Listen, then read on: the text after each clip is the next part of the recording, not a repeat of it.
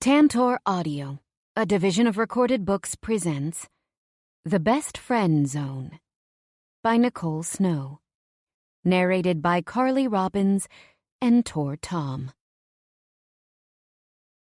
1. Here we goat again. Tori. 9 years ago.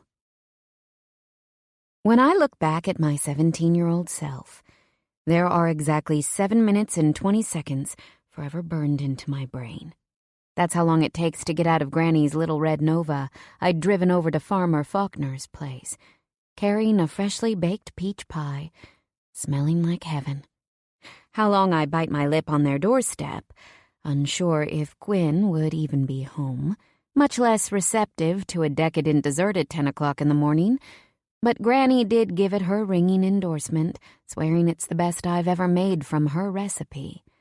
How long I exhale in relief as a tall, handsome boy who looks 1,000 times better than this pie smells opens the door with his trademark grin. How long I stand there speechless, staring up at him, and forget how to form words. Thankfully, Quinn remembers for me, holding the door open and waving me inside with a bewildered look. Even though we've been friends for years, I still get clogged full of butterflies when he shoots me that smile. "Don't just stand there teasing me. Get in here," he says with a laugh like a song. "Okay, I just baked it this morning," I mumble, shocked I can speak with my cheeks in flames. "Granny's recipe. We thought maybe you'd be in the mood for..." Record screech. Stop. We're not quite halfway through my 7 minutes of heaven. This is when it takes a detour through hell. Because a second later, the toe of my shoe catches on Grandpa Faulkner's unseen pile of boots by the door. For another second, there's just panic, a faint hope I might get lucky and avoid making a total fool of myself. Nope, not today. The jarring sensation of my body spinning and hitting the floor proves one thing. I just ruined any hope the hottest boy in town ever had of eating this delicious pie by planting myself in it face first. At least it isn't so piping hot it hurts. Not physically. Emotionally? I'm dead. I think the only reason I'm not bawling when his strong arms lift me up is because I'm too freaking sticky, plastered in peach filling. "Tori, holy shit. Take my hand," he growls, slipping his big fingers through mine. "Let's get you cleaned up." For the next minute, I'm just silent as a grave, counting how many times I must have dreamed of this moment, holding Quinn Faulkner's hand. And not one of those dreams ever included being a hot mess of sticky hair, fruit filling, crust, and skin so red with shame, I wonder if it'll stain me crimson for life. Somehow he's still laughing, even as he brings me upstairs to the bathroom and fetches a washcloth from nowhere, wiping at my face. But it's not a cruel, arrogant, "look at what a klutz you are" laugh. He's too good for that. It's kind, as if to say, no big deal, peach-flavored shit happens. I'm a little less sticky when I grab the washcloth out of his hand and use it to blot at my face, trying to hide the tears and failing. I'm sorry, Quinn. I'm such an idiot. I tried to do one nice thing for you and... "And?" he echoes, snatching the damp cloth from my trembling hand and gently blotting peach goo off my cheek. "Last I checked, it's the thought that counts. Don't think I don't appreciate it." "But you saw how clumsy I am," I whine, tipping my face up to the ceiling. "I saw you practicing one hell of a talent act," he whips back. For a second, I look down and glare at him, biting my lip, but the gentle, joking shine in his bright green eyes is there to soothe me, not taunt. He's always been the older boy, but he's also mature beyond his years. "Is this what you do when you go home to your fancy-schmancy dance routines?" he asks, that Oklahoma twang in his voice turning me to butter. "You think I planned this?" Shaking my head, I smile anyway at how absurd it is. You think I wanted to look like a total ass in front of you and your grandpa? I mean, it's a step up from the bees, he says with a wink, referring back to the infamous time we met several summers ago. And Gramps ain't here. He's in town today picking up jars for his honey. Okay, but all that effort. I made it for you guys and I ruined it. You never even got a chance to taste. I flinch as he runs his finger over my cheek, wiping a small dab of peach off my skin. Then I watch in disbelief as he plucks it into his mouth, taking his sweet time licking his finger. Oh my God. I pull my messy hair over my face like a shield. Bad idea. Probably. When blushing this hard could set my face on fire. Tastes like summer to me. Sugary, sweet, just a little tangy, and... Oh, wait a minute. I freeze in terror as he frowns deep in thought.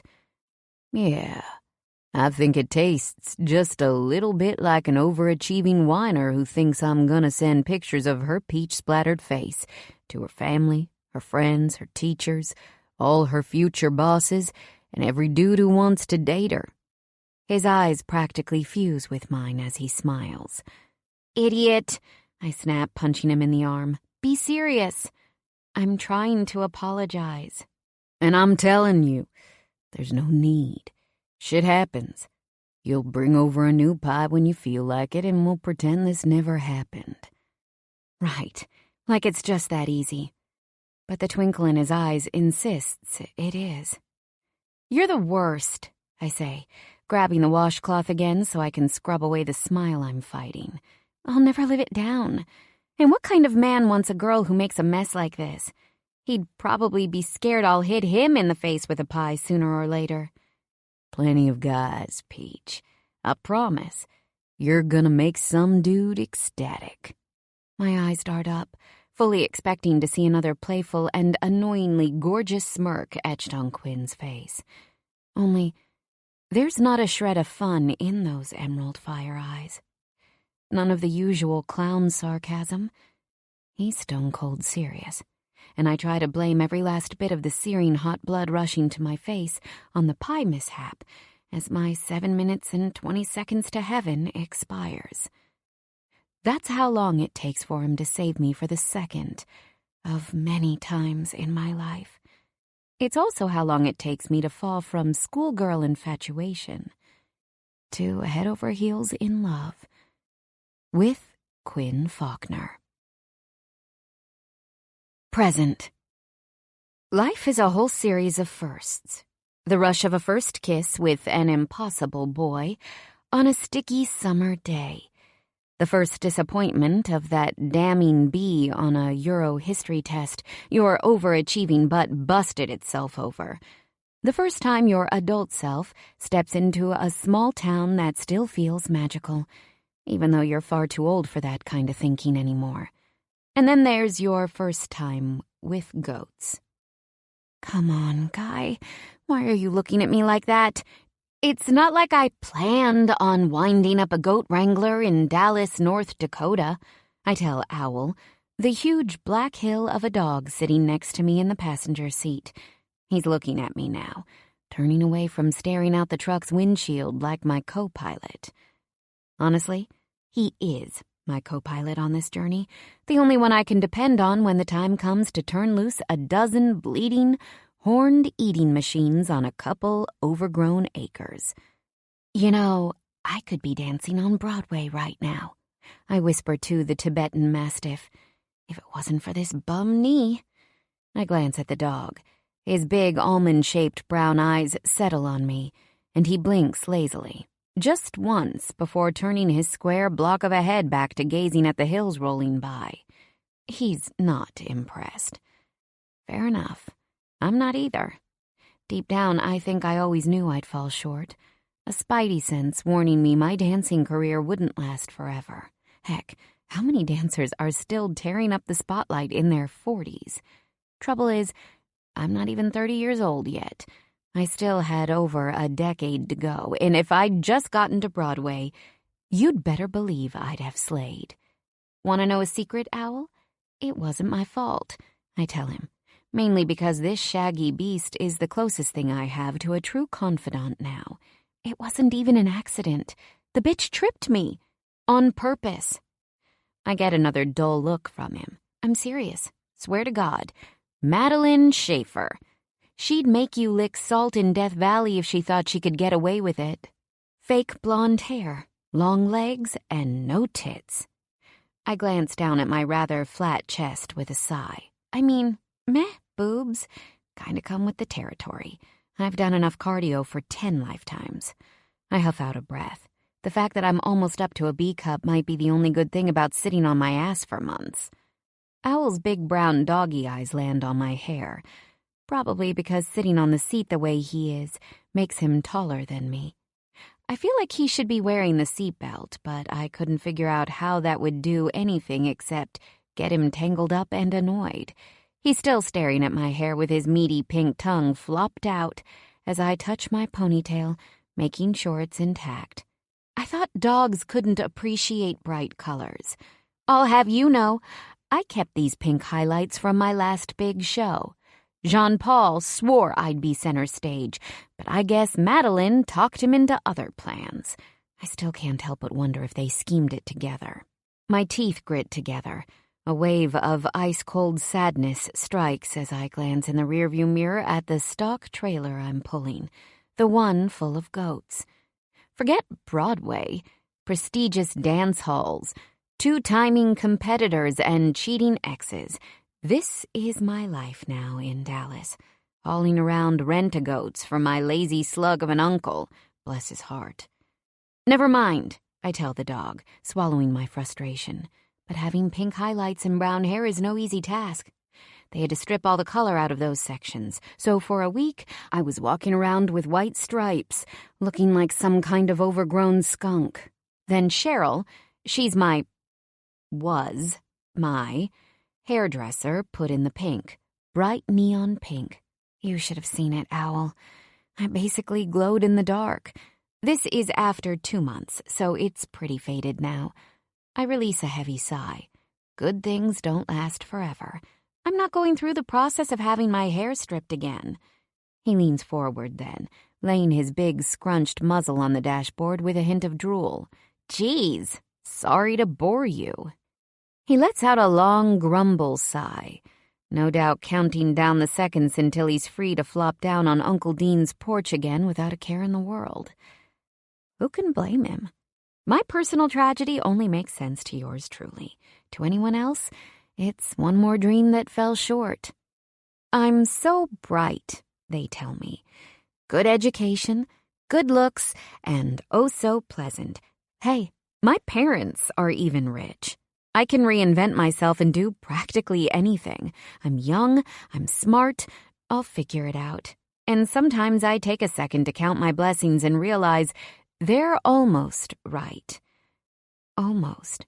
But if I had my druthers, I'd still be in Chicago, dancing my heart out, working toward the day when people would spend exorbitant sums on tickets to see the fantabulous Tori Redson Riddle Coffee. Yeah, I'm certain the queen bitch tripped me intentionally, right in the middle of a double cabriole. Madeline was in line behind me. There was no reason whatsoever for her to have gotten close enough to bump into me. Her little oopsie sent me crashing down face first, narrowly avoiding a broken nose.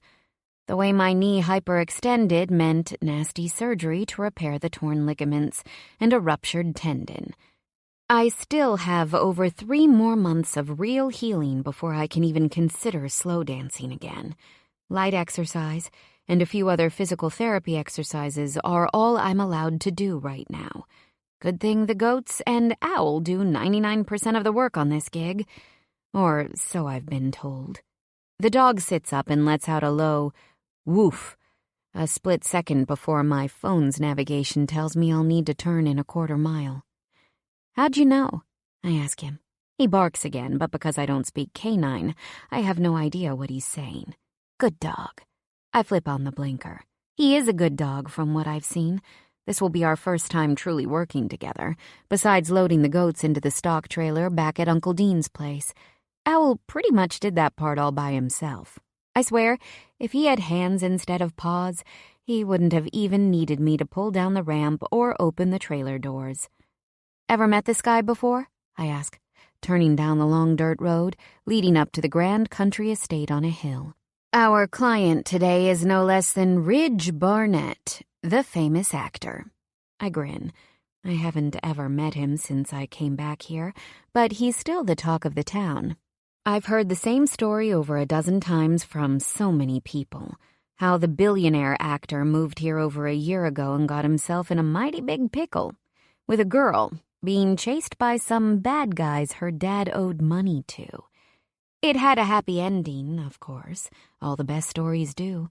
A sham engagement, a whirlwind romance, a gaggle of villains brought to justice. Dallas folks seem just as grateful to Ridge for giving them something to boast about as they are for the times when he let half the town put their drinks on his tab. I'm still thinking it over when Owl barks, just as my phone navigation speaks. Our destination is a mile ahead, on the right, underscoring just how big the Barnett Ranch is. We drive past a small herd of cattle grazing on a hill. They're the start of big plans for this ranch, from what I've heard. Though last fall they had plenty of business in the run-up to Halloween. Uncle Dean says the Barnetts want this land cleared for more pumpkins, I tell the dog, shaking my head at the thought of a rich and famous badass movie star growing freaking pumpkins. Can you believe it? It seems so odd, but maybe it's his wife's pet project or something. Almost as odd as the fact that I'm talking to a dog and half expecting him to answer. Funny, I can't remember who owned this property years ago when I spent summers here with Granny, but I know it's next to Reed Land. You know, North Earhart oil fame, where half the town works. Old Man Reed's granddaughter liked to come here and spend summers with him. We used to play together as kids. Bella was a cool lady. Owl barks as soon as I say her name. You know her? Oh, wait, I say, snorting before he can bark another answer. Don't tell me. Is that horse still alive? Edison? He must be a dinosaur by now. Like 200 in horse years. People always swore he was half dog, so I guess you'd get along. Maybe because dogs are supposed to be smarter than people. Owl lets out an agreeable woof, twice in quick succession. I laugh. I'm glad you're so opinionated. This job would get lonely if you were the strong, silent type. His brown doggy eyes land on me again. Hey, don't get me wrong. You're plenty strong, my dude. What do you weigh, anyway? Probably more than me. He barks again, tossing his head. I can't help but lose it again. Look, if I'm slowly going crazy, I'll do it laughing. The synthetic voice on my phone says our destination is on the right. We've arrived. Finally. I stop the truck and look out the window. Sure enough, there's a big patch of overgrown brush in the center of the field, along with 2 big trees. I recognize it from the photos. Uncle Dean said Ridge and his family fenced this area off last year when they ran the pumpkin patch, so all I have to do is deliver the goats. Let them roam free, and their endless appetite will do the rest. I thought it was a joke at first when my uncle swore a few goats could clear a whole patch of land in hours, eating up almost anything that grows. But I've done my due diligence online and seen the living, bleeding proof. Now, I'm actually a little excited to see it in person. There's a metal gate connected to the barbed wire fence that runs the length of the property, both running parallel to a good-sized trench. I can see how this area was recently fenced off from the rest of the field, but there isn't a driveway or gravel approach for me to back the trailer over the ditch and into the field. Well, Owl, looks like you're going to have to lead our little friends through the ditch and up into the field. Are you up for that? He plants his massive paws on the center console and stands up like a furry soldier, with his black, bushy tail curled up over his back, brushing the headliner of the truck. He barks again. I'll take your word for it. I shut off the engine and open my door. Hold on. I'll get your door. He lets out a whimper and wags his tail harder. I wonder if he's just excited to get to work, or away from my loud mouth, permanently set to TMI. Owl doesn't wait for me to come to his side. I slide out of my seat, step outside, and barely scramble out of the way before he flies across the driver's seat and lands on the ground beside me with a whomp. "So nimble," I tell him proudly, scratching his huge head. "Just try not to knock me over next time, okay?" He really is quite the dog, looking like he was just flown in from the Himalayas. Owl could probably give old Edison a run for his money in the IQ department. Maybe that's his goal in life? Who knows? We all have big dreams, and when some dreams go sour, we either conjure up new ones or go insane. Today, my new dream is in sight, making a successful venture out of my uncle's latest harebrained scheme. Pretty much what Uncle Dean does best. He'd started up the rent-a-goat business earlier this spring, billing it as a fast, all-organic solution to the many properties here in rural North Dakota that need weeds and brush cleared. He promised every farmer in earshot that his crew can chew through anything, leaving no chemicals and no mess. Easy peasy. Except Uncle Dean threw his back out the week after he landed his first 3 clients. So he claims. Ironically, that happened right after I got here. Surprise, surprise. I'm the one who's supposed to be recovering from surgery, and he bribed me into doing his work for him. Still, I'd rather deal with Dallas family drama any time than what's waiting for me at home. True recovery wasn't happening in Chicago with all the stress there, so Granny said I should pay her a visit. Or she'd pay me one anyway and drag me home with her.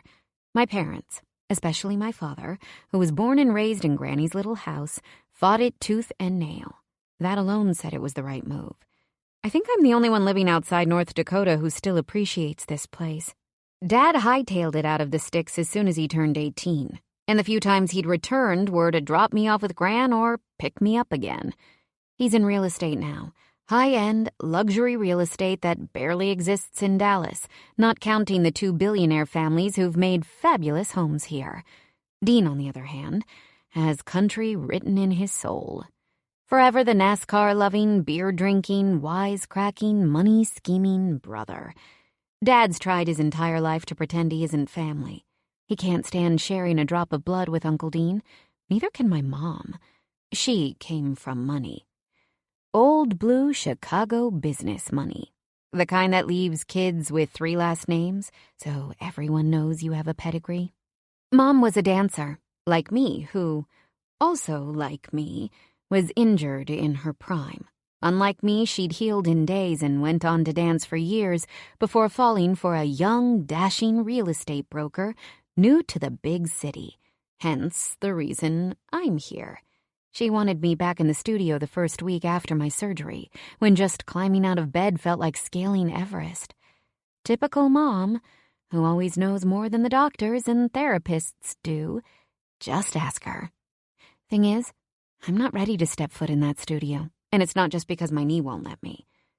My heart puts up a much bigger fight. I'm so not ready to watch Jean-Paul and Madeline making eyes at each other, cozied up in the corner flipping through notes, his hands going places they shouldn't be. God, if I see either of them face to face again, I might just... A loud bark jerks me out of memory lane. "Thanks, bud," I tell Owl, who's wagging his tail impatiently. "You're right. None of that matters. Let's get these goats in the field." Oh, wait. Company?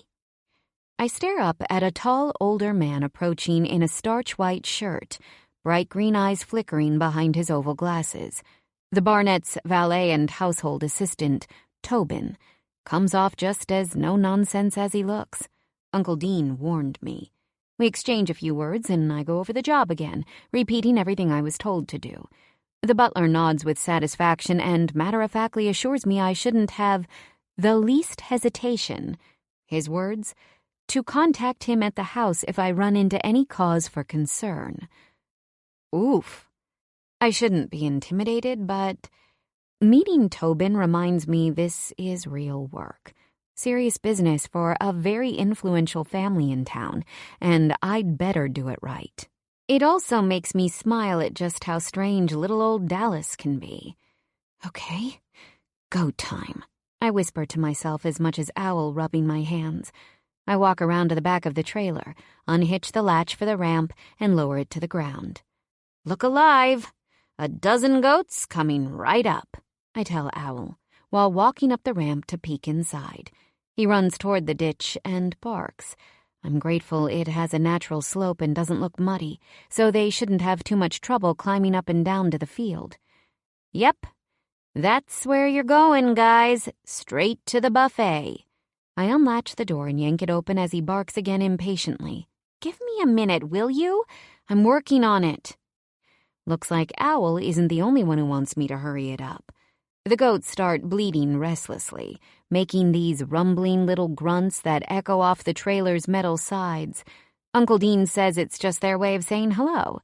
Right now it sounds more like, "Shake your ass, lady. We're not waiting all day." The tribe, which is what a herd of goats is called, it's amazing how much I've learned about goats, is a mix of colors. Everything from solid white, spotted black, mottled brown, and one who's this pretty ginger color. Most of them have horns and goatees, and in all honesty, they're cute critters. Friendly, too. All right, Owl. You ready? I ask, unhooking the mesh gate that keeps the goats from escaping. He barks. I let it rip, pulling back the mesh gate. Sweet freedom, boys and girls. Do your stuff. I hold in a breath. It's almost anticlimactic. Slowly, the goats start plodding out of the trailer and down the ramp, looking around curiously. Owl barks and circles the ramp, nudging the first few onward, down into the ditch. I'm watching the scene with a flicker of satisfaction when Owl sits and woofs at me. That's when I realize my mistake. Oh, crap. I should have opened the gate on the other side of the trench before letting them out. Jumping off the ramp is my second mistake. The quick movement spooks the goats, and they instantly start running in all directions, kicking up their heels and bleating loudly. Ugh! Totally not the smooth transition I hoped for into rent-a-goating. I race down into the steep ditch and up the other side, thankful I'm wearing thick leather cowboy boots. The grass is too tall to see if I'm about to step on anything or not. It's steeper than I thought. At one point, I feel like I'm running up a mountain. At the top of the ditch, I'm almost to the gate when I get whacked in the butt so hard it tosses me forward. Ow! I shout, grabbing the gate for balance, narrowly stopping myself from slamming into the big metal pipes. That's going to leave a mark, you brat! Spinning around, I glare at a large, shaggy black goat. He bleats and puts his head down. That's right. You should be ashamed. But before I can dwell on my goat-wounded pride, I jump up on the bottom rung of the gate and scramble over the top before he can headbutt me in the butt again. Ha! I'm not making myself an easy target, little guy. Too bad the troublemaker veers past me, crashing his horned head against the gate. The metal structure vibrates, and so does the fence it's connected to. Sweet Jesus, what have I gotten myself into? I wonder. Owl barks up a storm, and though he's busy rounding up goats, forcing them neatly into the ditch, I have a distinct feeling he's barking at me, telling me to open the damn gate already. Working on it, I shout back, and run to the edge of the gate. Of course, the latch is rusty and on the other side. Of course. Anything else would be too easy. Sighing, I scramble up on the metal and lean over the top, fighting for the latch, fingers working for just the right leverage. The things I do, I mutter. Climbing gates isn't on my list of physical therapy exercises. Neither is running through ditches the size of Royal Gorge. I'm exaggerating, but in my mildly panicked state, it doesn't feel like it. Then the gate vibrates again, courtesy of another horn strike by my agitated, impatient, jet-black alpha goat. Owl woofs again, this time louder. I let out a growl and dig my heels in, pushing against the rusty latch with all my might. There's a loud pop as it releases. Hallelujah. The gate swings open, its metallic hinges screeching beautifully. I'm about to turn around and give Owl a triumphant grin when I notice how it keeps swinging. Oh, no. With my weight giving it momentum, it flies all the way open, taking me with it, until I'm hovering over the ditch. The very steep ditch. Crud. Now I'm suspended over the Royal Gorge of North Dakota. This just gets better and better. I can't jump down. My knee won't take an 8-foot tumble, maybe more. So, clutching the top rung, I try walking along the bottom pipe inch by inch. But my movement causes the gate to swing back toward the fence and the mischievous buck. I swear to God he's staring at me now, head down and smiling. Can goats actually smile? He's definitely waiting to headbutt me again. I know that much. Owl! Get that rascal inside! I call out. The dog barks, but he's busy rounding up the rest of the dirty dozen, trying to keep them in a neat formation. Pursing my lips, I keep still, holding on to the top pipe for dear life. Maybe I'll just wait. Once Owl has them all inside the field, I'll edge along the pipe, making it swing shut. That'll work. I think. That dog is so smart, I have half a mind to tell him to shut the gate with me on it. Over my shoulder, I watch as Owl does his job, general of his own little goat army. The animals make their way down one side and up the other of the steep ditch and through the gate, taking their sweet time. Relief is almost in sight, but then I get this odd tingle at the base of my neck, almost like I'm being watched. Slowly, I turn my head to the road, half expecting to see that damn dark ringleader goat eyeing me again, plotting his next move. Nope, not him. It's a big blue pickup truck, and it's slowing down to take in the glorious sight of my helpless butt swinging on the gate like a stranded raccoon. The flash of the driver I get looks younger than Tobin, too. Awesome. My very first job in the property owner finds me in a shamefully precarious position, hardly part of the expert crew Uncle Dean promised. Well, maybe he won't notice. Maybe he'll just keep driving. If it's Ridge Barnett himself, surely he's a busy man. The rich and famous have better things to do than stare at some hapless goat chick completely out of lucky breaks. Right? Right. I think the odds of me dancing in Paris next week are better. And I know I'm completely out of luck when the truck stops and I hear a door popping open. Oh, here we go. I turn away from the road and close my eyes, somehow hoping that if I can't see him, he can't see me. This is already so ridiculous. What's one more absurd wish? "Hey, lady, you all right?" he shouts. "Looks like you're fixin' to play stunt woman in Ridge's next Western flick." The voice is familiar, I think. A tingle zips up my spine and I open my eyes. I probably recognize it because I've seen more than one Ridge Barnett movie. The guy is Captain McHottie and a half, and newly, happily, till death do they part married. Totally off the market for this damsel in distress. Not that I'd ever be in the running in an alternate universe, or that I'm even looking. I've logged off the male gender for a good long while after Jean-Paul showed me just what lying, conniving, heartless backstabbers some guys can be. "I'm fine," I call out as loudly as I can in my mortified state. "Got it all under control here. Just waiting until they're inside to shut the gate." "You sure about that, Peach?" Sarcasm is the last thing I need right now. "Yes, really." Peach? Again, this weird sense of familiarity hits. I chance a glance at Owl, see he's still chasing down a couple of goats, and then make a quick count of the beasts already inside the fence. 9, including the black one standing in the opening, watching me with a glint in his eye identical to Lucifer's. "Just 3 more to go." "You know goats can sense rain coming, don't you?" "Rain?" I glance up. Where the hell did that dark cloud come from? Me, probably, considering I always have a black cloud over my head. The chaos today proves it. "Yep. They'll go right for the closest shelter at the first hint of a storm coming, which right now appears to be your trailer. Crap, he's right. 2 goats are sprinting toward the gate from inside the fenced-in field. Oh, no, no, no. I rock the gate, trying to make it move, but now it's like the stupid thing is stuck. Son of a biscuit eater. Tory Redson Riddle Coffee? Shitfire. It is you, the stranger says. It bops me like a boulder to the head.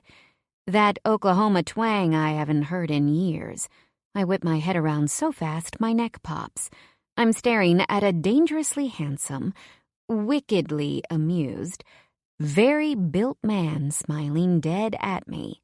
He's older, bigger, and broader than I remember, but he has the same boyish dimples behind a dark scratch of beard, the same emerald green eyes drinking me in with a gaze that used to stir me up like a blender, the same forehead, aquiline nose, and neat ears perched in a face that still looks like it was crafted by Michelangelo. The same good-natured slip of a smile on his chiseled face, a half smirk, but not a cruel one. More like the kind of smile that says, he knows a scandalous secret, and you'll spend every second you're with him just itching to find out what he knows. Holy Hannah. My hold on the gate slips. Squealing, I catch myself from falling at the last second, yanking myself forward and finding my footing on the metal. Quinn? Quinn Faulkner? It rushes out of me in total disbelief. Don't wear my name out, Peach. I knew it was you. I've only ever heard 2 people say son of a biscuit eater in my entire life, he says, scratching at his chin. You and your granny. I shrug because that's true, and then ask the obvious. I thought you were Ridge. What are you doing here at his house, anyway? I was wondering the same about you, he says smugly, lifting a brow. I'd tell you now, but something tells me you'd be a lot happier getting off that thing. Here, let me... Owl interrupts with a loud series of barks. The goats! Wait, I have to make sure they don't wander. Quinn nods once. He must know dog speak too, because he shoots down the ditch and up the other side like it's nothing, shooing the goats back into the fence, including the devil goat. I jerk harder on the gate. Definitely stuck. It won't budge. So I start working my way along the metallic piping toward the fence, wondering why on earth this gate is so long, just as Owl chases the last 3 horned beasts through the opening. My foot slips, scratching at the ground, and pain shoots up my leg. Wincing, raw fire surges to my knee. The injury warns me it's had its fill of this, and I'm sensing it's the only warning I'll get. God. I pause, breathing through the pain, but I've barely sucked in a gulp of fresh air when the gate starts swinging closed. A strong pull is all it takes before I'm hovering over solid ground again with Quinn. No, actually, he's facing my back when the gate finally clicks shut. I'm almost afraid to turn around. If Ridge Barnett is a Captain McHottie, Quinn Faulkner is 2.5 superhero hunks. He was kinda my first boyfriend. Totally my first raging crush. Absolutely, positively, my best friend on the long, hot summers of small-town teenage hijinks here in Dallas that always made the Windy City a distant memory. The first 2 things were completely unknown to him, of course, and I planned to keep it that way. Years ago, when he'd spend summers with his grandpa, and I'd spend mine with Granny, he delivered the first hint of butterflies I'd ever had for any boy. This innocent, chaste crush we never dared turn into anything else because I think, deep down, we both appreciated an unlikely friendship too much to risk setting it on fire. That pesky age gap between us also didn't help. Still, I'd been plenty crushed when I returned here for my last summer and found out Quinn wasn't coming to Dallas. He'd grown up and joined the army. Yet here he is, grasping my waist, snapping me back to reality, which sends a gazillion volts through me. Then he lifts me off the fence like I'm lighter than a feather. "I heard you were home, Tori. Figured we'd bump into each other sooner or later. Didn't know you were helping Dean with his goat business," he says, rendering me speechless with another panty-ripping Faulkner smile. My feet are on the ground. I think. He's released my waist, but I keep an awkward hold on the gate as I slowly turn, needing the stability. Both because that sting in my knee won't let up, and the shock of seeing him again makes it hard to stand.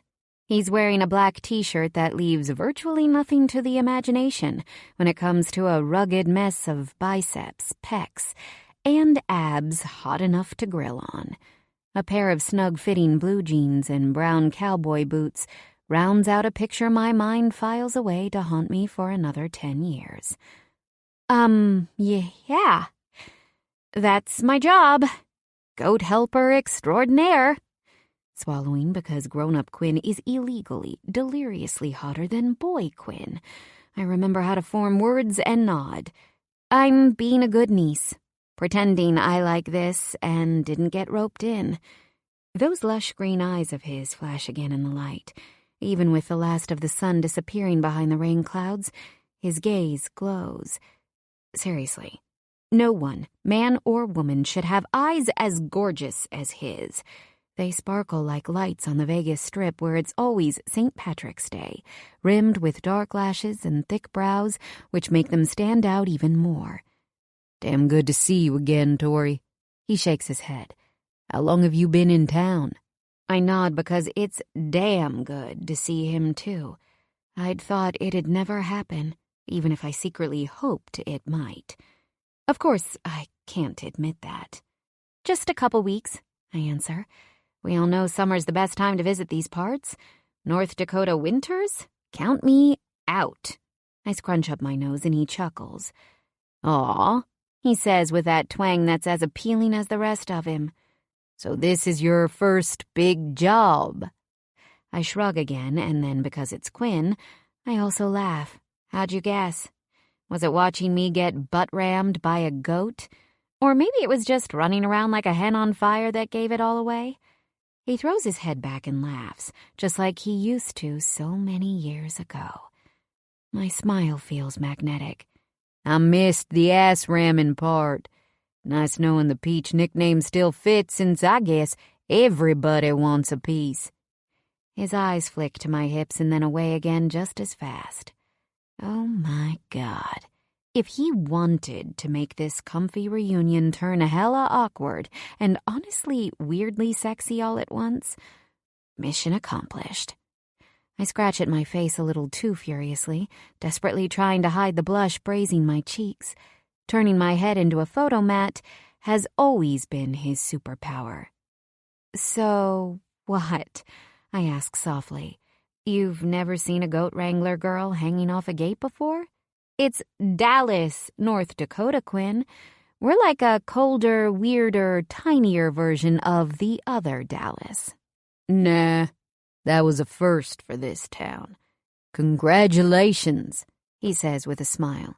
Then he grabs my hand, pulls me aside, and then checks to make sure the gate is shut before latching it. "Come on. Let's make sure those goats are all accounted for before the rain starts up."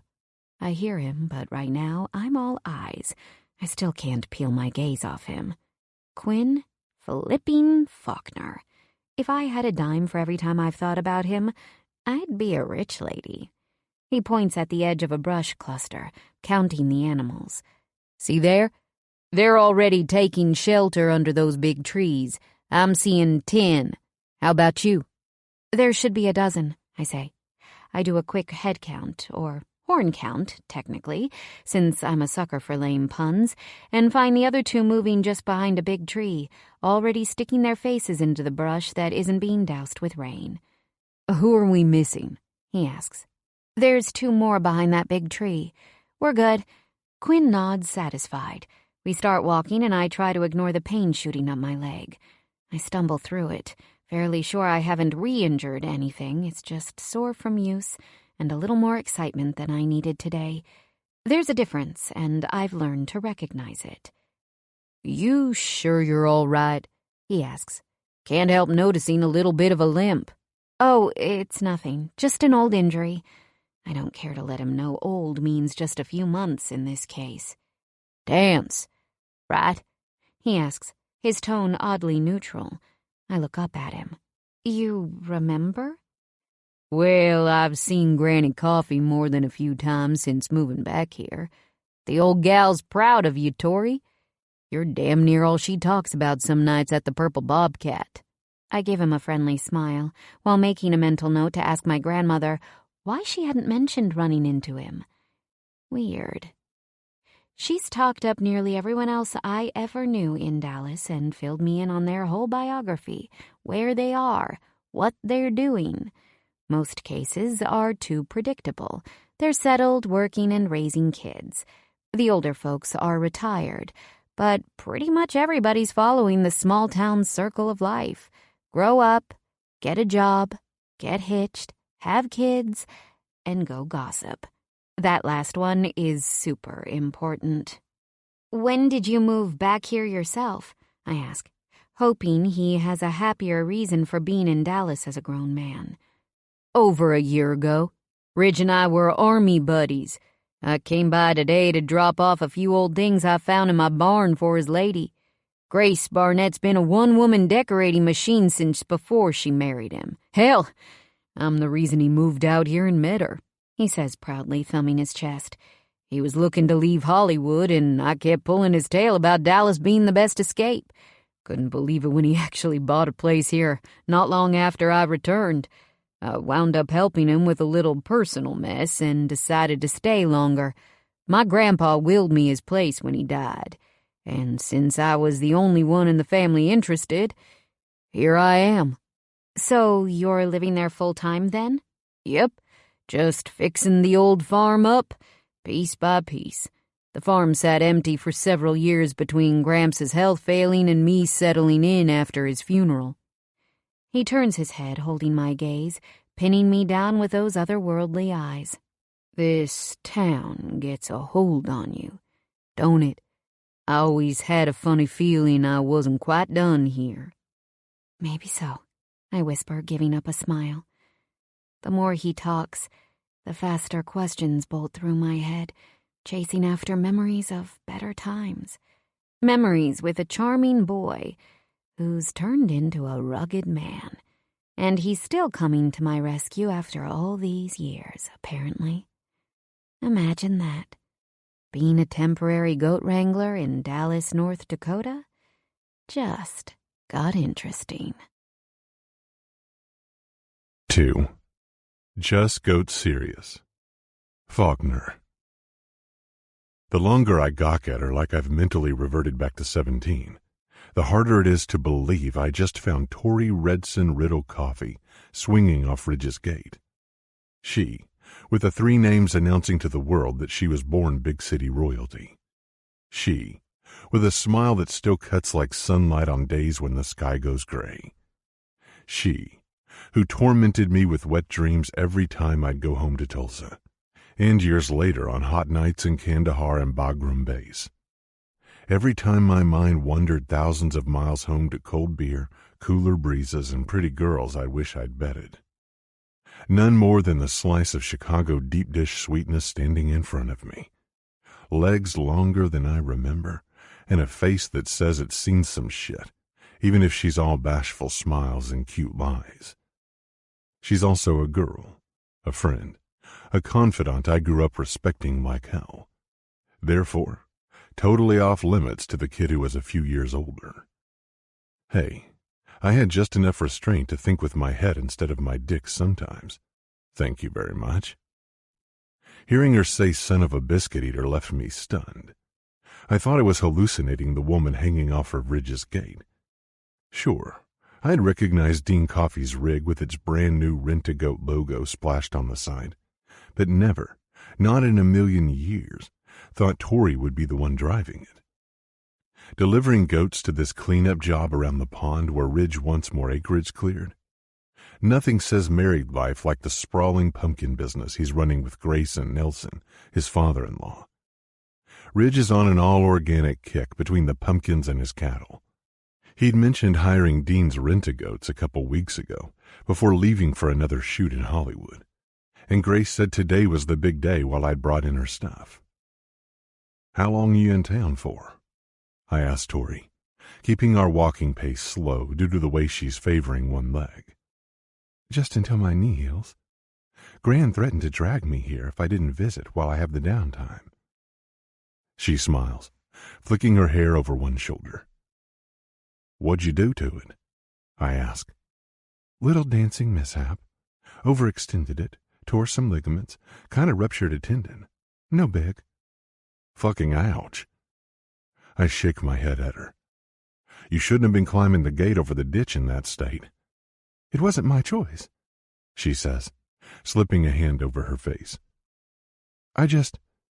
It turns out goats are a bigger handful than I bargained for, okay?" I chuckle again. That's Tori, all right. Accidentally tumbling into mischief might as well be her specialty. The lady always could make me laugh with her antics, though. Even the first time I saw her, when she and a group of other kids thought it'd be cool to steal a honeycomb out of my grandpa's bee boxes. They dared her, supposedly, giving her all kinds of shit because she was terrified of bee stings. The other kids scattered as soon as they heard me coming, but she'd stay behind to apologize. That impressed Gramps when he found out. Honestly, it impressed me too, owning up to her mess. She'd been a scrawny kid with long brown cinnamon hair and big blue eyes, several years younger than me. In no time, she became the one I always looked forward to seeing every summer. There was a small group of us back then. Summer munchkins, they'd called us. Kids whose parents hightailed it out of Dallas as soon as they'd been old enough, and then years later sent their own children back to North Dakota every summer. That was my dad and hers. "So what's got Dean so busy he's sending you out here to drop off his goats instead of doing it himself?" I ask her, flicking a mosquito off the back of my neck. "Don't tell me he's busy with that hot rod racing thing again. Sheriff Wallace almost threw him in jail last summer over the noise." Tori snickers, covering her mouth. "Oh, no. He threw his back out. Just as he was supposed to get busy with his first few clients, including the Barnetts." I nod, not over her words as much as the sassy look she shoots my way. A likely story. Everyone in town knows her uncle and his abhorrence for real work that requires any stamina. If Dean Coffey could stick to one thing for more than a week, he'd be a jack of all trades. His ideas always seem great in theory, but when he discovers there's actual work involved in these get-rich-quick schemes, his enthusiasm fizzles fast. "His back?" I say slowly, pressing my tongue against my cheek. "Righto." "Yeah, he can barely crawl out of his recliner." She grins, giving me a splash of those morning blue eyes. "Except to get a beer and warm up a chuckwagon sandwich in the microwave, of course. Poor guy." I cringe. Hell, chuckwagon sandwiches. Everybody deserves to eat like a king a few times in their lives. "But don't they do it by choice?" She half grimaces, half giggles. "Those things are like Uncle Dean's entire diet." Laughing, we arrive at the tree and take a moment to recount the goats for good measure. "A full dirty dozen," I tell her, studying the animals as they bob around, chewing at whatever they can find that won't have them risking their necks in the rain. "That's what I count too." "Yeah? So now what?" She shrugs. "Dean says I just leave them here. The guy I talked to, Tobin, he said they'd be just fine back here, as long as the gate's shut. I'll check back tomorrow and pick them up in a day or two, after they've had a chance to eat up the brush." The storm picks up, big drops of rain falling. I put my hand on her back, guiding her under the tree branches to keep us from getting wet. "We might as well wait it out with the little guys. Doesn't look like it'll last long. Don't think the forecast is calling for bigger rains the next few days, so they should be good." With my hand still on her back, I push our way through the goats huddled together until we're near the tree trunk. I keep an extra eye on that dark, wicked-looking goat with the shifty eyes and longer beard. "Uncle Dean didn't mention goats not liking rain," she says, leaning against the tree. "It's true. Even before the first hint of rain, they've got a sixth sense about it and head for coverage." "How do you know?" Frowning, she eyes me skeptically. "Gramps had a couple goats one time. 20 minutes before a rainstorm, this big Billy would always be standing on the porch, wanting to come inside. Couldn't get him off it either. Not until it quit raining, then he'd leave all on his own." "A Billy like that one?" She points to the large onyx goat with the hanging goatee. "Yep, quite a resemblance." "Hope yours was nicer. He's half devil," she hisses. Grinning at the way she glares at the goat, I ask, "So he's the boy who started this mess, huh?" "Unfortunately." Then she frowns. I don't remember your grandfather having goats." I gently nudge a couple more goats away from us and kneel, brushing aside some sticks and dead grass, clearing a spot for us to sit. It was way back before he had bees. I was really young, so it would have been before you came sneaking around that first time. I pat the ground beside me. "Have a seat, Peach." She plants herself down, cautiously, keeping one leg stiffer. "Trying to steal honeycomb," she chuckles. "How stupid was that?" "Pretty damn dumb," I agree. "Harsh." She playfully whacks me in the bicep. "I apologized, remember?" "Oh yeah," I say, mock rubbing my arm and wincing. I didn't actually feel a thing, but I do it so she laughs. Man, she's cute. No, wait. She was cute when she was young and wearing pie filling. Now, she's goddamn ravishing, gorgeous, straight up knockout territory.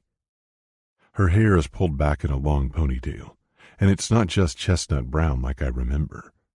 It's turned this rich auburn cinnamon shade, laced with short stripes of pink. She's still the same thin, long-legged girl I remember, but she's filled out and ripened in ways that won't stop hounding my cock. Shit. I knew my mind would go there eventually. That last summer, when she was 17, I'd started to look at her in a grown-up way. I'd been 20, so she was definitely off limits.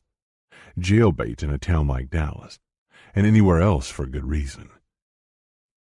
A few years apart when you're young is a gaping chasm, but when you're older, when you've both turned into responsible adults, no. Not even going there. Not today, not tomorrow, not ever. It's Tori, for fuck's sake. Not some sexy stranger for me to slobber over. "So do you think you're back for good?"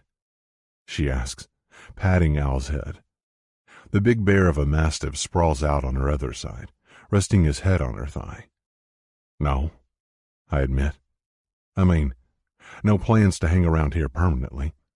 Just came here to fix up the old place, get it ready for sale, and get my head straight for what's next." "Oh? Where'd you live before all these years? After you left the army, I mean."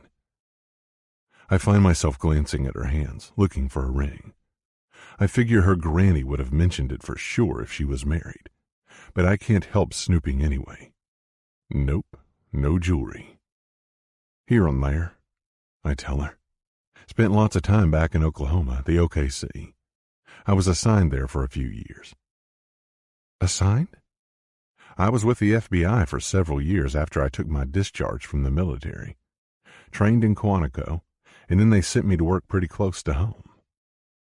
"Wow. I did not know that." She looks at me and blinks like she's seeing someone else. Hell, knowing the expression I'm wearing, maybe she is. Not too many people do. I'm holding out on her for obvious reasons.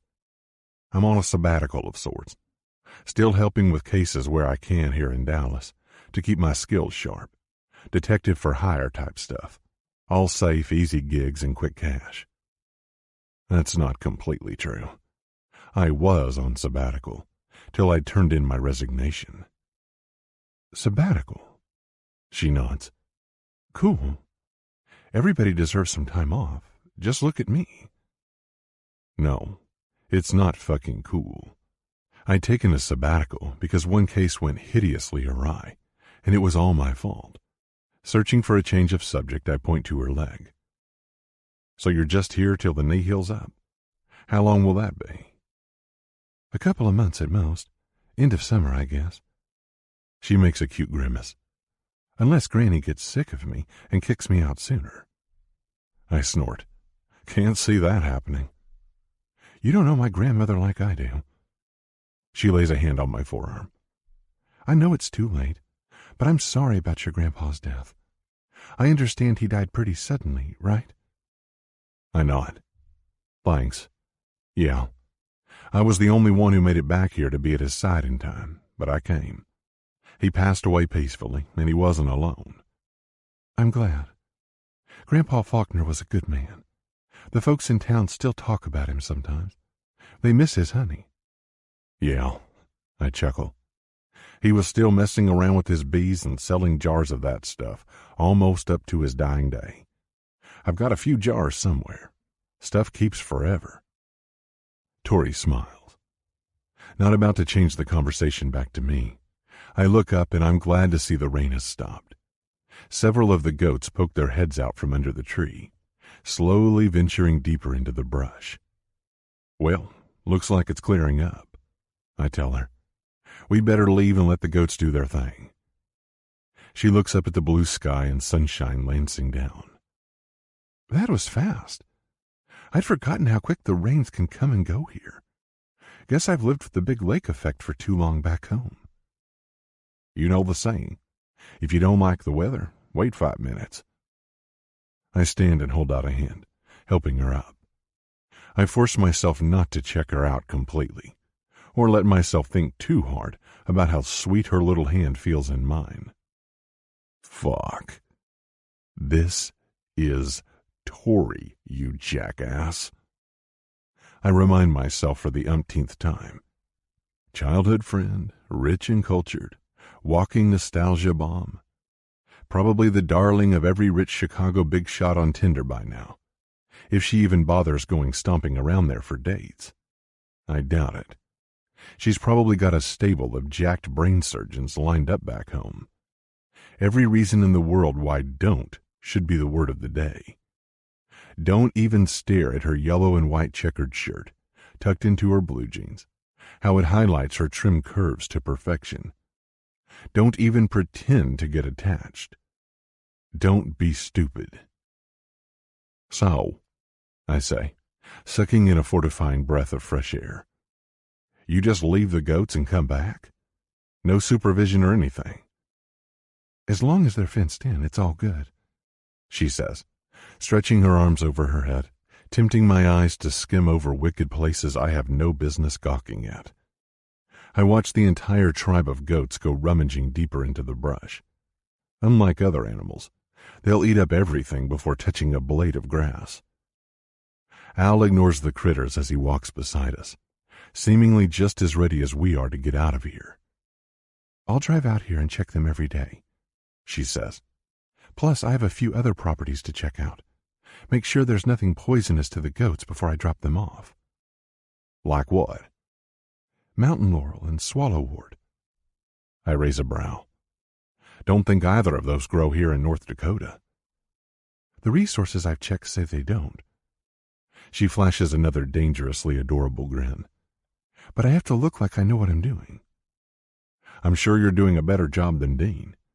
He'd probably forget to come back for the goats and leave them to eat up the Barnett's pumpkins, too. I mean, outdoing Uncle Dean doesn't take much. She laughs, bumping my arm with her shoulder. There is no denying that, but I say, he's a good guy. Don't get me wrong. He'd give you the shirt off his back if he thought you needed it. Although the whole town knows Dean, his schemes, and his famous lack of ambition, he's helpful in a pinch and generally well-liked.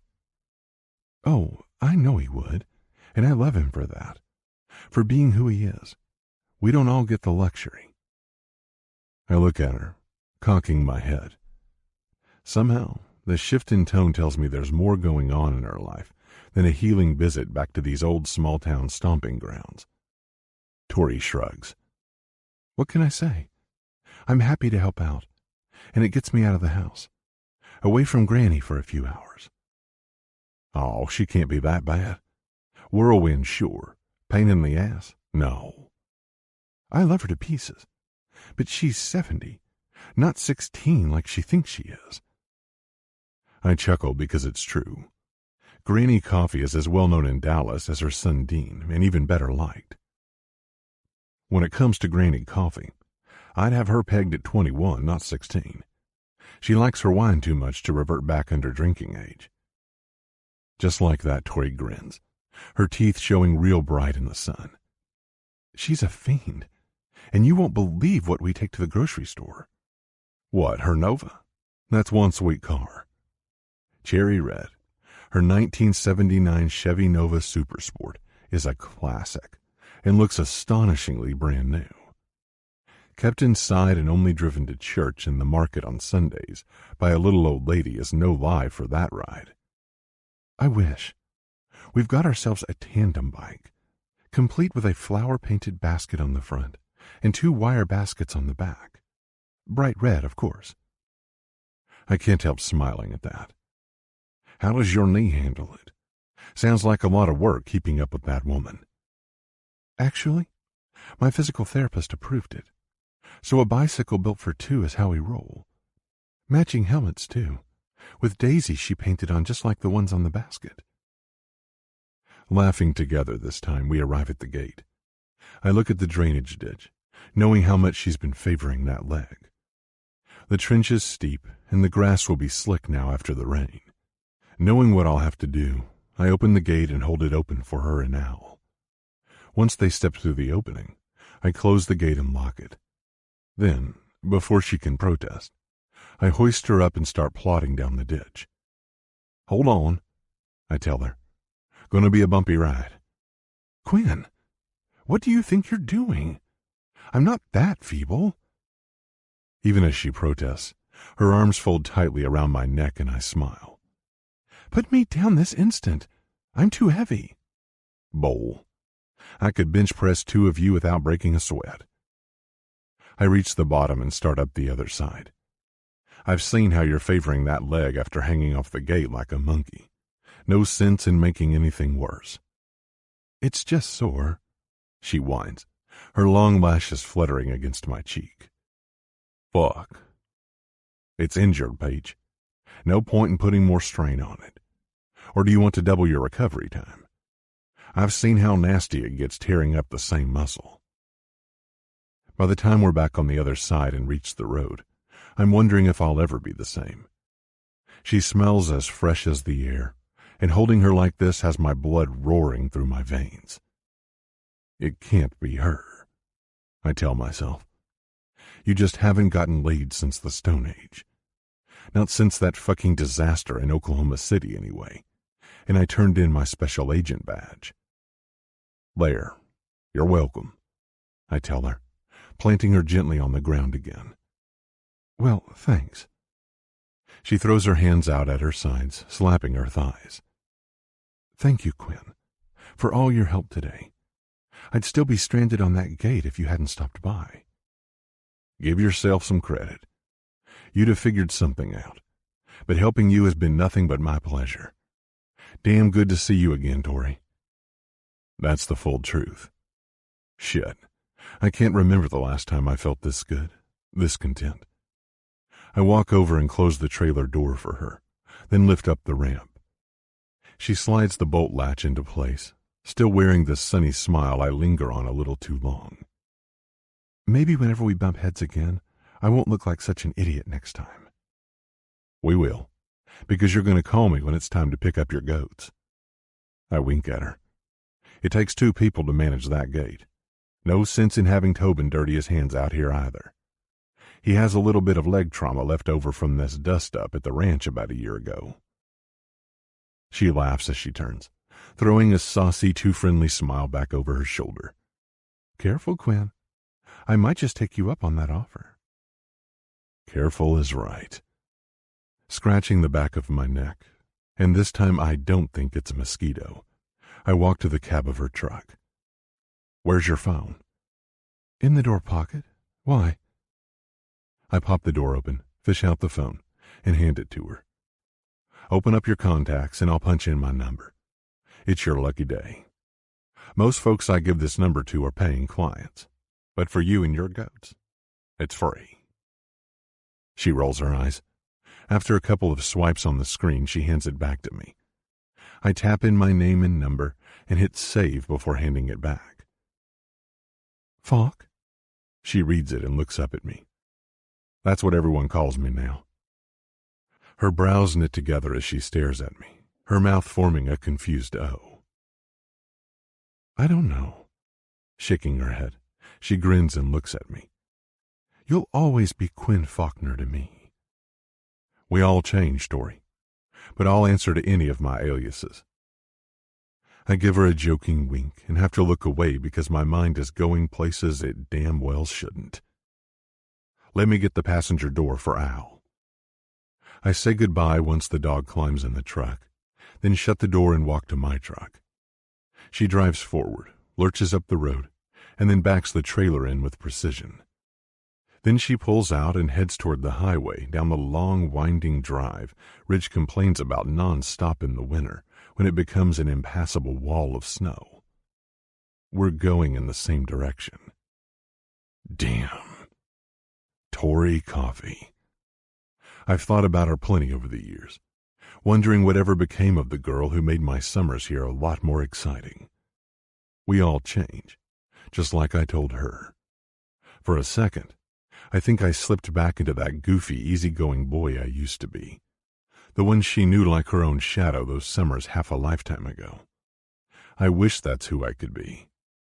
Trouble is, it doesn't last, and I'm right back to being the man I've become, the man she'd be afraid of. If she only knew what kind of haunted, bitter wraith I've become as Falk, hiding my grief behind the odd flash of humor, I think she'd never speak to me again. If I've checked my phone once for messages and missed calls since yesterday morning, I've checked it 100 times. Literally lost count of how many times I've glanced at the screen. Tori hasn't called. I'd expected her to after checking on the goats in the morning, but maybe she doesn't go out there till afternoons. I'd called Ridge while driving to the highway with her and Dean's truck, and told him he had to put a walking bridge over the ditch before somebody snaps their neck. I know for certain it's been done. When Ridge and Tobin find out there's anything they can do to upgrade their property, they're on it. Now I'm looking forward to Tori's reaction whenever she sees it. I shouldn't be so impatient. What's waiting a little longer for her to call? I've got plenty to keep me busy, like replenishing my kitchen. Walking along the meat aisle of the grocery store, I absently grab at packages, making sure I hit all the major food groups. Beef, chicken, pork, sausage, salmon, bacon. More bacon. My freezer needs to be stocked. Working day and night, I've barely left the house, trying to wrap up the kitchen remodel I've been picking at since late spring. The rest of the house will need minor stuff. New doors, trim, fresh paint. The floors and windows were done last year. Same for the siding and new porch. Well, if it isn't Quinn Faulkner. A familiar voice chirps, announcing my presence to the whole store. I'm already wearing a grin when I turn around. Hello, Granny. My smile widens when I notice 2 helmets in her shopping cart, both with white and yellow daisies painted on them. The knowing glance I share with Tori nearly makes me burst out laughing. Look at this cart, young man, Granny says, clucking her tongue. She shoves her hands inside, lifting out a couple meat packages. Meat? More meat and chips. Not a fruit or vegetable inside. Shameful. I pick up 2 bottles and hold them out. Hot sauce is made of peppers, Granny Coffee. Peppers are a vegetable, last I checked. Plus, catsup tomatoes, technically a fruit. Unless scientists have started giving plants the Pluto treatment. Tori bites her lips together as she swallows her laughter. Nice try. Since you mentioned Pluto, still a planet forever, by the way. Your non-existent veggies are just as invisible to the naked eye. Granny plants her hands on her hips, eyeballing me with the same bright blue eyes she shares with her granddaughter. Are you still working day and night at your grandfather's place? She's wearing a neon orange shirt, wide ankle-length jeans, and high-heeled sandals. Her hair is dyed dark brown, and her skin is as tan as a teenager's. All in all, she looks good for her age, but it's her personality that wins everybody over. This woman's not afraid to tell anyone how a bear shits in the woods. It's keeping me busy, I tell her, eyeing my stolen bacon. Along with your detective work, she says. Tell me, has anyone had you MacGyver anything with a sausage yet? You've got enough to feed 3 grown men, so surely there's some to spare. I glance at Tori, who has a brow lifted. Hardly. And those side gigs of mine ought to stay quiet if I want folks to hire me, I tell her. Enough with the rumors. I give her a friendly wink. Honestly, I'm grateful for the detective jobs, mainly for something to do besides swing a hammer, lay tile, and put in countertops. It keeps me paid and comfortable in a town where jobs don't grow on career trees.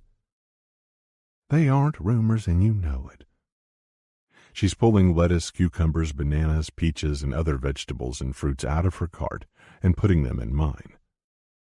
You should show Tori what you've done with the old place. Setting a basket of strawberries in my cart, Granny looks at her. You'd like a trip down memory lane, wouldn't you?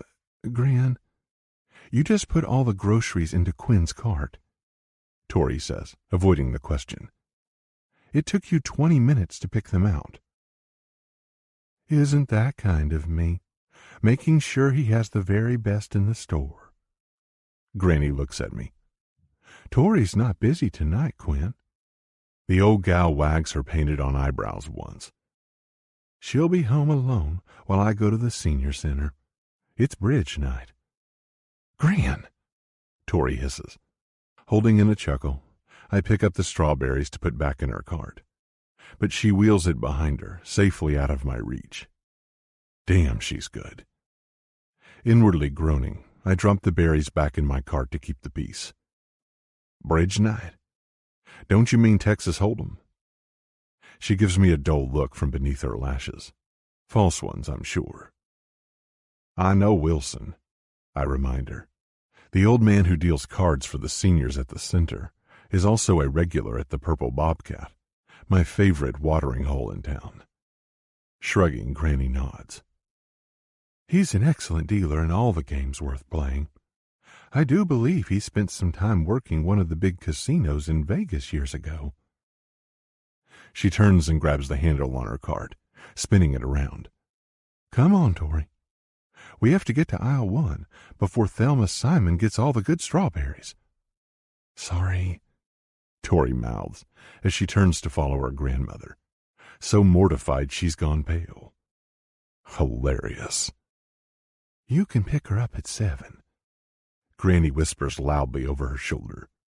She's never been to the new Purple Bobcat. Not since Wiley sold the place off and Grady made it his baby. Show her a good time, won't you?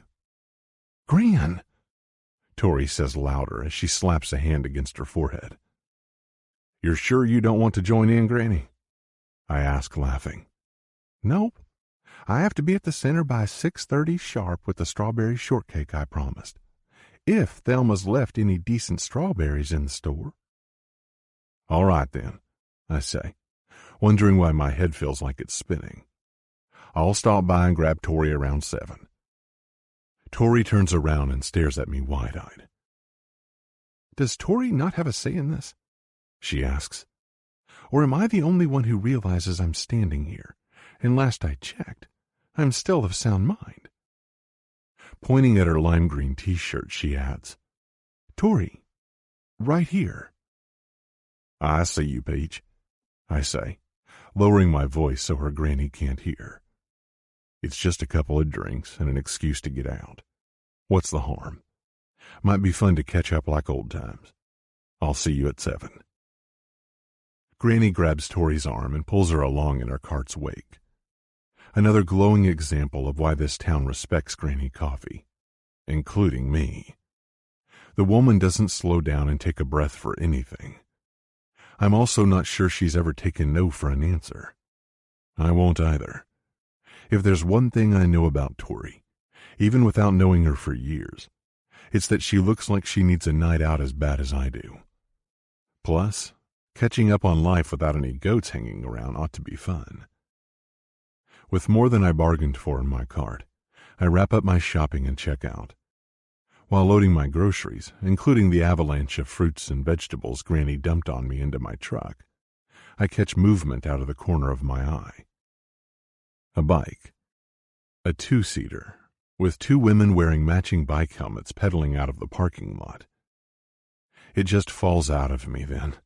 I laugh like a fool at how Granny's bent over the handlebars, cycling away like she's on the Tour de France, while Tori drags behind her. Yeah. One more reason she's always been special. Can't think of anybody else who'd merrily go along with our grandmother's quirkiness. I picked Tori up at 7, and by 7:20 we're at the Purple Bobcat, a bar just a few miles outside of town, right off the highway. Laughing nearly the entire way here about Granny's antics, especially that damn tandem bike. She keeps apologizing for her grandmother forcing me to load up my fridge with plants. I'm grateful for the distraction. Whether she knows it or not, she's dressed to fucking kill. First casualty being me. The dude who's not supposed to be casting lingering gazes at his friend. Maybe I'm out of excuses. But you'd better believe I'll blame it on the firefly pink she's decked out in tonight. It draws my eyes like magnets. I still can't look away by the time we're perched at our table, tall glasses of beer dripping condensation in front of us. Her hair hangs loosely over her shoulders, down her back, and the pink highlights are the same shade as her short-sleeved sweater. Her black jeans have pink stitching, and so do her heeled cowboy boots. What do you think? Granny picked out my outfit tonight, she tells me, having caught me staring. Believe it or not, we're the same size. I can believe it. Looks cute. Guess I'll have to help you fight off the guys who will come sniffing around once the night crew rolls in. Fair warning, this town gets thirsty, girl. Another airy laugh falls out of her. I wonder if she senses what a liar I am. She's not cute. She's a certified destroyer of men. I'd struggled dearly to keep my eyes on the road during the drive out here. Peeling my eyes off her ever since we sat down has been damn near impossible. Tori gives me a smug grin and shakes her head. I'd apologize for Gran again, but I've already done that. Only 100 times, I say with a snort. At least. She sighs and glances around the room while taking a sip off her glass. So, this is the legendary Purple Bobcat. I thought it was a dive. This actually looks serviceable. Hey, Duchess. It's not that hipster crap from the Windy City, but it does the job. I raise my glass proudly and she giggles. You want something fancier? There's libations over on Main Street, but that's more of a place for live music, special events, and family dinners. My pal, Grady McKnight, took this place over and turned it into something special. Every red-blooded man in town loves the vibe. I mean, I knew it'd changed. Uncle Dean used to practically live here, always trying to glad-hand bikers and getting into trouble, she says, fluttering her lashes at the memories. Dad would lecture me to the nth degree every summer. Under absolutely no circumstances was I allowed to let Uncle Dean bring me here. If that happened, it was a guaranteed trip home, and he'd be very disappointed in me. Brutal. Not that I can fully blame her old man for having a stick up his ass on this one. The old place was called the Den, and it definitely attracted a rougher crowd.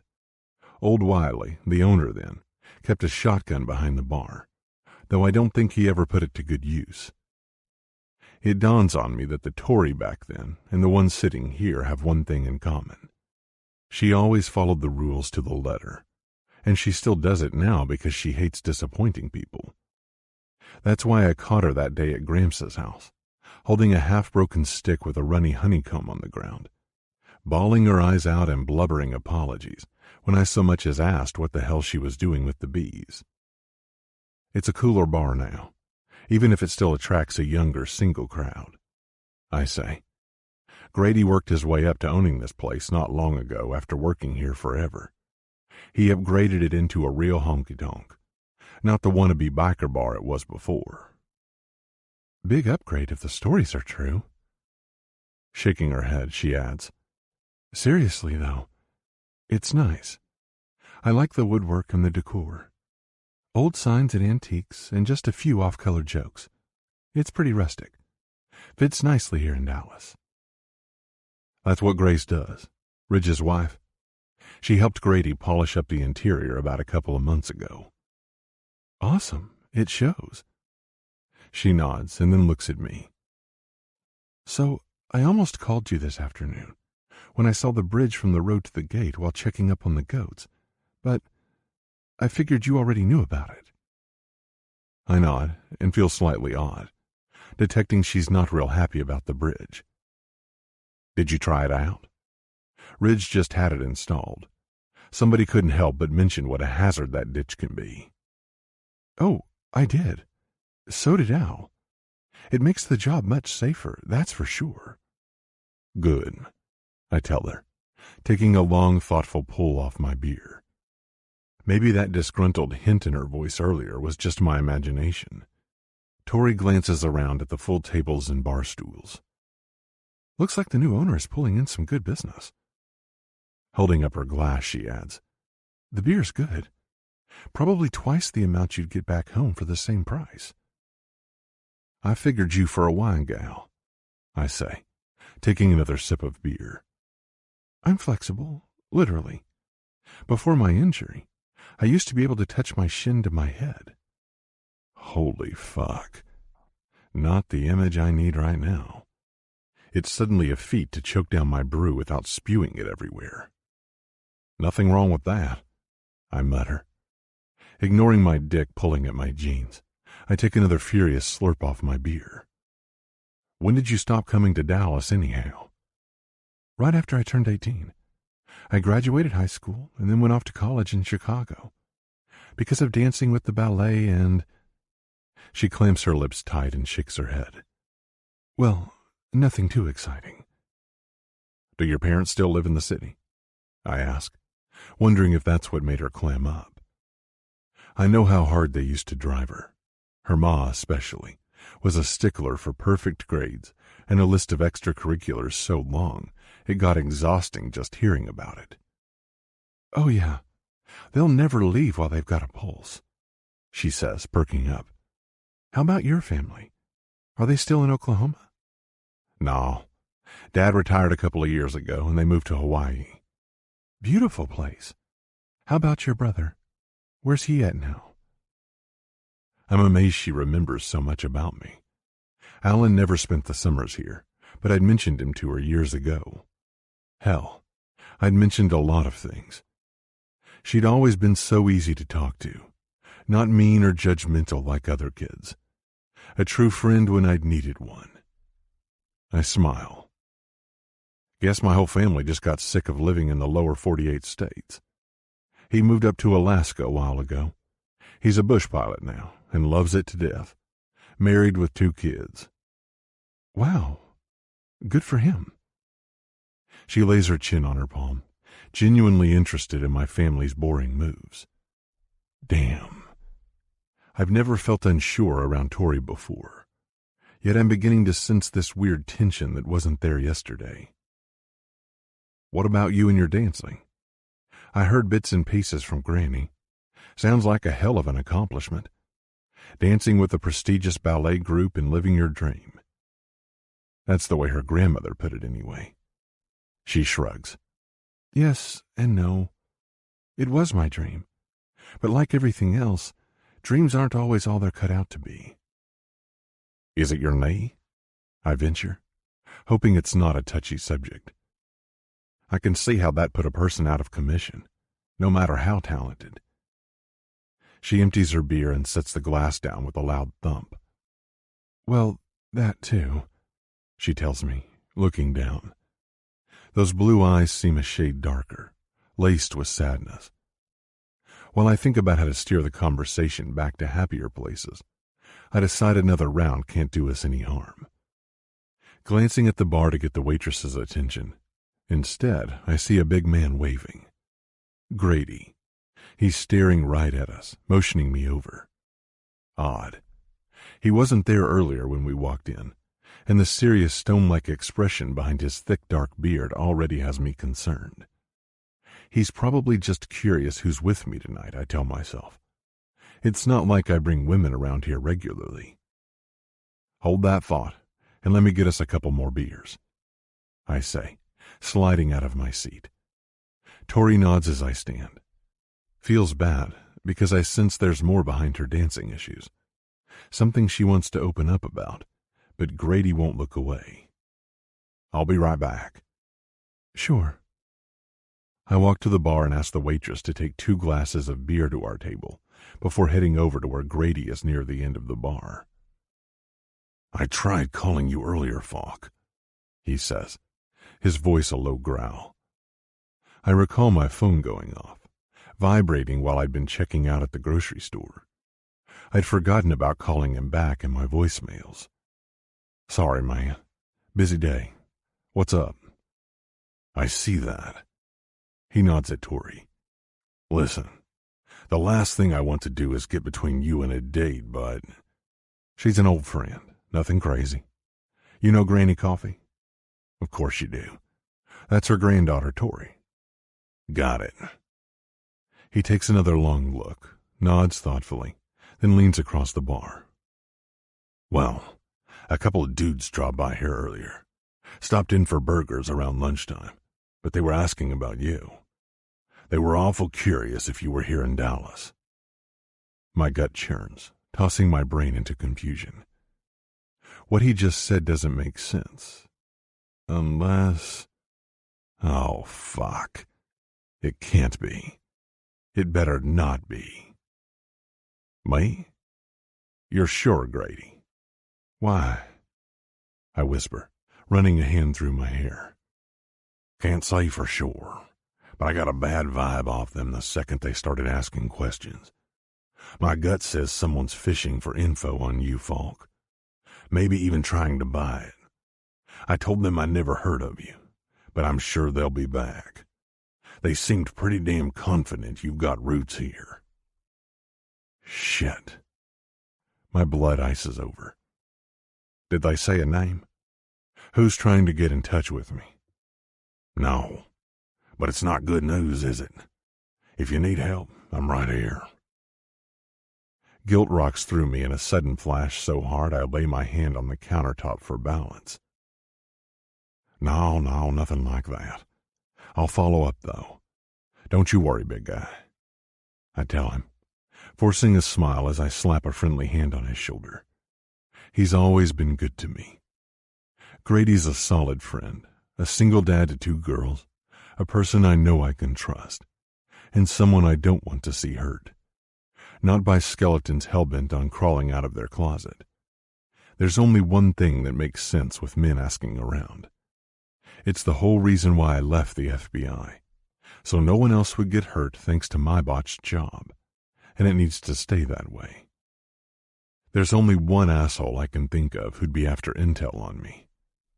Bat Pickett.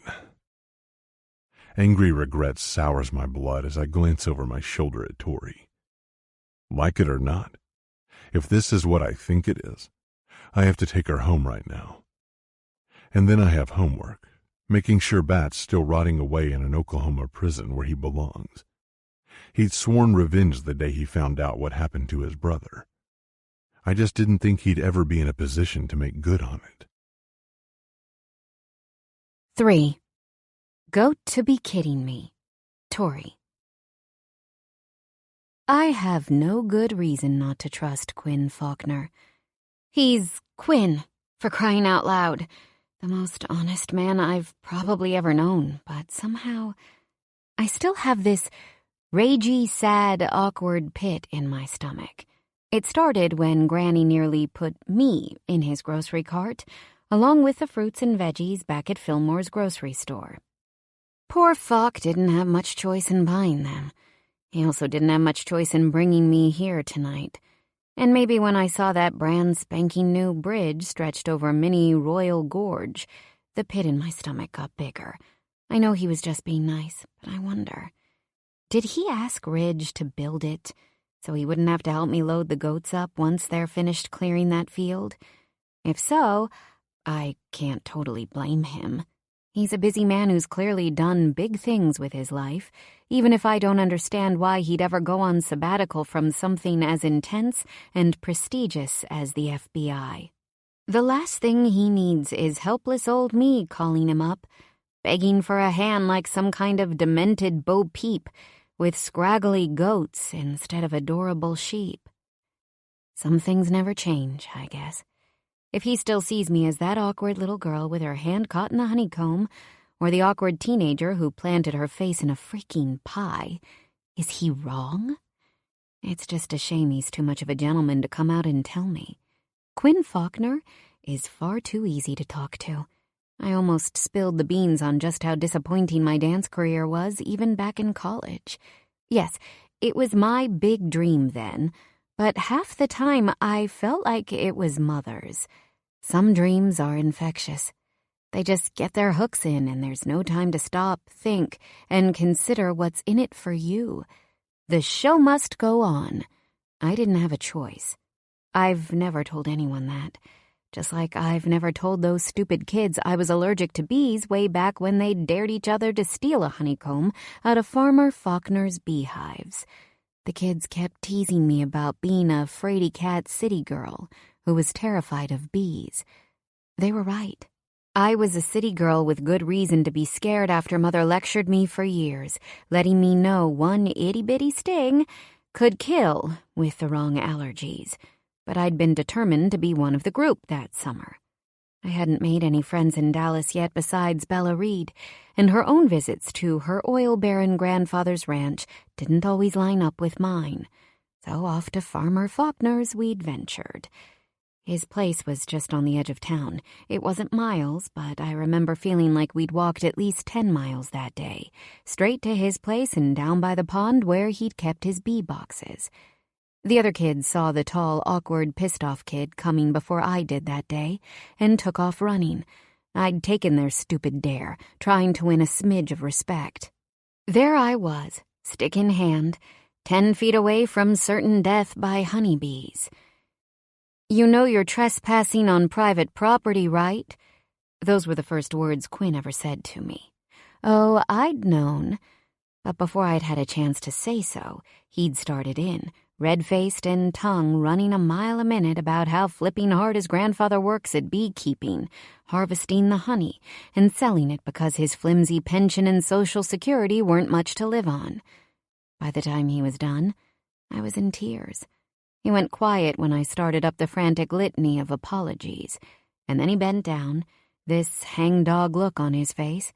He helped me up, pulled the honeycomb I'd pried out with the stick from my hand, and he hugged me.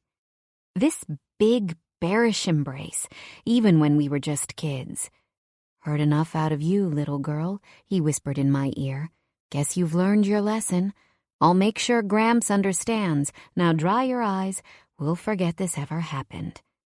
Everybody knows how much teenagers suck at using their words, but Quinn didn't.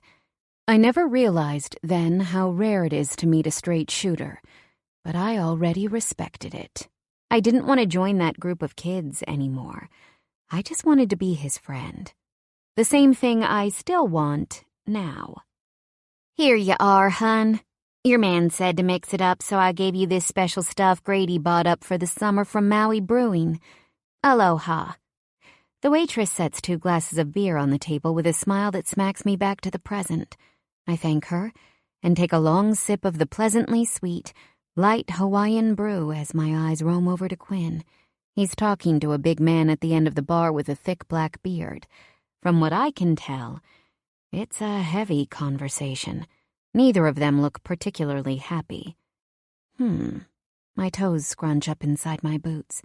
He arrives at the table a minute later, finally, but doesn't sit down, lifting his beer instead for a quick, audible slurp before he sets it down. Shit. That's good, he says, wiping his mouth. I smile. Where's the fire? Nothing stopping you from sitting down and savoring it like a normal human being, Quinn. I wink at him, taking another satisfying drink off my glass, but his face is anything but fun and games. Oh, no. About that. Hey, I'm really sorry, Tori, but Grady, the owner over there, he gestures to the muscle man he'd been talking to. He just told me about something I really need to check on. Oh, okay. I can almost feel my frown sliding off my chin. Whoa, that just came out of left field. So maybe I wasn't wrong about the bridge. He must have had Ridge put it up so he wouldn't have to deal with me, and now he's enlisted the bar owner for a good excuse to get rid of me tonight. No prob. I'm ready to call it a night myself. This goat business has me wanting to turn in earlier than Granny. I stand up and stretch, willing myself not to waste the delicious beer. I manage to drink it down halfway while he does the same. All that bike riding wears a girl out, too. Quinn cocks his head. I don't want this to end. I just need it to, he says. This weird chill in his voice I can't decipher as he fishes through his wallet to pay the tab. Don't worry about it, I say, already on my way to the door. At least I didn't spill my guts about how disappointing my life has been. Then I'd really look like a double idiot.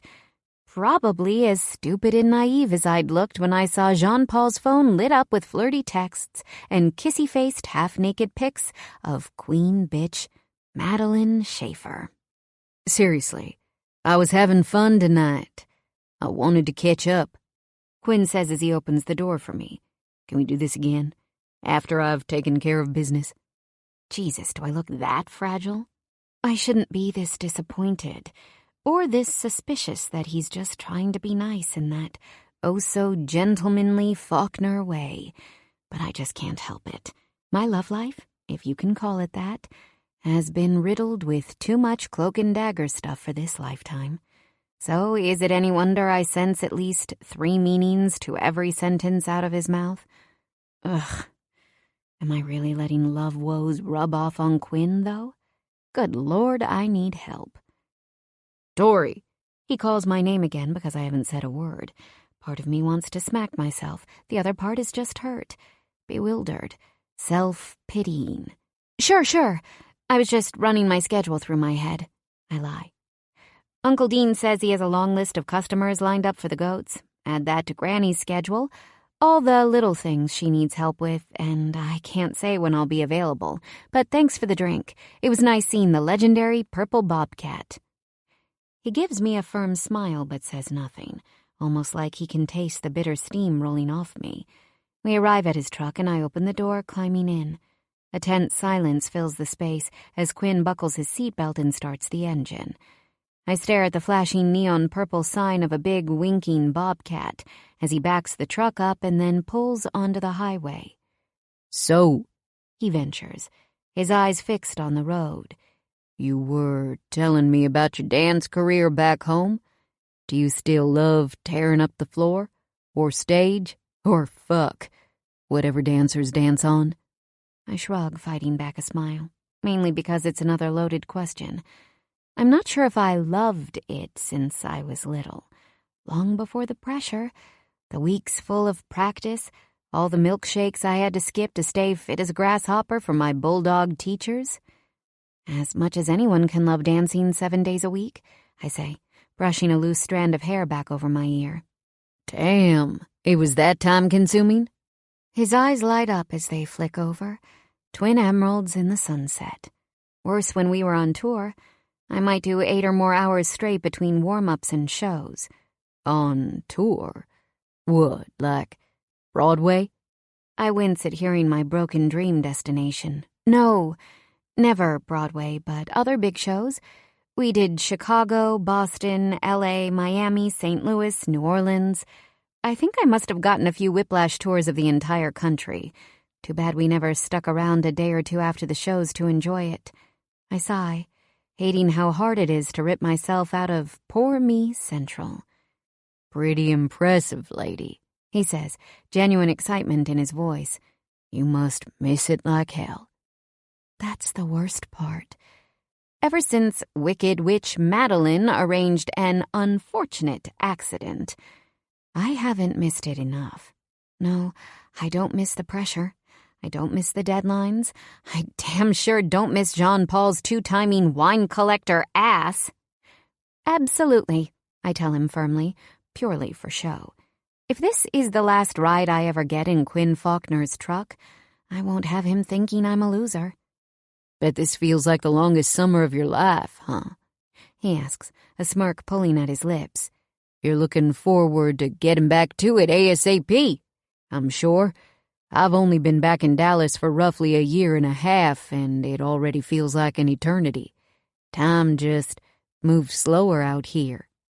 I'm looking forward to my knee being 100% functional, I say. Maybe then I can get on with life. Being in limbo sucks, but oddly enough, I've felt like I've been drifting for years. How about you? I need to get the subject off me. What are your plans once you sell your grandpa's place? Will your sabbatical end? You'll go back to the FBI? Shaking my head at my own rambling, I add, nothing like 20 questions, right? He chuckles. It's such a nice manly sound and fills me with an odd sense of longing for something I missed. Whether he's desperate to give me the brush off or not, I can't say I'm not enjoying this. I've missed him like hell. Still working that out, Peach. Just between you and me, it feels nice to settle down and whittle away at a slower pace, even if it ain't forever. Bureau work gets sticky, draining, dangerous, he says, his profile glowing with the shadows at dusk, accenting that strong, able jawline peppered with stubble. Ever land any big-time bad guys? Like Bin Laden or Ted Bundy kind of stuff? I ask, studying him in the creeping darkness.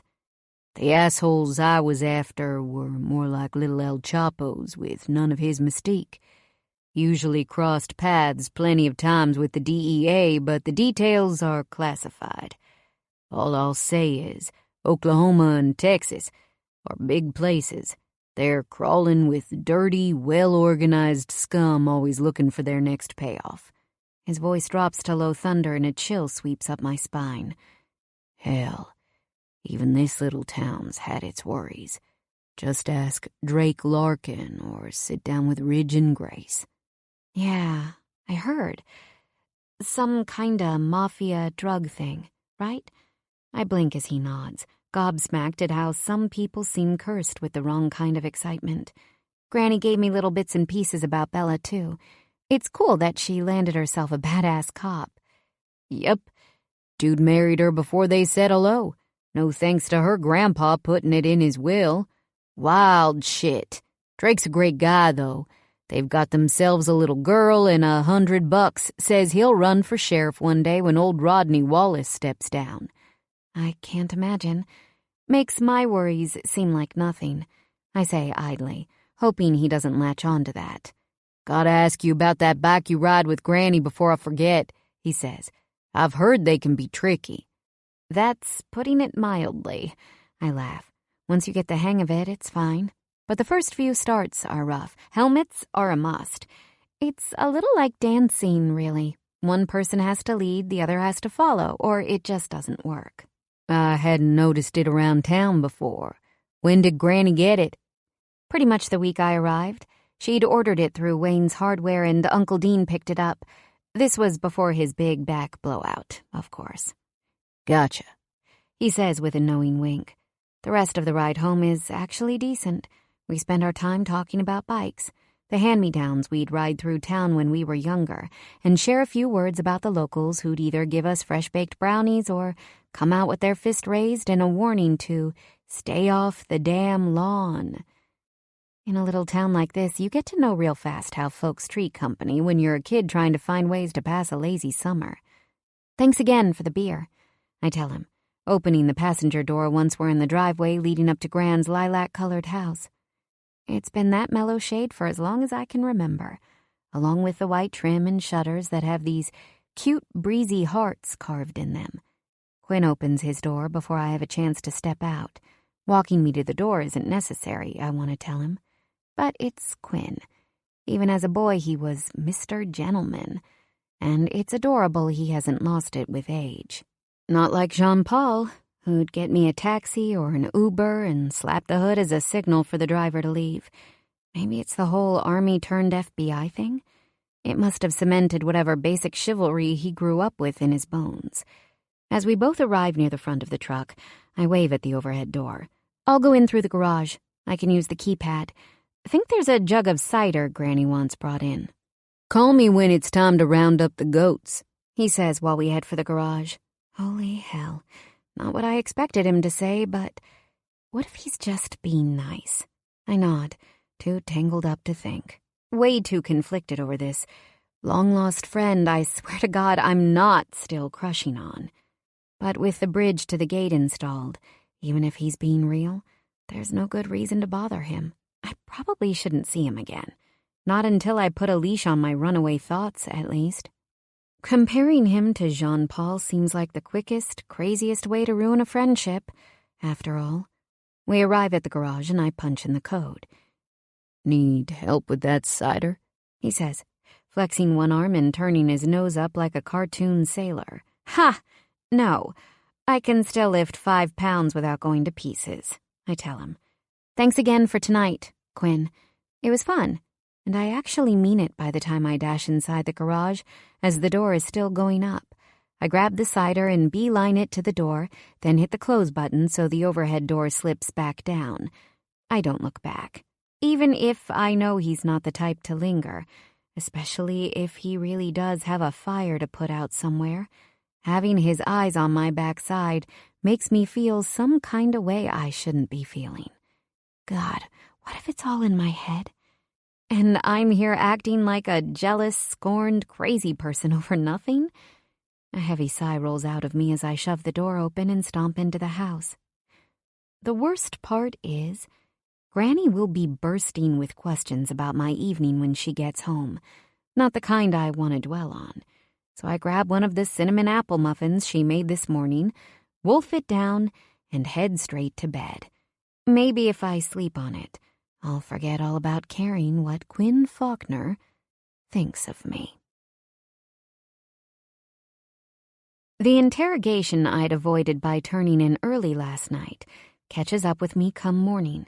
Granny fires questions off faster than she pedals her bike before she's even poured my coffee.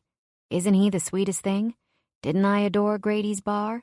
And when, damn her, am I going to see that handsome young man again? She's also quick to remind me we have a history, totally unlike any of those lazy, good-for-nothing boys who don't know how to treat a real woman back in the Windy City. Yeah, shoot me. A bit of screaming hot lead couldn't be worse than feeling my face turning into a cherry tomato as I sit through her grinning attempt to play matchmaker, mumbling half-answers. I'm grateful when it's finally past breakfast and time to round up the goats for the day ahead. I'm honestly stunned at how much they've devoured. Most of the brush is down to nubs, and it looks like a brand new piece of land. The happy, well-fed tribe comes bounding back into the trailer without a hitch, no thanks to Owl, stepping over the comfortably placed bridge.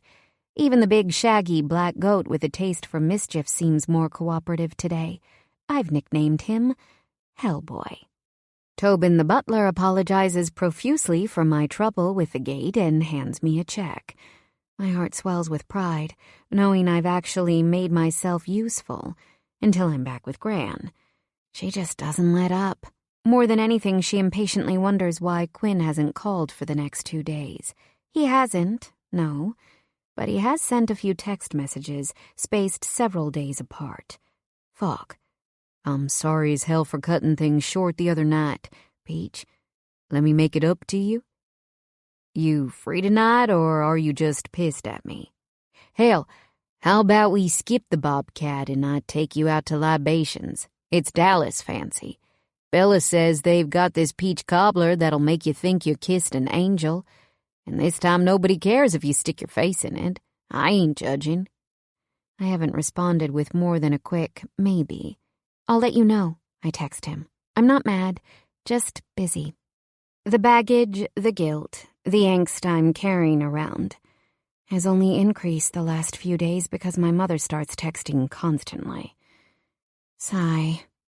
Updating me on the ballet and Jean Paul, the huge show he staged in the city to raise money for the fire department, telling me how much I missed.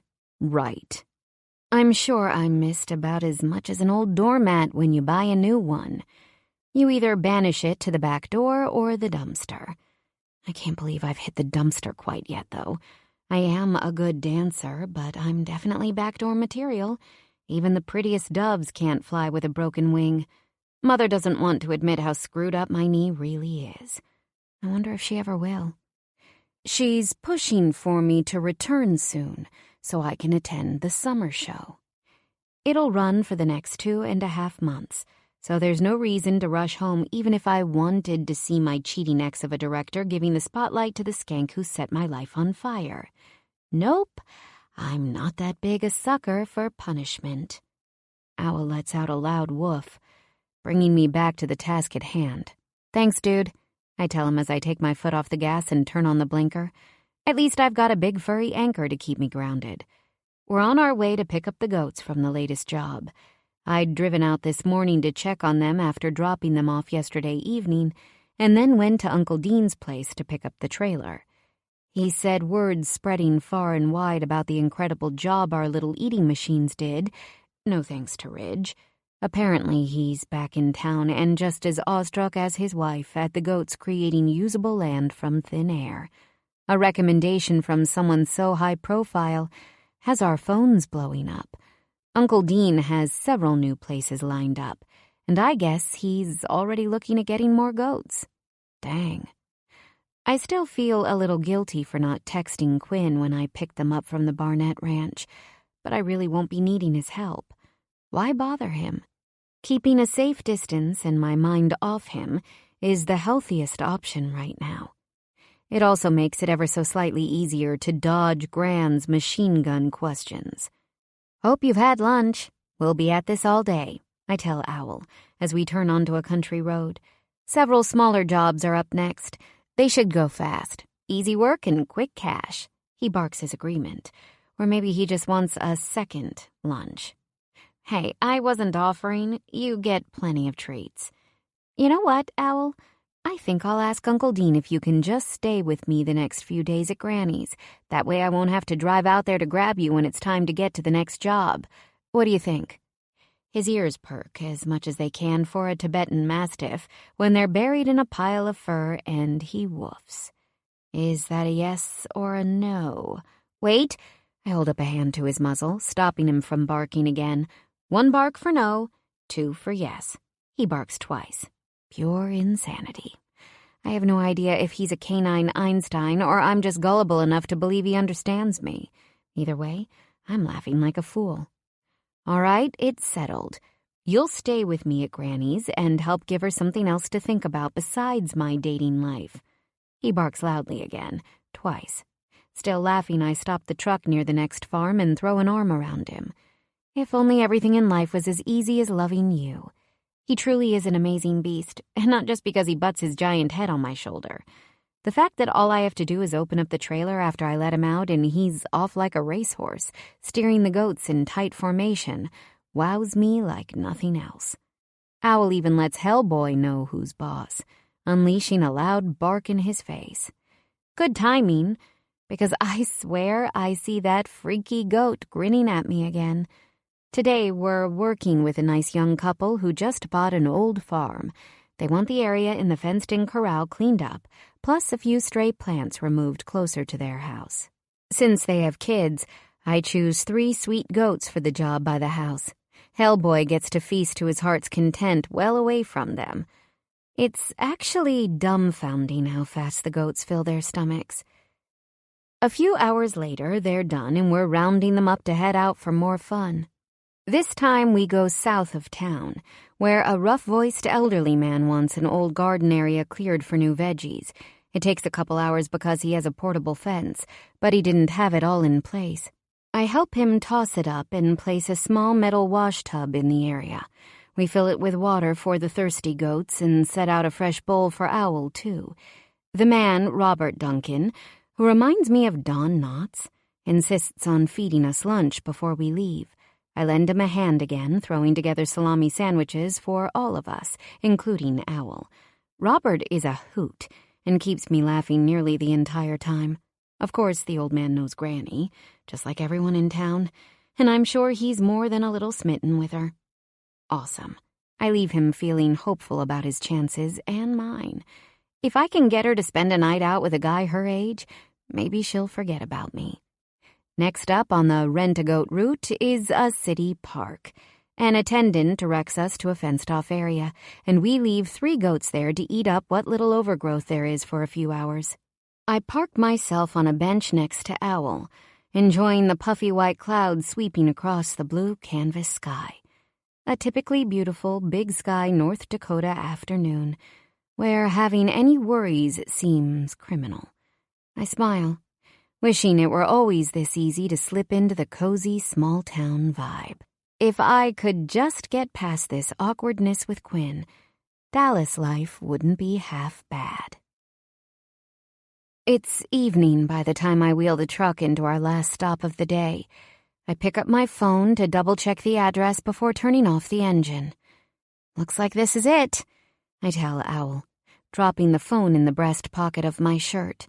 We're in an older residential area where a fence is set up around an empty lot between 2 older homes. Uncle Dean's text says that the landlord owns all 3 lots, and he hired us to clear the brush and weeds from the whole area, especially the empty lot. I leave the door open for Owl to follow me out of the truck. We walk along the fence, making sure it's stable enough, checking to make sure there's plenty of water for the goats, and finally find the gate. Looks good, I tell Owl while opening it. Always the first thing on the to-do list. I'll never make the same mistake again I made on the first day. Let's get the crew together, I say. Owl barks and runs to the back of the trailer, eager to do his job. What would I do without him? I unlatch the ramp, then open the door. The past 3 places I've stayed on the ramp, only letting several goats out at a time so it's easier for Owl to manage. But this time, I pull the mesh gate all the way back and walk down the ramp. Owl runs up and darts into the trailer to shoo the goats out. "Hey! What in the shit hell do you think you're doing?" someone shouts.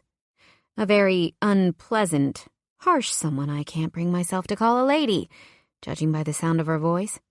I walk to the other side of the trailer and squint. Sure enough, a bleached blonde who looks like a washed-up model with a facelift gone bad, very bad, is barreling toward us. Well, crud. It wouldn't be any kind of business without those customers. Keep your cool, I tell myself. "Howdy.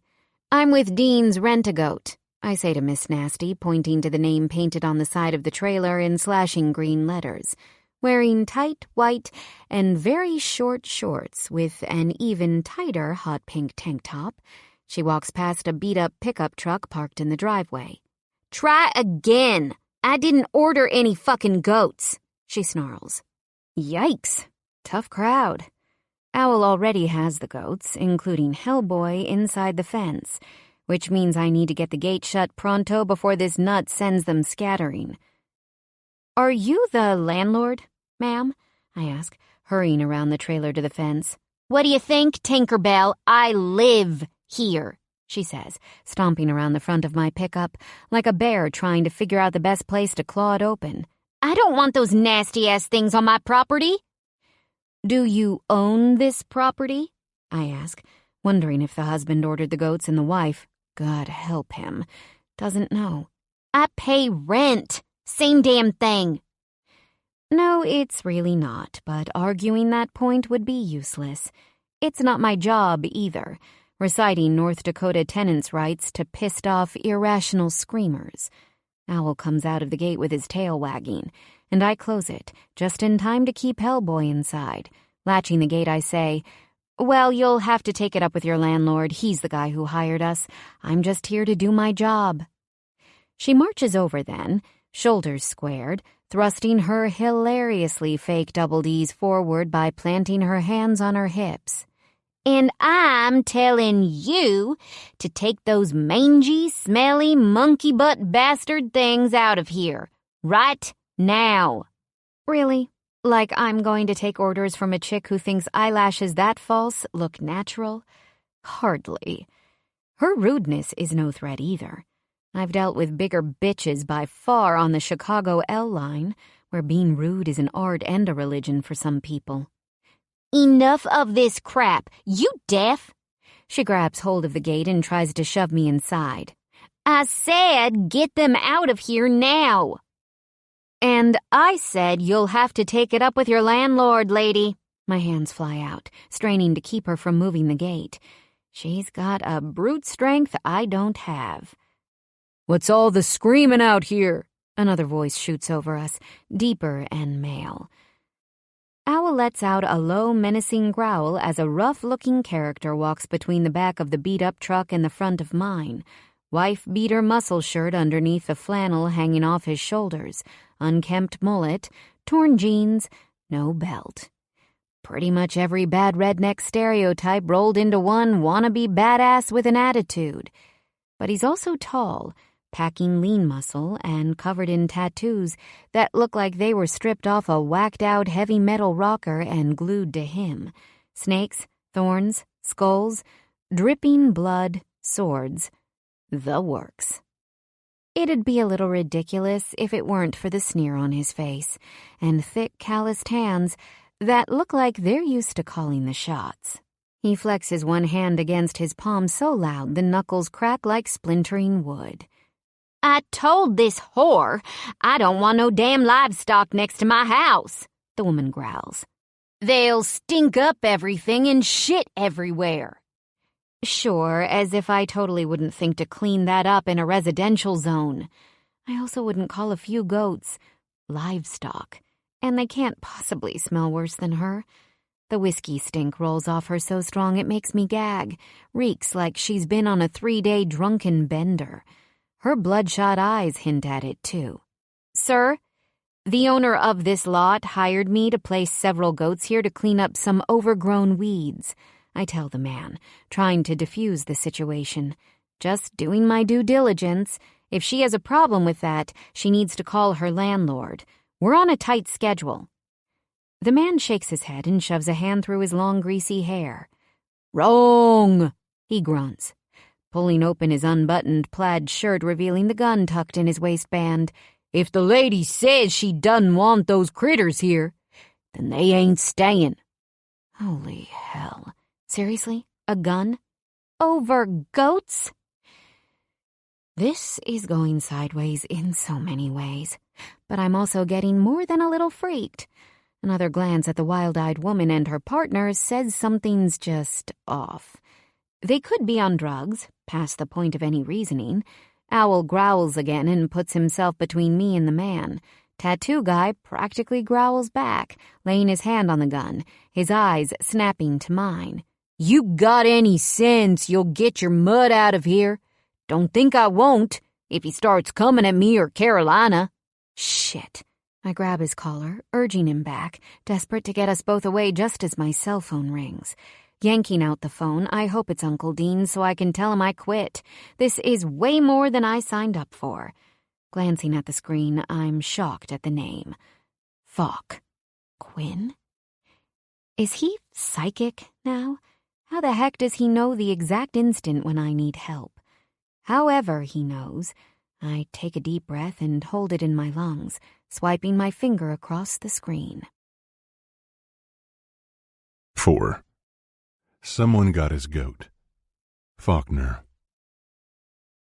I don't want to be upset with her, but fuck. Why? Why didn't she call me when she was going to pick up the goats from Ridge's place? She could have slipped off that bridge and messed up her knee for good. For a couple of days, it's been radio silence, except for that half-hearted reply she sent about being busy. Zero interest shown in a my bad apology dinner at Libations. Am I that cursed?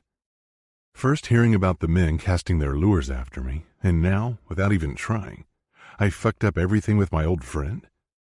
I should have called her before this morning.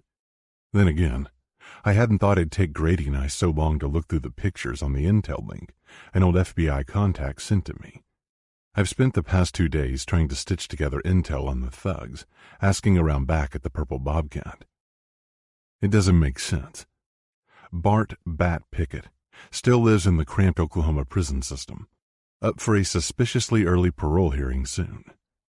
Still, that doesn't mean he couldn't be buying information on my whereabouts through his vast CD network. I think he'd crawl through hell for a taste of revenge, considering our history. Tori picks up on the third ring, shattering all other thoughts. "Hi," I tell her. "Sorry to keep blowing up your phone, but I'm hoping we can talk. You were supposed to call me back the other day when you did the pickup at Ridge's place." Yep. I didn't have a chance." My spine instantly stiffens.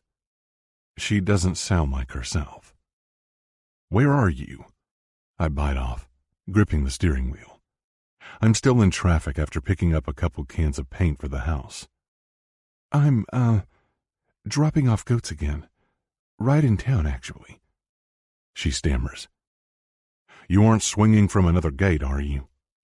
A bite in my gut tells me that's not it before she even answers. "No, not really. I'm just... Quinn, where are you?" Not really. What the hell?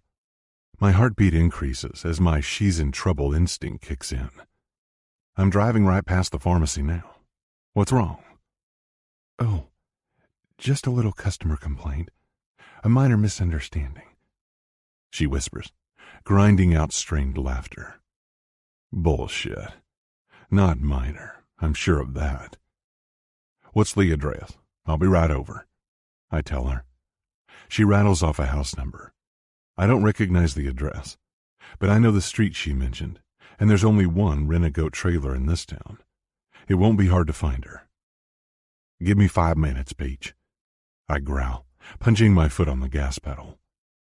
"That would be great," she says, this odd tension in her voice again. Almost like she's cornered, alone, afraid. Shit.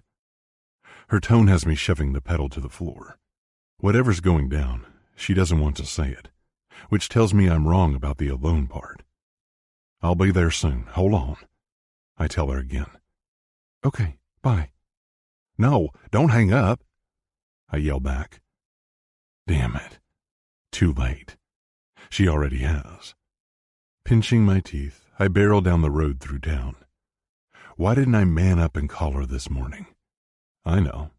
Because I haven't wanted to pull her in any deeper into my life and compound whatever woes she's already got hanging over her. Being with Quinn Faulkner isn't exactly a safe place to be when I don't know who's after me, or why. Even if I have a pretty good idea it involves a maniac, very, very interested in his own freak brand of vengeance. That's part of the reason why I've stayed here in Dallas.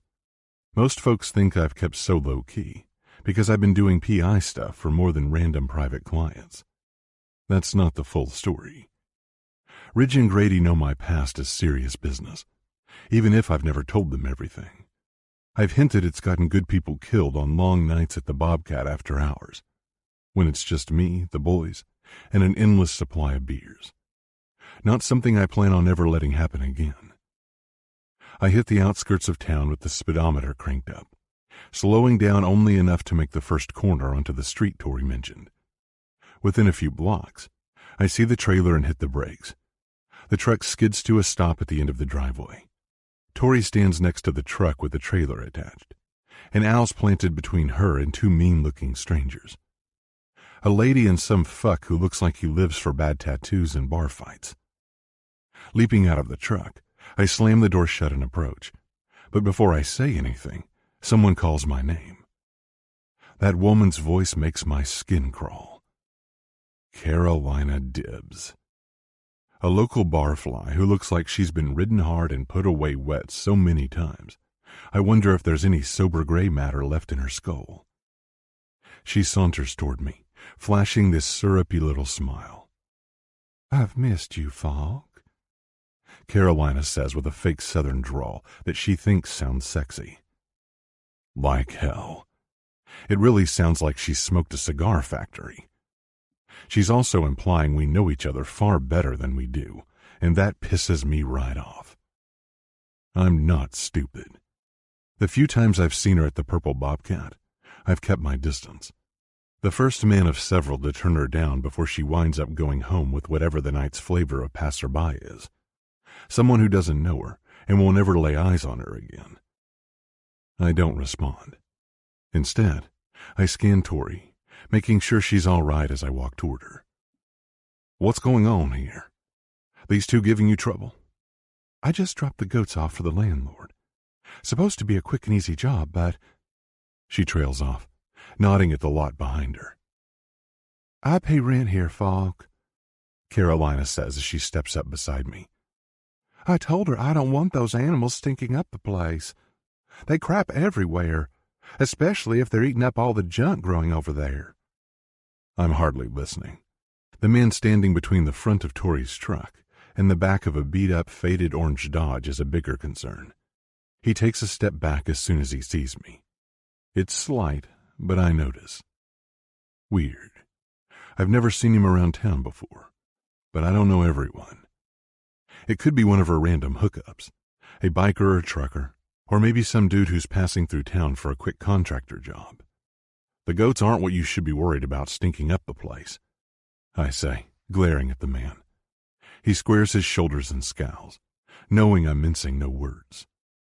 She pays rent, and she has rights to what happens here. The man snarls, folding his arms, flexing his muscle like I'm supposed to be scared. Laughable.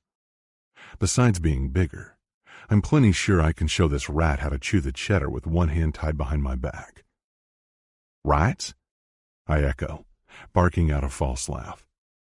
Glancing at Tori, I ask her, did either of these two pricks threaten you? Oh, no, nothing so sinister. You know me, Falk. Carolina jumps in with a fluttery, innocent wave before Tori can answer. We don't want those goats here. Ignoring Carolina, I keep my eyes glued to Tori. Her attempt to force a grin fails as she shakes her head no. Yeah, I don't buy it. She's not intimidated that easily. But she's scared witless right now. Something happened here. I also notice how she's quickly glanced at the man, her eyes lingering near his waistband. Since she wouldn't be caught dead ogling his type, it isn't hard to guess why. Certain what I'll find, I launch forward several steps and grab the guy by the front of his shirt with one hand. My other hand reaches down, tugging the gun out of his waistband in one swift pull, before he's able to even think about pushing me back. What the fuck? He shouts, fighting for his gun a second too late. My turn. I stick the barrel into his stomach, just below his ribs. Got a permit for this pace? It's been a while since I've handled a weapon in a precarious situation, but nobody ever called me rusty. I'll also bet every dime in my bank account a dirtbag like him would never qualify for a permit in any state. He has trouble written all over his ugly mug. A life of crime and violence. Exactly the type of bad boy poser that Carolina likes to mount when she can't snag anything better. He tries to step back, but I tighten my hold on his shirt, reeling him closer. Careful now. I asked you a question. It'd be a damn shame if you need to chat with Sheriff Wallace instead of me. Falk, let Marvin go. He didn't do nothing. He was just looking after me. Carolina shouts, trying to barge in without quite getting between us. Marvin, is it? I ask the man. Where are you from, Marvin? I can tell you're not a local. None of your damn business. He throws back. What the hell are you? Some kind of cop or something?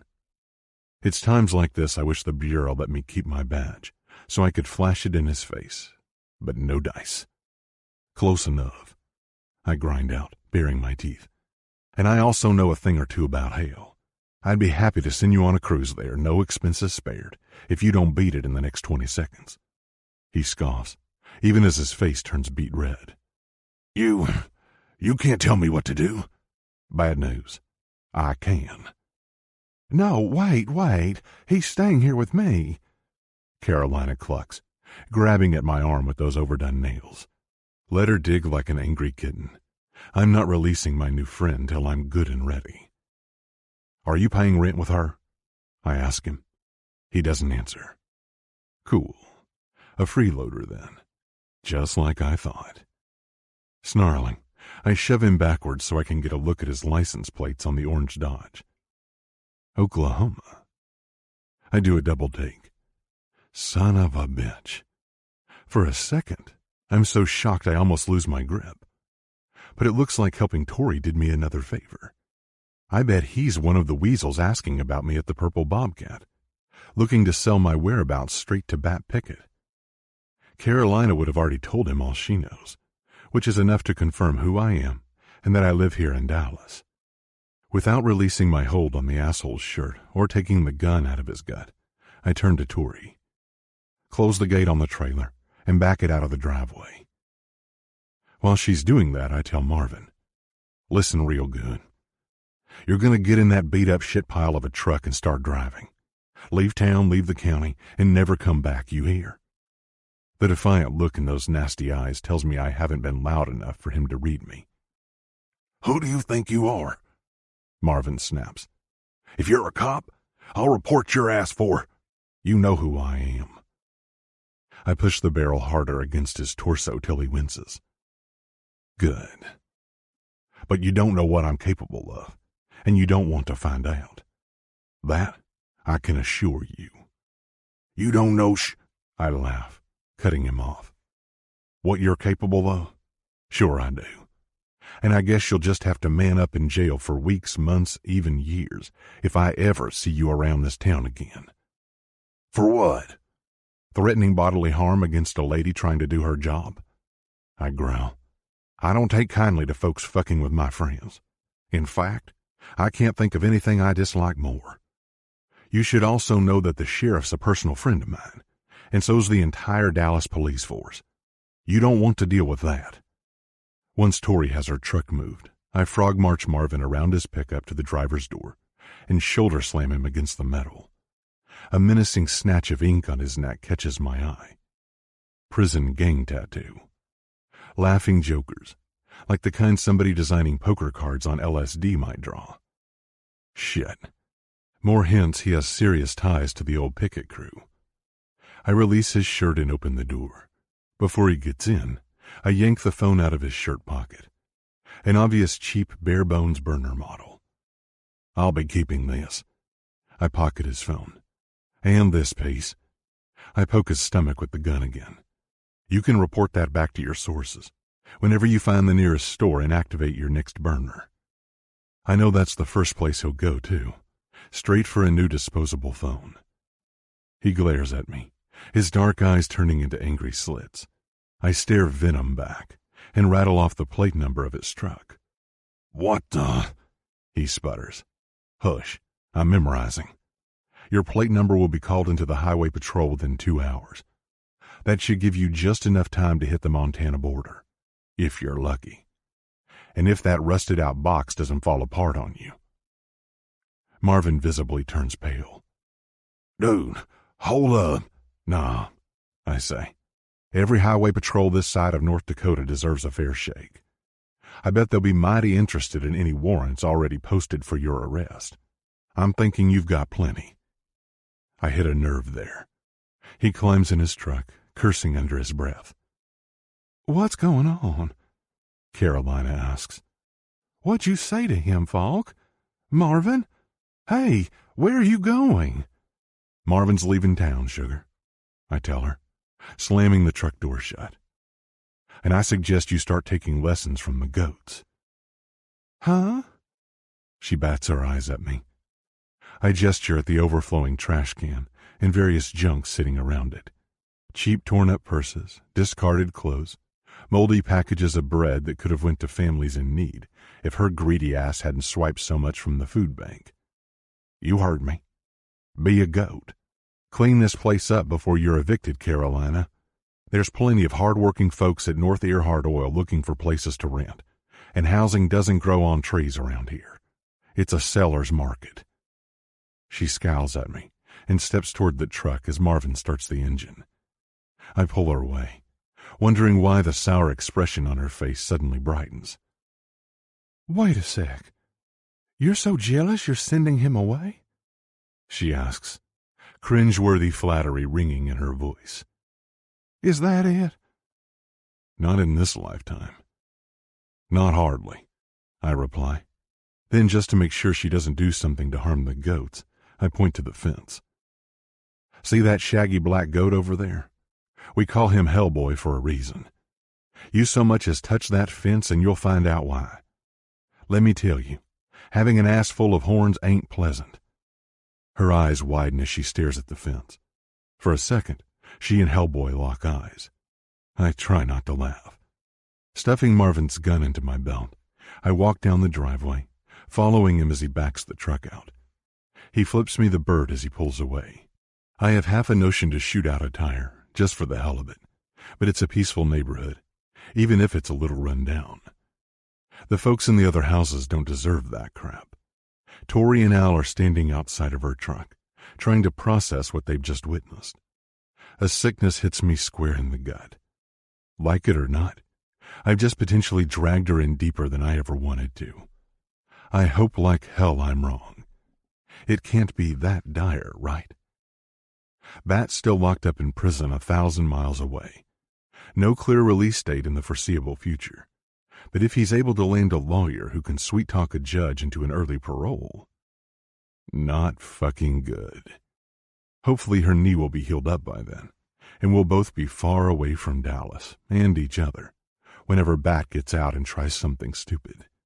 I walk over, resting a hand on the hood of her truck. She looks fine, relieved, really. But I still ask, "You all right, Paige?" I'm fine. But what the hell was that? Did you just kick him out?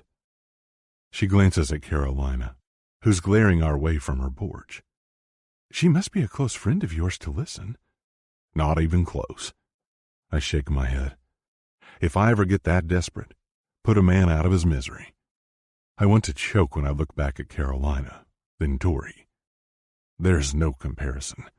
Not with how cute she looks today, dolled up in her jeans, boots, and a red shirt with Dean's Rent-A-Goat printed on it in big black letters. Peach and the caked-up, worn-out-looking Carolina don't even inhabit the same universe. Sorry, Quinn. I wasn't sure. Didn't mean to imply. You know me better than that, woman. She's a frigging barfly Grady barely tolerates at the Purple Bobcat because she pays in cash. Nothing more. And her hookup was a no-good drifter who'd better think twice about flashing a gun at one of my friends ever again. Her cheeks flush slightly. He didn't aim it at me or anything. He made sure you saw it, I say. Not something he has any business doing. You're right, she sighs.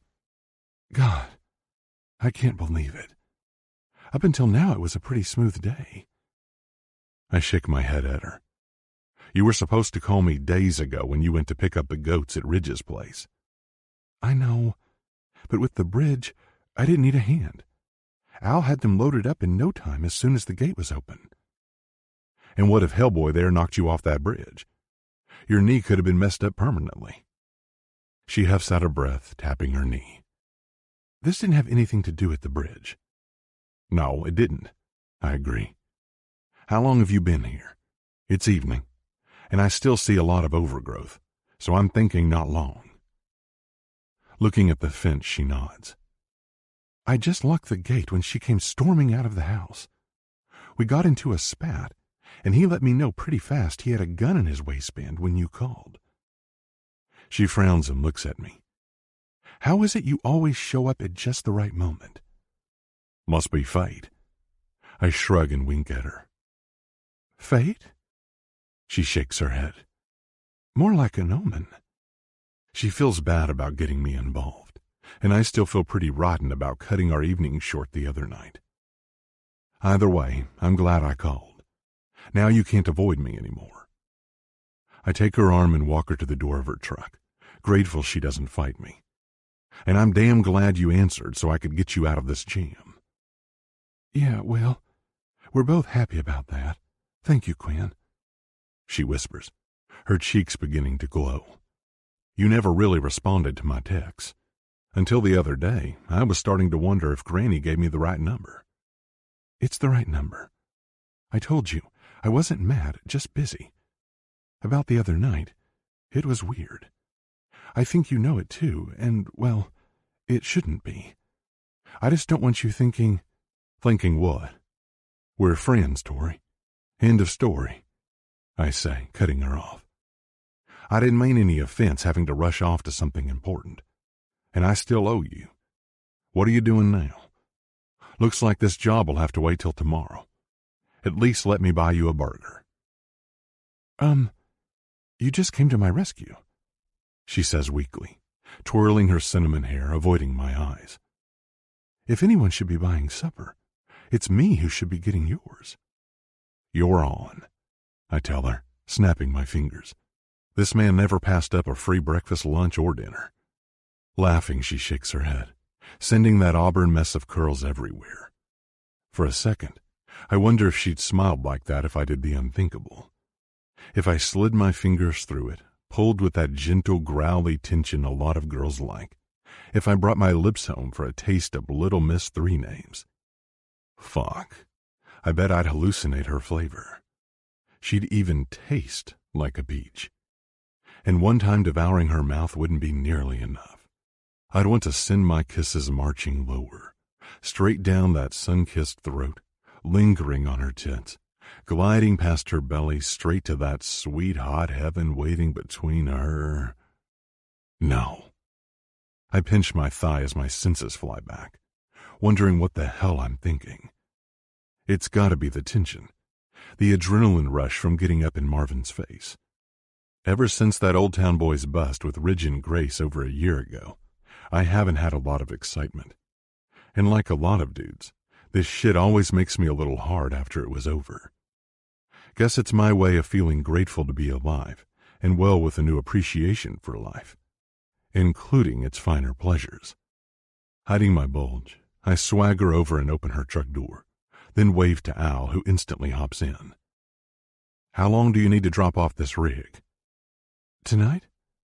Oh, you're serious?" "Don't back out on me now." I gesture for her to climb in. The diner on Main Street has awesome-ass burgers. I'll pick you up in an hour. "An hour?" She shakes her head as she starts the truck, but she knows not to complain. "Fine, lady. An hour and a half tops." Then I shut the door, knowing full well I'm slowly losing my mind. 5. Can't goat enough. Tori. Time to freak out. My heart thuds 1,000 beats a minute, and I know it has nothing to do with the angry jerk-faced Quinn just chased out of town with his tail between his legs, or how he did it by snatching away the brute's own gun and turning it against him. A scary sight for a Chicago girl, where gun violence is a fact of life. But with Quinn in control, I didn't even flinch. His command, his strength, his focus. Wow. With his training, he clearly knows his way around an armed weapon and how to send folks packing who shouldn't have them. My heart's still pounding. It wasn't even the standoff, really. Not with the way his truck squealed to a stop, and he'd come barreling up the driveway looking like he was ready to tear apart anything in his way with his bare hands. I couldn't help but be reminded of the first time we'd met. He'd been so ready to defend his grandpa's bee-boxes then. This red-faced, angry boy who calmed as soon as he realized I wasn't a threat, just a silly little girl in over her head. Today, he'd been ready to defend me. I'd never had this before, but I've dreamed about it more often than I care to admit. Jean-Paul was no Hercules. I honestly wondered sometimes what would happen if we got mugged or assaulted while bouncing around the city to museums and Italian restaurants with mouthful names. Even back in Chicago, my eye wandered to hard, capable men who looked like they'd be able to quash violence as easy as swatting a fly. And if I wanted to stop thinking of Quinn that way, comparing him to my idiot of an ex? Yeah, this so isn't helping. the strange forbidden pulse and heat flaring between my thighs, shouldn't be happening. My life is so messed up right now, and I really don't need complications like my beast of a friend turning into the perfect hero before my eyes. At least I know my strengths, though. I'm too good at messing things up all the way around, hence Quinn's need to come save my bacon twice so far. In all fairness, today wasn't my fault. Still, he'd arrived, bolting to the rescue like a knight in shining armor. Sighing, I pull the truck into Granny's driveway and park it far to the left so she has plenty of room to back her Nova out of the garage if needed. Owl follows me through the garage and into the house, where Granny stands near the counter, wearing a white apron that says, "I cook as good as I look," and holding a purple monster in her hand. What were we going to make out of this rascal again? She asks without any sort of greeting. Eggplant parmesan, I say, feeling guilty about not being able to make it tonight, but I can't back out on Quinn after that. Right. Another one of your mother's meatless wonders. We'll find a way to spice this boy up. She opens the fridge and puts the eggplant back in the vegetable drawer, then rummages around on the other side. Say cheese. I hope you like a lake of mozzarella with a side of eggplant, dear. She pulls out 2 bulging bags of shredded cheese with a saucy grin on her face. Aw, Gran, it's delicious with just a little, I say. No lie, you'll like it once you try it. Maybe so, but it won't be tonight. Oh? She pulls out a head of lettuce and various other vegetables, stacking them neatly on the counter. I just accepted an invitation to go next door. Otis and Velma are firing up their grill and have an extra steak. It's a sample cut of the new Barnett Farms meat, and rather delicious, or so they say. Want to join me? I'm throwing together a shrimp salad as our contribution. Well, actually, I just accepted an invite to eat at the diner. Granny looks up, raising an eyebrow. Really now? Did the Faulkner boy come to his senses? Don't know about that, but yeah, it's Quinn. Stupid blush, stupid tongue, stupid me. Well, well, finally some good news around here. What did I tell you, Tori? She lets out a loud cackle as she closes the fridge door. Gran, it isn't like that. We're just... Nope, not listening. No colorful F-words around here, young lady. Still smiling, she presses her hands against her ears and walks away. Yes, having a normal conversation with my grandmother someday is still on my bucket list. Owl stands up from his spot on the floor and stretches, blissfully oblivious to my death by embarrassment. Hope you're hungry, you little bear, she whispers, patting Owl's head. I'll be sharing my steak with you instead, while Tori goes off on her big date. Oh my God. Ignoring her insanity, I head for the sink to wash my hands. Is that all right? I ask her, turning the faucet on. Him staying here with us? I figured it'd be easier that way than dragging him back and forth. Quinn? Most certainly, Gran says without a lick of hesitation. What? No, My heart pounds so hard the rush renders me speechless. Not Quinn. Owl. You know that's who I meant. Anyway, with him here, I don't have to drive over to Uncle Dean's to drop him off or pick him up in the mornings. Of course it's all right. I love having baby mammoths as guests. She pulls out a cutting board and whacks the head of lettuce in half with one slice of her knife. And the invitation remains open for Quinn any time. I adore having cavemen around the house, too. Gran, I huff out a breath. Odd that she's reached a new level of insufferable. Why are you riding this train so hard anyway? Now that I'm busted, is that the plan? Just hitch me up with some local boy and marry me off? Grabbing a towel, I add, I remember you not wanting me to spend too much time with Quinn years ago. Back then you weren't a grown woman. You were a young girl with a crush. And Quinn was that older boy. I never had a crush on him. The words taste like ash. Did I mention I'm a terrible liar? And I'm still a virgin. Her eye roll leaves me dizzy. Gran! What? You can't believe it? She hacks at the lettuce again, muttering to herself. Join the club, Tori. I don't believe a word out of you either, dear, and don't wheel me off to the nursing home just yet. My memory's as clear as a looking glass. I'll be pushing daisies before I forget how you mooned over that boy every summer since you got caught trying to break into Farmer Faulkner's bees. I hang the towel on the oven door with a little twist of shame. Granny, I'm not worried about your mind. Your hearing, though. Let's try this again.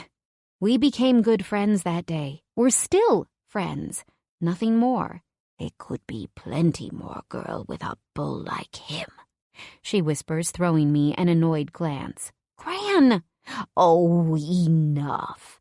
Nothing I've said is that scandalous. You're a grown woman, Tori, smack dab in your prime. You've had a regular boyfriend before. I just wish you'd find one who treats you right. And I wish she'd butt out. But I see her point. In her totally outrageous Gran way, she's always looking out for me. Well, he's history now, I tell her. Thank God. Didn't that man wear leggings? She looks up in horror. He's a dance director, Gran. A guy has to put freedom of movement above fashion. Bah! She swipes a hand through the air. And to think how your mother used to threaten me. She said I'd never see you again if you ever came home pregnant after your summers here. Yet there she goes and throws you in bed with Jean-Paul, what's-his-face, because he's supposed to be the best dance coach on the planet. Never mind the fact that he was 10 years older than you and divorced twice. Damn, right between the eyes. I bite my lips together to keep from responding. I'm not sure whether to laugh or cry because everything she's said is true. Besides me becoming pregnant in Dallas when I was young, that's the first time hearing it, and sad to say, it's exactly what Mom would worry about. Why? I think her head might pop off if I ever tarnished the illustrious Redson-Riddle bloodline of admirals, artists, and politicians with something as pearl-clutching as an unplanned pregnancy with a farm boy. Even now that I'm in my mid-20s. Ugh. Quinn was just as infatuated with you, Gran continues with a sigh, but he was also too sensible. He understood the wretched complications with you two doves getting closer then. He really was a responsible kid, so mature for his age. And he's a heck of a grown man now. He needs some, and so do you, dear. What is happening? Of all the madness I expect with Gran, standing in her kitchen while she critiques my sex life and Quinn's, is not on my big list of crazy. What? Dumbfounded, I stare at her. An affair. A sleepover. A little nighttime nibble. She shrugs like she's telling me the weather. Call it whatever you want, but I bet that young man's an absolute wolverine when the lights go out. Don't you? Holy Toledo. I can't even form a coherent response. My mind is blown by the places she's gone, and I'm not coming along for the ride. It also doesn't help to have her feeding red meat to thoughts I shouldn't be having. You know I love you, Tori, and I also know what you need, Granny continues undaunted. To know other men so you can get that jackass dance instructor out of your head. She points the 12-inch knife that she's using to dice a cucumber now right at me. I'm sorry your knee was injured, but frankly, I think it might be the best thing to ever happen to you. Now you have a chance to see what else life has to offer, besides a jerk of a boyfriend boss who walks like he has a corncob stuck up his butt. I've seen the Barnett rooster Cornelius with a better strut. I groan, pushing a hand over my face. Is that why you were so insistent I come out here to heal? Yup. You've also been living your mother's dreams too long and losing yours. It's time for you to find your own, Tori. Sometimes you kids need to hear it from your grandparents.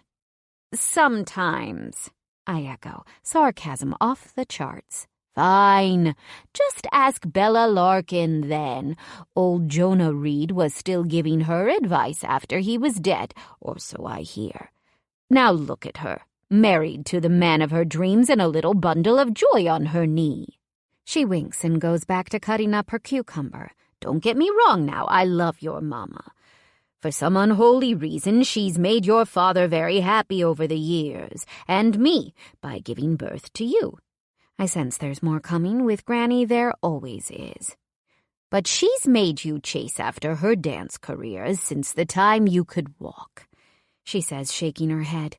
She wanted you to be a dancer when she couldn't anymore. Hardly fair. But I wanted to be a dancer, too, I say, feeling the need to defend my mother on this one. She's been my biggest motivator and probably my biggest fan. Biggest hard-ass, definitely. I'm not some robot running around, doing whatever she tells me to. I know, dear, and you're a beautiful dancer. Always have been. She pushes aside the cucumber and starts on an onion, dicing it in no time without a hint of tears. Still, you never had a chance to be anything else. You've been a little puppet on a string, and Gloria made sure you enjoyed it. Barely taking a breath, she points the knife at the clock. Time's a-wastin'. You'd best go get showered. Want me to pick out an outfit for you? No, thanks. I have plenty of clothes. I head for the hall, wondering about what she'd just said. Don't be afraid to show a little cleavage, she shouts in my wake. Good Lord. I love that woman, though, even if she's blunt as a brick. She's as tactful as she is tall, which is barely 5 feet. Did you hear me? Unfortunately, I yell back. And maybe, just for kicks, I won't be afraid tonight. Every so often, Granny's unique lunacy turns out to be a stroke of genius. What if Quinn is the distraction I need? What if it's just a little innocent flirting? Granny was certainly right about the crush I had on him once upon a time. And that last innocent summer, given the chance, if Quinn had done anything even hinting at being more than my big, older, adorably overprotective friend. God, I would have been all over it, head over heels. As I step into the shower and let my brain go to shower thoughts, the same question hits me over and over. What if Quinn feels just as torn up over what-ifs as I am? I towel off, blow dry my hair, and use the straightener before I realize this is way too much effort for a man I'm not dating. Then I toss on a pair of skinny black jeans, a low-cut pink and white cami tank top, and Granny's dress boots with a bright pink stitching. At the last second, I grab a silky white blouse, just in case I feel exposed with too much boob hanging out. It's just to humor Gran and myself, I think. I'm not actually giving Quinn a show. Right. Maybe if I repeat it enough times, I'll believe it too. Granny is still putzing around in the kitchen, whipping up a homemade ranch dressing for her salad. The shrill wolf whistle she belts out as I enter the room makes Owl bolt up. The big mastiff lets out a heavy woof of approval, I think. See? Smart boy. How'd you hook up with old Dean anyway? Laughing, Granny flashes me a wink. I wondered the same thing. How did Uncle Dean ever train him so well? He hasn't had him too long. I'd never asked until now. Train him? You kidding? Granny cackles. He came with the goats, dear. She then gives me a critical eye. Wait, those aren't my jeans. Nope, mine. I might have to borrow them. They have a way of making your cute butt even cuter. Good eye. I shake my head at her, beyond mortified, even if I'm also glad she'll go to her grave being Granny Coffee. Have you heard about Hal Falk? as everyone calls him now, helped Ridge Barnett bust some baddies who were after Ridge's wife. Grace is such a doll, and one hell of an interior decorator. I can't wait until my kitchen and bathroom remodels are done. She's been drafted to help. I heard. It's quite a story. And when are you having remodeling done? She spins around and fumbles with the lid, fixing it on her bowl of dressing. Soon. Very soon. Do I hear a truck? I get a feeling that something is off somewhere, but I'm not sure what as I walk into the living room and look out the window. Is it Quinn? Not yet. You know, half the single ladies in this town have tried to flash him for attention ever since he moved back to town. Why, the Bobcat is practically turning into a low-grade strip club some nights, between girls chasing Quinn and his pal Grady. Lucky for that grump of a bartender, he can hide behind his little girls. Yeah, I found that out today, I say, still looking out the window at the empty street. Oh? Enlighten me. Carolina Dibbs.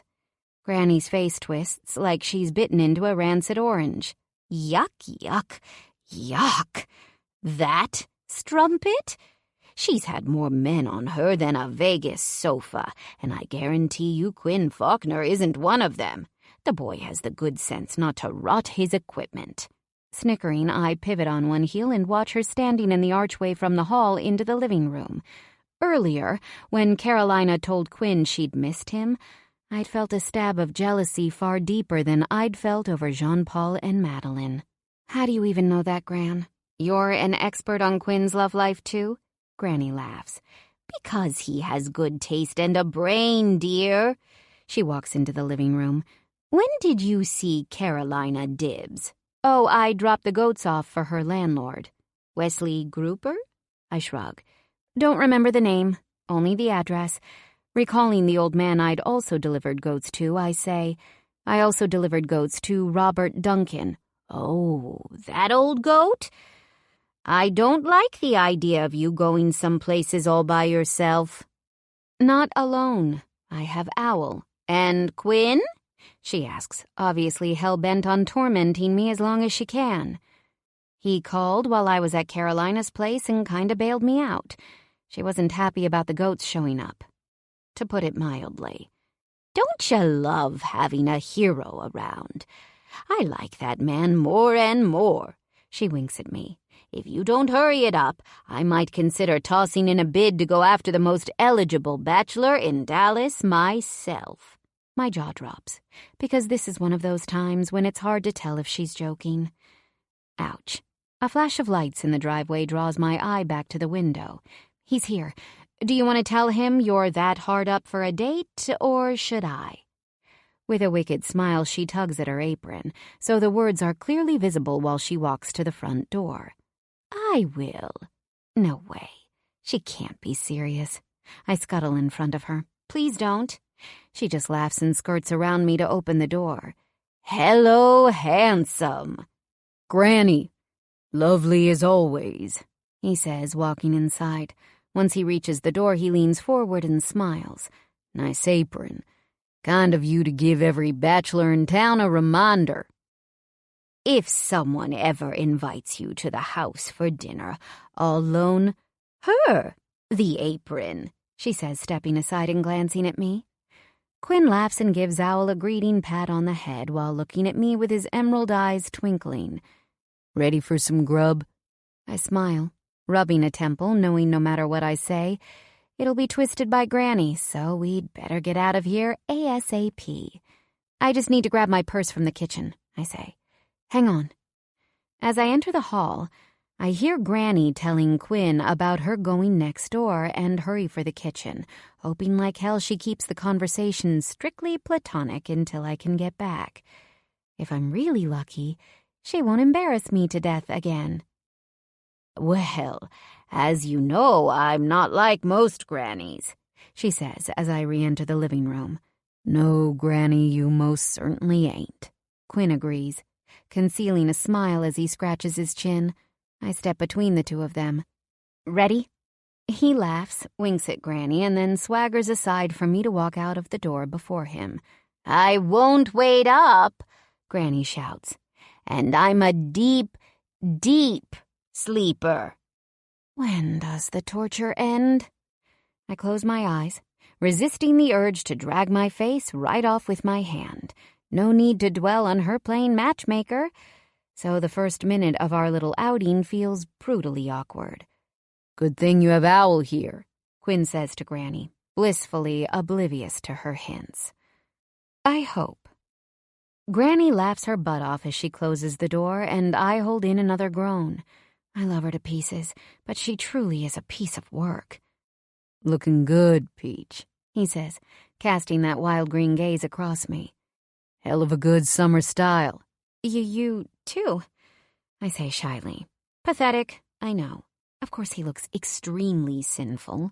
He's changed into a white shirt that enhances just how tanned he is, and the pearl snaps make me imagine watching him remove it with those big, rough hands. Damn you, Granny. She's succeeded at putting horrid thoughts in my head with her idiotic nighttime nibble. "Because it's you. I'm gonna admit it's the only clean shirt I'd left in my closet," he says with a grin. I climb in the passenger side of his big blue truck and wait until he's in the driver's seat before asking, "Don't like doing laundry?" "Can't do laundry. Not by anything but hand or a trip to the laundromat. I haven't installed the new washer yet. That's up next tomorrow. Old one conked out on me a couple months ago." A likely excuse. I flick my tongue out at him. Again, he gives me that addictive chuckle while putting the truck in reverse. "The washer's been there for a week. No denying it." "Why didn't you just have the delivery guy install it?" "Because I'm the delivery guy, Peach." Curious, I ask, what made you stick around and fix up your grandpa's place anyway? Seems like that's something you could hire out and wrap up fast. It was time for a rest, and there's no place like little old Dallas. Go back to my roots and forget the OKC for a while, you know. Yeah. I also know he's gone stiff as a board. I sense it as well as see it. Well, at least I'm not alone. I have enough tension brewing with Granny's cursed thoughts, but I just want this evening to be nice, casual, and uneventful, so I nod. "Cool beans." He glances at me and grins. "You still say that? How many more Toryisms have you kept up?" I laugh, feeling the tension seeping out of him, and I'm glad. Stick around long enough and maybe you'll learn some new ones.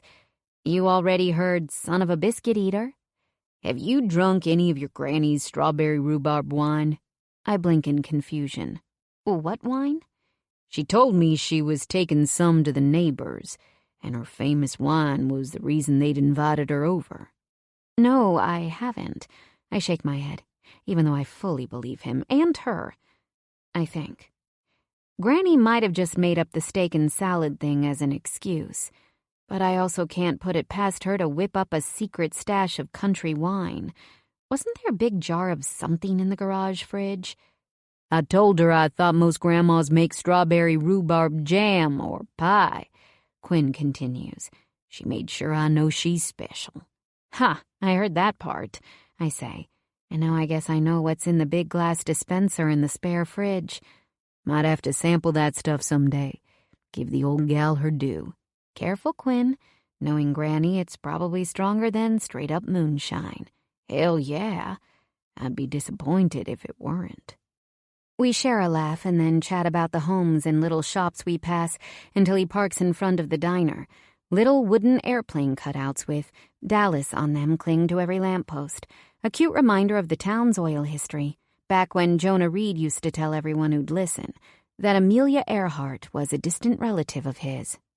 He even staked North Earhart Oil's name on the alleged ancestry. Wow, so this place actually won Best Burger in North Dakota? I ask, nodding at the flashy sign in the window for the first time as we walk to the door. That's what the sign says, so it must be true. He opens the door and holds it for me. So maybe I'm blushing, okay? We both order the Mac burgers, their trademark dish. It's loaded with a big mess of gooey cheeses, fried pickles, and hot peppers, plus a basket of fries bigger than my head. Oh, and it'd be downright sinful to turn down a frosty strawberry shake on the side. The shake alone would give my mother and Jean-Paul a double heart attack. In an odd sense, that feels good, defying them. Taking a day off counting calories and fats and macros, ordering for me with Quinn's lovable encouragement. "What are you smiling about?" Quinn asks, leaning back in his chair. I wonder if it's how his taut white shirt stretches over the miles of muscles he's packing now. "The food," I tell him, rubbing my hands. "I'm starving, and I can't remember being able to finish a whole Mac burger back when we were young. Lord knows I'll try tonight. Geez, I don't even recall the last time I ate a hamburger. Probably a birthday or something." "You're shitting me." "I'm serious. Our dance group had really strict standards and a killer fitness routine with a nutritionist. I've broken it a few times already since arriving at Granny's, that's for sure, but not to this extreme." I nod at the waitress carrying 2 tall glasses of pink deliciousness topped with whipped cream and cherries, and I plan on thoroughly enjoying every second. He thanks the waitress and then looks at me. "Ladies first. Tell me what you think." I take a draw on the straw and nearly melt at the heavenly taste of rich ice cream, juicy, real strawberries, whole milk, and just the right tartness. OMG. I flop back in my chair. More than a little scared I might have a spontaneous milkshake orgasm in front of him. "That good, huh?" He laughs, slapping his hand gently on the table. "Should I call you an ambulance?" "Yes, maybe. Oh, Jesus, it's divine. Or else I've just been deprived like a starving monk." "Why such a strict diet anyhow? Dancing must burn up a shit ton of calories."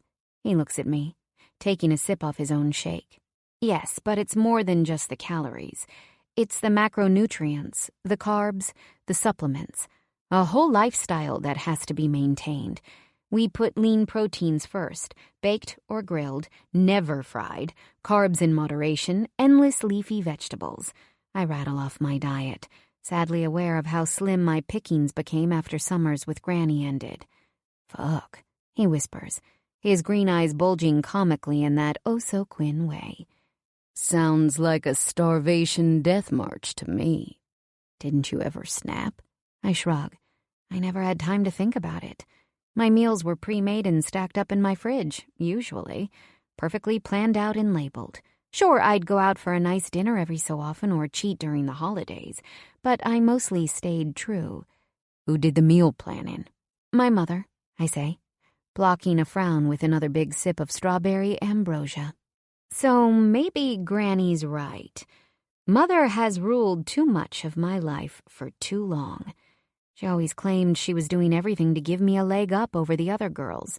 The money my parents dropped on a high-end meal service was like nothing to them and made things far easier for me.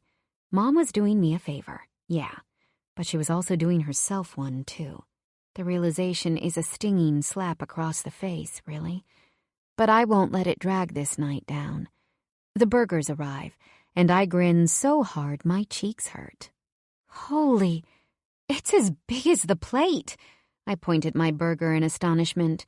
Something tells me this won't be the day I conquer Mac's finest. "Only one way to find out," he tells me, grabbing a fry and popping it into his mouth. There must be 10 or 20 Idaho monsters sliced up, steaming in the basket between us. "Bon appetit," he says, picking up his own burger, loaded with extra jalapenos. I cut mine in half, intending to avoid death by burger today, and pick one section up. The first bite is just as heavenly as the shake. We spend a few minutes eating quietly, blissfully chewing, enjoying our own companionable munching. So, to be clear, I've been living in Chicago, dancing and eating kale for the last decade, I say, hoping to get the spotlight off me. But what about you? Where have you been? Besides traveling around playing Superman with the Army and the FBI, I mean. He sets his burger down and gives me a wry smile. "I spent a lot of time defending borders of several allied countries. Special ops, and then the Bureau kept me on the go. even if home was Oklahoma City for a long time. Hawaii? Alaska? Do you get to see your family? I ask. Yes, damn nice places, though I think I'm a Midwestern boy to my bones. Can't imagine living anywhere full-time that's too frigid or too tropical. Where's your favorite place? I ask, leaning forward. He frowns for a moment, pondering, then sighs with another smile I can't read. Call me crazy, but hell, I think I might have found it right in front of me. Those jade green eyes are blazing now, staring right past me into the future. Dallas, you mean? I'm actually stunned. He nods. Wow. Having second thoughts about putting your grandfather's place up for sale, then? He shakes his head. Can't. Why, you already have a buyer lined up? I cock my head. Nope.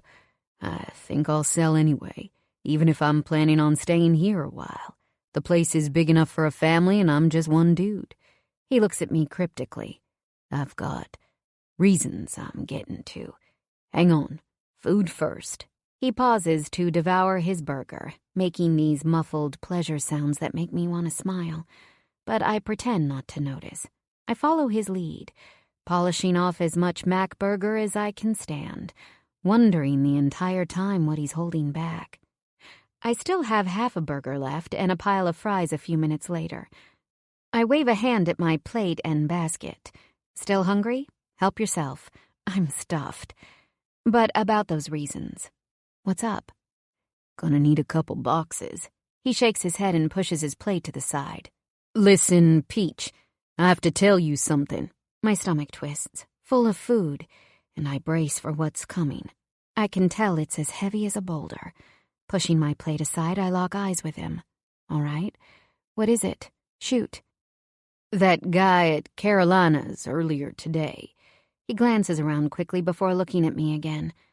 I don't think we've seen the last of him, and I need to know if you get so much as a glimpse of that prick, or anybody else like him who gives you a bad vibe. Huh? Whatever I expected, it wasn't being asked to play informant. An odd sensation sweeps up my spine. He had a prison tattoo on his neck, Quinn tells me, a shadow hanging over his face. A laughing joker with a real ugly mug. That's a favorite in some prison circles down south. He's hooked up with some shit, no doubt, even if I don't know exactly what he was in for. Yikes, I hadn't noticed the creepy tattoo, and I'm kinda glad. Okay. But why do you think we'll see him again? Or anybody like him? Can you keep this hush? Pinky swear for old time's sake. He gives me that lopsided grin that takes me back to 100 pinky swears we made on summers so long ago. Smiling, I hold my hand up and feel his warm finger hook around mine. He gives it a little shake and pulls away. All right. A while back, I was part of an op that put away a big-time meth manufacturer in the OKC. He did hard time and wound up being sentenced for life. That tattoo's connected to one of the big gangs in the state pen. I'd know it anywhere. This is getting freakier by the second. I take a sip of strawberry-flavored courage and shake my head as I swallow. And you think he's out now? After you? Not him. The dude who got life died while he was in the pen. But there were a lot of people in his network. His eyes glow darkly. This man's brother. He's still behind bars, locked up in another cell back in Oklahoma. You'd better believe he'll come looking for revenge if he's let out. Jesus, you're being, cased? I only know that word from watching TV mysteries, and I'm not even sure it's right. He leans forward, giving me this feral look, those huge, powerful hands folded in front of him. Yes, I just wanted you to know so you'll be extra cautious. Always keep one eye on the back of your head. Eep! My throat feels dry as cotton, and I reach for the shake again. I'll try, I whisper, still trying to process everything. Please do. And you call me whenever you're going around these parts with the goats. Pickups, drop-offs, tune-ups, whatever. I want to know about it. You hear? I nod firmly. That guy today was a major creepazoid, But the others were all nice, normal people. It seems like overkill. I don't know, Quinn. Seems like I'd be calling you nonstop for every job. You don't have time for that, do you? He sits back in his chair as the waitress arrives and asks how the meal was. We both give her rave reviews as she takes the plates away to box up our leftovers. Trust me. While pulling out his wallet, he looks at me. I do have time for that. Besides, it won't be forever. In a few weeks, I'll have the house ready to sell and you'll be healed up, safely back in Chicago. I don't like the sound of that one bit. Sighing, I pick up my purse. I'm paying, remember? I owe you one. Before he can object, I stand and speedwalk to the cash register near the door. There, I lay out my money on the counter, tell the waitress thanks again, return to grab our food, and walk to the door. Quinn tries to give me cash as we walk outside, and I push it back in his hand. And by push, I don't even move him an inch. But I hope he gets the message. Quinn, no. Dancing was not only time-consuming, it paid pretty well, especially in Chicago. That's a small stretch, but I was comfortable, especially living at home without the city's brutal rent. If I had to pay my parents back for the lessons they'd shelled out money for over the years, I wouldn't have a dime to my name. But he doesn't need to know that. And right now, Quinn Faulkner also doesn't need to know I'm a little freaked out over this inmate with a grudge either. Not scared for me. For him. 6. Go to Helping Hand. Faulkner. Talk about a botched plan. Shit. Why had I told her any of this? Why did I decide to open my big mouth, much less run it to an early grave? Why the hell can't I have one, just one, nice, easy, laugh-it-up evening with Tori, 3 names like old times? It's like we're freaking jinxed. The whole threat feels like a curse anyway. I put Jake Pickett in jail to rot years ago. Now his brother Bat is paying for any and all intel on me, probably planning to hire a hatchet man to put the axe in my skull if he doesn't do it himself whenever he gets out. That doesn't mean I need to spill my guts and scare the living shit out of the little lady, though. It's just... fuck. It's Tori. Way back when we were the summer munchkins, I'd been able to talk to her like nothing, confide in her, joke about any dumb thing. I'd been sent up to Grams's place for the entire summer that first time, because Dad had it with my shit. I'd been suspended for fights at school 3 times. He barely talked the principal into stopping short of expelling my dumb ass. The year before, my ma died, and my dad remarried awful fast, far too quick for my liking. I hadn't been a happy camper at all. Truthfully, I'd acted out like the teenage punk I was. So I got a one-way ticket to Dallas to cool my heels. I told Tori all about it one day, and she'd listened, without judgment or advice. Just listened with her heart.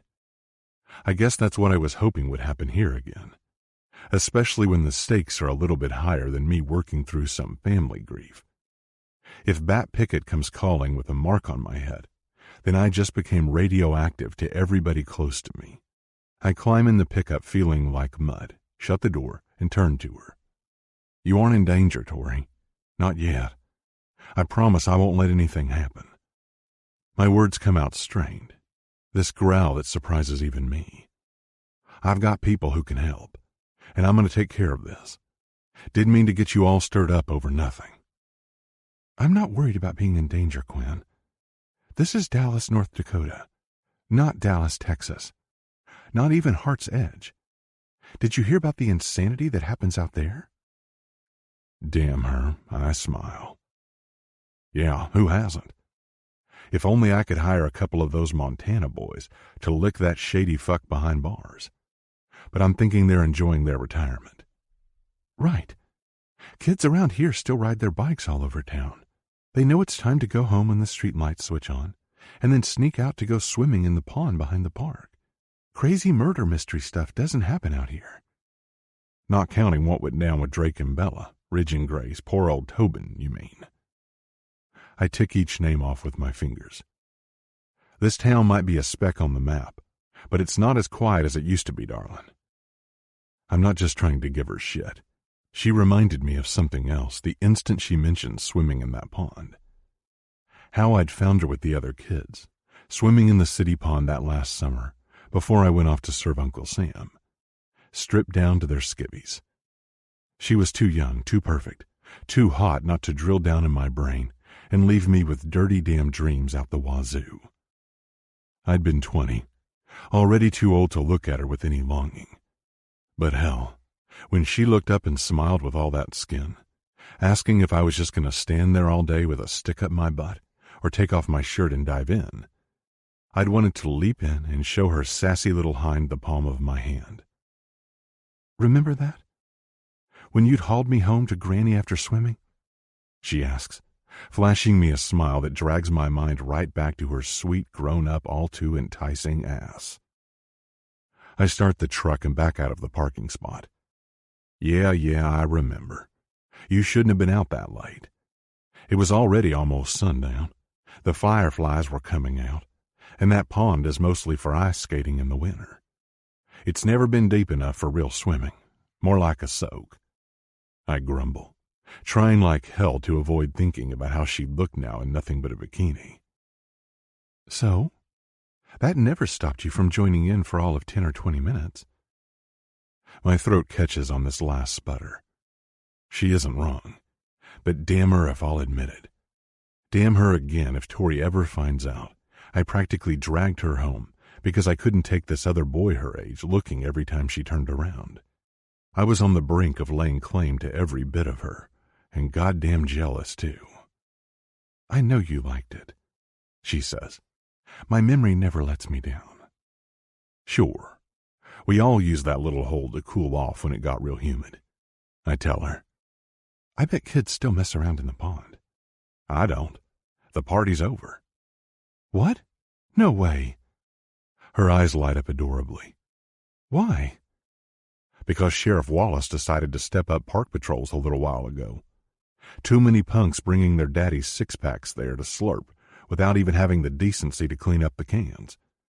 Can't have minors getting drunk on public property or turning it into a dump. Oh, bummer. She toys with an auburn lock of hair, deep in her own head as I fight to look away. Seems like some things never change around here. I kinda hope that was one more. Imagine if we snuck back there for nostalgia. I huff out a breath like fire at the end of going swimming with her now. At night. Now that we're both grown up and finding every excuse to hang out like this. Never mind whether or not they're good ones. Shit. Just promise to call me when you're heading out next time for goat duty, okay? I can't put you out like that, Quinn. She smiles at me. But I will text you. And I promise to call you if I need help. Or if I see anybody else with freaky tattoos trying to get in Carolina's pants. Woman, you'd better, I growl. Figuring I'm going to have to settle for that right now, I give her an easy smile. And you better be ready to drink some strawberry rhubarb wine, Tori says. Why's that? She points at the clock on the dash. We've only been gone a little over an hour. Granny's next door at Otis and Velma's, and she'll see us pull in. I don't want her getting ideas. She bites her lip on that last word, pulling on her heart-shaped mouth. Oh, fuck. So much for not going home with blue balls bigger than boulders tonight. She's right about one thing, though. If you're so hungry for a break from Granny Coffee, fine. I'm not taking you home yet. I turn at the next corner. Where are we going? You just volunteered to help me install a washer, so I'll have clean clothes tomorrow. You're so ridiculous. She falls back in her seat and laughs, shaking her head fiercely. Tell me you at least have a dryer. Yep, brand new. She's a beaut. I throw back. Which also needs to be installed? Yes, ma'am. Thanks for being so willing to help a man out. Don't worry. Nothing with muscle. You get the light stuff. Hell no. I've got half a mind to just keep her there holding a screwdriver, looking real pretty. She laughs. I hope you know what you're doing. Other than pushing the start button, I don't have a clue how washers or dryers work. Can't be that hard. They came with a big fat instruction manual. Nice not having it all online. You can read it to me.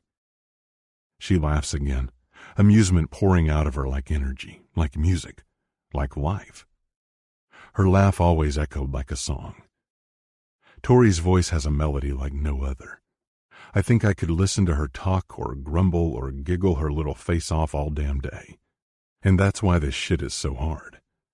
The chasm between how I should be in her peach-sweet presence and how I want to be only grows wider.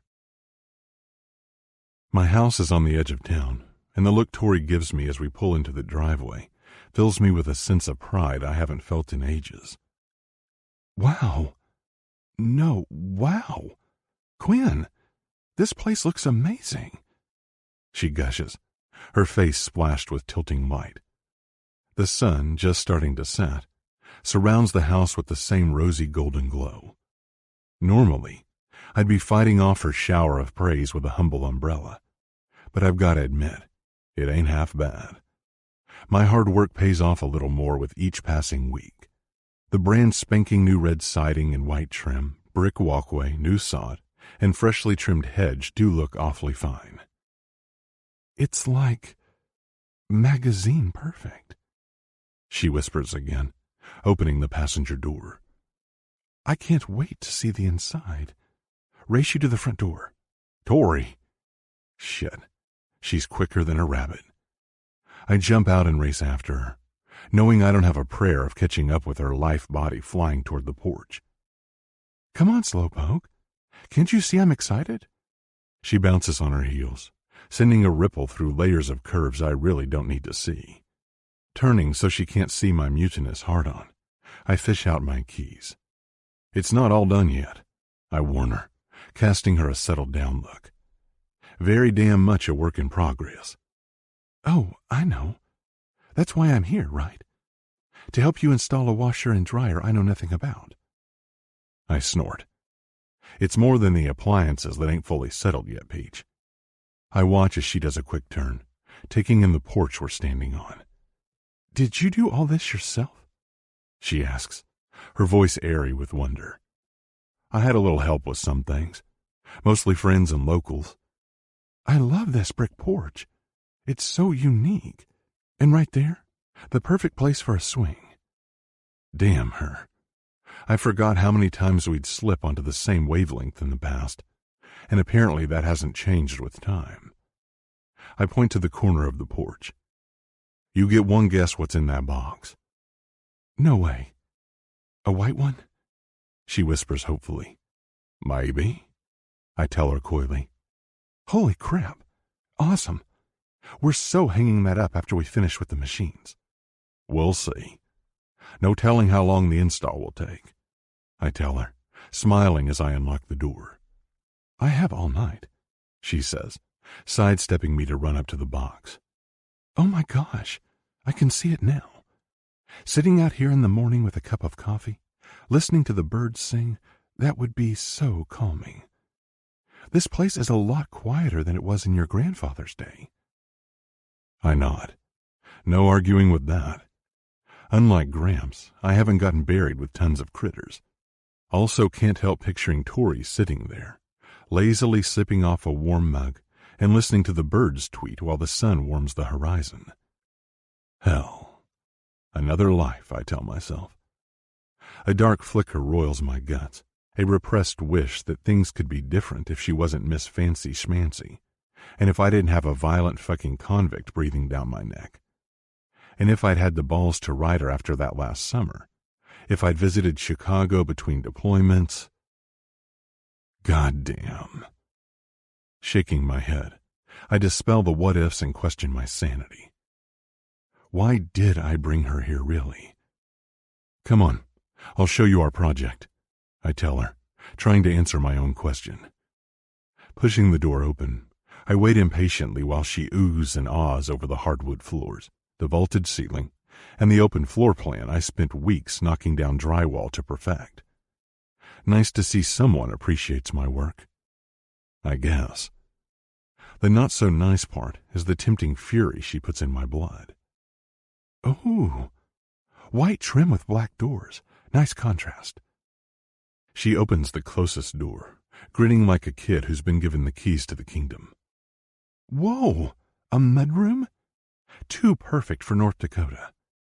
You really thought of everything, Quinn. It was just going to be a closet at first, but I decided to enclose the length of the wall instead. I tell her, forgetting how I whacked my thumb with a hammer and woke the devil with my curses on that little modification. Cute bench, cute cubbies, and functional hooks. She points to the door on the other end of the closet. Does that door go to the garage? Yep. With the garage on that side, I didn't like the idea of a door leading straight into the living room. I tell her. Did this place always have a garage? She asks. Thought I remembered Farmer Faulkner always parking his truck next to his tractor in the nicer weather. You're right. Gramps had it put on just a couple of years before he died. He finally got sick of the winters. She closes the door and steps into the living room. The kitchen isn't done yet, I warn her, pointing out the obvious on the far side of the room. Still have to paint the cabinets and finish off the island. She's staring with her back to me, transfixed like she's imagining what it'd be like to live here. Fuck. Not something she needs to imagine. Definitely not something I need to think of her thinking. It's an awesome start, she says softly, walking in to explore. I love the copper farm sink. What's up with the island, though? The top looks new, but the rest, it's almost like an old workbench.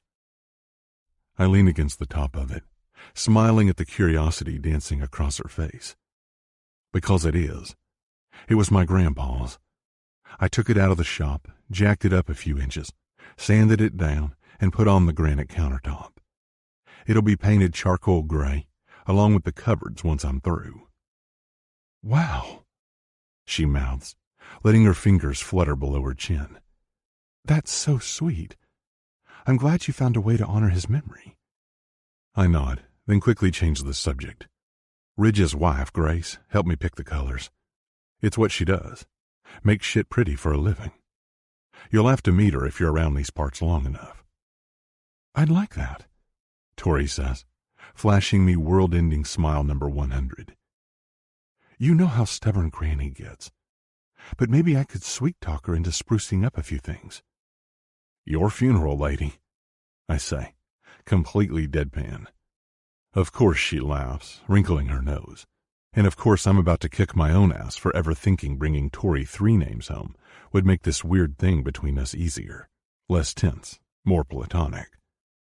Crossing the kitchen, I lead her down the hall that stretches to the back of the house. Now for the less glamorous part. The laundry room's back here. Hey, is that a sliding barn door?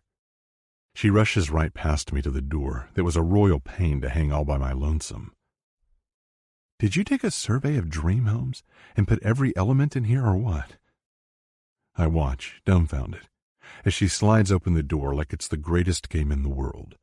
Then she somehow sees past the appliance boxes sitting there. What the? I thought you said it was barely finished. I see tiled floors, a full sink, loads of cupboards, and space. You really know your stuff, Quinn Faulkner, she says with an accusing laugh, turning to face me again. Yeah, well, it ain't finished, I grumble again, ignoring the awkward heat against my face. I don't brag about anything till the job's done. She laughs again. Oh, don't be ridiculous. This place will sell in a heartbeat. Or if you decided to settle in for a while... Selling. That's the goal. I cut her off, unsure what my endgame really is. I plod over to the boxes and slap the top of one. Washer here, dryer there. Both good Bosch models. Don't tell me they're white. She flinches slightly and scrunches up her face. All the character in this room deserves color. Nope. I grab a box cutter and slice open a box. Royal blue. Custom order. I stiffen as Tori applauds, a goofy grin plastered on her face. Glad to have your approval. Sorry. I mean, white would be fine. but the rest of the place just screams unique. I know you're not trying to get featured on a home shopping show or whatever, but yes, just yes. My dick twitches at the way she breathes it out. Come again, I ask. That blue shade is a dream, that's all. She pats her face, mock slapping herself awake again. Sorry, Quinn. I don't know what's gotten into me. I never usually get this excited over appliances. Neither do I. And I normally don't get hard enough to drive nails thanks to a strange woman in my house either. I'm glad I took Grace's advice, though. When she suggested I order a colorful set, I thought she was going overboard. But seeing Tori's reaction, shit. I'll either be thanking her or cursing the day I enlisted her help. Well, we'd better get started. I know you didn't just bring me here to drool over the place, Tori says glumly, shrugging like I've been the one holding her back from the grind ahead. Can't be that bad. Many hands, light work, you know the rest. I chuckle, handing her the plastic bag off the top of the washer with the manual and small parts. You read me the story of how Sir Falk slayed the washer dragon while I get this beast out of its box. I look away just as she casts me a glance that's equal parts amused and utterly fed up with my bull. What can I say? Screwing around with dumb jokes and teasing glances might be playing with fire, but I've always had a pyro edge. The next few hours are more fun than I've had in forever. With Tori reading me the right mechanical incantations, I'm able to get the machines hooked up and working in no time. Relief lashes my veins as I listen to that beauty purr. Tori insisted on testing them out ASAP, so I found a couple old jackets due for a cleaning. No surprise, my helper was just as adamant about assisting me with the porch swing. So I cave, my way of saying thanks for lending me a hand. Assembling the swing doesn't take long, not with her hands holding it up, standing opposite me while I plant the hooks. For just a second, my chest grazes her tits. I almost lose my grip with half the blood in my body plunging below my waistline. Fuck. It's a miracle I managed to finish the job without mangling anything, much less Tori noticing the tool with a mind of its own stretching my denim. As soon as it's secured from the porch ceiling, I grab us both a beer and we sit down, trying it out because the damn thing just has to be big enough for two. So what's next, Mr. Fix-It? Tori asked shyly, sipping her beer, cozied up against my shoulder. Far-off crickets sing to us while the silver stars twinkle above like tinsel. No other light around except the soft mellow orange glow of the porch lamp. It feels downright romantic, and that's the problem. Next? Ignoring the flash of devouring her mouth, then picking her up and carrying her upstairs to my bed, I take a long swig off my long-neck bottle. We could start painting the kitchen cupboards, couldn't we? She muses, elbowing me playfully in the side. I lean back, shaking my head at her as much as I'm reprimanding my own dark thoughts. Not tonight, girl. We're coming up on midnight. Gotta sleep sometime. Aw, you're just as much a night owl as I am. She takes a quick sip off her beer. Why not, Quinn? You have 2 more hands for free. Oof. You know it's fucking bad when just hearing about her hands sets me off. I can't stop thinking about exactly where I'd love to put them to work, and it's got nothing to do with this old house. Pushing off the floor with one foot, I make the swing move, staring down at my beer. Trouble is, that's an all-day job, and you've already helped plenty for one night. I like painting, and I'm pretty good at it, she offers. Really? What have you painted? My entire room back home. She laughs. It took me forever to finish it because of my dance schedule. It drove Mother crazy having the walls half finished for over a month. She likes everything just so. Leaning back, she takes another fast drink of her beer. Perfectionist to the end. Maybe we're not so different that way. I sense there's more behind her words. Almost like she's been molded in her mom's perfectionist image when she doesn't want to be. I want to ask, but I'm already in too deep. Working with Tori all evening has been a bizarre torture. A tease, a living memory, and a guilt trip in one. She smells too good. She's too damn delectable. She's sexy without even trying to be. Everything about her puts a fire in my balls like nothing else. I'm beginning to wonder if it's truly her, or just the unholy place my brain has gone, stuck on dirty thoughts about a friend I can't have. I'm not an animal. I can't betray her that way.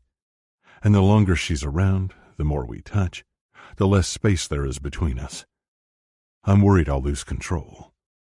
Take her in ways I shouldn't, and I'll fuck things up without meaning to. Hiding a sigh, I down my beer and stand. Better get you home before Granny shows up on her bike looking for you, Peach. Oh, she's not going to come looking for me here. She rolls her eyes. Probably not, but I don't want to worry her or piss off Granny Coffee. She's a pistol in this town. I hold out a hand. Come on, time to go. A heavy frown pulls at her face, but finally she sticks out her fingers. I take them to help her up. The moment she lays her hand in mine, frantic heat races up my arm. Call it cheesy as hell, predictable even. I don't fucking care. There's always been this weird polarity between us, and it's only gotten worse. Her touch resonates the same energy she had all those years ago. I'd stopped touching her much then. The more we grew up, even holding her hand. It was like being struck by lightning every time and enjoying it.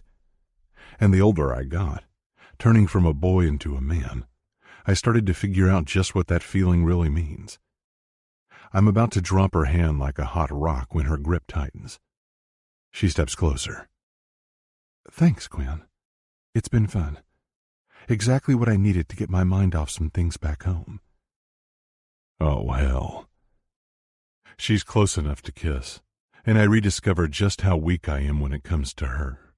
Because I'm fighting like mad to keep my lips to myself. Damn scared of what I'll lose if I slip up and put my mouth where it doesn't belong. No need to bullshit. Fumbling a step back like I've been shot, I say, "Whoever had fun putting in a washer and dryer?" I did, she insists, her pitch turning into this jittery, adorable squeak. Hanging up the swing and trying it out was fun too. I swear, I could lounge around on it all day. Damn her. Maybe it was fun, but I have more reason now than ever to keep things platonic, simple, and easy. Far more reason than I'd had even years ago. Then it was because she'd been so young and so different. This high-class creature who felt downright otherworldly to an Oklahoma farm boy. Now, it's because I'm a danger to her. My shit could hurt her, pull her in, and all over nothing she ever had anything to do with. It ain't fair. With easy talk over the town and old times, I drive her home, walk her to the door, and flee like the Dickens without touching her again, ignoring the hellfire pulse in my lips. Trust me, it's a major feat. An achievement I have to be proud of. Blue Smurf balls and all. Because the alternative is a whole lot more fucked up than torching bridges with my childhood best friend. I won't have an innocent, bright, vulnerable woman getting hurt on my conscience. Not again. Not after what that freak and his brother did the first time I crossed swords with the picket machine. After a somewhat sleepless night, because if I'm not thinking about Tori Three Names, I'm helplessly dreaming about her. I head to the police station to see if Sheriff Wallace ever had a chance to run the plate number on that thug from Oklahoma. I'd called him shortly after leaving Carolinas and left the info with his secretary. When I reach Main Street, though, I head west instead of east. I'm taking a short detour past Dean Coffey's place. It'd be helpful to have a list of places where his goats are being hired, just so I can check up on Tori. She's too frigging stubborn to call me herself. I don't even want to imagine what might have happened if I hadn't called her at Carolina's place when I did. With a list, I can keep an eye on her without her knowing it. That'll be better for me, too. Keeping space, not being up in her face for a few days. A cold shower hadn't eased the voodoo effect she has. Neither did an angry, gut-wrenching wank this morning. The guilt I'm feeling now jacking off to her was almost worth the release that turned me inside out. Hell. But it doesn't help one bit that we're both grown up and she's all woman. When we were kids, the age gap was like the Grand Canyon. Now, she's 26, and being a few years older than her ain't the issue holding me back from claiming that sweet ass. Her life, her safety is. A far better reason to keep us apart than our age did years ago. I find Dean sitting outside in his bathrobe, with a shotgun and cleaning gear leaning beside his chair. He's an eclectic guy, but that's funny even for him. I pull up and park right beside his mostly camo-painted Jeep. Painting cars was another gig he'd tried out last year. He'd quit just before finishing his own showcase vehicle. Go figure. "Morning, Dean," I say, climbing out of my truck. "Falk?" He gives a single head nod like he's been expecting me. His bushy blonde hair looks like it hasn't been brushed since his last cut, which was probably months ago, judging by the wilderness look. "Going hunting?" I plant a foot on his bottom step and lean a hand on my knee. "No." He looks up and shakes his head. "Just been sitting out here since about 2 this morning, waiting around." I frown. That's mighty strange even for Dean Coffee. "What's up? You in some trouble?" I ask. "I caught something prowling around the goats last night," he tells me, lifting a cup of coffee I'd bet my right leg is loaded up with Baileys. "Coyotes, huh? Heard a few other folks had trouble with them lately over at the Bobcat." No lie. They're wily enough to come this close to people when wolves usually won't. "I wish. This animal had 2 legs and drove a Dodge." "Shit." My spine stiffens. "What happened?" "Well, I was in the middle of a big bonanza marathon, having a few smokes when I heard a vehicle pull up. I figured it was just someone driving by, wanting to turn around, but then I heard a door close. Somebody was sneaking around on my turf." He stands up, thankfully holding his robe shut. "Here, I'll show you." He walks down the steps, and I follow him to the barn, where I recognize several goats in their corral, including Hellboy with his typical wicked flash of teeth that looks too much like a grin. "What'd your intruder look like?" I ask, wishing like hell I didn't have to. "Don't know. It was too dark, but I got a footprint. Over here, in the mud by the water spigot. It leaks a lot, and the bastard stepped right in it the second I fired a warning shot in the air. He took off, running for his truck." I nod, trying not to let the tension turning me into a statue show. Most places I've lived, a gunshot in the middle of the night would get reported to the sheriff. But here in Dallas, the neighbors deal with coyotes and the rear cougar after their livestock regularly. "You said he was driving a Dodge?" "Yep, I'm sure of it." Dean sniffs loudly and spits into the corner. "Probably some desperate punk looking for something to steal for drug money. Those sort of bandits come and go like the wind. Didn't bother reporting it to the sheriff." "What did the Dodge look like?" I ask, pressing him harder. He turns his head slowly, stroking his chin. Dunno. It was parked on the other side of the barn and took off in that direction. Think it was missing some paint." "And you're sure it was a Dodge?" "Didn't need to see it, man. I heard it. Cummins engines have a rattle like no other when they're wearing down. I'd say it was a mid-90s model, maybe. Rusted and banged up. Typical goddamn meth-mobile." Damn it. Exactly what I feared. He just described Marvin's truck. That asshole didn't heed my warning and scram like I told him. Instead, he's following up, tracing the Rent-A-Goat name on the trailer back to Tori and her uncle. "You got my number?" I ask, catching Dean's eye. He flashes me a bewildered look. "Huh? Yeah, I think... Is there a reason I ought to keep you on speed dial? Still got your eye on my niece? He chuckles and I pinch my jaw. This town. Seems like I'm never going to stop catching shit from the many, many people wanting Tori and me to be a thing. Listen, don't tell anybody. But Grady said he's seen some oddball characters creeping around Dallas lately. I tell him, not dropping the hint it involves me. What? Like that funny business a year back before Ridge and Grace tied the knot? When he told us to keep an eye out for reporters, and it turned out to be some mobster jackasses and his goons? Dean scratches his cheek, stubby fingers raking stubble loudly in the silence. Not quite like that, but yeah. Keep your eyes peeled. And if you won't call Sheriff Wallace, call me if this snooping ever happens again. For a second, he's frozen. Then he looks from side to side quickly as a big, goofy, entirely Dean grin eats up his face. Aw, wait. Is this some PI thing? Or even bigger, Falk? He leans in, still grinning like he's holding on to this wild secret. I heard you used to be a Fed, dude.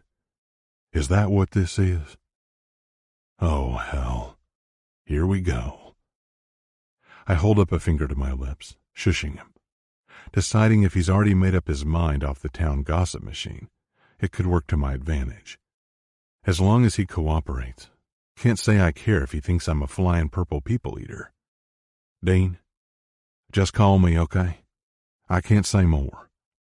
I mutter low, leaning toward his ear. It's classified.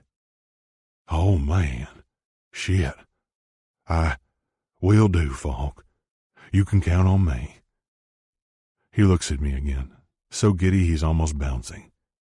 If only the rest of this were just as easy as getting Dean Coffee baited and worked up. I have to follow up on that Marvin asshole today, before he comes prowling around this place, or anybody else with coffee in their name. 7. Goat it together. Tori.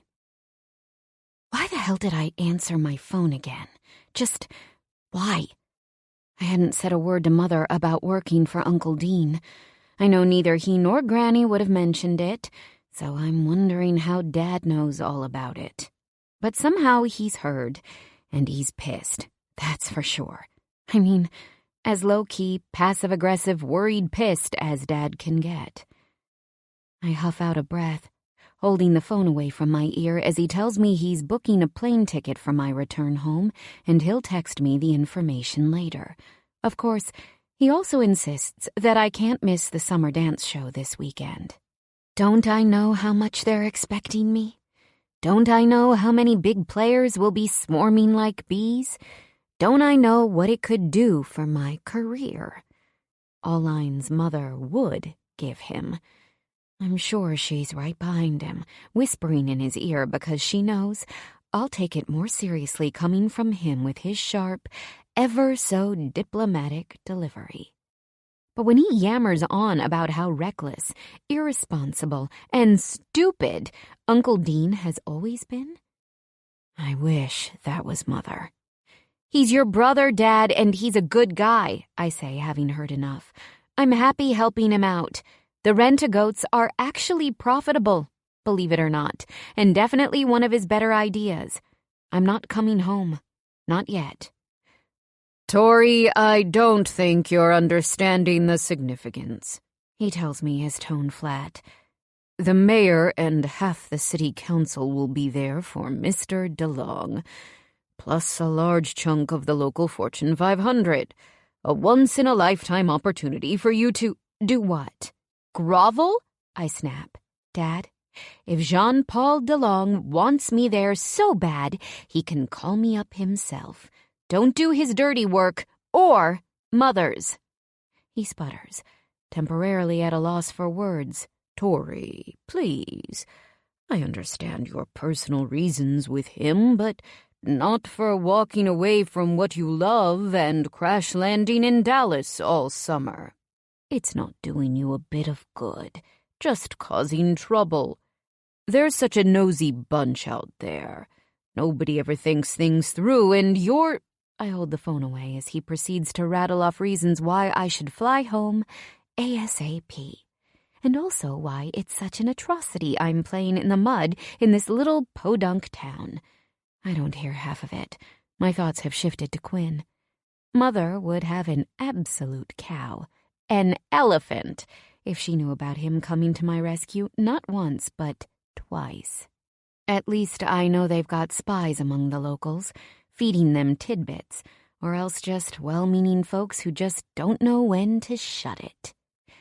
Whoever told them about me working for Uncle Dean could have also mentioned my dinner with Quinn last night. But I guess the fact that Dad hasn't brought it up yet means I'm temporarily safe from best friend dating drama. Dad, I interrupt his rant while he's dumping reason number 13 why I need to think of my future. I have to go. Granny and I have plans today. Love you. Bye. I hang up before he can chew me out. Spoiler, we don't have plans. None that I know of, anyway. Which could change any second with Granny. But honestly, I like how she rolls. I adore spontaneity. I enjoy the fun I've had since coming here, without stressing about my blown-out knee or my chasm of a future or my asshole ex, who also just so happens to be my key back into the dance scene. Sigh. I'm over being told what to do 24/7. That's been the story of my life, long before Madeline decided to, literally, kick me in another direction. That's what I'd told Quinn last night, too, in my own way. Mother has always wanted everything to be perfect, especially me, her only golden child. I'm tired now. So sick and tired of trying to live up to everyone's expectations, namely my parents. They want me dancing again as soon as possible. They also wanted me to marry Jean-Paul at one point, a possibility that makes me violently retch and reach for my glass of water. Mother was pushing Jean-Paul for years, even back when I was actually interested in him. He was older, cultured, moneyed, and fit.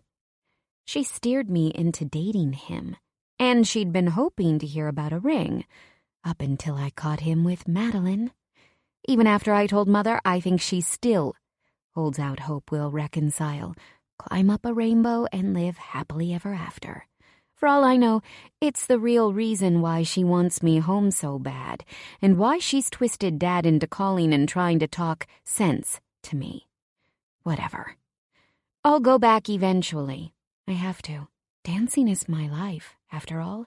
And even if I'm too messed up to ever be on a stage, I'd love to find another job in the industry. But I don't have to kiss and make up with Jean-Paul. I don't have to beg. I damn sure don't have to meet him again, unless it's to deliver the resounding slap to the face the cheating prick deserves. My palm itches at the thought. Then I flump back against the chair, wondering what I'm doing. Maybe my parents have no right to pull strings on my life, but they aren't wrong to wonder. I can't even answer the question myself.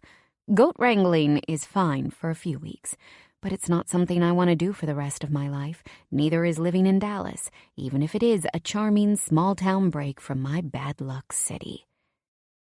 "Are you off the phone?" I get up and open my bedroom door, peering out. I can't see Granny, but her voice carries through the house like nobody's business. "Now I am," I call back, raising my voice to reach her. "Oh, good. Get your crap together and let's go," she calls, jiggling her keys loudly on their chain. "Huh? Go where?" "Shopping, dear. Don't tell me you just woke up." I smile, shaking my head. She's already 10 steps ahead of me as usual. With a quick stretch, I grab my purse and leave the bedroom, finding her waiting impatiently in the kitchen. "What now, Gran? I thought we had plenty of food here." "I need to get out and stretch my legs. You need a new outfit for the rodeo. Imagine that," she says matter-of-factly. "Rodeo?" I echo. "Yup." She opens the door to the garage. "The big one's coming to the county fairgrounds this weekend. You'll love it." Will I? I rub my eyes, seriously wondering if this is some fragmented dream. Nope, just typical stir-crazy Granny. Hey, wait. I follow her into the garage and shut the door. I never said I'm going to the rodeo. What? You mean to tell me Quinn didn't ask you last night? Oh my God. My face wants to melt right off under her appalled gaze, and I swipe a hand over it. No. Don't even think he's going himself, I say with a shrug. He's a busy guy. Oh, hush. No one's too busy to miss the biggest shindig all summer. She hands me a bike helmet. He will. Just you wait and see, and you'll be ready to make that boy see stars. I'll say no is what I think you mean. Helmet on, she laughs at my hilarious not joke while opening the garage. What's so funny? I put on my helmet, angrily adjusting it. We're friends, Gran. Nothing more. And last I checked, we're not joined at the hip either. We both have lives. Such a shame. You ask me, you could use less complaining and more kissing with the Faulkner boy. Now close the door behind us, dear. Holy hell. I pretend I didn't hear that as I follow her order. She pushes the bike out of the garage before I shut the door and climbs on, waiting. Once the door shuts, I get on behind her. So I heard from Dad, I say, desperate to change the subject. My parents want me home soon. It's the summer show, the big one where our group showcases new techniques for all our big donors, apparently. And you told them no like a sensible young lady. Wonderful, Tori. I'm proud of you for that. I snicker into my hand. Geez, Gran, were you listening through my door? I'm not even offended. It's Granny. Oh, these old ears just hear whatever they want to sometimes, and I didn't want to interrupt, just in case you were yakking with someone important. Flashing a wicked grin at me over her shoulder, she says, Okay, now, ready? On 3. With a sigh, I put my feet on the pedals. That's how we get the bike going. On her count of 3, we both start pedaling. It's taken practice for us to get the timing just right, but we're quite the experts now. As soon as the bike lurches forward, we zoom down the driveway together, the wheels completely stable beneath us. Rodeo or not, I don't need new clothes, I tell her firmly as we bike up the street. Yes, you do, you little whiner. You've had enough fun wearing my old outfits because your Chicago wardrobe didn't come with anything fit for Dallas. Head down, she pedals onward, pumping her tanned legs, the spitting image of a bicycle pro. I'm thinking a white shirt with fringes and rhinestones. It'd suit you good, she says, huffing for oxygen between words.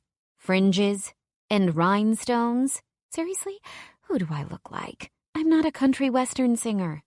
Ah, what might have been, Gran clucks. You'd have made a fine one if your lovely mother was just as obsessed with country music as she is with ballet. I smile because she has a point, and before I know it, we're at the classiest little fashion boutique in town. I end up finding a white shirt with silver pearl snaps, white fringe, and yes, freaking rhinestones.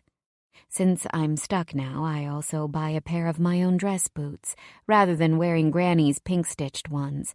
A pair of black jeans gets added to the bill to round out the ensemble. I'm ashamed to admit, I love the clothes more than I should. Even the gaudy rodeo shirt Granny almost staples to my skin. After we get home, I head out with Owl to check on the goats we'd delivered this morning, starting with a quick, supervised job at the rental properties to clear out the weeds. Thankfully, no sign of Carolina or trouble. Since then, we've divided the tribe up on a couple small jobs they're working simultaneously. The first place we stop at belongs to a young couple, where the goats are busy clearing out a fenced-in area for their sheep. As we pull in, the husband and wife are standing near the barn door, giving friendly waves. The building needs plenty of work, but I can see these two turning the place into their hobby farm dream in no time. "Hello, hello! the wife shouts. She's a petite woman with curly black hair. "Morning, folks." Owl leaps out behind me after I park. "Just stopped by to check on our friends. How are they doing?" "Hungry little guys. They're doing fine, though," the husband answers, leading us toward the barn. He's tall with a shaved head. "Until a few minutes ago, I guess. We heard a big crash and ran out here. They knocked down the back door and now they're all inside the barn." Oh, crap. I'm so sorry. I glance up at the blue sky, noting a thick cluster of clouds on the horizon. I should have known. "It's going to rain," I say flatly.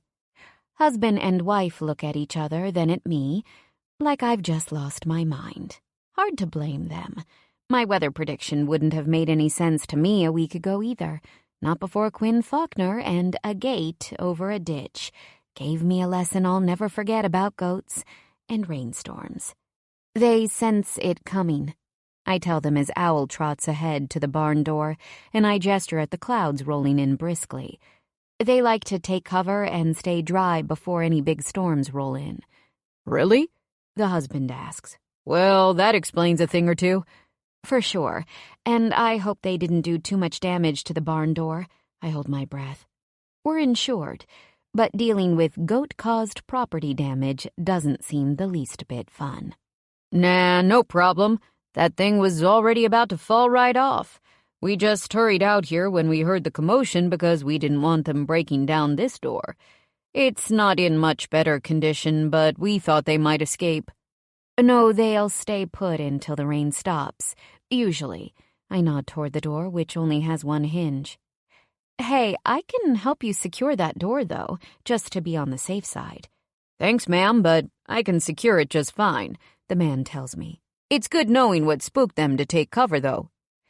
"We'll keep that in mind if we ever get our own herd one fine day," his wife laughs. "We're learning more about real-life heartland farming every day. We did our time on the organic farms as woofers in Hawaii, but this is pretty different." "I'm learning too," I admit. "So, besides breaking into the barn, did they clean everything up?" "They are doing great so far. Looks like they have a little left, but you can leave them overnight if you want. The kids love watching them, and they're pestering us to get a couple of our own once we're ready for some animals." The woman smiles at the man. "If we left it up to the kids, this place would be like Noah's Ark." Her hubby nods. "I'm gonna grab a hammer and some nails before the rain hits. Thanks for stopping by," he tells me. "We appreciate it." "Call if you need anything or have more trouble with them," I tell him. After visiting with the woman for a few more minutes, I whistle for my dog and we leave. My mind shifts to the other goats as the rain picks up, hitting the windshield in fat waves. The ones back at a rental cabin have trees to gather under, but the farmer with the empty lot worries me. I'd left him 3 goats, and he'd just had an old corn crib leveled, leaving almost nothing except overgrown brush and weeds. I give him a quick call. Fortunately, the man tells me they're just fine after taking shelter in an old storage shed with a tin roof. While we're talking, I think about the clothes I bought this morning and if I'll go to the rodeo. I'll never hear the end of it from Gran if I don't, but I also wonder, would Quinn ever ask me on a real date? It's silly. I don't even know if he's a rodeo kind of guy.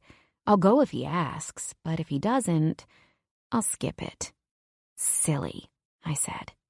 And it's extra silly that he's stuck on an endless loop of handsome enigma in my brain.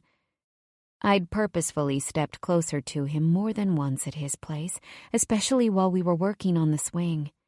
If he was interested, let's just say he had ample opportunity for a kiss.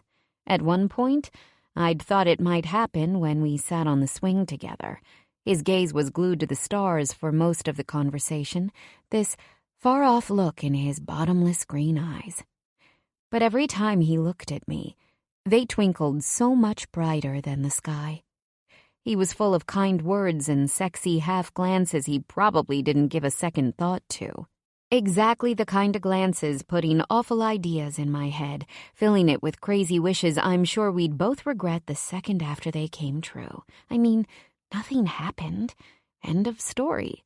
In fact, when he'd dropped me off, he couldn't seem to get away fast enough. I should be glad he's always been the careful one. Guess I'd better face the facts, I tell Owl. He's interested in being friends for old time's sake, and it's probably for the best, right? Owl turns his head and stares at me with big, dark almond eyes, his monster of a tongue rolling out. Quinn, I clarify. He's not interested in wagging his tongue like you are, as much as I might wish it was different. It's not. Tell me I should be happy? I'm not a casual fling kind of girl. That isn't why I'm here. Despite what Granny thinks, that won't solve anything. It'd just make my life a whole lot worse. Owl lets out a single loud yip. I turn the corner and head up the same street that veers off toward Carolina's rental house and the empty lot we finished this morning. It's raining harder now, a proper shower, and I click the wipers up a notch. I really hope the goats are okay at all three properties. There's no telling what Hellboy might do if he gets antsy or scared. He hasn't done anything curse-worthy since the Buttgate incident, but that doesn't mean he's earned my trust. Between the wipers swishing across the windshield, clearing away the drops, I decide to turn down the street and drive by the rental houses. If I can confirm that ratty old truck belonging to the gross guy with the gun is gone, it might set my mind at ease, and Quinn's, too. As soon as we're going past, I notice a pickup in Carolina's driveway, but it's not the beat-up truck from yesterday. A blue pickup I know too well. Quinn's. What the hell? My heart doesn't know how to react. My brain starts rifling through reasons he'd be here. More trouble with the man he confronted? More shady business he's scoping out? More interested in that skank than he let on? No way. I can't believe he's the least bit into Carolina. But why else would he be here if it isn't trouble? A nervous twitch in my belly makes the decision for me. I pull over on the side of the road so the trailer isn't blocking the driveway. Ignoring Quinn's truck, I scan the empty lot. Nothing seems too out of the ordinary. It's the same quiet, melancholy-looking old house with a few pieces of junk on the porch and spilling out into the front yard. No different than yesterday, really. I should be satisfied and leave to go check on the other goats, or at least call the clients. Shuffling back to the truck, I get in and grab the keys, but someone steps up to the passenger door, just a silhouette in the rain. My heart shoots into my throat. Wait, Quinn. A hiss of relief slips out as I hit the unlock button. "Jump in the back, Owl," he says, opening the door.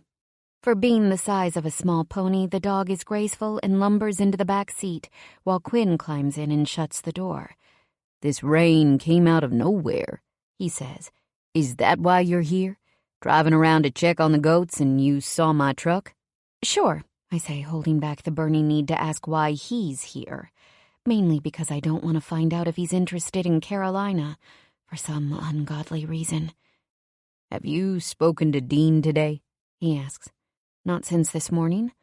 "Why?" "Damn, I thought he'd mention it." He huffs out a breath. "Well, I stopped by his place this morning." Noting a harshness in his tone, I shift in my seat, studying his features. The worried frown lines etched on his forehead. His chiseled jaw looks like it's about to crack. The tension makes me shiver. What's wrong? Is Uncle Dean all right? Did something happen? I try to keep my voice soft, anything to soothe the beast staring at me. "He's fine. And yes, something happened." He looks at me with eyes of dark emerald, secretive and stern. "You're scaring me, Quinn." His death stare eases just slightly. "Look, I'm sorry, Peach." He slowly sighs. "I stopped by to talk to Carolina, but she ain't home. Or else she isn't answering her door. Figures." "What does that have to do with Uncle Dean?" I'm genuinely confused. "Turns out some clown in an old Dodge was sneaking around your uncle's place last night. Dean was watching TV when he heard noises and ran outside with his shotgun. He sat out there till morning waiting for trouble." He stares at his truck in the driveway. "I think it was that low-life chicken shit who was staying here. so I stopped by to see what I could learn. Who, that Marvin guy? Joker tattoo man? He nods. Marvin Heckles. That's his name. I've been digging into his background. And? I shake my head. Why would he have been at Uncle Dean's? Trying to make a connection between you and me, Quinn growls. I was afraid that I hadn't seen the end of him. But don't you worry. The sheriff's on the lookout for his shitbox Dodge, and I sent Drake Larkin over to your uncle's place. Told him to keep it quiet and friendly so Dean doesn't raise a fuss over involving the cops. Drake's helping put up some surveillance cameras in case anyone comes sneaking around again. Same ones he used to help Bella once, and then loaned to Ridge last year. A chill knifes through me, and not from the rain still pelting the windshield. Okay, and what aren't you telling me? He freezes, those green eyes glowing like brilliant jade. Peach, Don't you dare hold out on me, Quinn Faulkner. I know there's more. You're barely a better liar than I am. For a second he pauses, then lets out a soft growl through his faint smile. Heckles is a snake. From Texas, originally. He's got a nasty record. A string of crimes. Mostly petty thefts and drug dealing in Oklahoma, where he did some time and picked up that shitty tattoo. The same prison as that guy you put away? Just like you thought? Unfortunately. And now I'm sure Heckles isn't working alone. That's why I wanted to talk to Carolina, pick her screwed-up brain, find out where she snagged him, and whatever else she'd tell me. Dang. I must be a sick person for ever thinking he came over here for anything besides that. But knowing he wanted to chat up Carolina about the thug makes me happy. Maybe Dad was right. I'm only causing trouble by staying here, getting myself worked up over nothing, stressing over a crush I swore I squelched years ago. And now I'm chasing ghosts of butterflies and getting up in his very serious, very dangerous business. Would it be better for everyone if I was back in Chicago? What should I do? I wonder out loud, biting my bottom lip. There's no reason they'd want to hurt you or any of your kin, Quinn says, reaching over. Don't worry, Tori. I'm not going to let this bastard chase you home before you're ready. My heartbeat stalls as his fingers touch my chin, gently tilting my face up, right into the storm of his eyes. Can he read my mind? The fact that I'm even asking the question tells me I'm off my rocker. They only want info on me. They'll want to keep it clean and quiet, and getting tangled up with anybody else complicates that, he says, dropping his hand but keeping that bright-eyed gaze on me. And what will they do with that info? I whisper, my hands gripping my thighs. Sell it. I do a double take. Sell it? What do you mean? That's how shit works in the prison system. Everything has a price, and you can bet any man who's currently locked up looking for intel on me is willing to pay through the nose. Just then, a rusty old car pulls up in the driveway, and Carolina gets out with a sneer on her face. Sweet. There's Miss Congeniality. I have to go, Quinn says, opening his door. See you later, Peach. My insides do a weird somersault as I watch him walk up to Carolina, and again when he fights her off after she tries looping an arm through his. Then, with a quick glance over his shoulder as if to say, I've got this, they head for her house. 8. Just Goat Real. Faulkner. 3 years ago. He's a freak of nature. But then, as I'd learned soon enough, both Pickett brothers are. Across the table, Jake Pickett towers over everyone, even sitting down. I'm a tall man myself, and so is Ted Good, the senior police investigator at my side. But we're nothing against this titan in a suit that must have cost a fortune to custom tailor for his size. He's over 7 feet tall, tattooed hands with fingers so long they look more like ropes. A set of harsh eyes set deep in his head, more like a hawk's than a human being's. Now I know how David felt facing down Goliath. Only in this case, Goliath has one hell of a lawyer. If only he'd let him do the talking. Jake, please, if you'd allow me to talk to them like we agreed. Shut the fuck up, Jake snarls, whipping his face around until the ant of a lawyer sinks into his chair. Then that harsh gaze is on me again. Listen, Fed, I haven't done shit, and I know you know it. If you had anything on me, I'd already be in handcuffs. I came here as a courtesy. I look at him coldly, wishing like hell that were the case. Of course. Your lawyer, Mr. Tweedy, kindly responded to our information request, hoping to clear your name. I say, folding my hands, leaning forward into his I will kill you stare. As you know, Oklahoma City police have arrested a number of laundromat owners in the area this past year, with evidence of illegal weapons deals and large caches of methamphetamine. What's curious is this. Your name comes up as a repair contractor for all 6 businesses. However, considering their accounts omit any references to receipts paid to Pickett and Fix-It appliance repair, we're wondering how that works. Objection. Tweedy sits up, stiff as a board. My client overpaid his taxes the last 3 years, as the returns show. There's hardly anything suspicious about messy bookkeeping for a man as busy as Jake Pickett and the fine establishments he services. So I'd argue the non-existent receipts, invoices, or whatever paperwork you're looking for simply isn't relevant. Prick. We're also wondering why trucks registered to you showed up overnight on cameras at several of the places, and pretty darn consistently, too. Ted, the investigator, says at my side. Just how often, Mr. Pickett, do laundry machines need servicing? I turn slowly. I'd expected Ted to save the real gotcha question for the end, like we'd discussed. The fact that he's dragging it out into the open now seems risky. Still, I nod firmly, playing my favorite role as bad cop. Pretty damn often if they're as old and shitty and run down as the units around here. You boys stupid or something? Do you know how many loads those places handle every single day?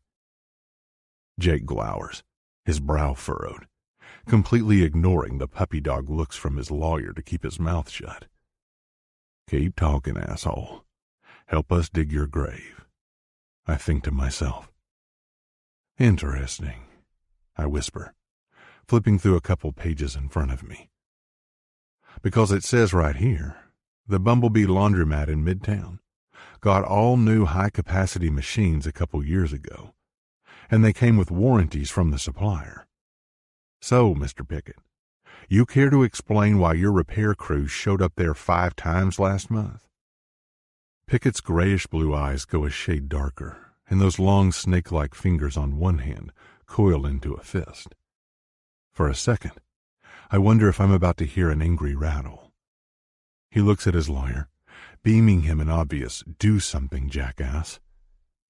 Gentlemen, I believe my client prefers not to be badgered over minor details of routine business operations without his records in front of him.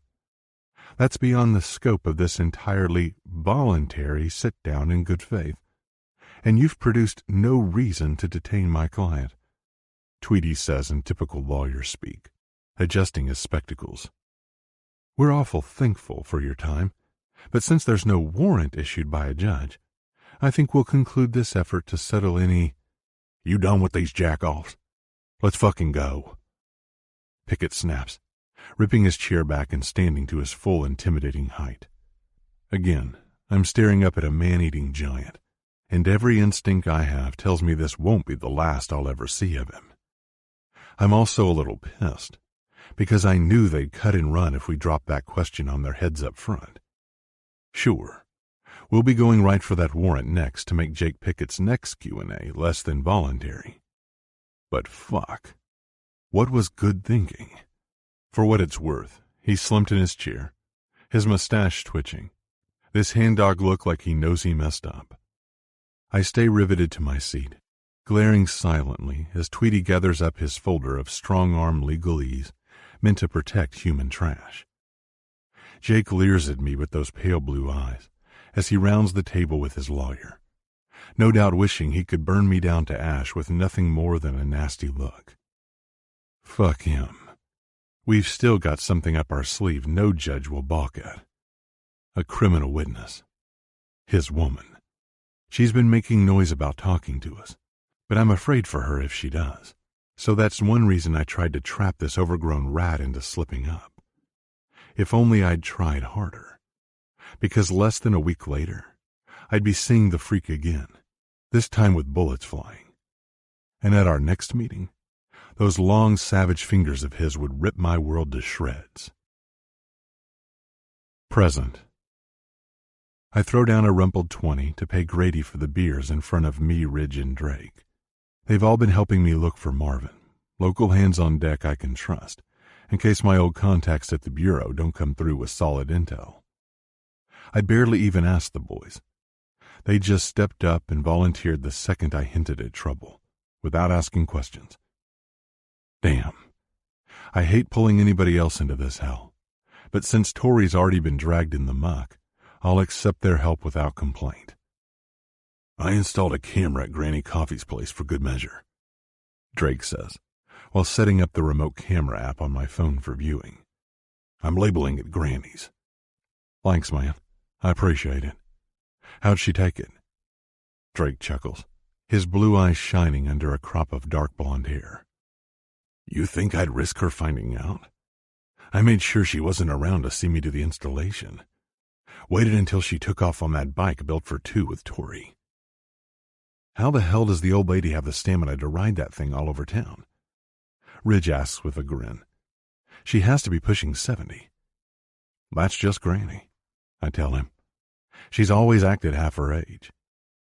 She looks like it too, Ridge answers. For a senior, she's fit as a fiddle. Shit. If I ever need a sassy old ballbuster in one of my films, I'd consider casting her. I can't help laughing at the thought. Since he's back in Hollywood part-time for what he swears will be his last big acting run, I think he might be serious. That might bring you more trouble than it's worth. Her brain's still sharp as a tack. She tells it like she sees it and doesn't worry about the bruises. We all get a chuckle out of that. Some of the truest words ever spoken in this bar. Then Grady's expression flattens behind his dark beard. So you're convinced this Heckles prick is some kind of spy? He's looking to sell info on you to Bat Pickett? I nod. That's the only reason for him to have come here asking, and then snooping around Dean Coffee's place. You said that beat-up truck was here a couple times. Grady nods. Can't forget that shit. Thing left a pile of rust I had to sweep up from the lot. Clue us in, Falk. Who's this Bat Pickett dude anyway? Ridge asks, taking a long pull off his beer. As soon as he heard I'd asked Drake to put up cameras at Dean's place, Ridge called and said whatever it was, he was in. The man can't help returning a favor. He won't take no for an answer. Fine. I'd done my job enlisting the feds to help him with some demons chasing down his wife and father-in-law. It's been a few days, and there hasn't been hide nor hair of Marvin Heckles anywhere in Dallas. Carolina didn't know shit either. She shrugged off my questions, and the minute she started trying to pull down her leopard top to flash those fake-as-hell tits, I was done. What else is new? All I got was the fact that she'd picked him up at a dive bar out by the interstate, a couple towns over, before they came back to the Bobcat. Bart Pickett, a.k.a. Bat, is a good-for-nothing drug dealer rotting in an Oklahoma prison, I say, angrily inhaling my beer. Trouble is, he's got bad money buying good lawyers who'll sweet-talk their way to parole. He won't stay locked up forever. You put him there? Ridge asks, sitting up taller. No. I take another swig of beer. Anything to do with the witness protection program is technically classified, but I can tell him the gist of the story.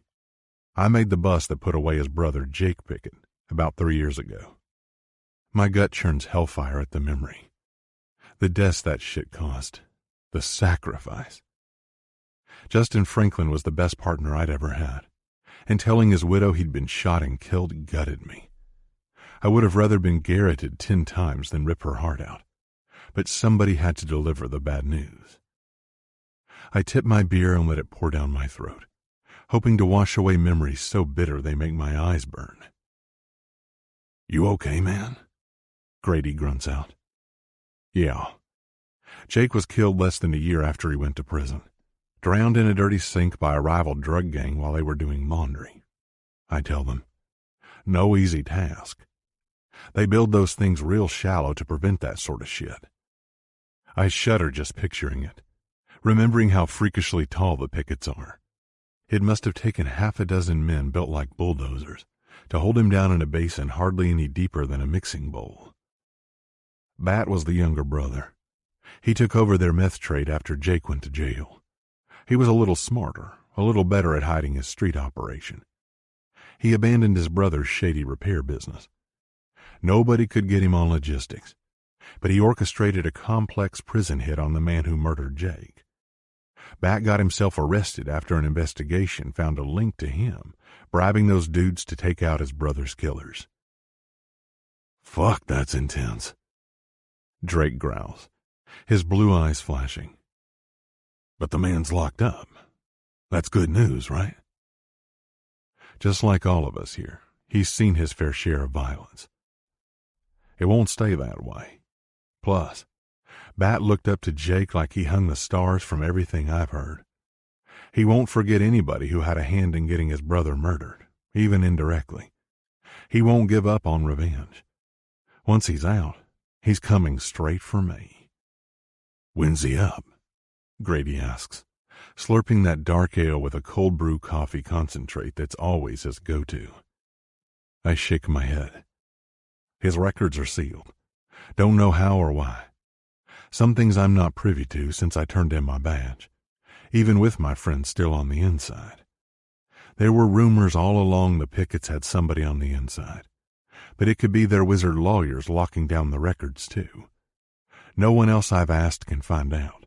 Since Bat's got men fishing after me, he must be up soon. Could be a month from now, or maybe a year. "Sounds like he's so shady he doesn't cast a shadow," Drake says, stretching his tattooed arms out in front of him.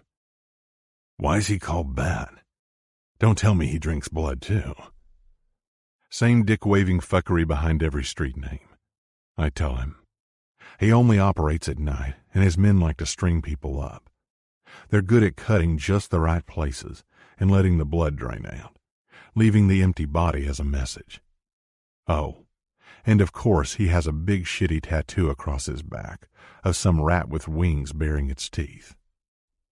Jesus. Ridge groans into his hand.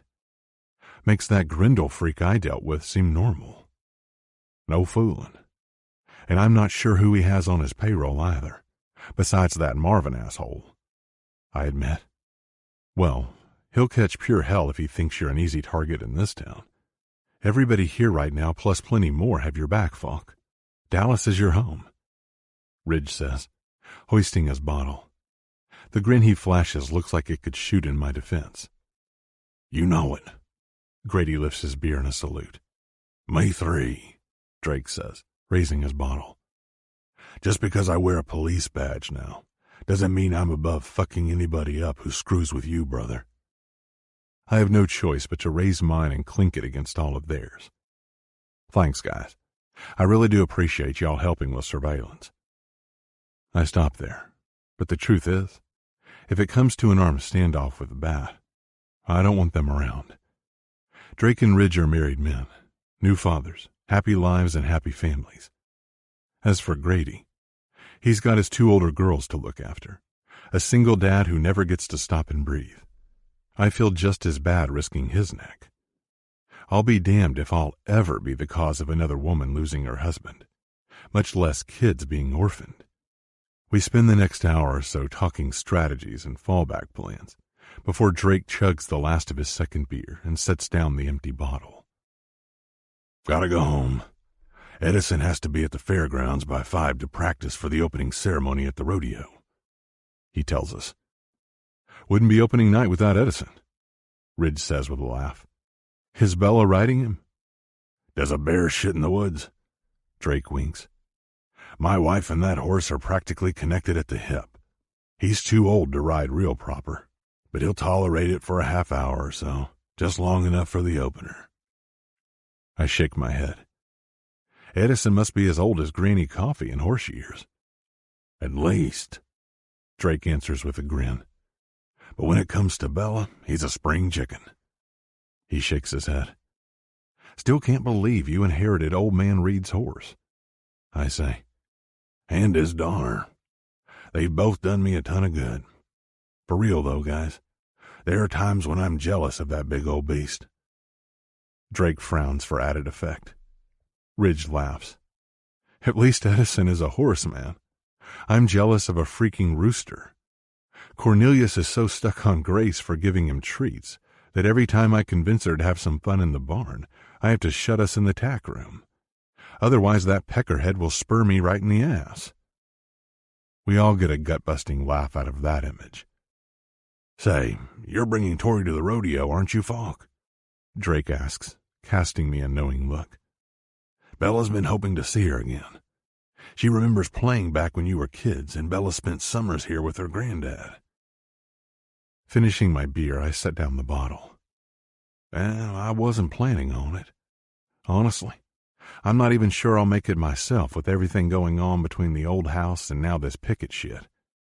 I'm not just feeding them a story. I've worked hard, damn hard, the last few days to stay away from Tori and do some real work. The schedule I'd gotten from Dean lets me keep an eye on her from afar, without her knowing it. Another strange hell. Seeing her but not talking to her, not touching her, not catching her smile, not since that day at Carolina's. It's torturous. Almost as bad as how I'd looked into her eyes, feeling drawn to her lips, hating how I had to settle for my hand grazing her chin. If it was any other rainy day with both of us shut in the truck, I swear to all that's holy I would have. Dude, you have to come to the rodeo and bring your girl too, Ridge says, interrupting my thoughts as he sets his empty bottle down with a frustrated thump.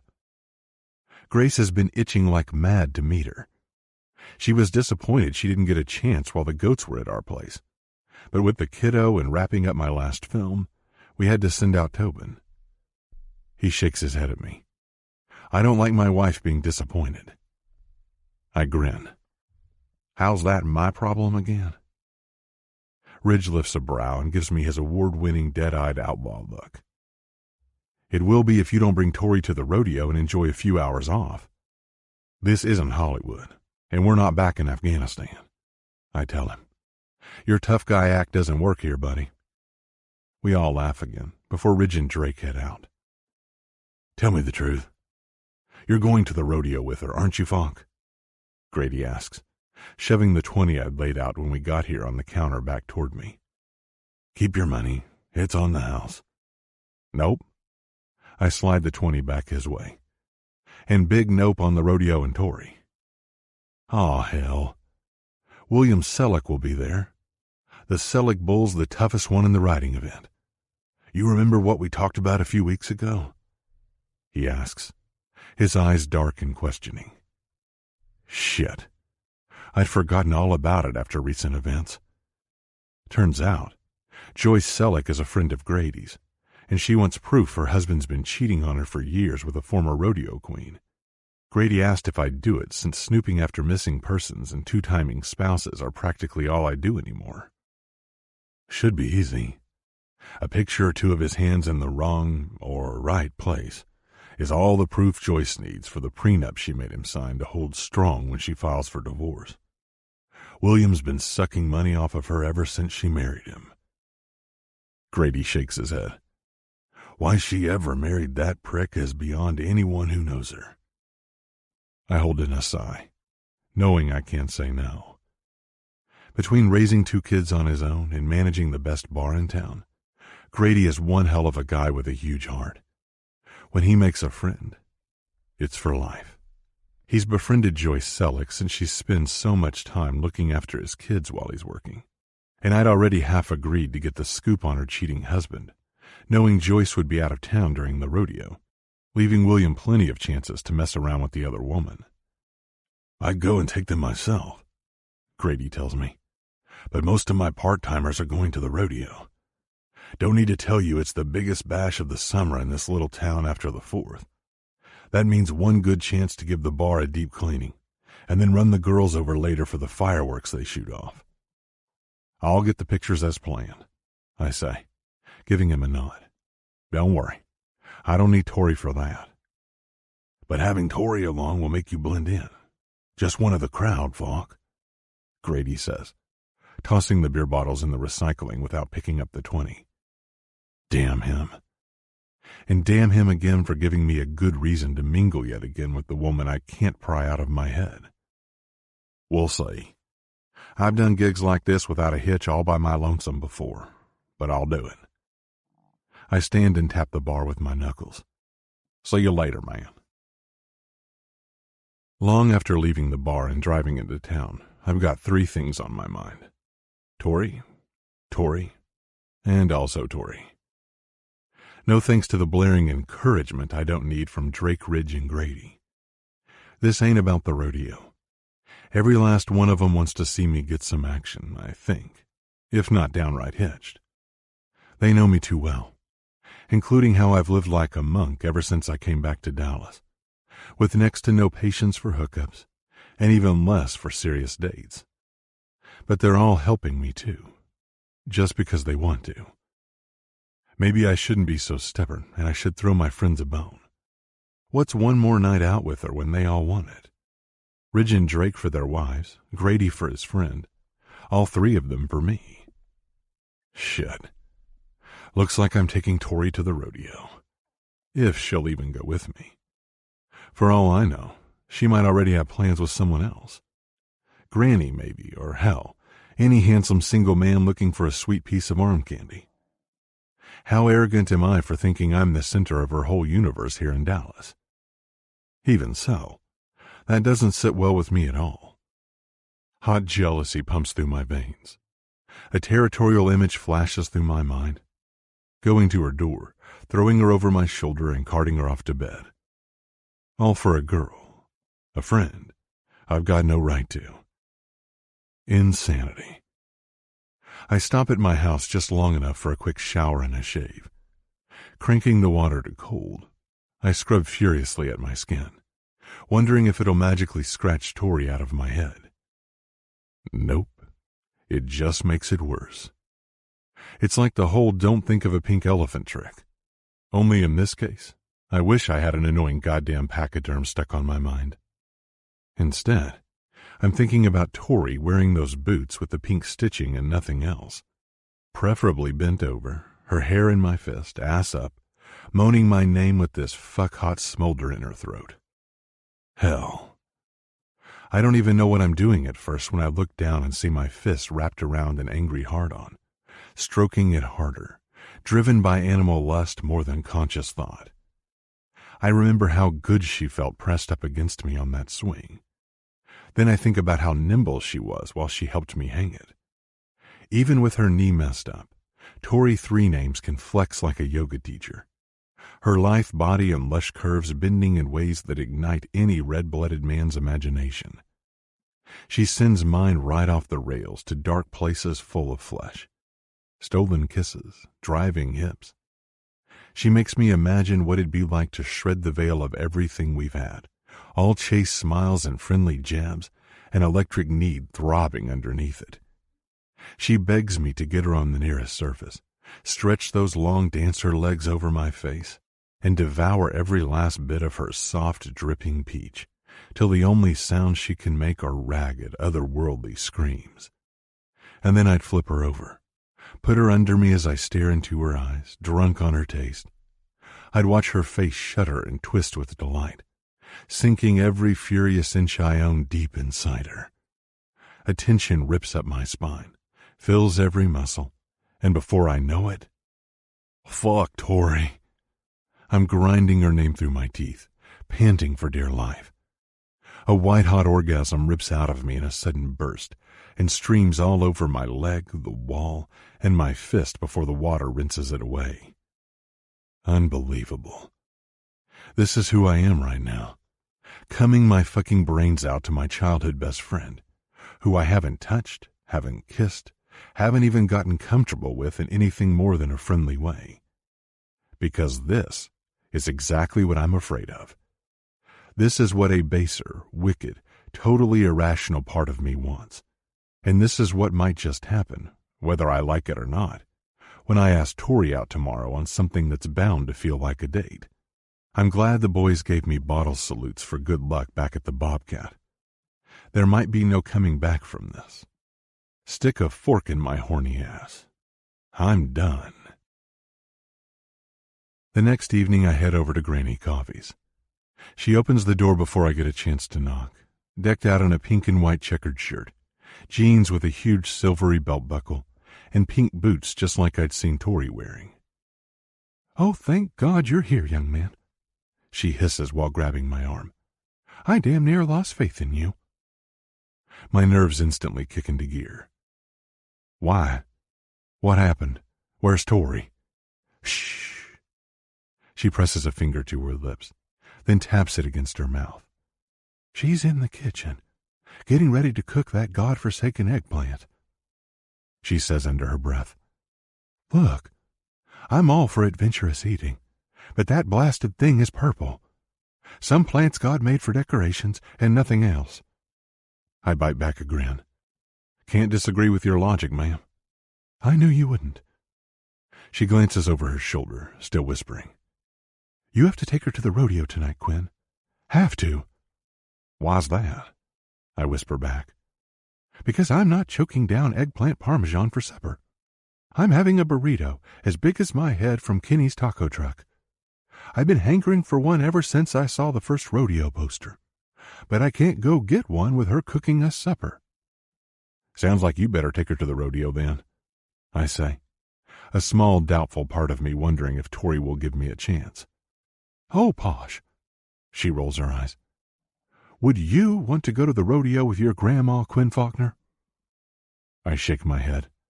"Granny, anyone who rides around town on a bike built for two with their grandma won't mind going to the rodeo with her." "Truth be told, I bought that bike to help exercise her poor knee. That first week of riding damn near killed me. But if you tell anyone that, I'll deny it till I'm blue in the face. Now come along." Looping a hand through my arm, she pulls me farther into the living room. "Tori, dear, you have a visitor. Quinn's here to take you to the rodeo tonight." "What?" Tori yells from the kitchen. "What the? Did you text him?" Granny looks up at me and whispers, "Delete my text." "I didn't get a text from you," I whisper back, confused. "Huh?" She takes her phone out of her back pocket and starts punching buttons like a teenager. "Oh, damn. Looks like it didn't send." She frowns, then grins as she pockets the phone. "Of course I didn't text him, Tori. He came freely, and he's of sound mind. So get your butt out here," she calls. Tori comes around the corner just then with wide blue eyes. "Quinn?" She looks at me and frowns. "What are you actually doing here?" "Granny's right." I step forward, throwing her an easy smile. "I came to see if you wanted to hit the rodeo. Biggest night of the summer. Didn't you get my text?" "Weird. No, I didn't get a text from you." Tori eyes me critically. "Shoot. Maybe I forgot to hit send. You know how these phones are." Granny snickers as she walks over and grabs Tori's arm. "Go put on your shiny new outfit. We bought it special just for tonight. I'll serve Quinn a glass of strawberry rhubarb wine while he waits." Tori's face flushes red and she looks down, an adorable wrinkle of confusion across her brow. "But I just cut up the eggplant," she says quietly.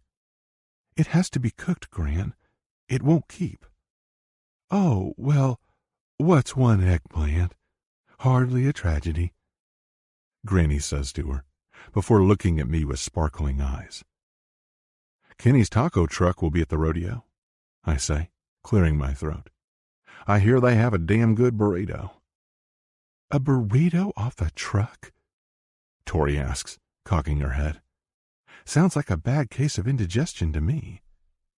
Would you forget eating like a bird for one day? I have some Pepto-Chewables in the cupboard you can take with. Granny stomps over and pushes Tori into the hall. Go. I'll get some for you to put in your purse while you're getting ready. I should feel sorry for Tori being forced into a rodeo trip, but the excitement of spending the evening with her and saving Granny from a miserable dinner wins out.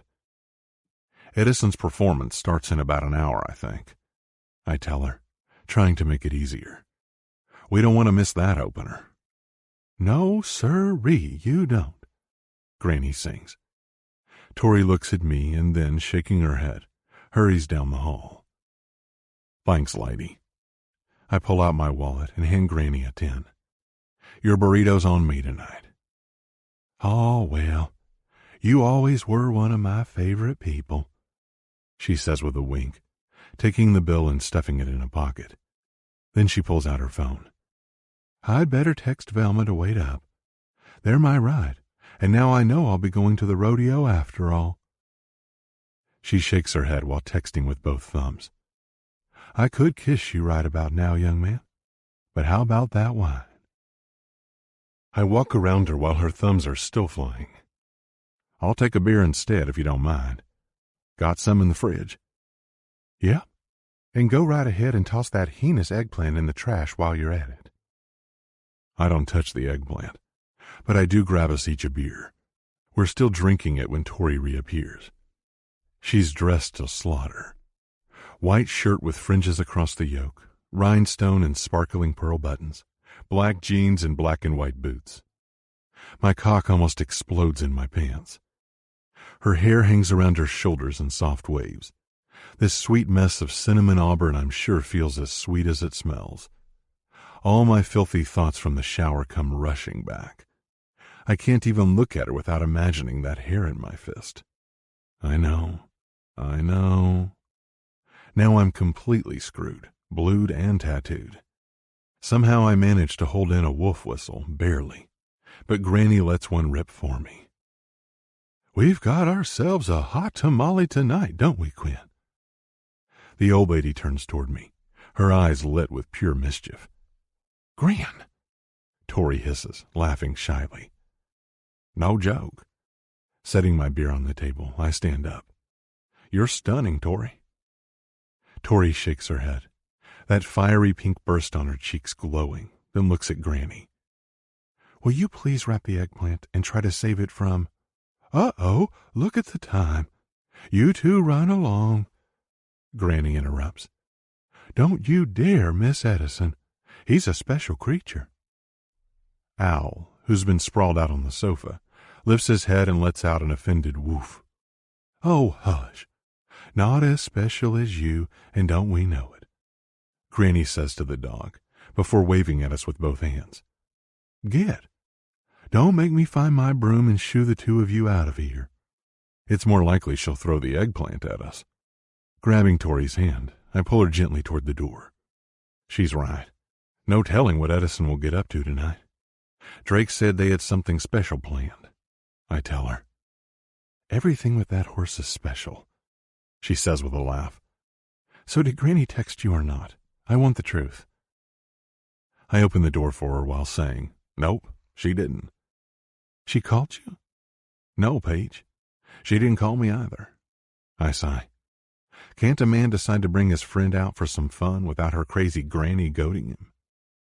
Weird how I didn't get a text from you, she says once we're in the truck. Right. I must have just thought about it and never really got around to doing it. I admit. I'd only said that to get Granny off the hook at the house. Ugh. I do that all the time, she says, flopping back in her seat. God damn. Between the soft brown curls, the curves, and the delectable outfit I want to shear right off her with my teeth, I can't tug my eyes away. Especially when she looks at me with those sky blue eyes so bright, her mouth pursed like a ripe strawberry. So are the cupboards painted yet? She asks. I cringe inwardly. Keeping track of her and following up on Marvin hasn't left me much time to hit the house hard the last few days. I've been busy with other stuff. I tell her, I'll be damned if I let on anything about that grim just-in-case strategy session with my friends yesterday, or the fact that I've been tracking her every move when she's out with the goats. Define stuff. Her curiosity only makes her cuter, even as it sends me plummeting to a whole new level of hell. Just cases I'm working on. Actually, I need your help tonight. Tonight? A case? She sucks in a gasp. You mean you're doing that private eye stuff at the rodeo? It helps keep the lights on. This is a special job for Grady I took as a favor. So there's this lady named Joyce Selleck. I fill her in on Grady's friend and how I need to snap a couple of pictures of the rat husband while we're there. It seems to help take her mind off other things. The idea of helping with an undercover surveillance job excites her. Tori keeps looking at me like a bright-eyed chipmunk, reaching over the console to rub her face on my shoulder. You're in luck tonight, Quinn Faulkner. I'll be the best freaking spy chick you ever laid eyes on. She rushes out, already high on the excitement. A regular Fuchsia Delaney, I tell her. Huh? She tilts her face up. Nothing. I'm guessing she didn't dive into all those Heart's Edge stories from the press as deeply as I did, back when things went nuts out there. Blake Silverton's weird radio show also broadcasts out here from Montana, and I'm a sucker for late-night background noise. I'm happy to have you along for the ride, Peach. Don't let me down. Never, she whispers, squeezing my arm, digging her nails into my skin just a tad. Holy fuck. I hold in the first of many growls to come. One thing's for sure. Catching William Selleck up to no good promises to be a cakewalk compared to resisting the frantic, scary, throbbing urges this little firecracker puts in my blood. Before I can even blink, we're in line at Kenny's taco truck with our mouths watering. The smell alone teleports me to Phoenix and Albuquerque, and I overhear Kenny himself comes from Sedona.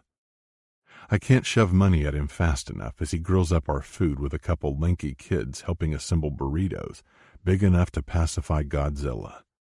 Then we're carrying tall bottles of water and these hatch chili smothered monsters in their red and white checkered trays to the grandstand. Ridge sees us and waves us over to join him, right next to Grace. Their baby boy Levi bounces on Grace's lap, while Ridge holds their burritos. I knew you'd make it, Falk. Ridge belts out with a proud grin as soon as he sees us. And I see you've brought the lovely Tori coffee. Welcome back to Dallas, lady.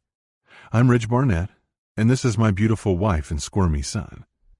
I step aside to let Tori shake hands and blush at meeting a famous movie star, which makes me roll my eyes every time.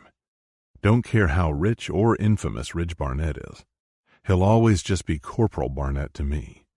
One more grunt in the dirt pulling dumb stunts to pass the time with the rest of us in between missions. There's some truth to the Army being the great equalizer. When the bullets fly and mortar shells are bursting too close for comfort, a man forgets his money and class, or lack thereof, awfully fast. It's so good to meet you, Tori gushes, squeezing in between me and Grace. I want to hear all about your interior decorating business later, Grace. Everybody in town loves what you do. The girls blab on for a few minutes, while all four of us eat our grub with plastic forks, waiting for the rodeo show to start. I'm thankful for the distance from my buddy, so he can't give me any snide shit over showing up with your girl, something I know he'll call her if he's given half a chance. The speakers crackle and buzz to life before the announcer welcomes the attendees and introduces the biggest hero this town will ever have. Edison. The crowd erupts and stands as the national anthem ripples through the air.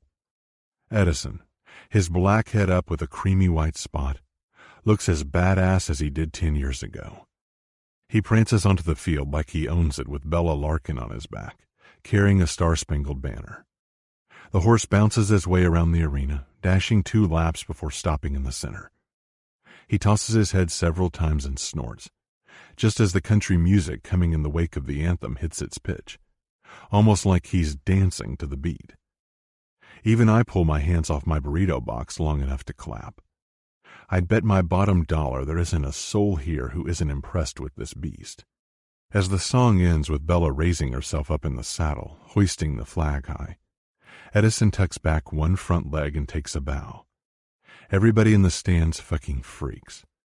Tori bursts out giggling at my side, scrunching her face, cute as a button, and totally entertained.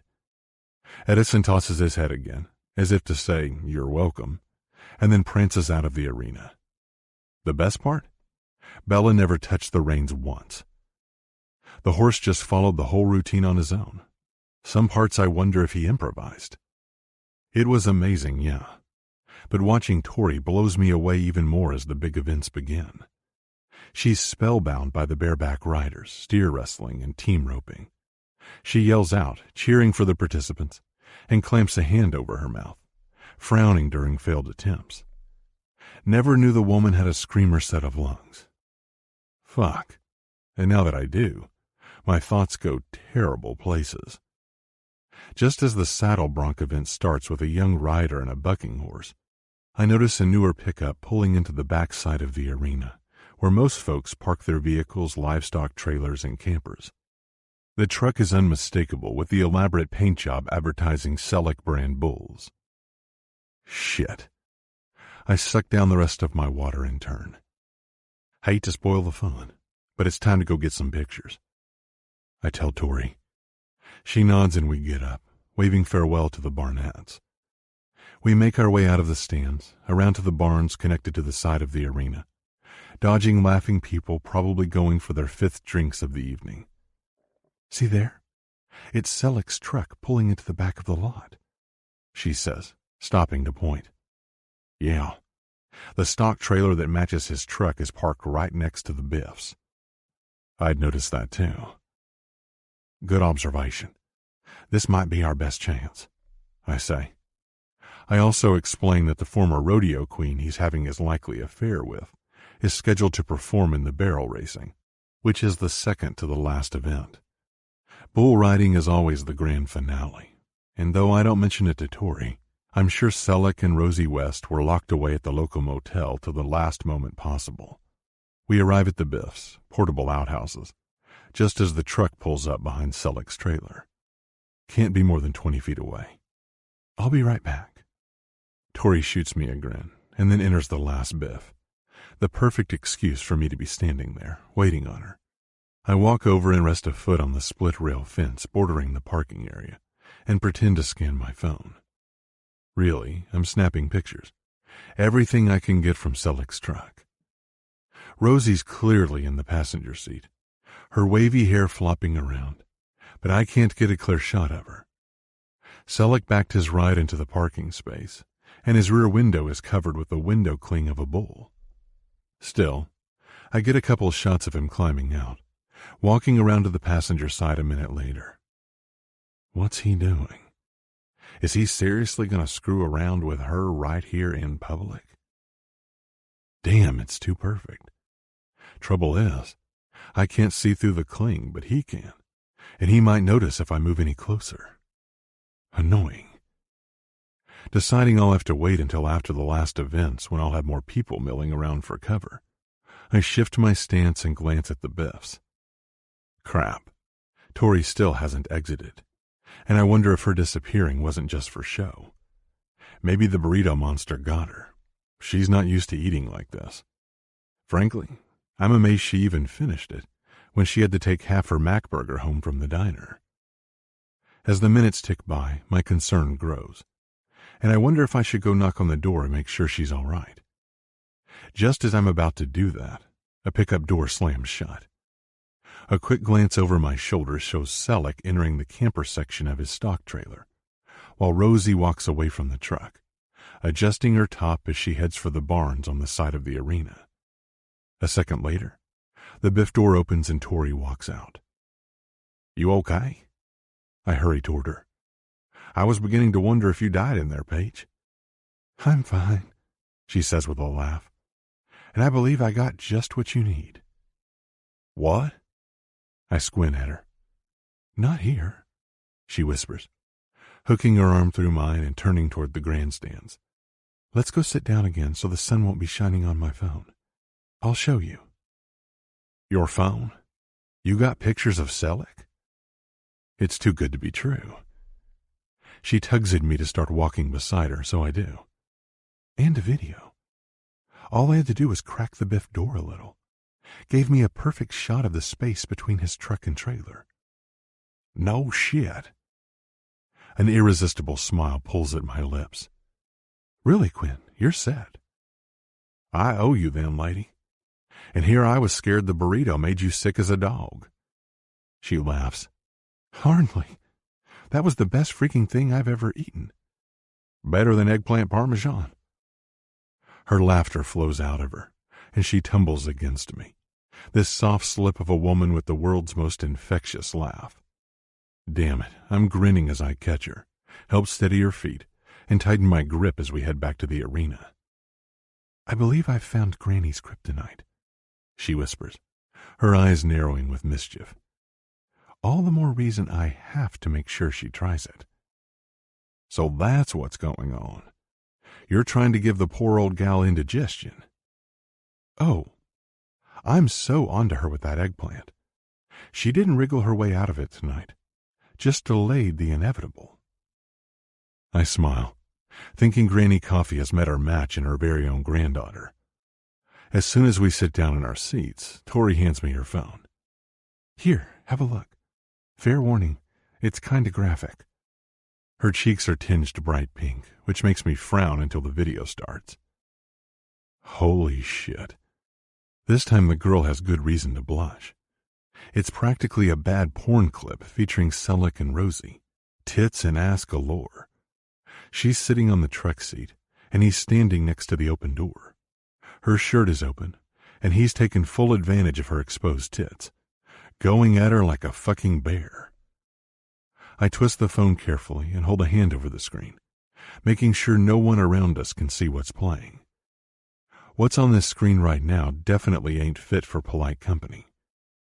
Despite my twisting and turning, it's enough to identify both faces besides all the other skin showing. William Selleck's goose is about to get cooked to a crisp by Joyce's lawyer. Tori's position in the biff gave her a clear shot of everything. Selleck kept glancing around between going to town on his mistress, but he never noticed the door cracked open in the rows and rows of portable toilets. No wonder he'd gone straight inside his trailer. After what they did, he's bound to need some cooling off time. Can you send everything? I ask, clicking off her phone. Tori takes it back and glances at the screen with her lips twisted. It's probably too big to text, but I'll upload it to the cloud and give you a shared password. You should be able to download it from there. Thanks. That'll do just fine for Grady to pass along too. I swallow hard. After watching that shit and seeing how Tori blushed, a downright wicked part of me can't resist acknowledging there's a devil's heat in my blood. And it's got nothing to do with the amateur clown show on the phone. Just looking at Tori Three Names and the saucy red glow lingering on her cheeks fills me with a mad desire to kiss her. Long, hard, and preferably somewhere more private than where Selleck decided to screw around and ruin his marriage. Shit. Am I serious? My hand trembles. Fucking trembles on my knee. It's like I've been plugged into a current. Pure electric heat throttles my heart while dangerous thoughts whip through my head. This is Tori Three Names. Peach, smart, classy, gorgeous, nimble, best friend, wet dream. After that psycho jerk-off session in the shower, though, and the way I woke up hard as a brick this morning with her stuck in my gray matter like a spur made of sunshine and lust. Yeah. Who the fuck knows what I'm thinking? And maybe I'm not thinking at all anymore, as I turn to her and see her staring with this soft, curious look pooling in her blue eyes. Shit. Am I that obvious? Thanks again, Paige, I tell her, clearing my throat and shifting my feet together. Whatever it takes to kill the sudden attack of the raging hard-on. I would have had to do a lot more sleuthing without you. No problem. I hope it helps you solve the case. It will. I tell her with a nod and a smile that feels carnivorous. There's no doubt about the debauchery she captured being perfect. My desires, on the other hand. The worst part is, they aren't even hampered by the crowd or the excitement of the bull rides that finish the main rodeo event. Then folks pack their stuff up and a couple hundred voices clash through the night, their owners spilling outside, ready to look at animals and play overpriced games when they're not buying up every last morsel from the food stands. Hey, want a beer or hard lemonade? I ask as we exit the grandstand. My treat for making my job easier.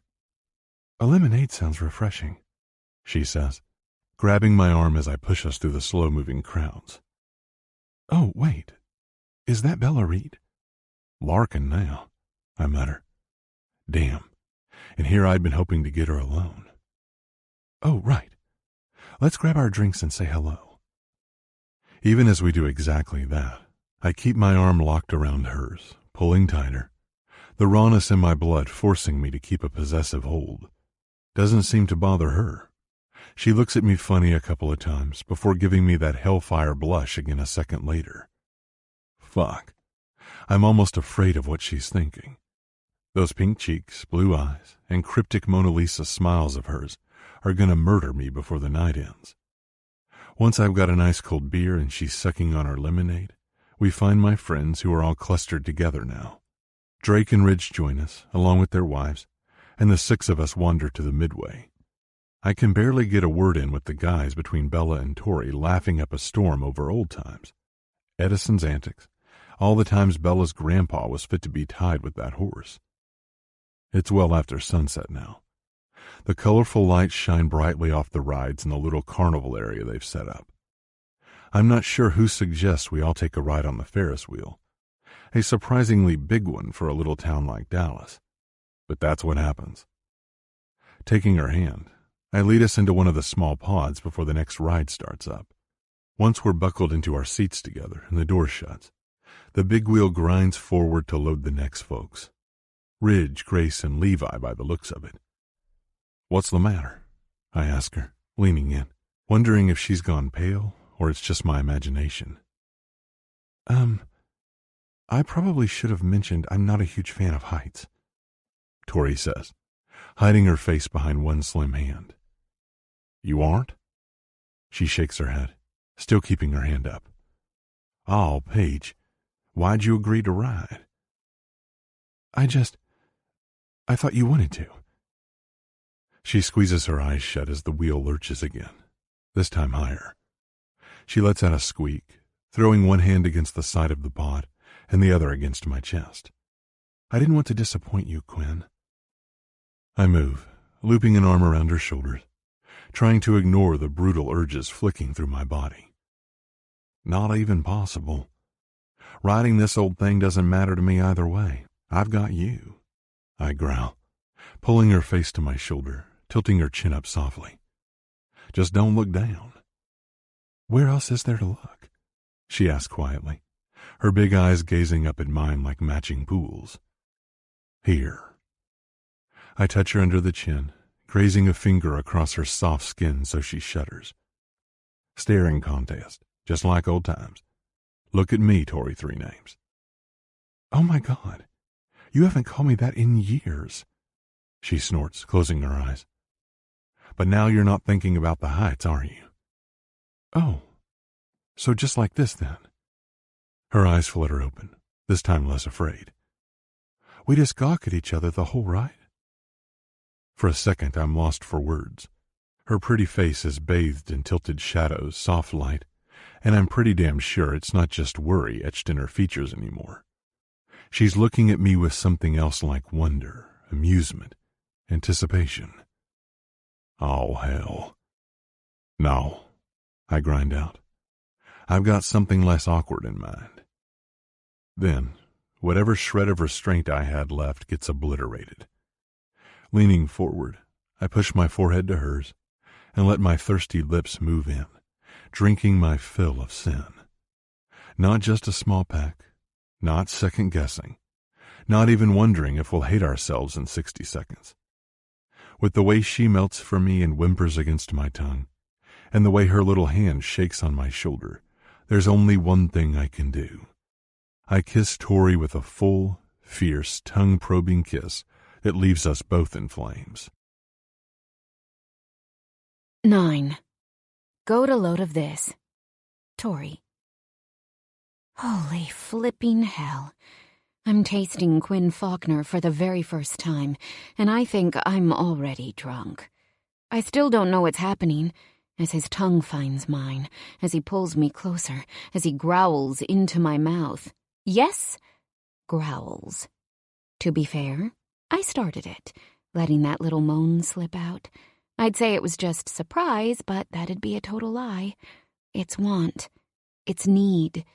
It's straight-up obsession. Sure, I know how insane that sounds, but the reality is even more ludicrously sexy. Kissing Quinn is nothing like I've ever imagined it would be. I expected it to be tender, uncertain, and sticky sweet. And even if all those things are there, little hints I feel every time his lips take over just a little more, every time his tongue chases mine, every time his hand slides across my face, sealing this white-hot bliss. I can't begin to describe how dominant, how intense, how all-consuming he kisses. The man doesn't ask. He takes. He rules. And now and forever, there's not even a shred of doubt in my brain as I give up, give in, and give out. God, the only sane thought I can still cling to is how bad I want to keep kissing him.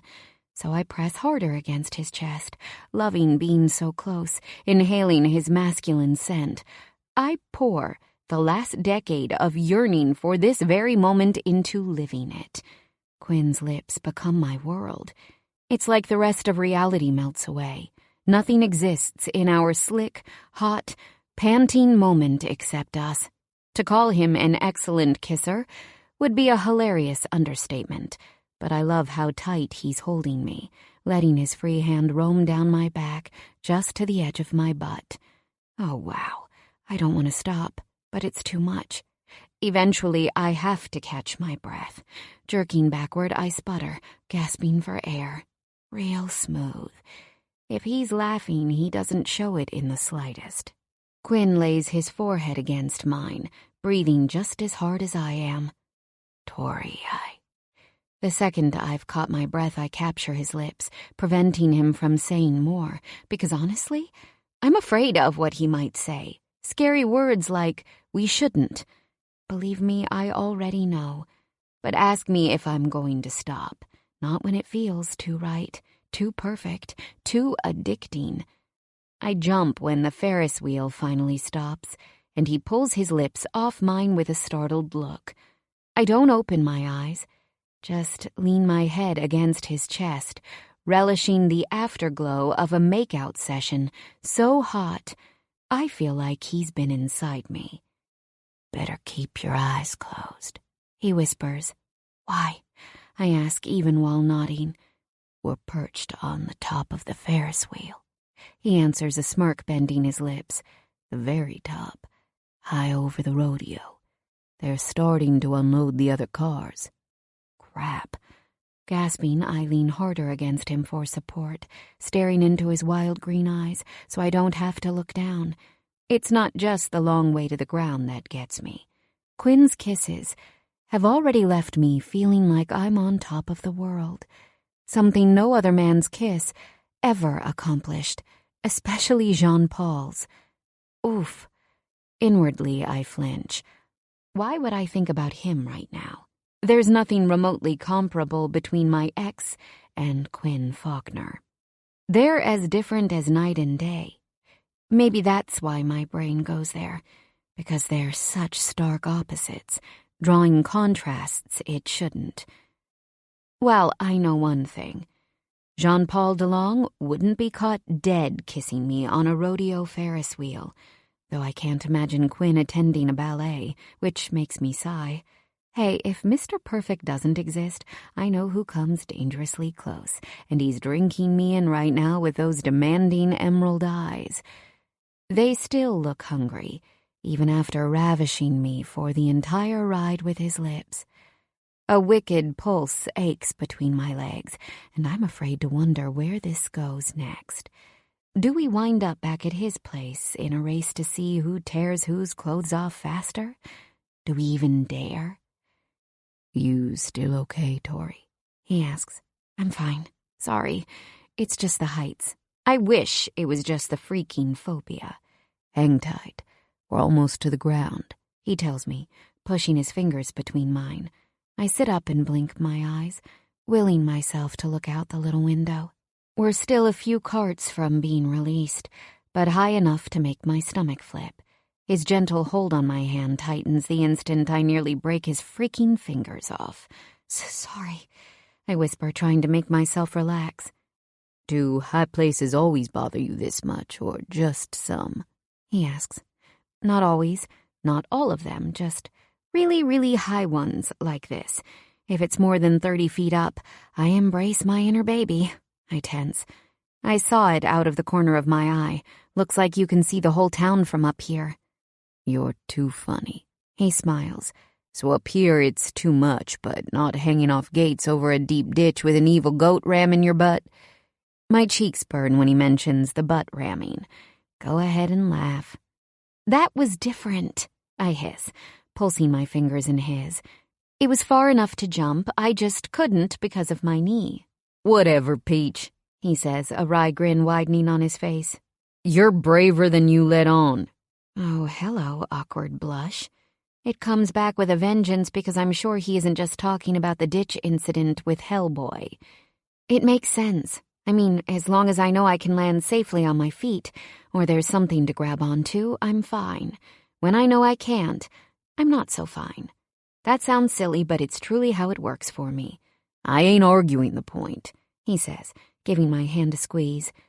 "Plenty of better things we can do with these mouths." Holy hell. Does he mean more kissing, or... My eyes flick to a noticeable bulge in his pants. He's as hard as I am sopping wet. As much as I'd love to find out exactly what his mouth can do, and what mine could do to him, fear climbs up my throat. I'm suddenly lashed with heat, confusion, desire, and doubt. Too many conflicted emotions to process when we're stuck up here in the sky. "I'm not arguing either, just making a point," I tell him, ignoring the hint. I don't even know where my mind is anymore. Sorting up from down has officially become impossible. Kissing Quinn makes me feel like we've stepped into an alternate universe where the rules are far from clear, and that's not a place I can be. Because with him and those rogue lips, we've left the stratosphere, and I just know. I know. I could never land on my feet again if I fall. Thank God the wheel jerks forward again, saving us from an awkward silence. As soon as the attendant unlocks the door and removes the brace bar, I jump off the seat and stand up in a rush. "Whoa." Quinn catches my arm with his big hand. "Peach, slow down." This has been riveting, but I just realized I need to get home. Check on Granny. I don't like her being alone for too long. I clamp my lips together, knowing I'm babbling, but I have to get out of here, away from him, before we screw up everything.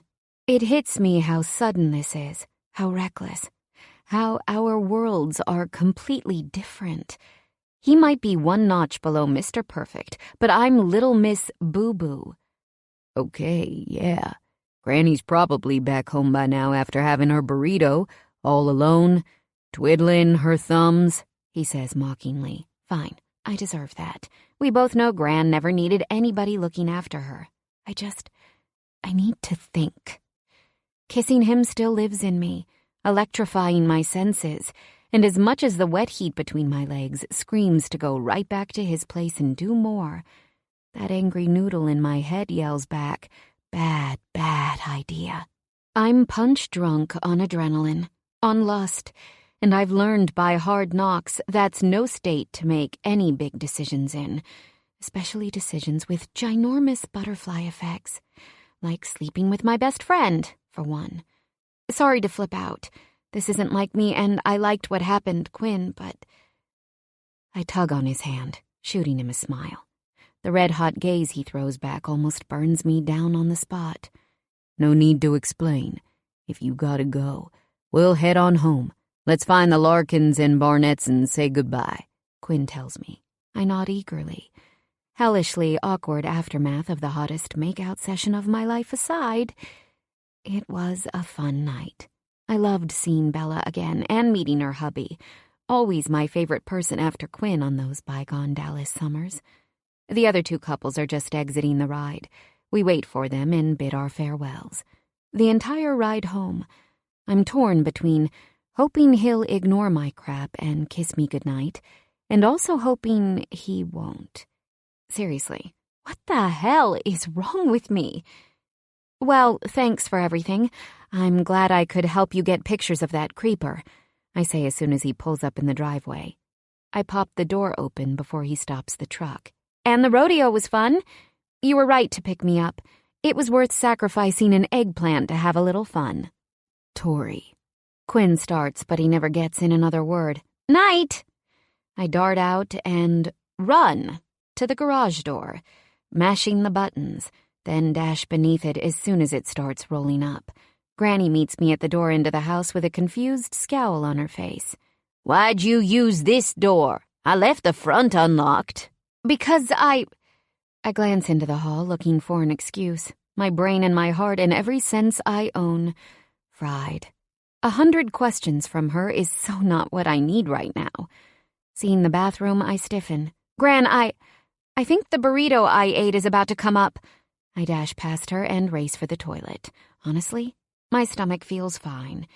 It's my heart that wishes it could heave up 100 conflicting feels, drain the emotional venom from my system. How can one hot mess of exquisite kisses do this to a girl? How can a man you've known for half your life feel so right when he's wrongness incarnate? Sighing, I hug my sides. On the 10-point scale of Tori being ridiculous, I think this might be a solid 11. But I also think I was never, ever meant to taste Quinn and trigger this madness. Leaning over the sink, I splash cool water on my face, eyeing my expression in the mirror. I look equal parts terrified and triumphant. 10 freaking years. Or close enough. That's how long I'd wanted a single kiss with that gorgeous beast. Trouble is, it has a colossal price, and it's also made me want more. So much more. Granny stands in the hall when I open the door, wearing a concerned look, bright pink tablets in her hand. Poor girl.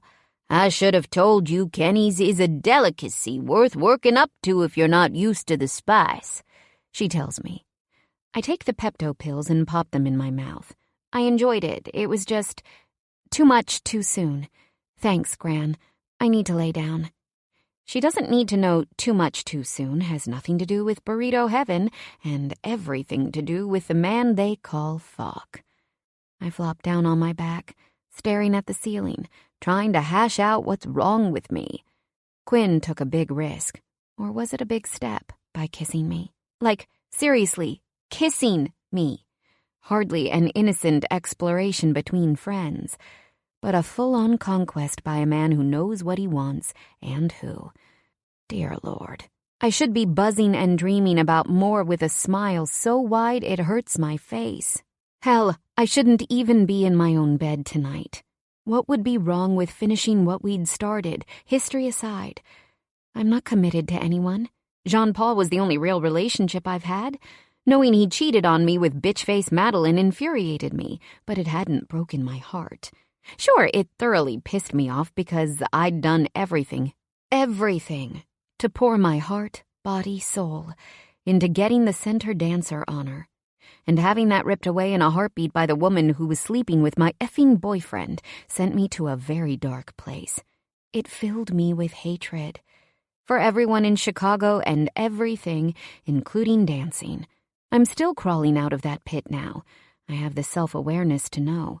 And maybe that's my biggest issue with a full-blown surrender to Quinn and his growly, unbelievable charm.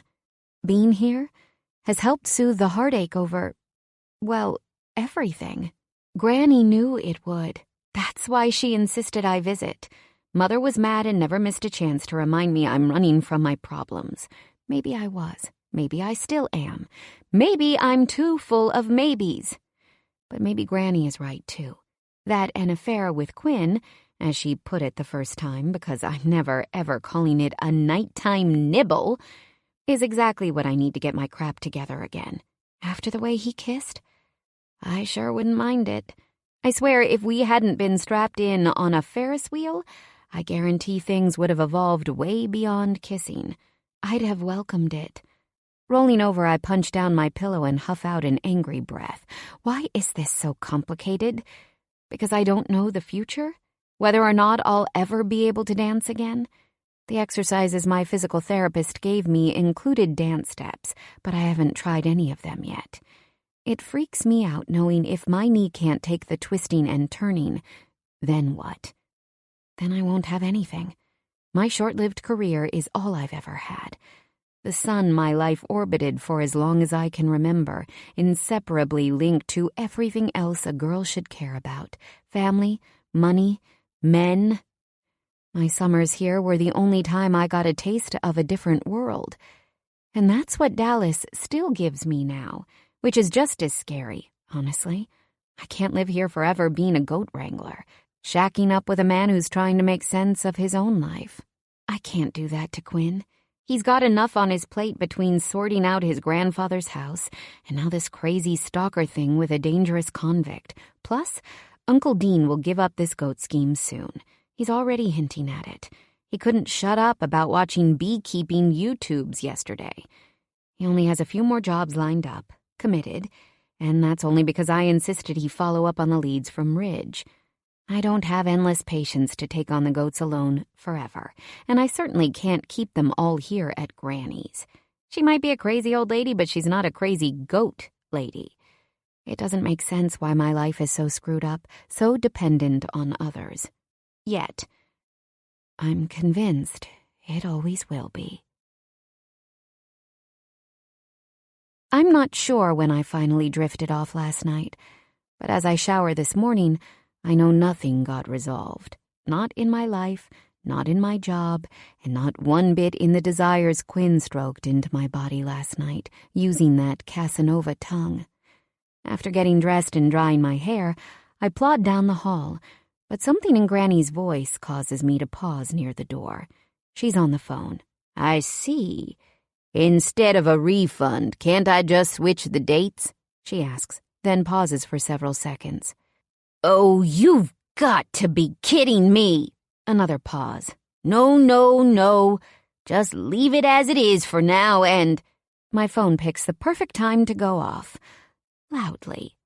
Flustered, I rip it out of my pocket and try to hit the silence button, but accidentally swipe the answer icon instead.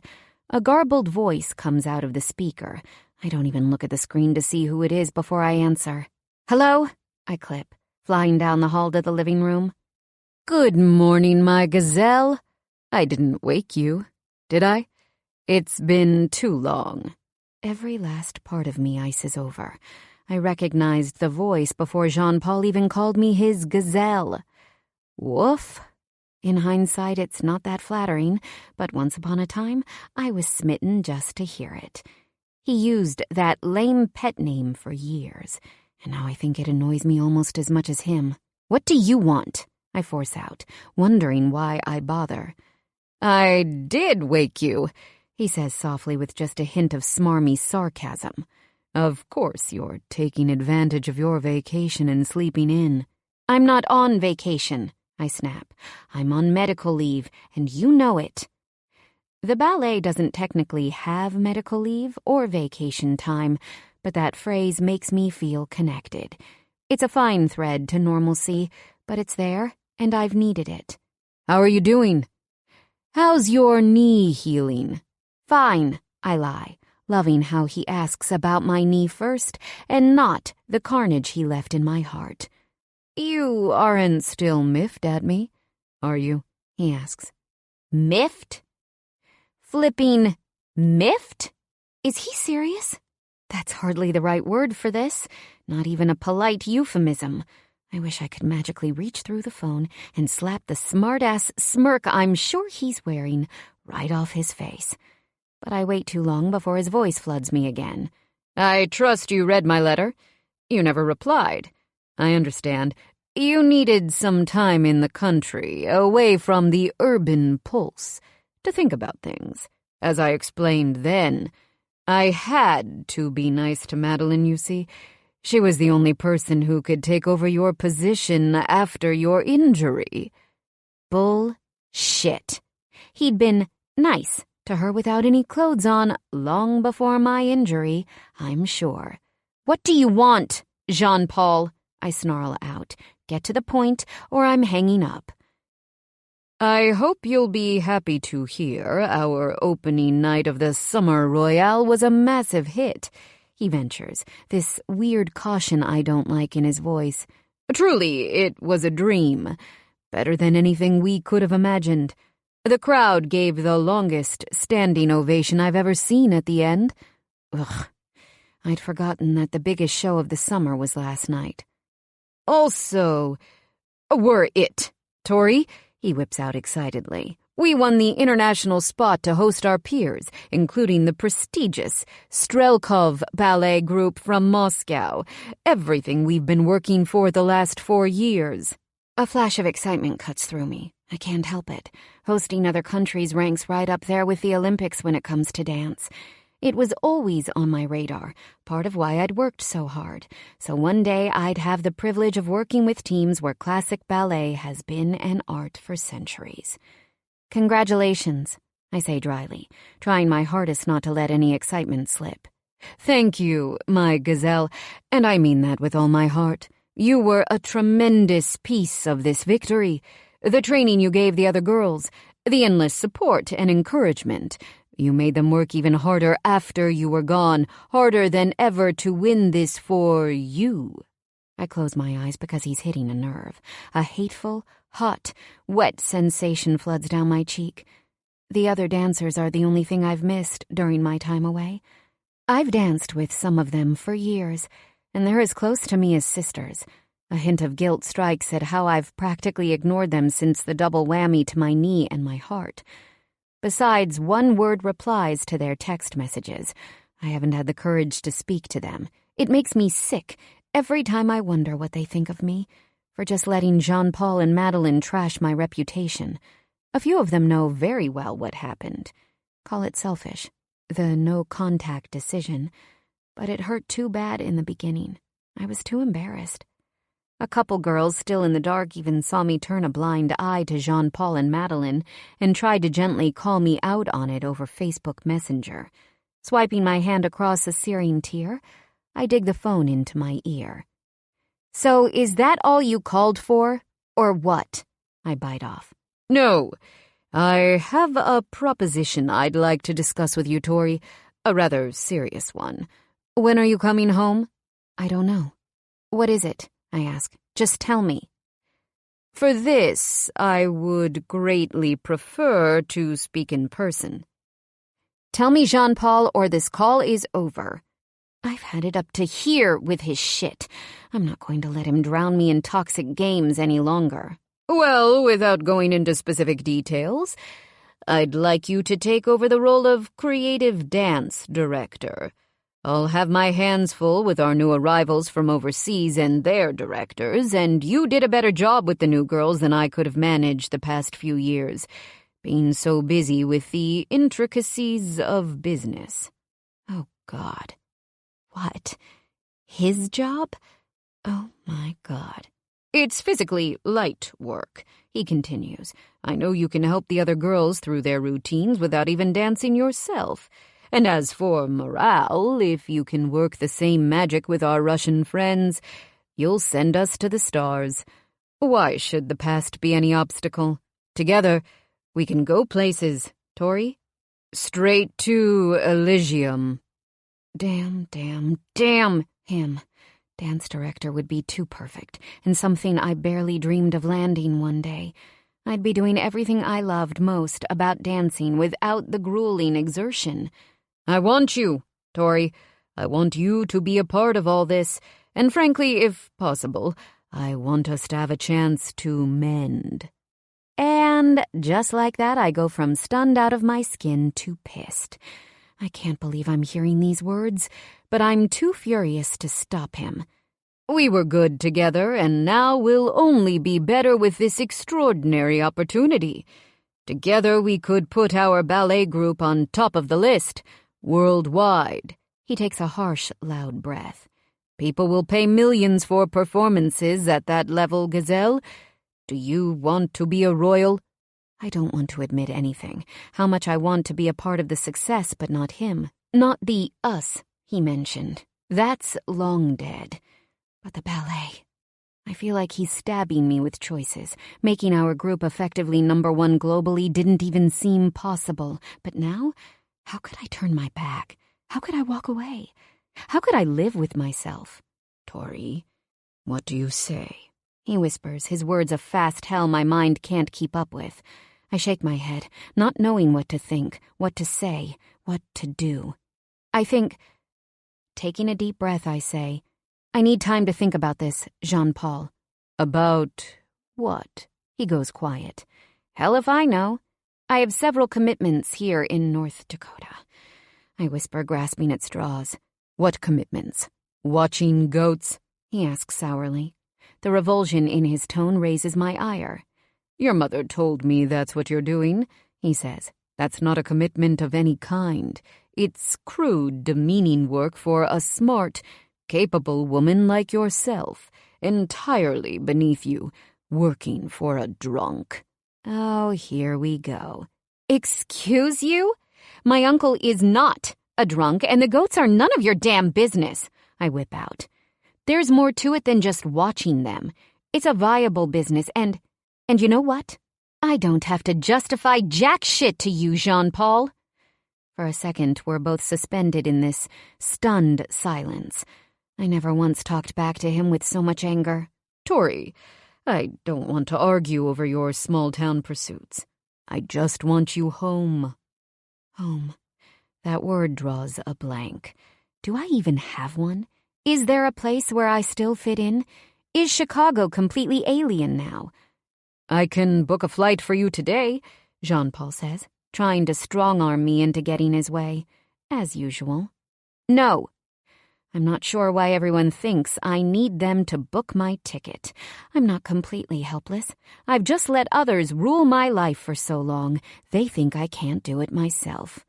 "What do you—" "I'll book my own damn flight when I'm good and ready," I say coldly, "and I'll call you again when I make a decision about the job."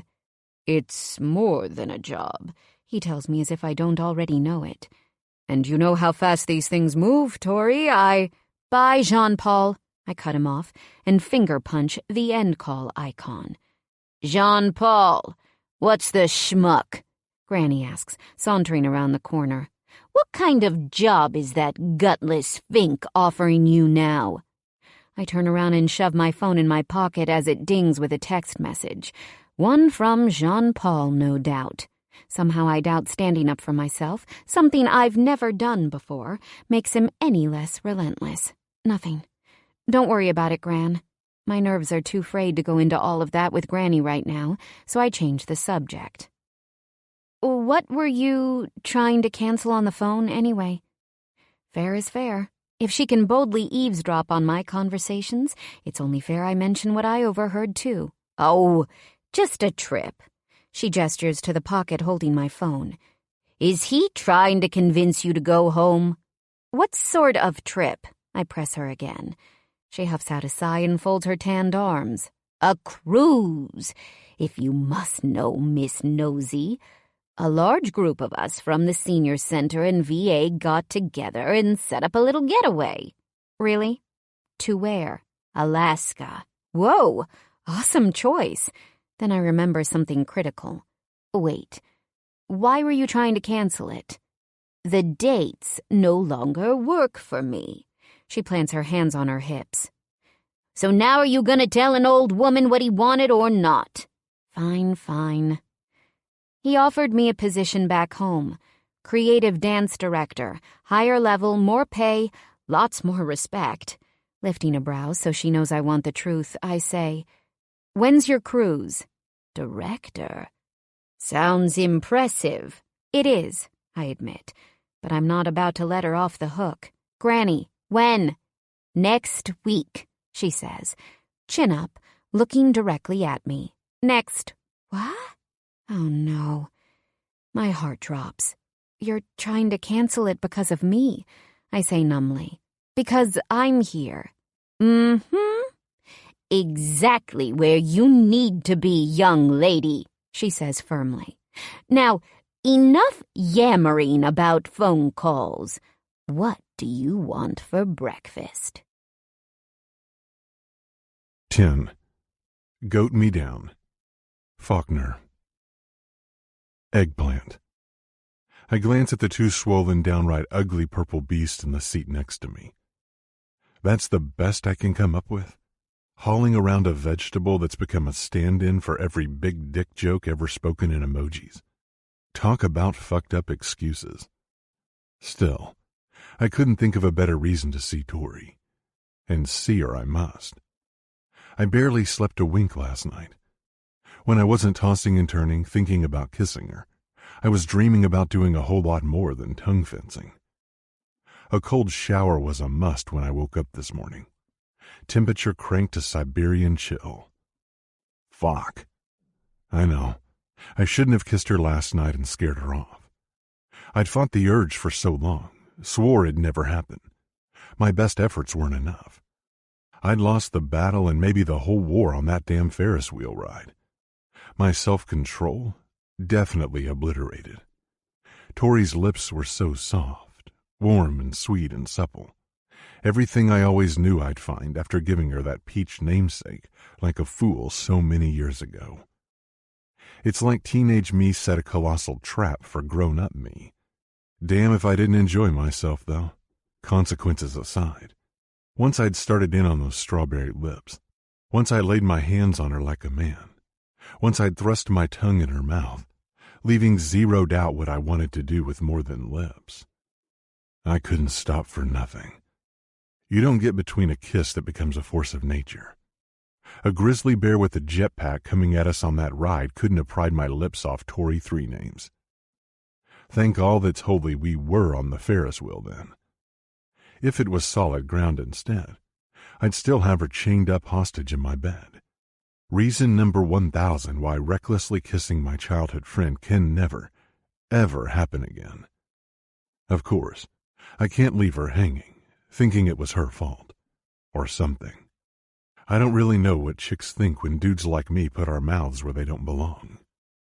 All I do know is, last night, as soon as that Ferris wheel stopped, she'd wanted nothing to do with me.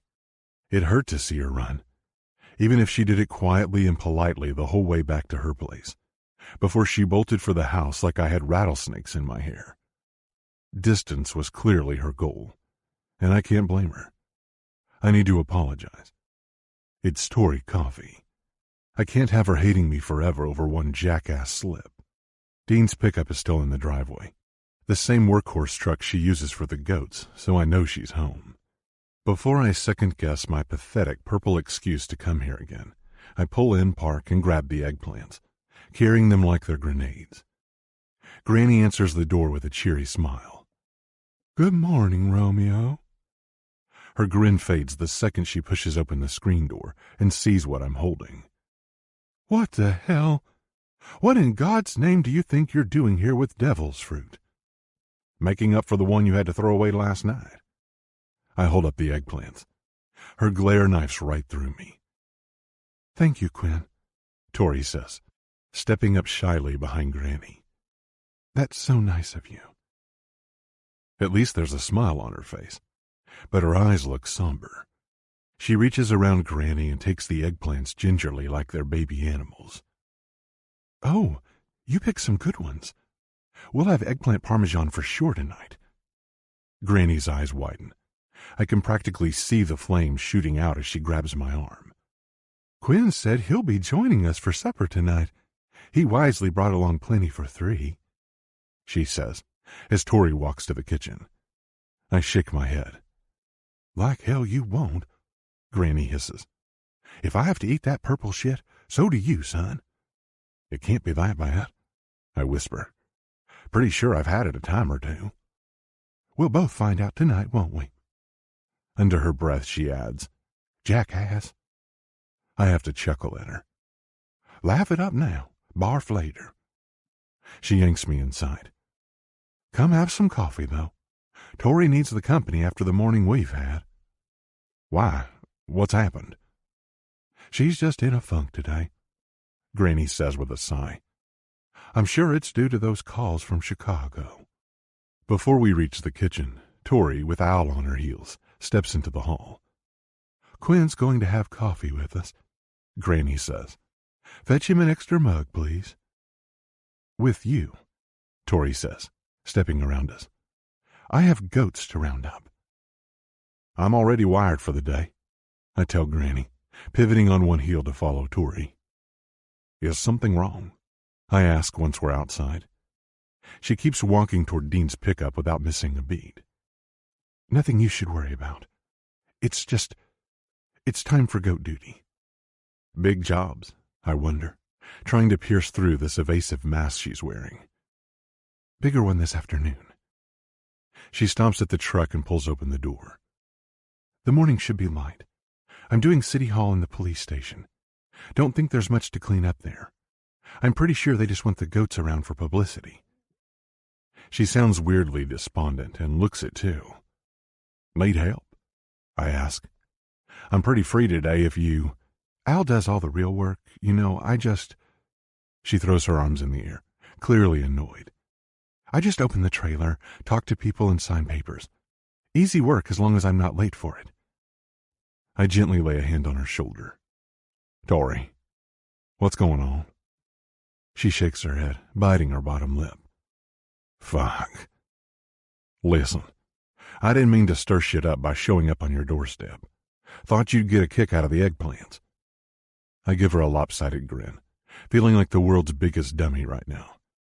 She sighs, glancing back at the house. Goats and eggplants. What a life.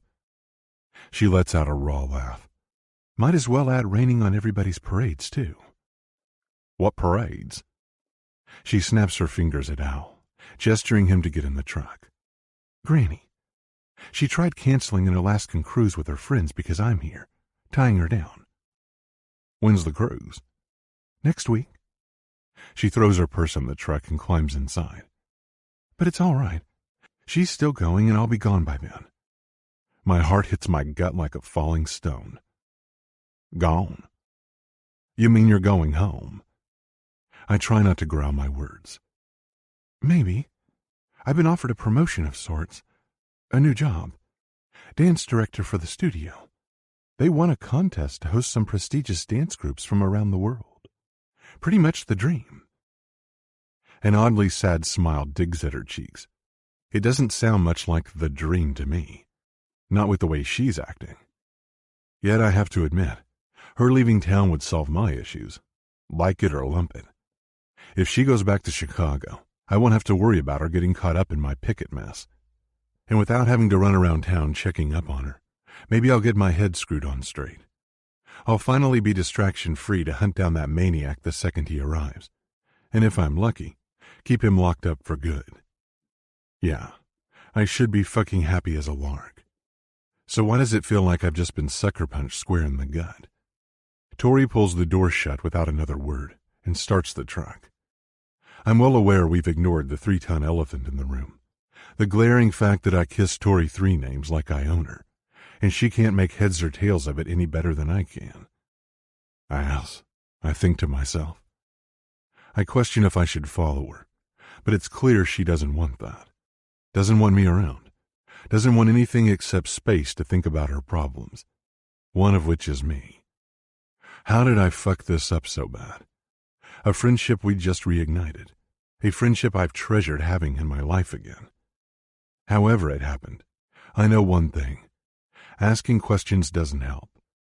If I ever want to fix this, I need more. And not from Granny. With my head messed up, I head over to Dean's place. I need an updated list of jobs where she'll be delivering the goats. Plus, Dean might know more about that Chicago job she's been offered. He's in his garage, assembling what looks like bee boxes. Christ. Hey, Dean, what do we have there? Bee boxes, he answers, just like I thought, while pointing his hammer at a book titled Beekeeping for the Total Fool. Honey's the new gold. Did you know that? All natural, healthy, cheap to mass produce. People love it. You can even make pretty candles out of the wax. I glance around. Have you already ordered the bugs yet? Nope. He pats the top of one box.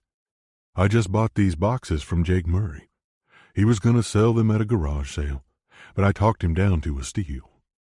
You do know Tori's highly allergic to bees, don't you? I ask.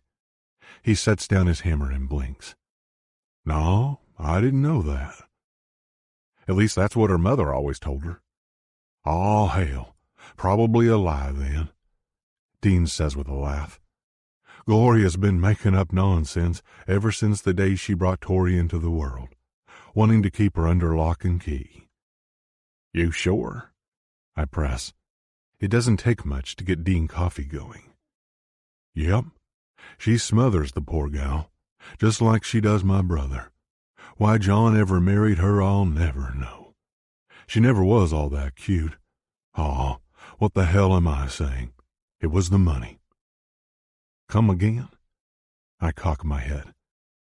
That's the real reason he married Gloria Redson Riddle.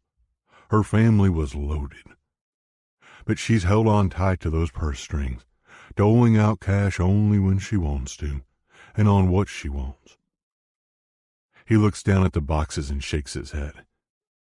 Tori won't be here much longer anyway. Gloria will be getting her way again soon enough. What do you mean? She has that stupid ass calling Tori now, offering her a bigger job at the ballet. He snarls, shaking his head. Tori told you about the job offer? I ask. No. My ma called me a little bit ago. Told me all about Gene Pete or whatever the hell he's called, baiting her back to misery. He leans against the workbench and crosses his arms. Nieces get a man in a special way. I love that girl. And I'll tell you what, I'd rather shoot that bastard than look at him. He blew it once, and now he's trying to make up for cheating on her. Cheating? My spine stiffens. I need to make sure I heard him right. Cheating on who, Dane? Tori, man. Pay attention. Yeah, I figured. Hell. Who's this guy you're talking about, though? John Paul DeLong. I think that's how you say it. Even his name sounds like a stuck-up snail. That's what he is, too. I met him once when Ma and I went to Chicago to watch Tori dance. He whistles. Never saw nothing like it. That girl can take the stage like a butterfly takes to the skies. Graceful, beautiful, real good at what she does. And how she can do it all on the very tips of her toes is beyond me. That crap's gotta hurt. He pauses, smiling so wide I can't help but smile back. She says it doesn't, he continues, that you get used to it when you've been at it as long as her. She has grit. Just look what she's done with those goats. Shame I'll have to find those guys a new home this fall. Don't know how I'll even be able to finish the jobs I've got lined up without Tori around. See, my back, this John Paul dude, I say, steering his conversation back where I want it. He's the one who offered Tori a new gig in Chicago. Yeah, he was the dancing director or whatever of the company she danced for, and... He huffs out a heavy breath. And he was Tori's boyfriend for a while. Mostly 'cause Gloria wanted him to be Tori's man. It was prestigious for her daughter to be dating the director.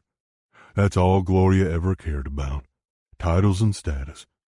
How much higher she can get her nose stuck up in the breeze. A wave of jealousy strikes me so hard my jaw goes tight. They were serious then? And you said he cheated on her? Afraid so. Prick even messed around with the dancer who caused her accident, the one that tore her knee all up. Now he's calling our girl, offering her some big fancy-sounding job. Also, she'll come lick his boots. Dean slaps the counter behind him.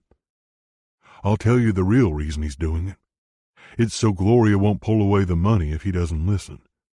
She's been propping up the arts and cultures with big donations for years, including his shady ass, usually with Tori none the wiser. Son of a... Well, that explains Tori's behavior today. Why her dream job isn't much of a dream. I feel the same way as Dean. I'd rather show John Paul DeLong the business end of a shotgun than look at him, and I don't even know the fuck.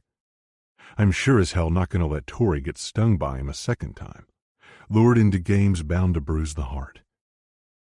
Where's she taking the goats today? I ask. It's not my place to butt into her life, but someone needs to, and it might as well be me. And the one she's picking up today? I'm just wondering if she needs a hand. A couple city places this morning, then Newman's Dairy this afternoon, Dean says. It's a big job. They've got major acreage. It'll probably take the entire tribe a couple weeks to clear everything.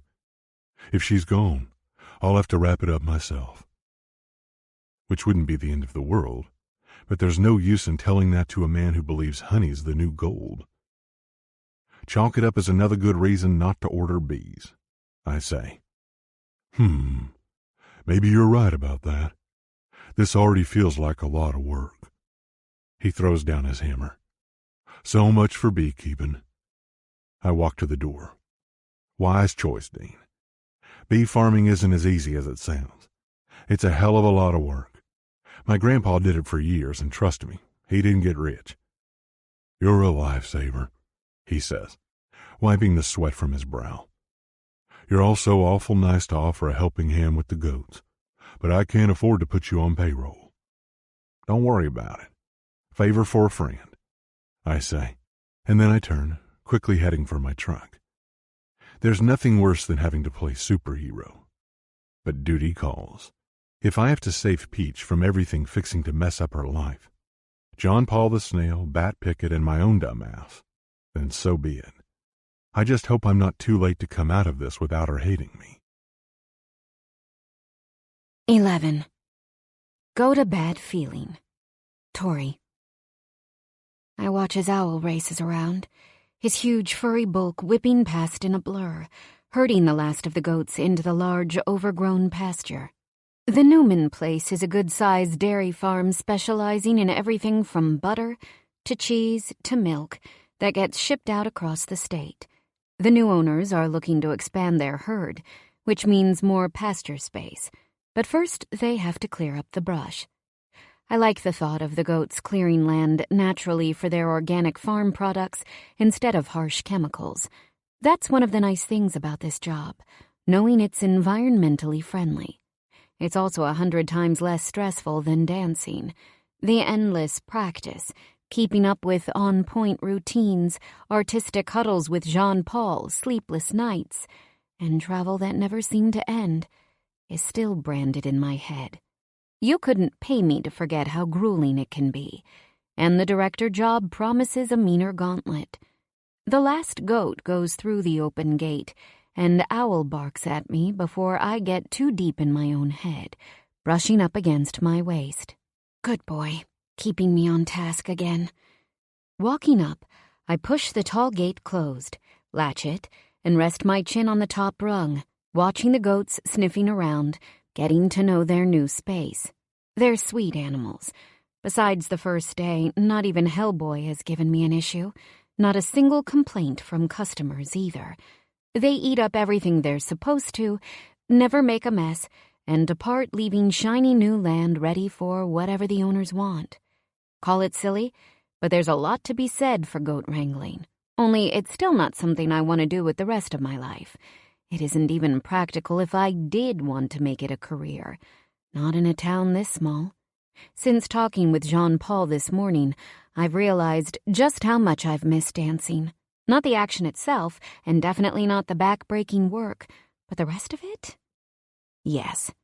There's a beauty, a grace, A challenge I haven't found anywhere else outside the stage. And as much as I don't want to admit it, teaching, helping others learn their moves and watching them improve is what I truly miss. It's insanely fulfilling to watch someone improve, gaining new skills, growing their confidence. You make new friends and launch careers. You win respect for life.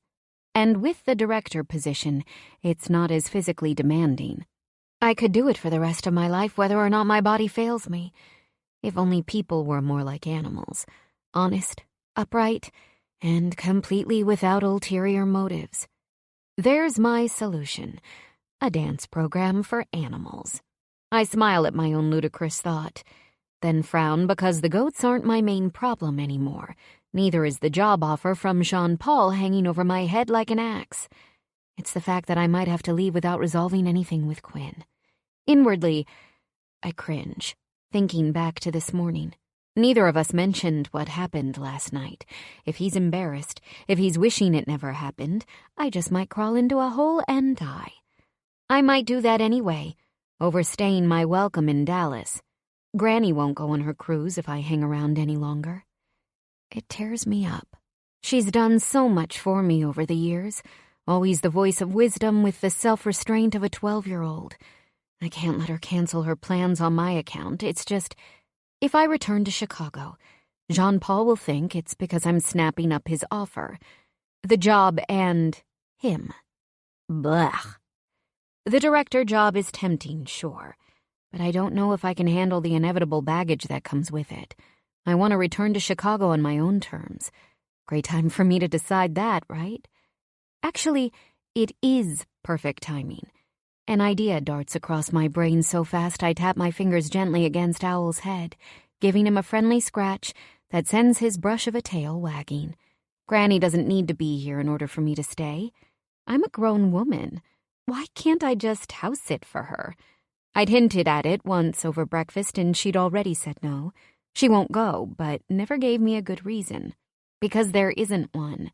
There's no earthly reason why I can't stay there alone while she stomps around trying to throw wild salmon into grizzly bears' mouths or whatever else Granny would totally do in Alaska. That also makes me think back to the look on her face when she saw the eggplants. Freaking eggplants. Despite trying not to, I grinned until it hurt at the gifts he showed up with. Most guys just bring a girl flowers when he wants to say he's sorry. God, I don't even know if eggplants were Quinn's apology. Either way, both he and Granny will be eating a whole pan of eggplant parm tonight. And I'll be staying here in Dallas while Granny goes on her trip, stalling Jean-Paul out as long as I care to. I'll buy the thinking time I need to make a good decision for once. It's too perfect. A vehicle's rumble has me turning around, breaking my thoughts. I glance up the road at the wispy plume of dust being whipped up by a bright red pickup. Let's go see who that is, I say, patting my thigh for the dog to follow me to the trailer that's parked a few yards away, next to the fence. By the time I have the door shut and the ramp secured, the red truck stops directly in front of mine. That's weird. Just a bad parking job, hopefully? Am I parked somewhere I shouldn't be? My answer comes a second later as a tall-built, lean-looking guy steps out. And when I say tall, I mean really freaking tall. The stranger could slam dunk me through a hoop and still have plenty of room to stretch. He's coming toward us with a lanky swagger, dressed in a long-sleeved flannel shirt, rounding the front of his truck. Looking down, his boots are shiny, new, and laced up tight, which look as out of place as his thick flannel shirt. It's hot out today, a proper sticky North Dakota day. The baseball cap on his head doesn't quite fit him either. I can't quite put my finger on it, but something just doesn't look right, like he's pulled it on awkwardly because he's not used to wearing it. Yeah, Twilight Zone stuff, especially as he draws nearer, and his ridiculous size just stands out more.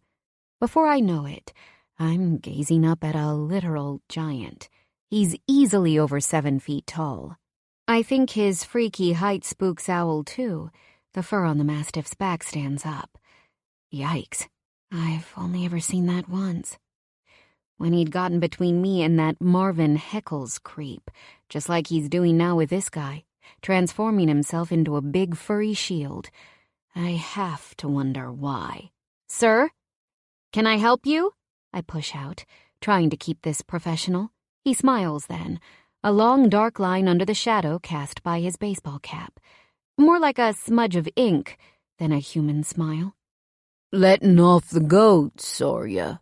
His voice is deep, as if it reverberates through those long bones before pouring out of him. Oh, he's not from around here, is he?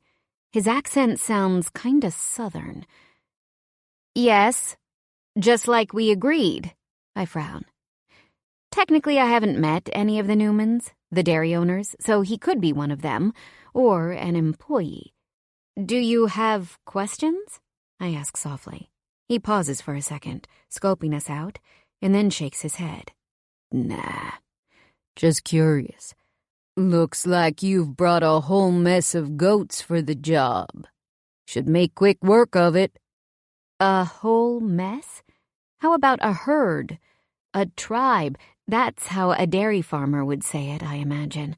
My frown only deepens. My neck already feels sore just staring up at him, trying to make eye contact. Why doesn't he seem to know a single detail about the clearing job? "How many we got?" he asks. 18. We brought our whole crew and my uncle borrowed a few more from locals. They're all well-behaved and hungry. Just don't get between them and dinner," I say, hopelessly trying to inject some humor. Uncle Dean had extras he'd enlisted when I stopped by this morning. Polyphemus stares down at me with total disinterest. I don't care if he has more than one eye. Unlike the giant in the Odyssey, the name still fits. Trust me, I certainly feel like I'm being assessed by a cyclops. "How long?" he asks coldly. Huh? "How long does it take them for a job like this? Do they just eat up everything in a couple hours, or what?" Holy crap. Now his ignorance scares me. Each goat would need 5 stomachs to clear a job this size in a matter of hours. This guy doesn't know a flipping thing about the job, the tribe, or me. And somehow I doubt he even works here. Worse, I'm not the only one getting freaked out. Owl is, too. His lips peel back a little more every time the man speaks. I lay a hand on the dog's back. "It's okay, bud. Let's not escalate this." Since he's been so amazing at reading minds, I hope it continues now. "That's all spelled out in the contract, including our rough estimated time," I say politely, putting on my best disarming smile. "If you'd like, I think I have a spare copy rattling around in the glove box. I'll just go grab it for you and—" "No. No copy." He nods sternly and glances around, twisting his lips to the side. "So it's just you and the dog out here, then? Got any other help? Friends, family, boyfriend?" "It's a family business. My boyfriend isn't involved. He's in another line of work," I lie, suddenly feeling the need to hide behind a fake boyfriend. What if I'm what he's after? He nods again like he's working on a long delay, slowly processing my words. Jesus. Okay. I'm officially done letting this weirdo drag this out. With the fakest smile ever, I motion briskly at his truck. "Unfortunately, I need to ask you to move. I have other deliveries to make today." Another lie, but I really don't like this guy. He's reminding me more of that Marvin scumbag by the minute. Except, I think I'd rather have Heckles with his ugly wife-beater look than Polyphemus here, staring down at me like prey with his cold, dead eyes. I get a good look at the truck, at least. A Chevy, rather than a Dodge. I can't quite see the license plate, but I know one thing. I'm calling Quinn the instant I'm out of here, without hesitation. This situation definitely falls under things more important than awkward makeout drama. "Sir, if you could just—" "Just being friendly," he says in a tone that's anything but. "No reason to get all snotty, ma'am. I'll move." Not being snotty, it's just a busy day. You know? I give Owl a pat on the head as I take a step back, and then another, steadily moving toward the truck. The dog steps back, too, his eyes locked fiercely on the giant the entire time. Come on, Tori. He's not a bear. You can turn your back. I hope, knowing Owl will protect me.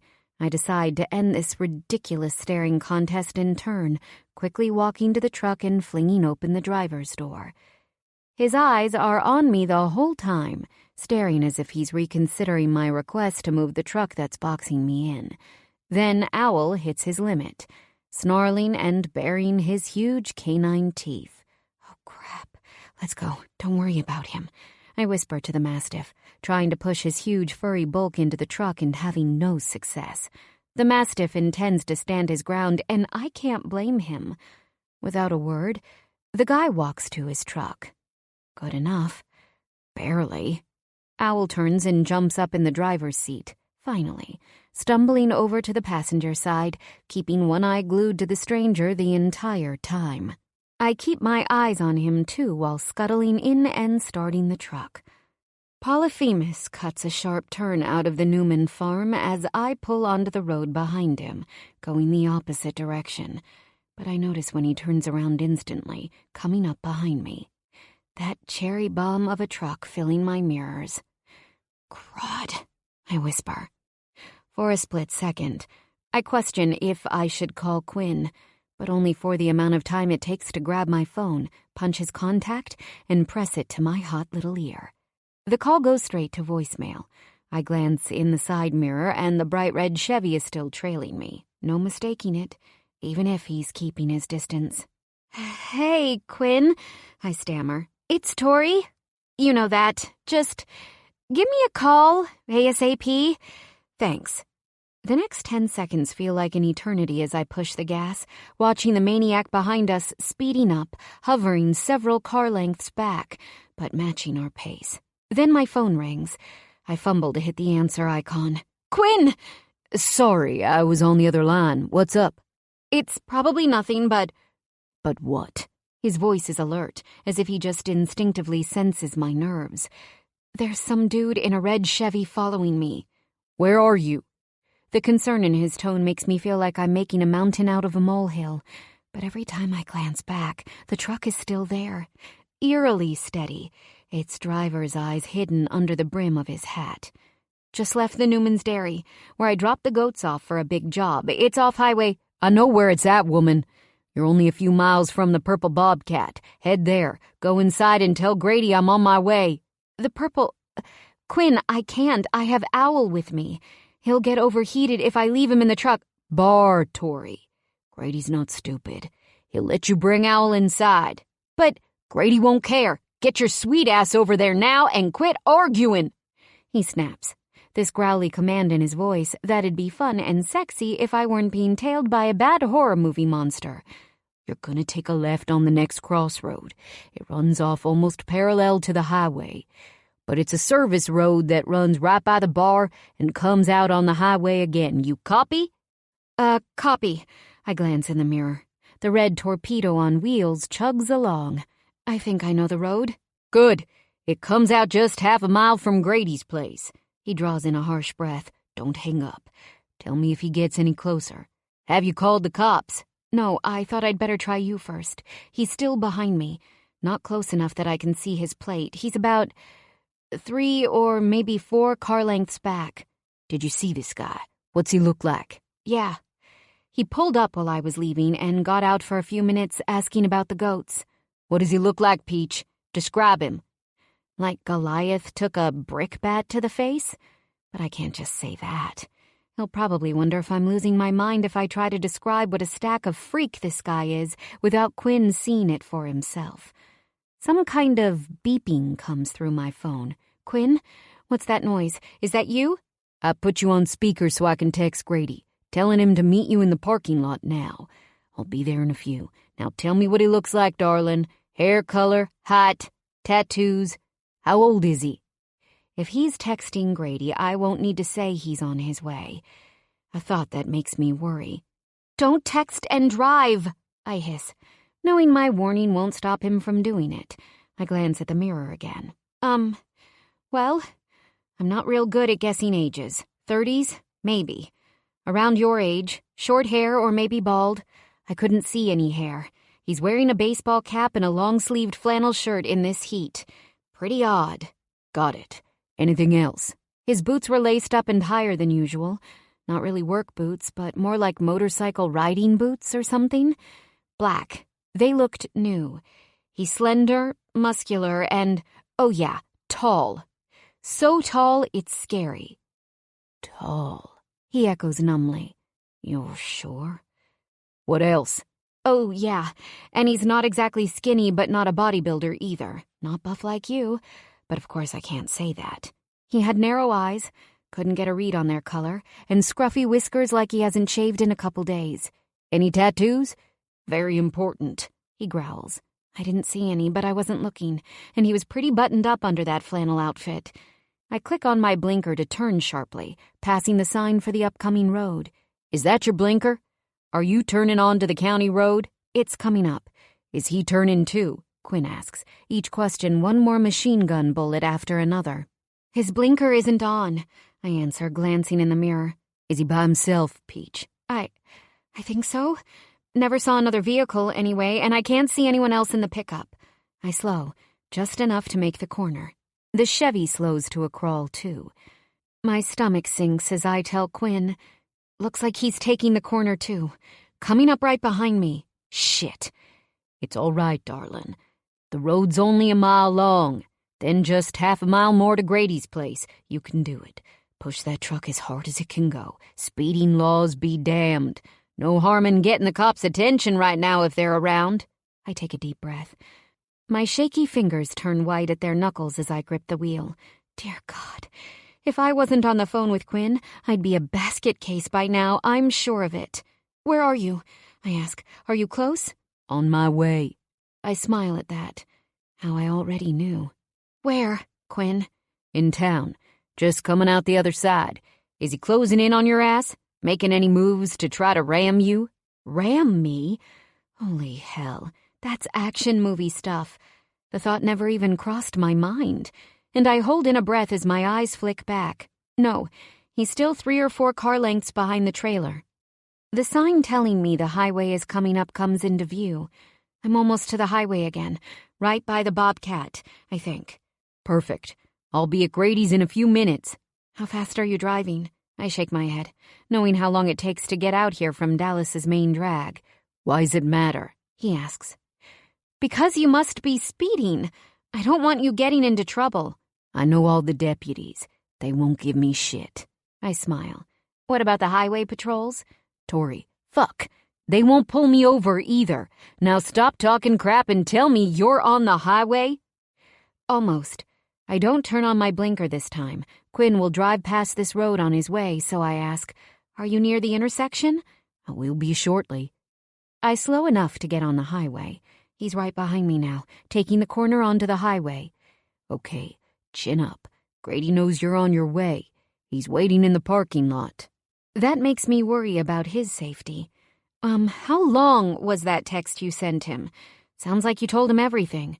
Can you see the bar? He asks, ignoring my question. Nope, I haven't topped the hill just yet. You'll be able to see it as soon as you do. I know. That's why I said I hadn't topped the hill, but no sense in pointing it out. We're both so keyed up, it's a miracle we can think. A double miracle, certainly, that I'm able to drive like this. I glance at Owl, who stares at the mirror outside the passenger window like he also knows something's very wrong. I can see the purple Bobcat sign, I tell Quinn a moment later. All right, slow down. Tell me if he brakes too. I tap my brakes and turn on my blinker, then shut it off, knowing that would tell Polyphemus what I'm doing. But before I can worry more, the Chevy changes lanes abruptly. He's changing lanes. He's passing me. Thank God. Perfect. Just pull into the lot. Can you see Grady? I see someone standing next to a black truck. It looks like Grady, but I'm not there yet. He's too far away. The Chevy just flew past the bar, by the way. Okay, I'll be there in a jiffy, Peach. Hang on. For him, I think I always will. I see Grady. I say softly, I'll hang up now. See you soon, and thanks. Don't even, Peach. Don't thank me, he rumbles with an edge. If anything ever happened to you, I'd... Fuck. You know, Tori, I think you know. Suddenly I have a whole new reason to freeze up. The intense, ferocious, and adorably choked-off way Quinn flipping Faulkner says he cares for me puts the whole car chase to shame. Holy hell. I wait until he says bye before hitting the end button and turning into the parking lot. Then I brace for how obscenely hard I'm going to hug this man and never, ever let go. 12. We've goat issues. Faulkner. The relief that washes over me when my truck crests the hill and I see Tori's trailer in the Purple Bobcat's parking lot shreds me. Son of a bitch. She's safe. She's sound. She's still in one gorgeous piece. If the psycho following her had tried to run her off the road, there wouldn't have been a damn thing I could have done. I'm thankful as hell for small favors, even if it pricks up the hair on the back of my neck. Somebody knew what they were doing, tailing my girl just enough to shake her up. Wayne. My girl. Shit. I suck in a few gulps of air to anchor my nerves and try to get my head back in the right space. Clearly, I'm the one who shook. I ain't thinking straight because it was too fucking close. This can't go on. Can't and won't. My original plan was to head for the dairy farm to check on her, but just as I'd been leaving town, Joyce Selleck called. I'd sent the video Tori took straight to Joyce's lawyer this morning, after leaving Dean's place. I'd gone home then to put out some feelers on Jean-Paul DeLong. William Selleck's cheating ass on video literally was almost an afterthought. The lady was mighty pleased with my work, though, and she gave me a bigger paycheck than I expected. Money I intend to split with Tori, since those X-rated shots of Mr. Cheater were hers. I turn into the parking lot, pull up next to Tori's truck, and throw mine in park. Falk, she's fine, Grady tells me under his breath as I race around the front of my truck to the door, pushing past him into the bar. I have to see for myself. The instant I see her, I'm glassed. She's parked on a bar stool, looking drop-dead sexy as ever. Being scared out of her wits does nothing to sand away her beauty. I don't even realize I'm standing there, gawking like a fool, until she pokes her head up and opens those lips I might die to taste again. "Hey, Quinn," she says, her smile wobbly. "Sorry for making such a fuss." "Don't," I growl, stepping forward, rapidly closing the space between us. "Don't you even dare apologize. Not for doing the right thing." And the instant she stands, I can't tell who ignites first. All I know is my arms are wrapped around her, pressing tight, hoisting her off her feet as she squeals and locks her arms around my neck. I want to kiss her so fucking bad. But seeing how I'm already whacked out of my head, and we haven't even talked about my lips mauling her on the Ferris wheel the first time, I settle. Settle for pushing her face to my shoulder, stroking her hair, breathing her in, convincing myself she's okay, damn it.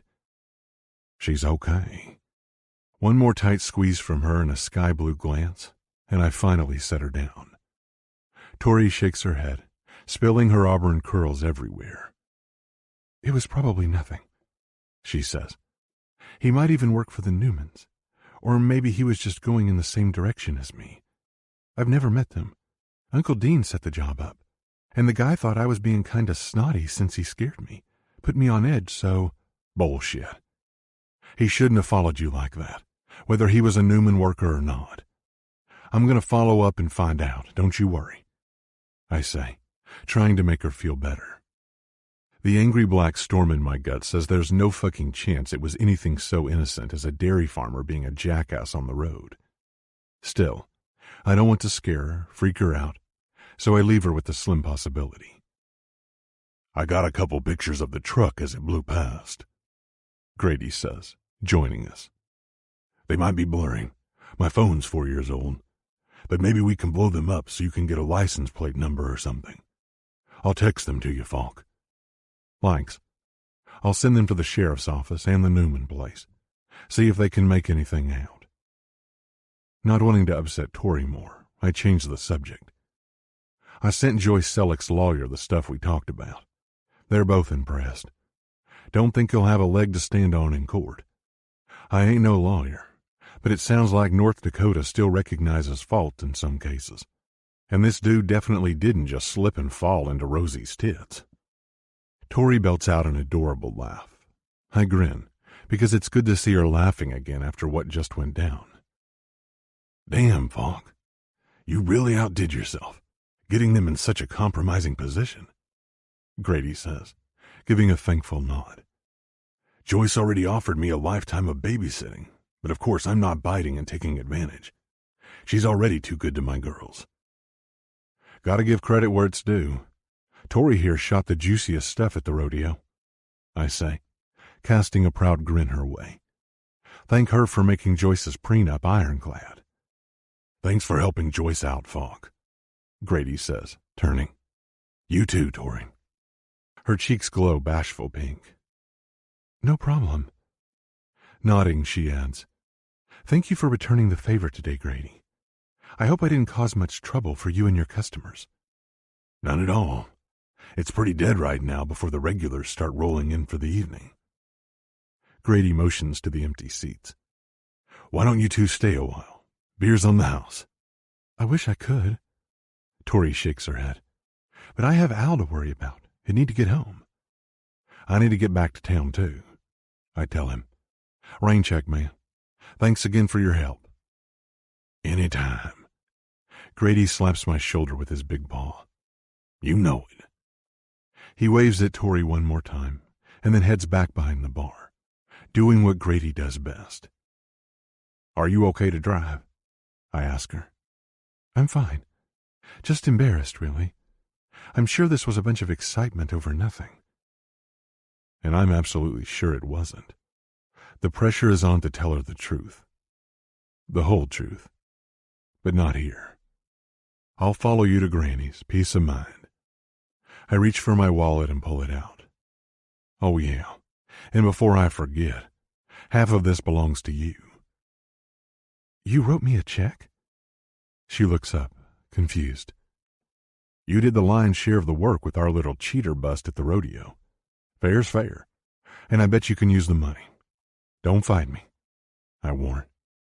Oh, Quinn, you don't have to do that. The check or following me home. She tries to push the slip of paper back to me, the little minx. I ain't having it. Swatting her hand away, I grab it, open her palm, and then close her fist around it. But, no buts, Paige. That's the one thing we've got no time for today. I shift my hand and give the back of her neck a soft squeeze. I want you to keep it, just like I want to make sure you get home okay.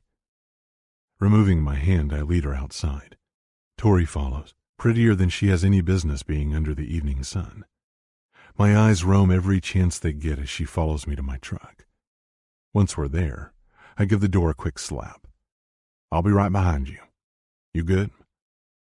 With a slow, jerky smile, she nods. Yeah, you're a heck of a guy. Wrong. I'm the whole reason she's worried about mysterious wolves with sharp teeth chasing her out of the blue. Still, I keep my mouth shut, flash her another easygoing grin, and climb in the driver's seat. She waits till I'm in my truck before getting back in Dean's rig with Al and pulling forward.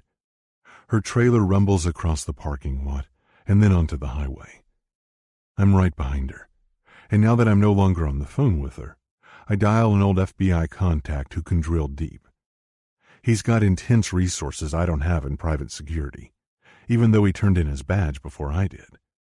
Ever since we were classmates at Quantico, James Noble left an impression I'll never forget. Always the smartest sounding dude in the room. Platinum blonde hair like a prince.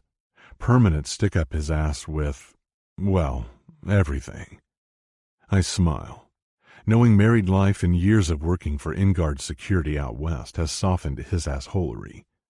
Even so, I'm betting he's still the sharpest tool in the box. The call goes direct to his voicemail. James, it's Faulkner.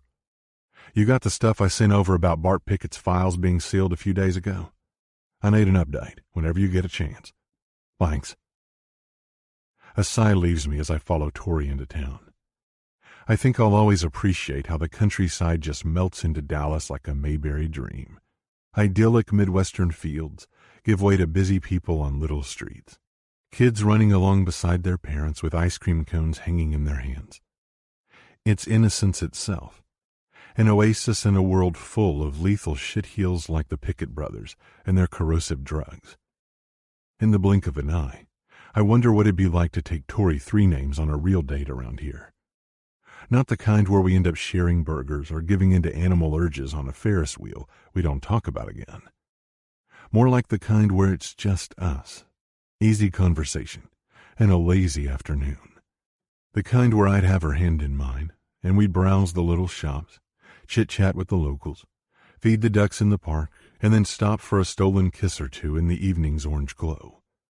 The kind where those greedy kisses wouldn't stop with awkward second-guessing, but they'd lead us straight home, out of our clothes, into a frolicking flesh heap equal parts sugar and spice. Yeah, fuck.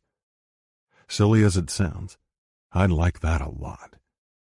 I'd like to be with her, even if I know full well it'd only be temporary. This morning, when I logged into the cloud she'd sent me with the Selleck stuff, I'd taken a few minutes to look at some of the other videos she had saved. I'm normally not a snoop, but curiosity caught me by the balls. Soon, I was staring at Tori on the stage, dancing her heart out graceful as a swan. Everything Dean said was dead on. She's one hell of a dancer. Her style ain't exactly the traditional ballet with tutus and old-timey shoes I pictured. It felt more like a blend of modern and traditional moves and music stitched together in harmony. Energetic, beautiful, indescribably elegant. I'm no artsy-fartsy guy, but I couldn't pull my eyes away. I've never seen anything like it.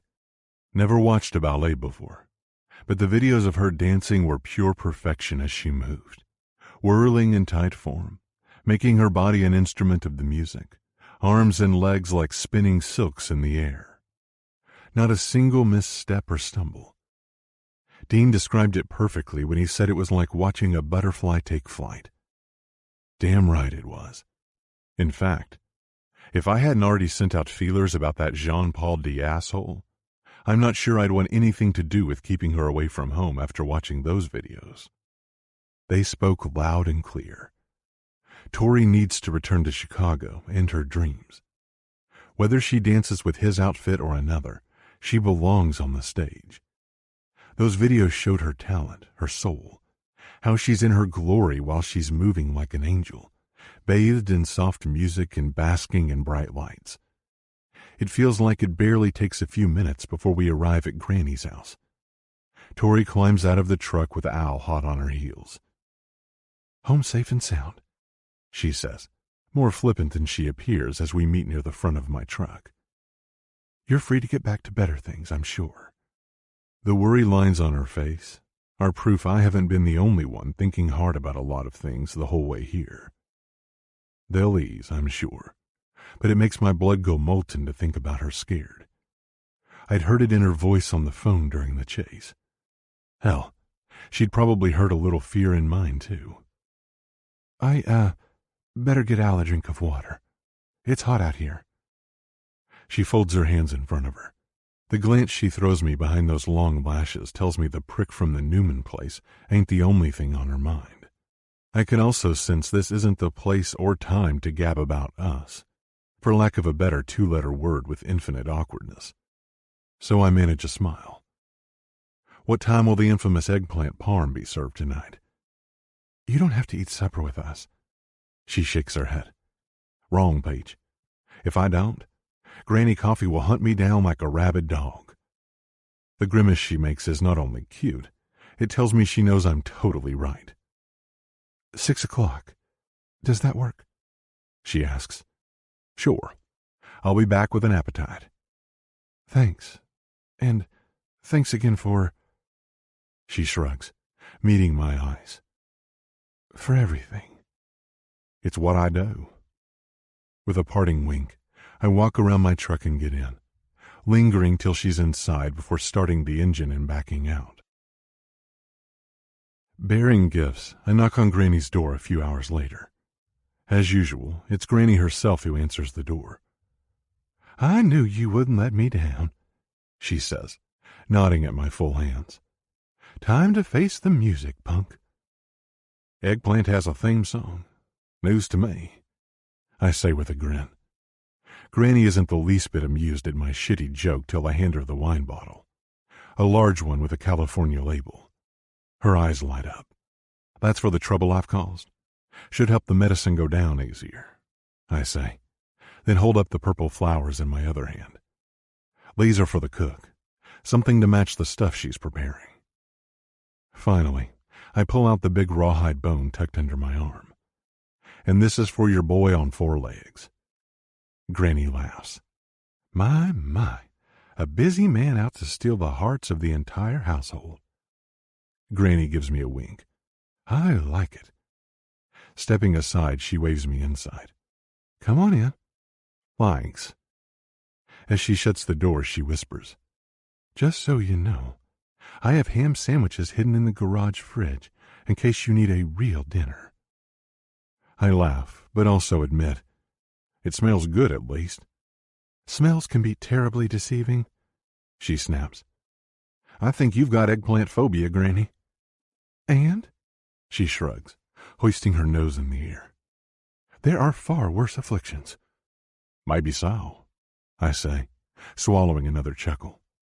"Beer or wine?" she asks, leading me into the kitchen. I go for the beer and take a seat at the table as directed, after giving Tori her flowers and Al his bone. They both appear to like their gifts. Within a few minutes, the food materializes on the table, and it all looks delicious. I don't care what the old lady thinks. Besides the heaping pan of steaming eggplant parm, there's a garden salad prepped from a real garden, a diced fruit mix, cottage cheese, and garlic bread slathered with melted cheese. What can I say? I've never been an overly picky eater, never had much choice, especially while spending summers here with Gramps. The Army didn't offer much variety, and neither did the years I spent working for the FBI. My meals were usually grab and go or straight out of a can. I start with a forkful of the eggplant. Granny and Tori's eyes are both glued to me in breathless expectation. Shoveling it in, I give it a good chew, letting the flavor wash over me. "Good stuff," I say. "Seriously good.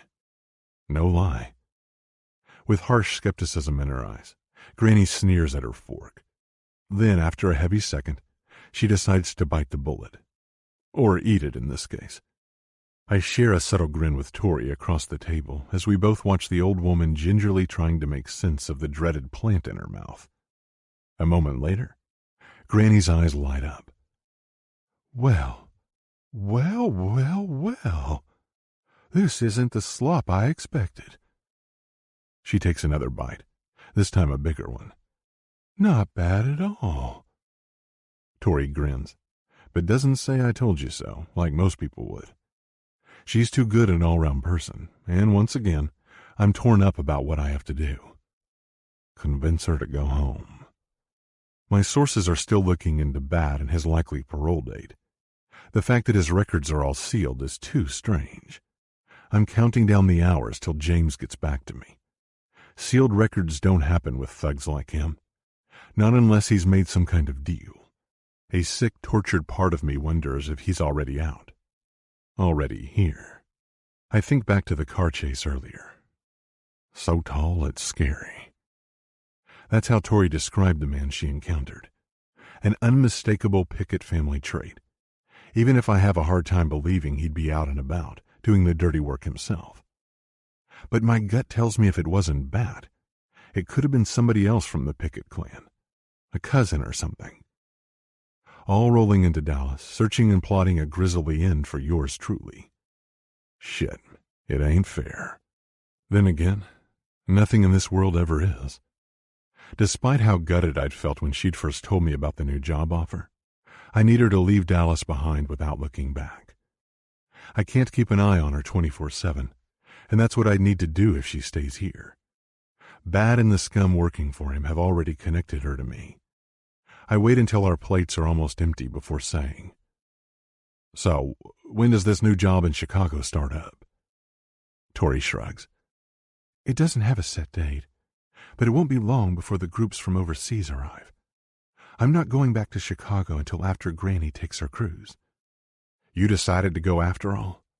I asked Granny. Talk about a wrench in my plan, getting Tori out of town ASAP. That's news to me. Last I checked, I'm not going. She clips, looking at Tori warily. Oh, yes, you are, Gran. Tori insists. What kind of granddaughter would I be if I stopped you from going on the trip of a lifetime? Now, who said it was the trip of a lifetime? Granny narrows her eyes. Robert Duncan, when I picked the goats up from his neighbor's place before the Newman job.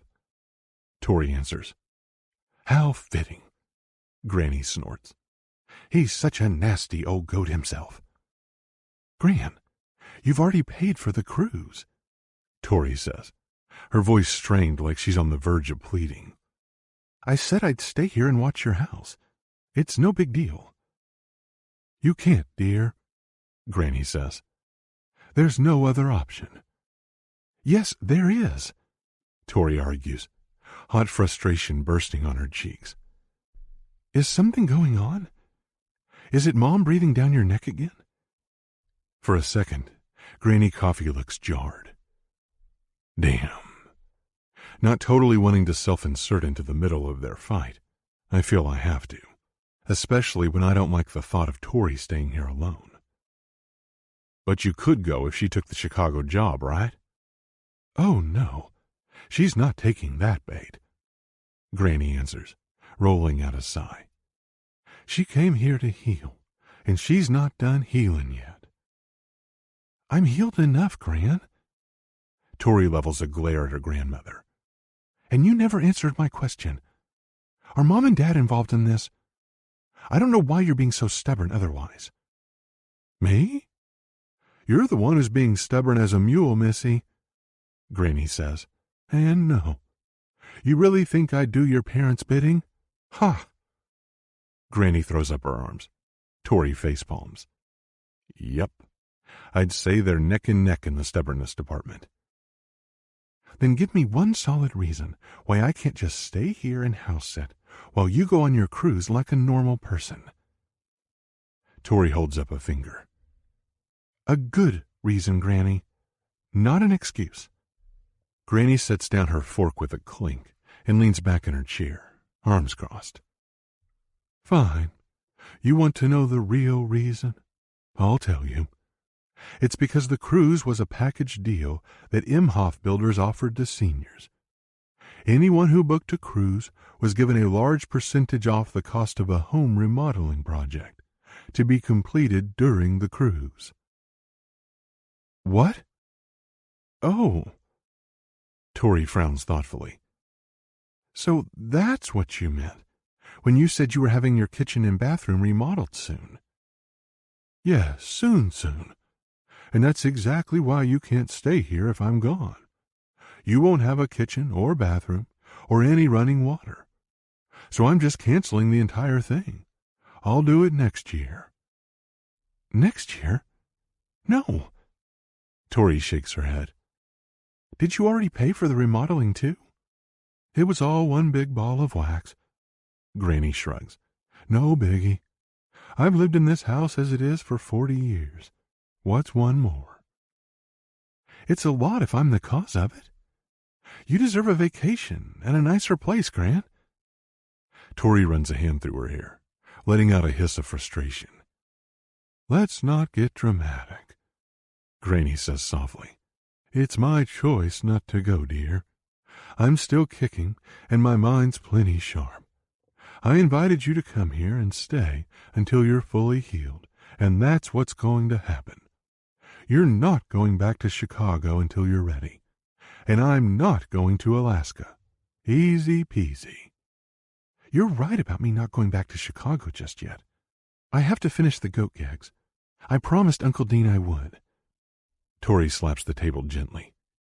Hey, that's it. I could stay with Uncle Dean and keep an eye on the remodeling project for you.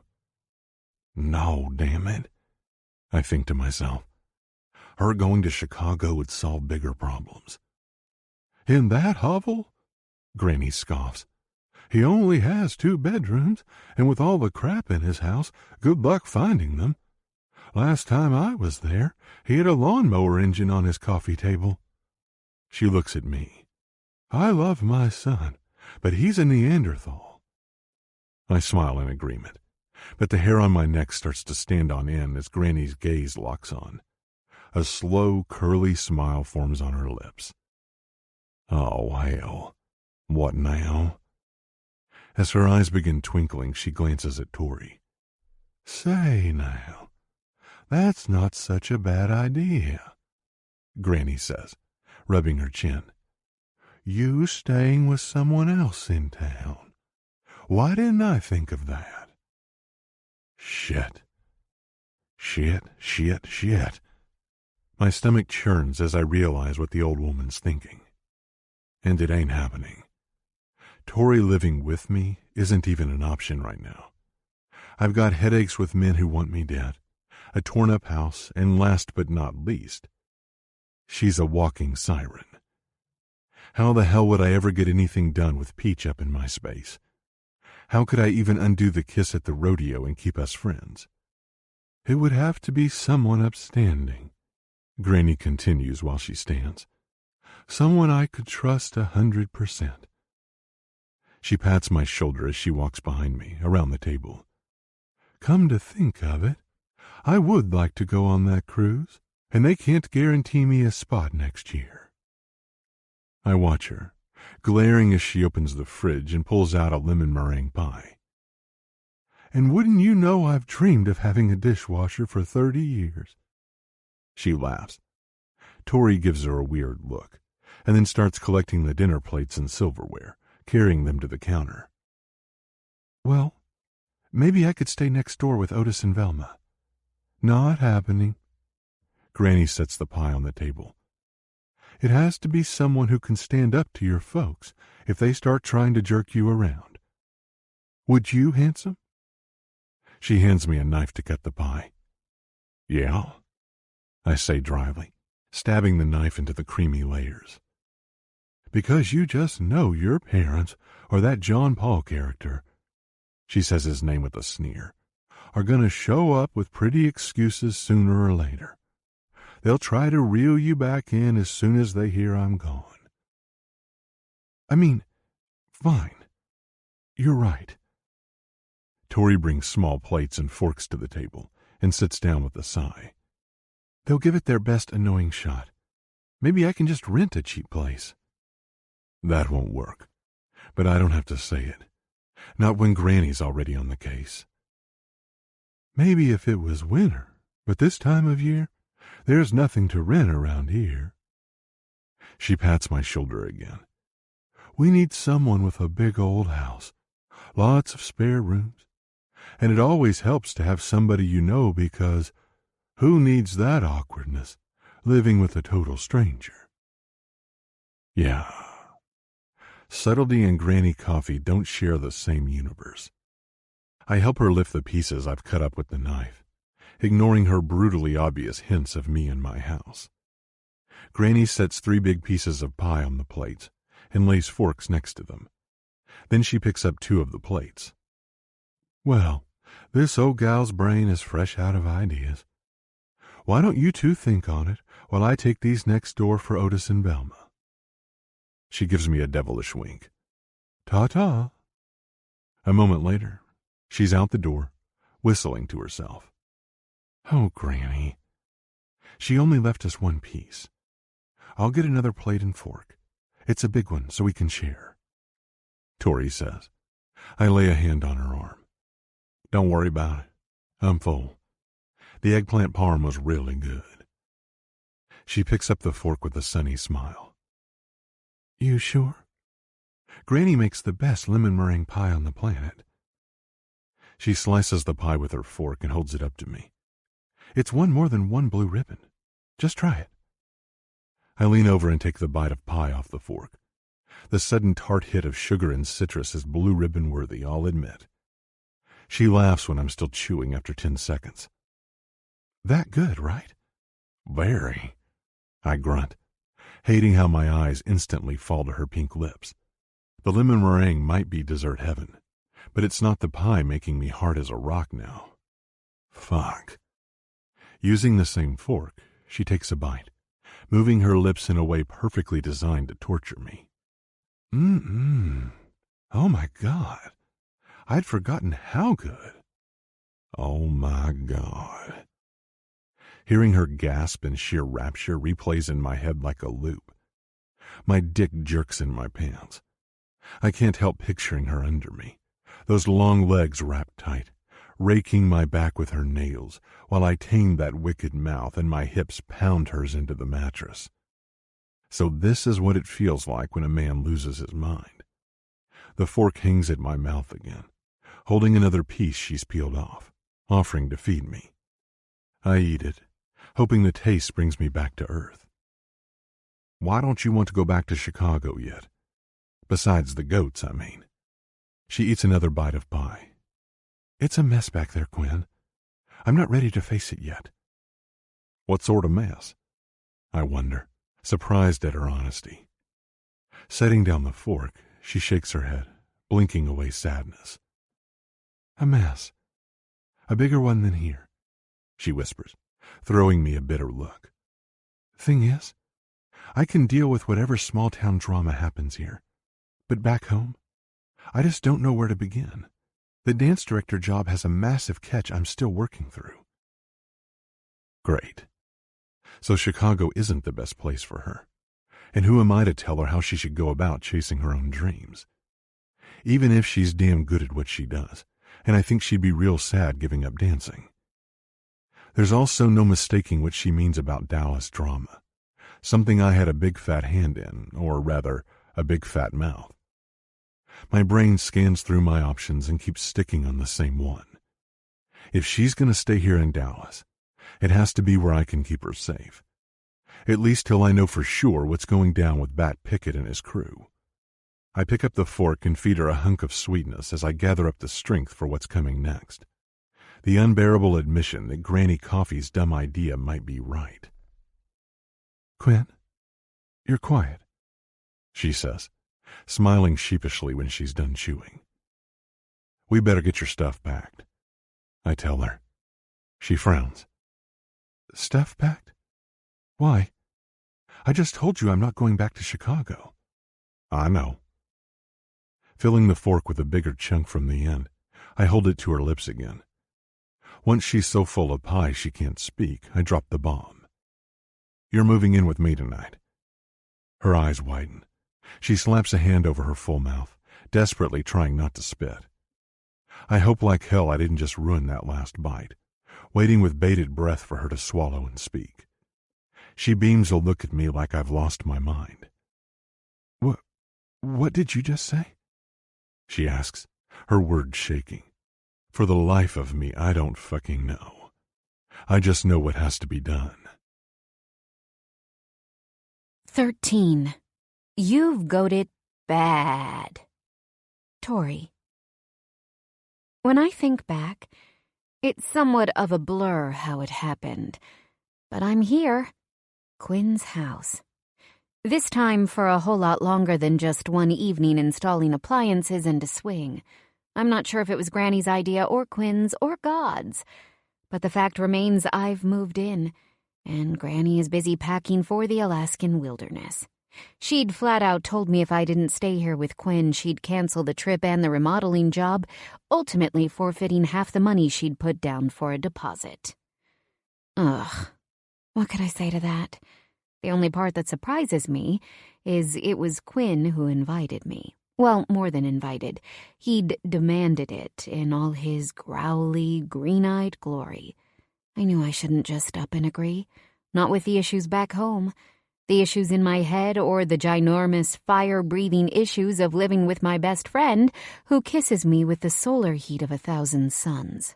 An issue I still haven't touched with him. Much less sorted out. Much less forgotten. Happy days.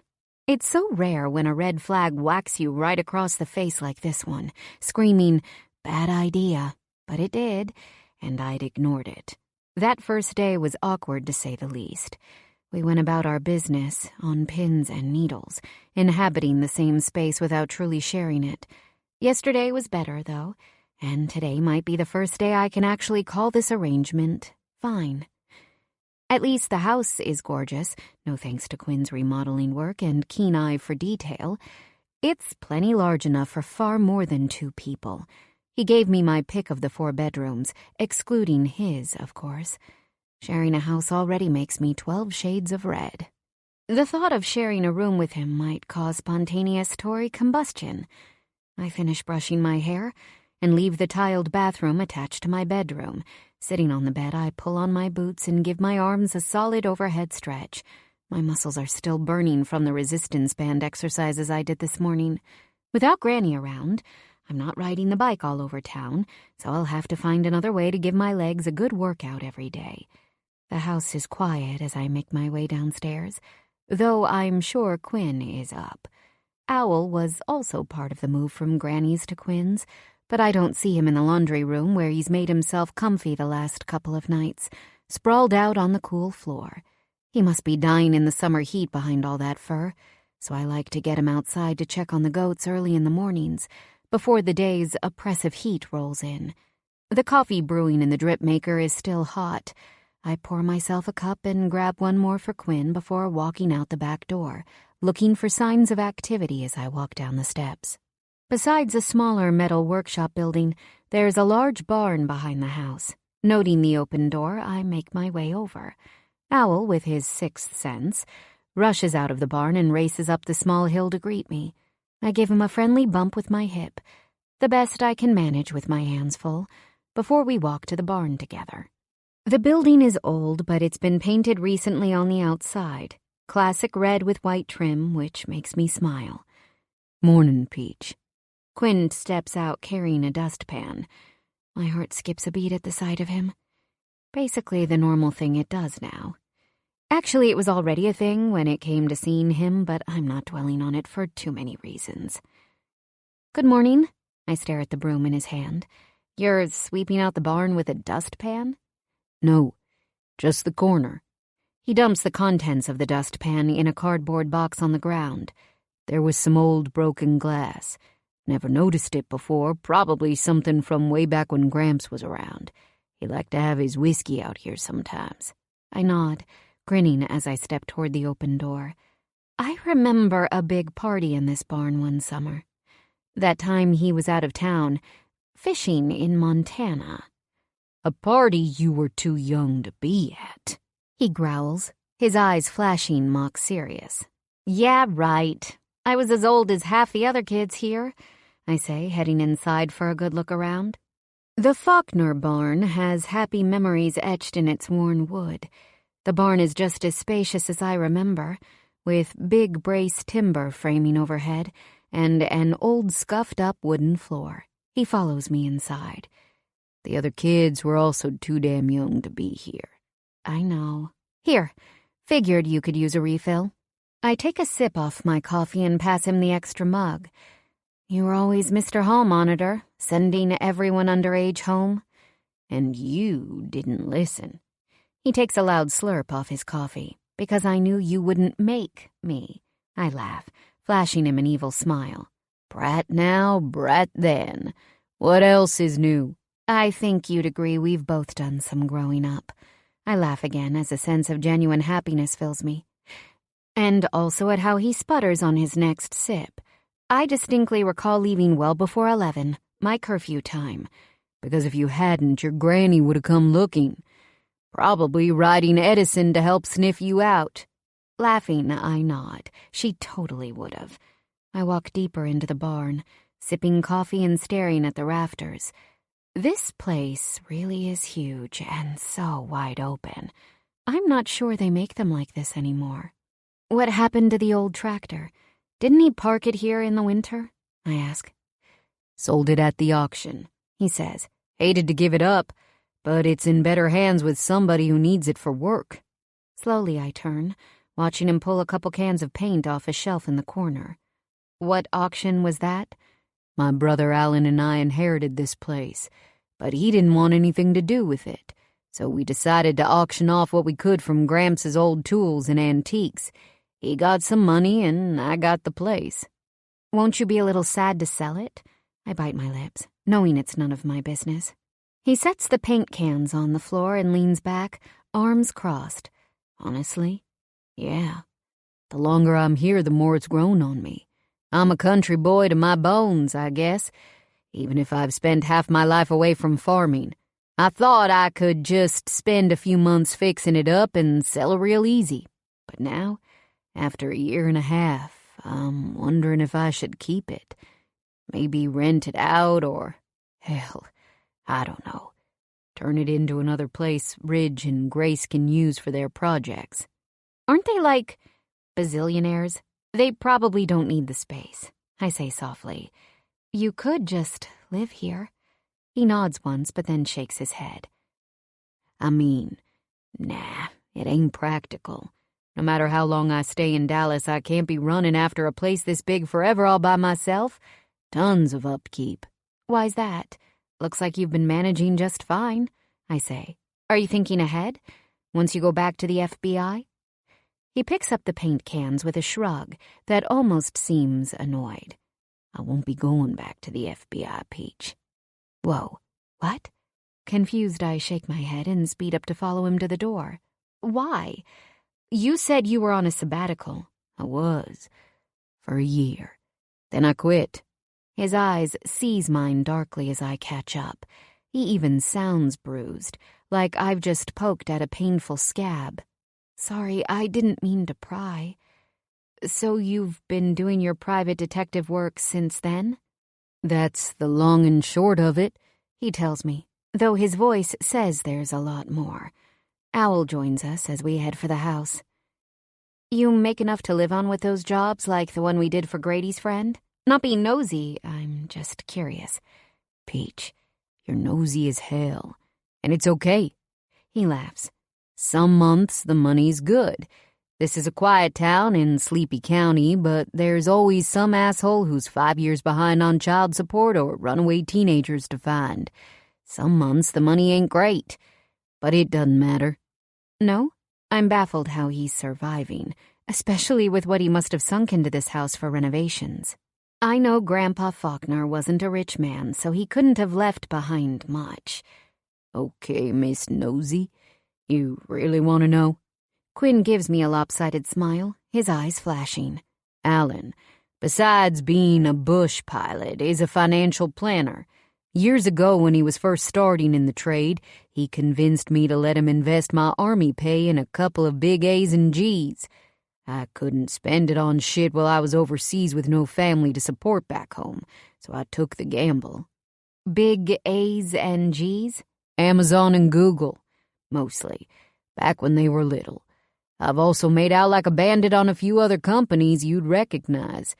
He's kept up being my financial planner ever since, and makes sure to wrap me across the knuckles if I ever start trying to draw out so much money it won't last. Wow, the Faulkner Wolves of Dallas Street has a nice ring to it, don't you think? I'm being silly, but I love how his face lights up anyway. Let's just say my brother's ingenuity not only set him up for life, it's bought me one hell of a cushion. He gives me a cockeyed grin. Good for you. And Alan, you guys are humble about it, too. So not like Mom's old-school money and Dad's endless boasting about his tech stocks. We arrive at the house a minute later, enjoying a companionable silence, and I point to the paint cans he'd picked up again just before leaving the barn. Are you finally tackling the cupboards today? Sure am. He holds open the screen door for me to enter. Are you interested in helping? Definitely. But Owl and I have to go do goat duty first. They've still got a long ways to go at Newman's Dairy before they're close to finished. He sets the cans down on the laundry room floor. I'll come with, he says, his voice serious. We can go through the drive-thru and pick up a couple breakfast burritos on the way through town. Then we'll come back and paint some cupboards. I'm game for that. I set my coffee down. Ready whenever you are. He opens the door again. Then let's grab our stuff and go. We'll take my truck.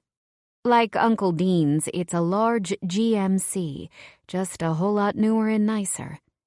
We should take mine.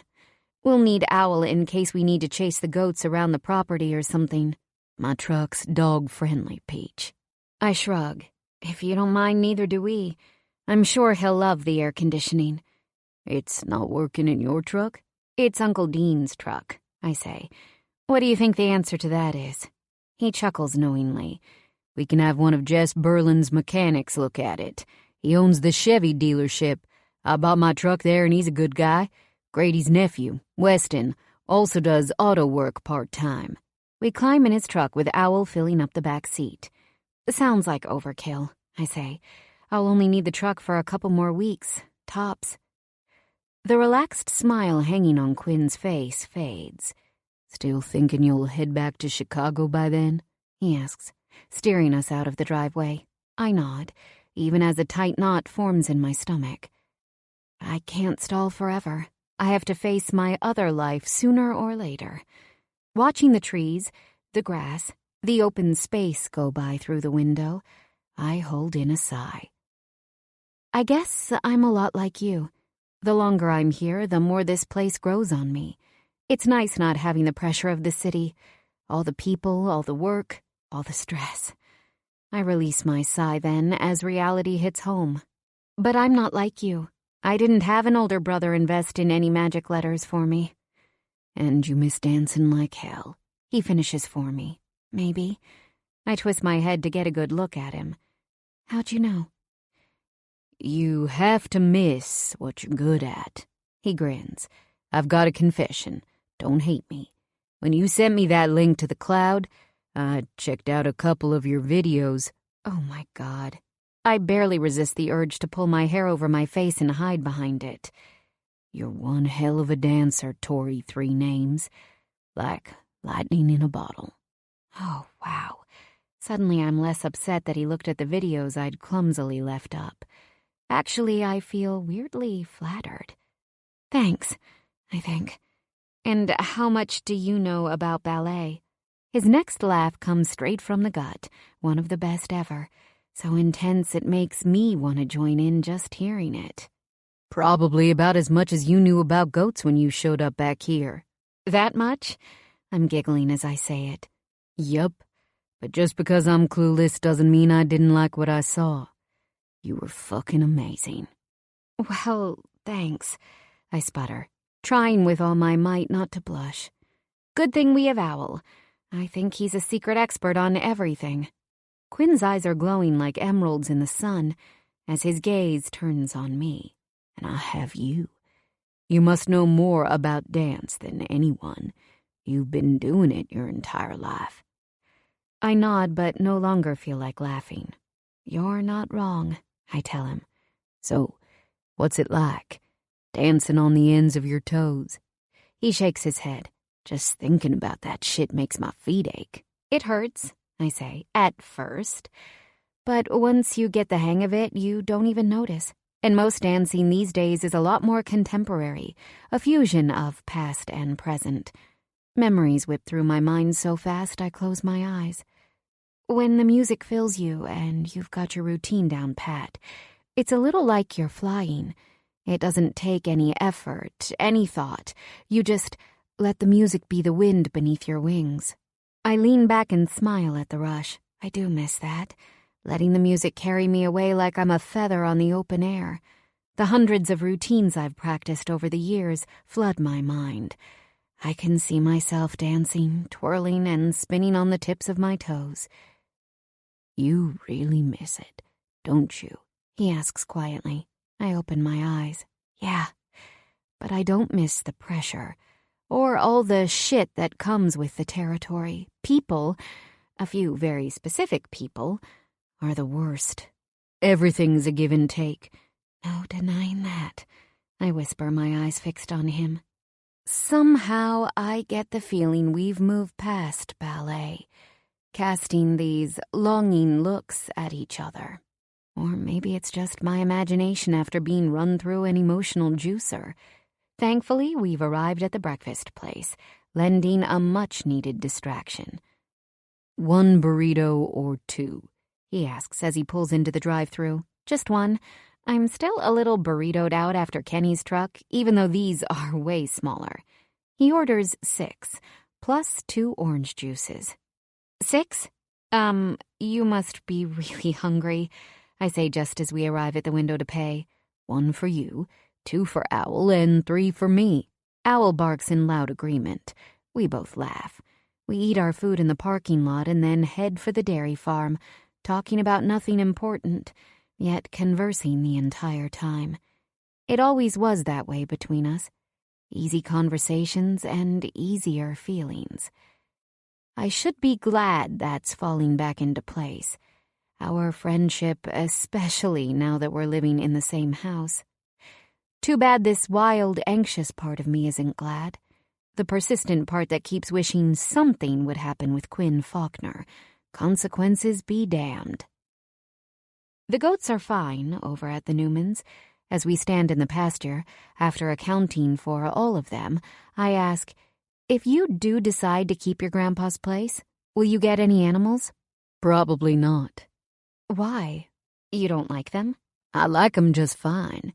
It's just that being a detective can pull me anywhere, anytime, and then what do? Animals need people around every day to take care of them. You've got friends who'd help in a pinch, right? He shakes his head. Wouldn't be fair to them or the animals. I think my farming days ended while Gramps was still alive. We start walking back to the gate.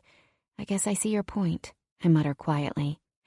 And I do, even if I can't help being a little disappointed. It's too easy picturing this place with a happy family and a diverse menagerie scattered across the grounds. Are you getting attached to the tribe? He asks. I mean, I don't mind them. They're cute little guys, and I will miss them. They just don't quite fit in my life or Uncle Dean's once he's moved on to his next scheme. I'm really going to miss this big guy, though. I pause long enough to give Owl's thick neck a hug. I already made my uncle promise he'll hang on to Owl if the goats have to move on. You've never had a dog before? With my mother? I laugh hysterically. No way. Not even a stuffed dog because they collect dust, don't you know? What about a cat? Something that pees in a box? Absolutely not. There was a squirrel living in a tree near my room once, and she called animal control to get rid of it. Shit. He rakes a hand through his sandy brown hair like he can't believe it. Yep. Is your apartment near your folks' house? I'm ashamed to admit just how close it is, but it's Quinn. It's kinda right above their garage. When I turned 21 and wanted my own place, Mother had the attic remodeled. Damn, woman. I wondered how she filled your fridge with food. Now you know. Yes, I'm blushing. Big surprise. Now he also knows how pathetically stunted my adult life has been, and why my summers with Granny meant so much. They were the only freedom away from home I've ever had. Getting a taste of it again makes me not want to return. Ever. But I have to. I miss my career. It's a part of me I'm not quite ready to bury, and I'm also not excited to stare down the barrel of what's next. If you quit, what then? Well, are you ready for some painting? He says, slashing through my thoughts with the perfect distraction. I'll make those cupboards sing, Quinn Faulkner. Wow me, he rumbles. We share a wicked grin. Surprise, surprise. As much as I love painting, the giddy excitement wears off fast. Hours later, I arch my back to smooth out a kink from bending over for so long and set down my brush. The cupboard doors are laid out on sawhorses throughout the barn. We've already painted all of the actual cupboards inside the kitchen, but brought the doors here where it was easier to lay them flat. Your arm's about to fall off yet? Quinn asks. Are yours? I flick my tongue out at him. Laughing, he sets his brush down. Fuck, this is tedious. But they'll look so nice once they're done. No work, no reward. Yeah, well, right now they need to dry before we can give them a second coat. Let's clean up and stretch our legs. I could go for a walk, then I'll grill us some steaks. I collect my paintbrush and rolling pan. Holy crap, it's really almost dinner, isn't it? Forget having fun. Time flies when you're working yourself into jelly. We use the outside spigot to wash our painting gear and leave it in the sun to dry before making our way around the barn. Behind it, there's a trail that leads into the trees, where a shallow creek twists and turns through them before making its way to the pond on the far side of the grove. How many acres do you own? I ask as we walk together. 10. Luckily, it's never been annexed into the city, so I just pay state and county taxes for the land. The others are that much more? Yup. They'd be charged as buildable lots rather than farm acreage. I think about that as we continue. There are so many things I don't know about because I've been so sheltered. And how badly I don't want to go back to that. I really don't. I can't help but wonder how different things would be right now if my life took a detour. What if I'd just told Mother to pound sand and stayed at Granny's that last summer after high school?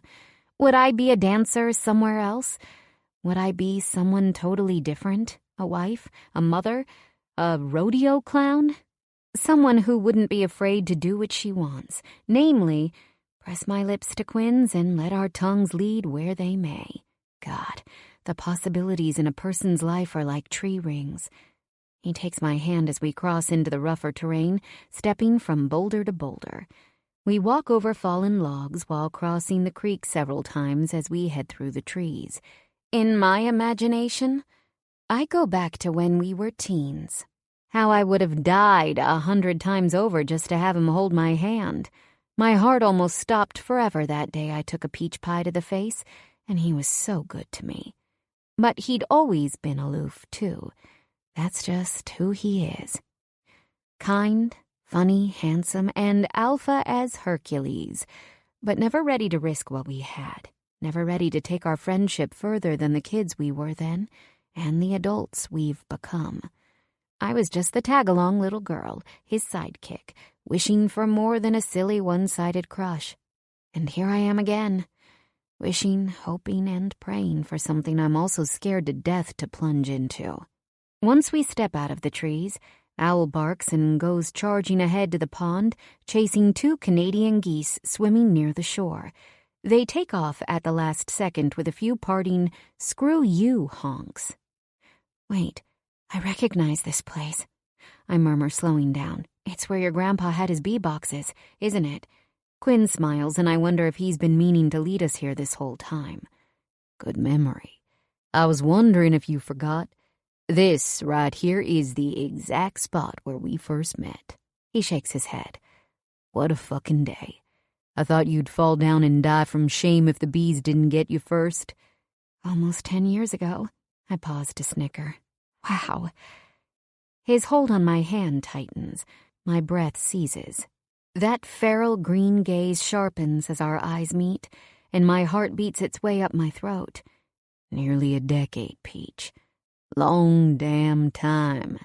His eyes fall to my lips and linger. Oh no. My lips, my entire body, quiver as I remember kissing him at the rodeo, tasting the heat of his growl. Kissing him was more than I'd ever dreamed then.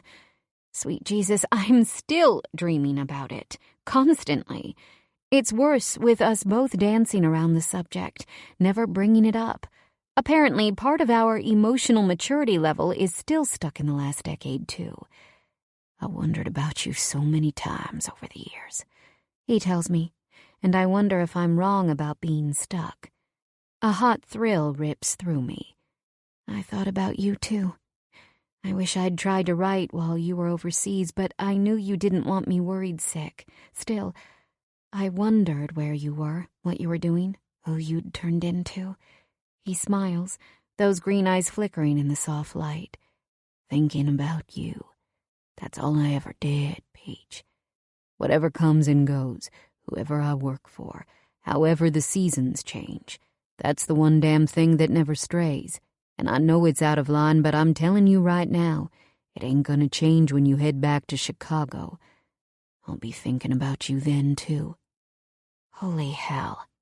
My heart nearly explodes. I can barely breathe. I start opening my mouth, searching for words, but he casts me this sad hangdog look, like he's realized he just said too much. Quinn. Let's, He clears his throat and glances quickly at the pond. Skip rocks. I used to do that shit all the time. How long has it been since you tried? I smile, loving and hating how he tries to save face. I have half a mind to grab his face and kiss him, but for now, I'll play along. Probably not since the last summer we were here, I say. Far too long. He lays a hand on the small of my back and guides me to the pond. High time we have another go. We search the ground, find the flattest rocks, and then take turns pitching them over the top of the water. A fun little competition breaks out over the number of times each rock skips before sinking into the murky depths.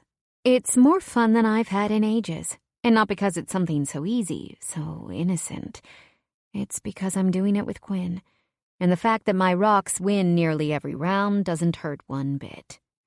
Who the hell went and made you Miss Rock and Roll? You're too good, lady, he says. I give up. I toss a rock in the air and catch it, flashing a victory grin. How? He wipes the sweat off his brow, grinning back. Just how'd you go and kick my ass that hard when you said you haven't done this for years? I was taught by the best. I wink at him. Growling, he swipes the rock out of the air when I toss it up again. And you've been practicing the last 10 years. Liar.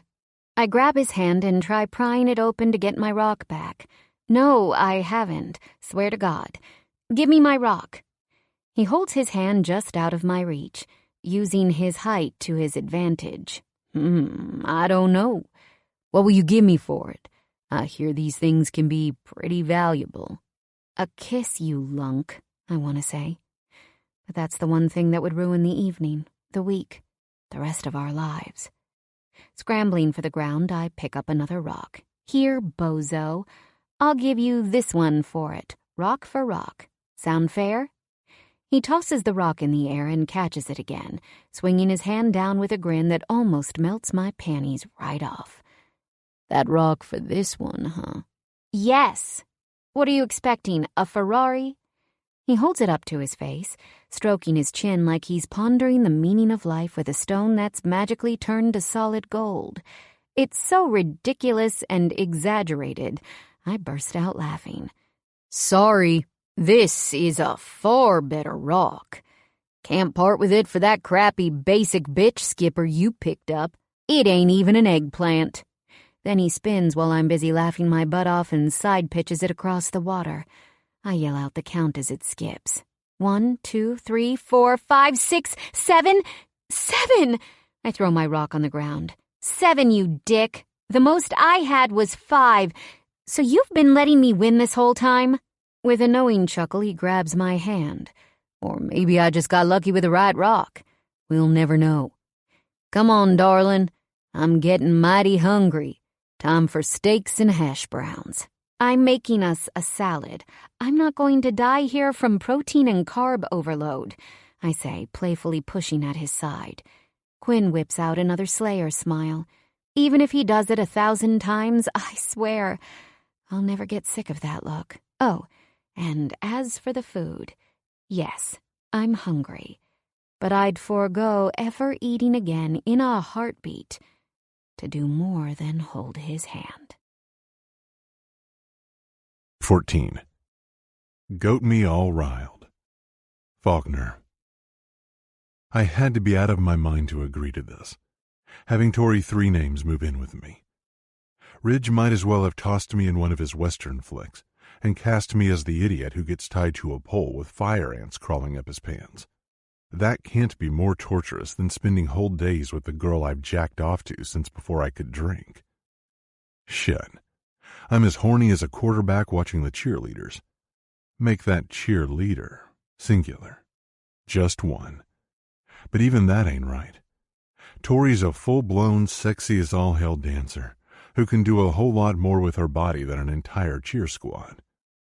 Of course she has dynamite legs. I've been staring at them all day, tracing how they run up into that supple peach of an ass.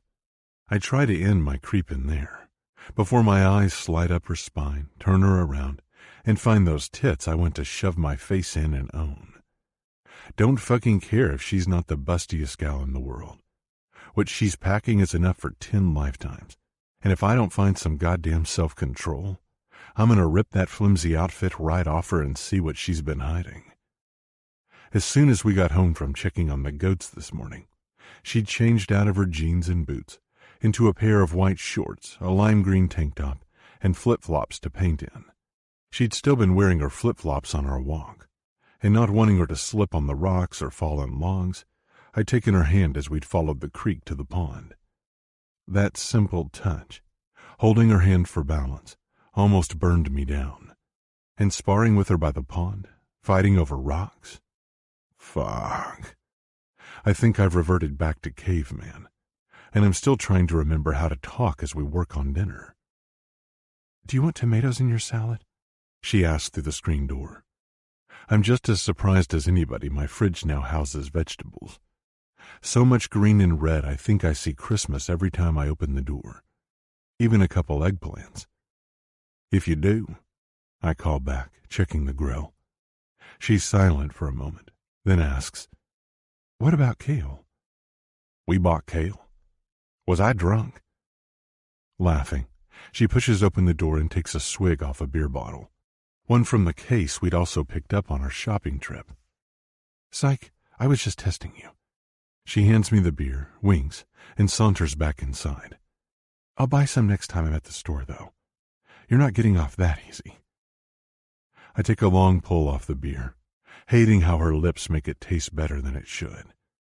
Then I go back to flipping the steaks, trying to deduce whether I'm more pissed at my poor blue balls or the fact that I'll be eating kale before this is over. Damn, I need to switch gears, whip my thoughts back in line to a place that doesn't involve picturing Tori bouncing on my cock, but it's damn near impossible, especially when I think about the curve of her ass in those shorts as she turned after sassing me. Welcome to hell. Population? Me. I can't even think straight. I'm a raving beast. Like down by the pond, when she looked at me with those baby blue eyes brighter than a desert sky. They're as gorgeous as the rest of her, and just as likely to tempt me into signing my soul away. Al lets out a sharp bark from beside the grill. Huh? Oh, shit. I yank the steaks off the flames just in the nick of time and set them on the side of the grill. "Thanks, dude," I tell the dog. "You'll have some extra meat on the T-bone in your dish tonight, I promise." He wags his bush of a tail, flopping his tongue out. "What are you two talking about out there?" Tori asks from the kitchen window. "The steaks. Next time I'm buying 3. "Oh, there'll be plenty for him. Those are 2 of the biggest steaks I've ever seen." "They'll be the best steaks you've ever tasted, too," I tell her. "Promises, promises," she says, laughing as her face disappears. I'd damn well like to make a few other promises we could only fulfill in the bedroom. If I know for certain that Bat Pickett wasn't coming for my ass, I'd write them with my tongue all over her skin and deal with the fallout later. Until then, I'll have to learn to live with the raging hard-on from hell. Until then... Hell, what am I saying? I'll never be able to fulfill carnal promises of any kind with Tori once Pickett gets released. That's a given. Same for the fact that he wants to cut off my head. The psycho won't ever get over my part in putting his brother away. Not while I'm still breathing. I need to be prepared for that. Fully. I'd shown her Pickett's sneering mugshot, and she said that probably wasn't the man who'd been in the red Chevy. I hate that she couldn't get a good read on his face. We couldn't get a positive ID from the low-res pictures Grady took, but my gut tells me the dude had something to do with Pickett. Guaranteed. Another Marvin, another minion, looking for intel to feed to Bat. I pull the steaks off the gentler side of the grill and carry them inside. Even with the kitchen in disarray with all the cupboards open, missing their doors, This place has started to feel more homey than anywhere else I've ever lived. I'm starting to like it a lot. And yeah, that might just have something to do with the fact that I'm not alone anymore.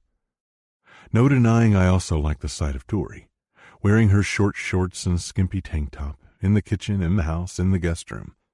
I like it more every time I see it, and the only thing I'd like more is having her wearing less. Shifting my pants for cover, I try to battle the bulge before heading back into the house. I buck up, pull on my best wasn't just thinking about you naked grin, and call out, "Steaks are done." In the morning, I drive her to check on the goats again. Then we stop by Granny's house before heading home. "Wow," Tori says, staring at the dumpster in the driveway. "They left the whole freaking kitchen and bathroom in here."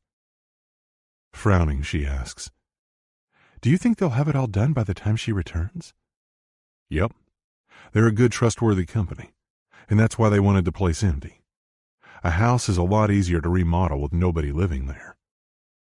We go inside, chat with the workmen for a few minutes, and have a good look around. Then, once Tori's satisfied that all's well, we head back to my place. "I'll go change and meet you in the barn," Tori says, as she climbs out of the truck. I don't know whether to be happy or worried. She's bound to return with another skimpy pair of short shorts clinging to that delectable ass. I'm starting to regret ever giving her that Peach nickname. "Come on, buddy," I tell Al, holding the door for him to hop out of the truck and into the balmy summer heat. I think we could both use a splash of ice water. After I've watered the dog and tried to douse my own fire, I turn around and face today's death by sexy roommate. Bam! Right between the eyes. The shorts she's wearing are cut-off blue jeans with ragged fringes. They're short, riding up to the edge of her ass, and naturally they look damn good. So does the tight red t-shirt hugging her chest, a wicked eye trap contrasting with the jean shorts. The blocky white lettering on her shirt says, "Nobody's perfect, never mind." Granny strikes again. I stare, not skipping a fair chance to have a good look at her tits, my eyebrows raised. "Nope, all me this time," she says proudly. "Kind of a running joke in our dance group. That's what happens when you throw together a bunch of girls who obsess over every single detail." I nod, fully aware I'm the one doing the obsessing right now. Can't peel my eyes off her till she begins walking. Later, we make small talk while giving the cupboard doors a second coat of paint. As I walk over to the last door, I test the paint on the first one I'd finished. Finding it dry, I say, "We'll be able to hang these after lunch." "Awesome. I can't wait to see how they look." Tori smiles like I just made her day. "I really like this slate gray color. What's next on the list after these?" "Mainly trim work," I say. Half sorry the project is almost over. I've enjoyed working on the house, and having her help has even made it fun. Quarter-round molding on the doors and windows, and crown molding for the ceilings. "Is that what's wrapped up in plastic in the corner?" she asks, pointing to the section of the barn where I've been storing materials like a beaver prepping for the apocalypse. Bingo. It's already painted white. Didn't want it getting scratched. "Are you going to do anything more inside the barn?" she asks, her eyes big. "More? Like what?" I haven't done anything to the barn except clean it out for storing supplies, which are almost depleted. It has new siding and a new roof, both upgrades I paid for. Those jobs were too big to handle alone. "I don't know," she says. "Extra space to store stuff?" "Hadn't planned on it. Why?" "Well, I was thinking—" She glances around, and her eyes land on the beams overhead. "Thinking what?" I ask. "So, I know I'll only be here a few more weeks tops, but if you aren't using the barn for anything special, I was wondering if maybe I could—" "For the goats?" I ask. "Sure, if that's what you're thinking. It'd save you a trip to Dean's place between jobs." I smile at the thought of her beasts roaming around here. Gramps never had a lot of livestock the older he got. He'd pulled the stable walls out years ago to make more room to store the old antique junk he collected. The corral's still in good shape. I'd fixed it up and painted it a month ago, just in case whoever I sold it to might have animals. For the goats, I'd have to fence in an area with more grass for them, which wouldn't be that much work. No, the goats will be at the dairy farm for at least that long. She grimaces slightly. I want the space for me. You? I blink in confusion. Don't like your room? Wish you told me, Peach. It must suck awful bad if you'd rather sleep in the hay. No. She swings her arms with a loud belly laugh. I love the room, but with Granny gone, I'm not getting enough exercise. With bike riding gone, I need more strength exercises, room to do workouts. I can't run for long stretches. That's too rough on my knee, and walking isn't strenuous enough. She points up. The beams in here, though, they'd be perfect for aerial silks. What the hell's an aerial silk? She flashes her perfect teeth and continues to roll paint on a door. You've probably seen them. They're these long silk ropes that people climb, great for aerobics. I can show you on my phone. A heinous vision of Tori climbing colorful hangers without a stitch of clothing on streaks through my head. God damn, not what I need to think about. I clear my throat. Yeah, I know what you're talking about. I've seen them. You know how to do that? I've done it for years. My friend Miriam got me into it. Her dad owns a huge gym downtown, and they were offering classes. It's great for overall body strengthening. The excitement in her voice makes me grin, despite the fury in my cock. Sure, we could figure something out, but where would you get the supplies? Dallas ain't Chicago, darling. Everything's online, Quinn. Remember that big A you invested in? Probably wouldn't cost a ton to have it shipped here. She stands back and examines the door on the sawhorse in front of her, then runs the roller over the edge. Oh, and I need to put up a couple big mirrors, too. I examine my door and, satisfied with the work, walk over and set down my roller in the tray we've been sharing. Mirrors, huh? Right. She sets her roller next to mine. People always think the mirrors in dance studios are because dancers are vain, but that's not it. They're an important training tool. They give you instant feedback, show you the height and shape of your movements, your body and line position. She shrugs. You can't fix what you don't know is wrong. There's nothing wrong with her body whatsoever, but what the hell do I know about ballet? We could hang up some mirrors, no problem. But what about the floor? It's pretty old and scuffed up. Won't be much good if you get tripped or step on a sliver. It's fine. She rubs the floor with the sole of her sandal. A good sweeping and mopping and it'll be perfect. I've had to practice in worse places. I'm not so sure, but I could rent the industrial sander I'd used in the house again. What about under those silks? Don't you need a mat or something? Padding in case you fall? I'm not convinced I love the idea of her climbing silks, whether or not it makes me hard enough to pound nails. I've seen it on TV, and the shit looks dangerous, the higher it goes. More bad news for her knee if she slips again, or worse. You worry too much. Tori laughs, her mind made up. I won't fall. I've done this for years, and it's exactly what I need right now to get back in shape. You ain't out of shape, woman. The words burst out before I can stop them. If anybody's telling you that, give me their name and I'll set them straight. I'm out of form for a dancer. A thoughtful expression crosses her face as she slowly looks around the barn, visualizing everything. With a little bit of equipment and your help, I could go back to Chicago in tip-top shape. Damn. There's a longing in her voice, a determination. Whatever doubts I've got rolling around in my head can't argue with that. Order whatever you need, I tell her. I'll put it up and check everything over to make sure it's solid. You promise me you won't go crazy till I've signed off on the safety. Absolutely. Her face lights up like I just descended from the sky with a halo. Thank you so much, Gwen. She claps her hands together, lets out a wild squeal, and then throws her arms around me.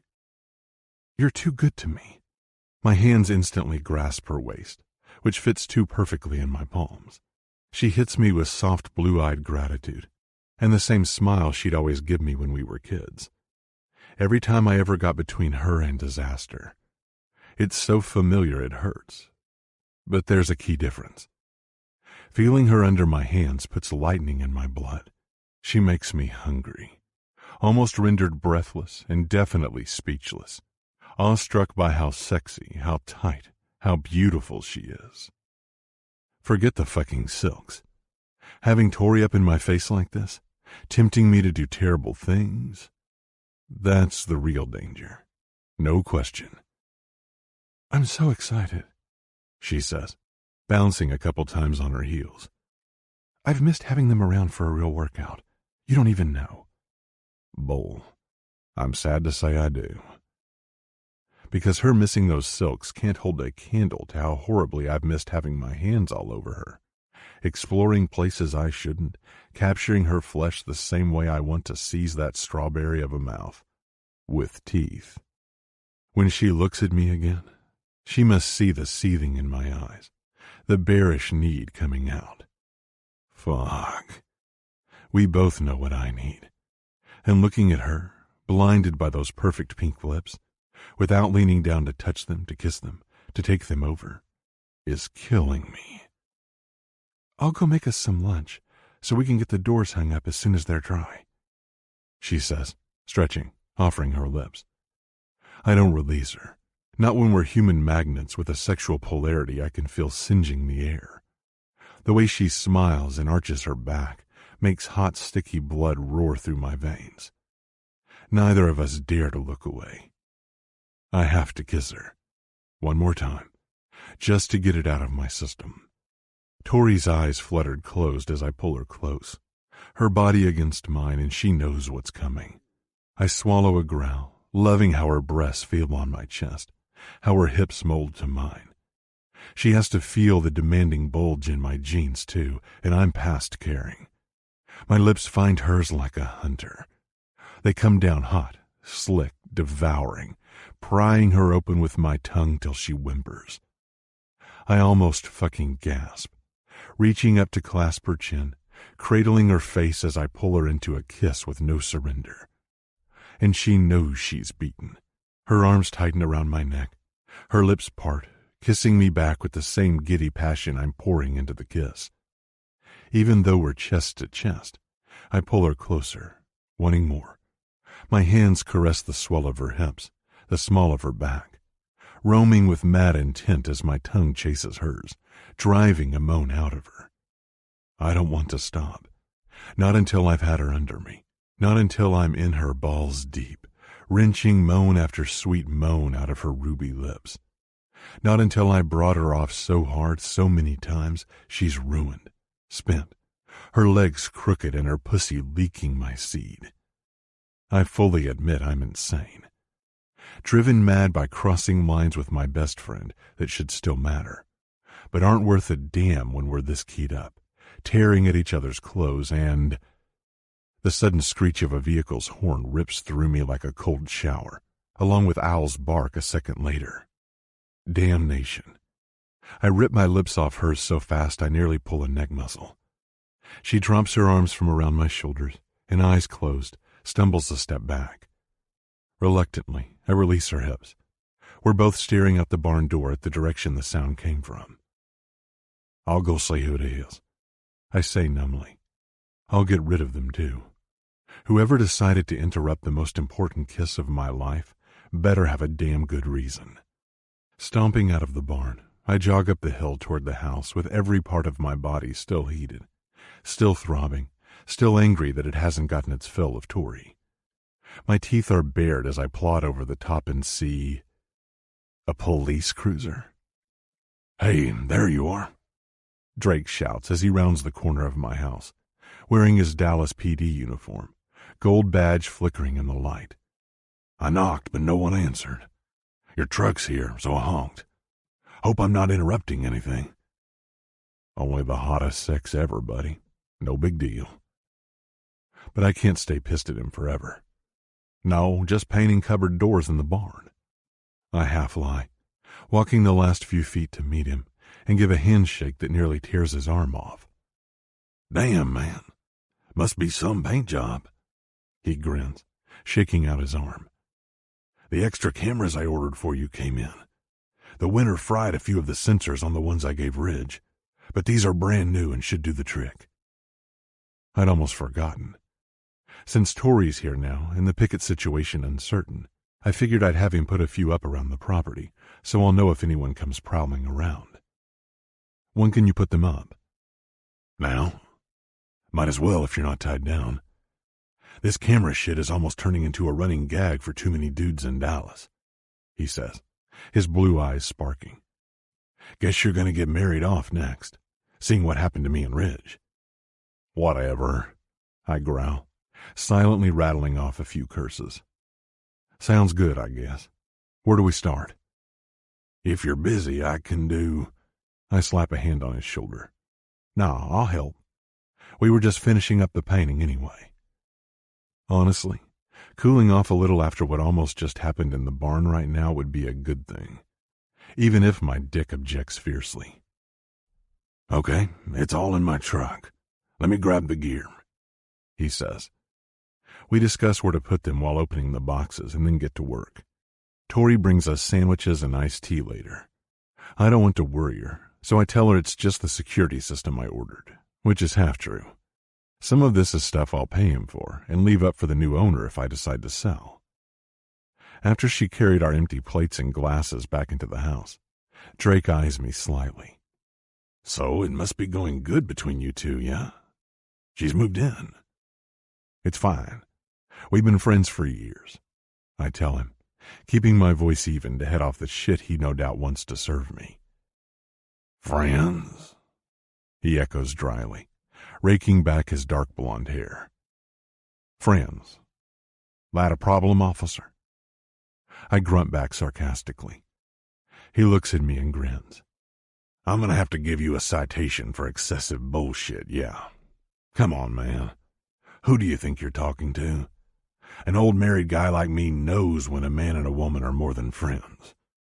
You haven't been married that long, I tell him. And I'm not that old, he laughs.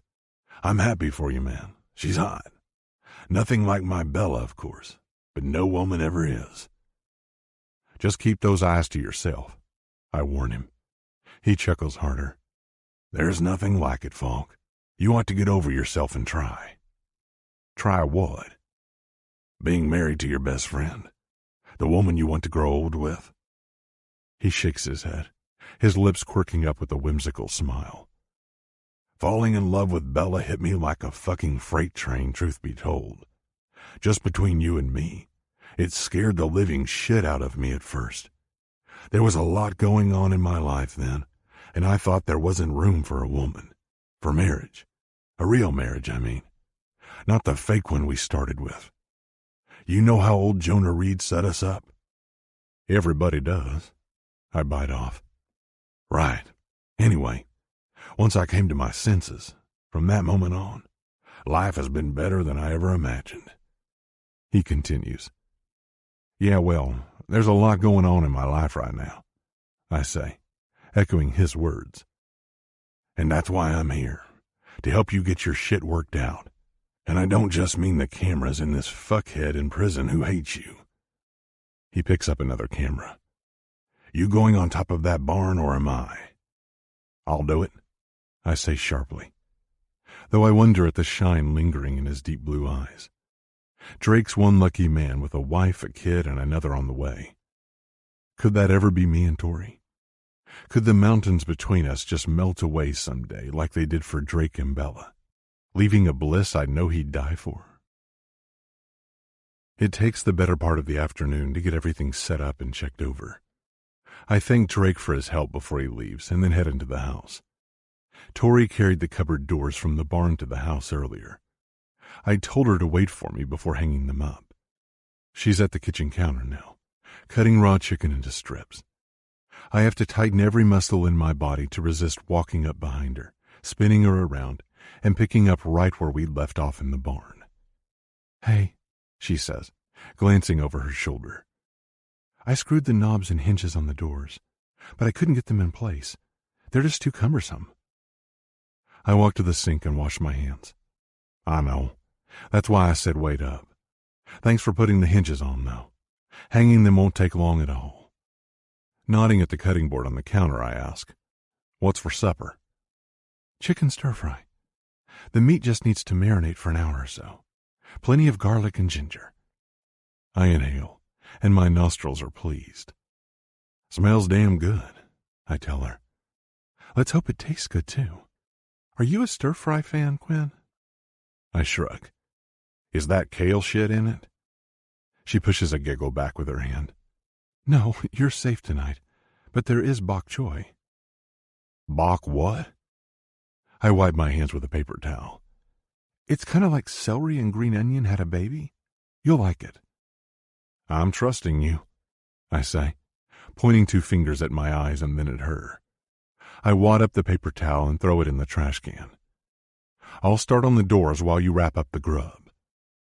She hits me with that sunshine smile again. "I'm almost done. I just have to get the chicken in the fridge, then I'll help with the doors."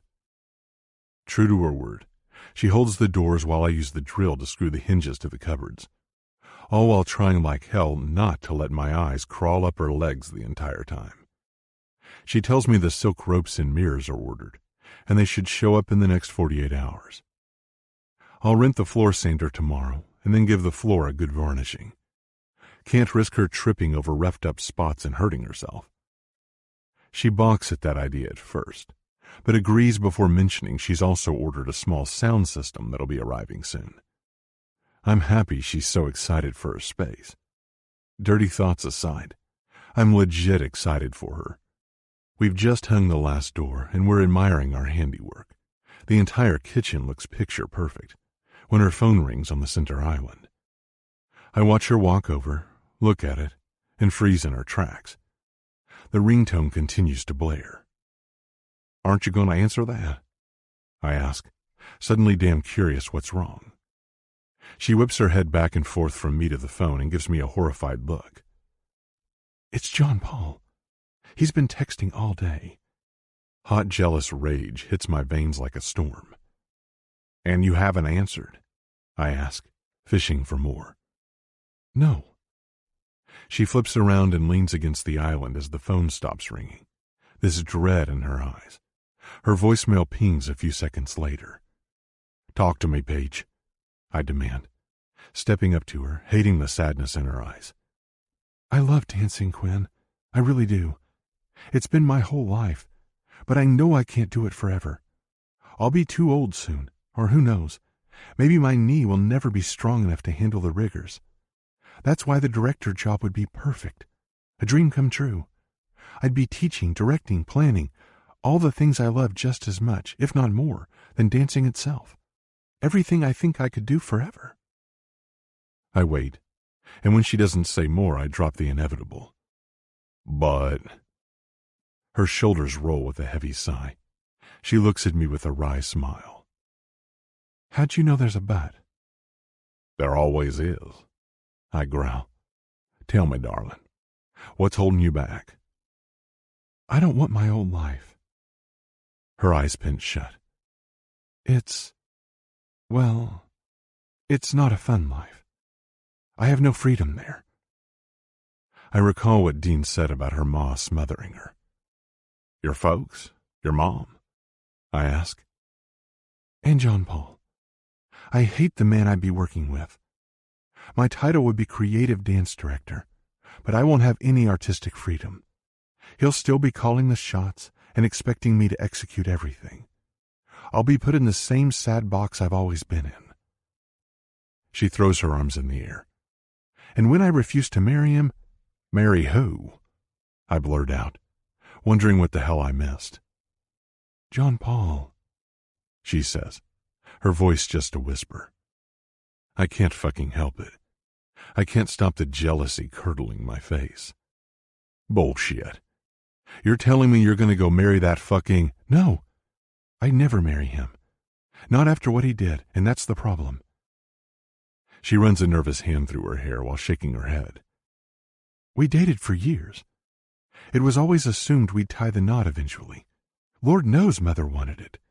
But we were never engaged. And then he cheated on me with that bitch, Madeline, and she knocked me down, hurt my knee, and— Hold up.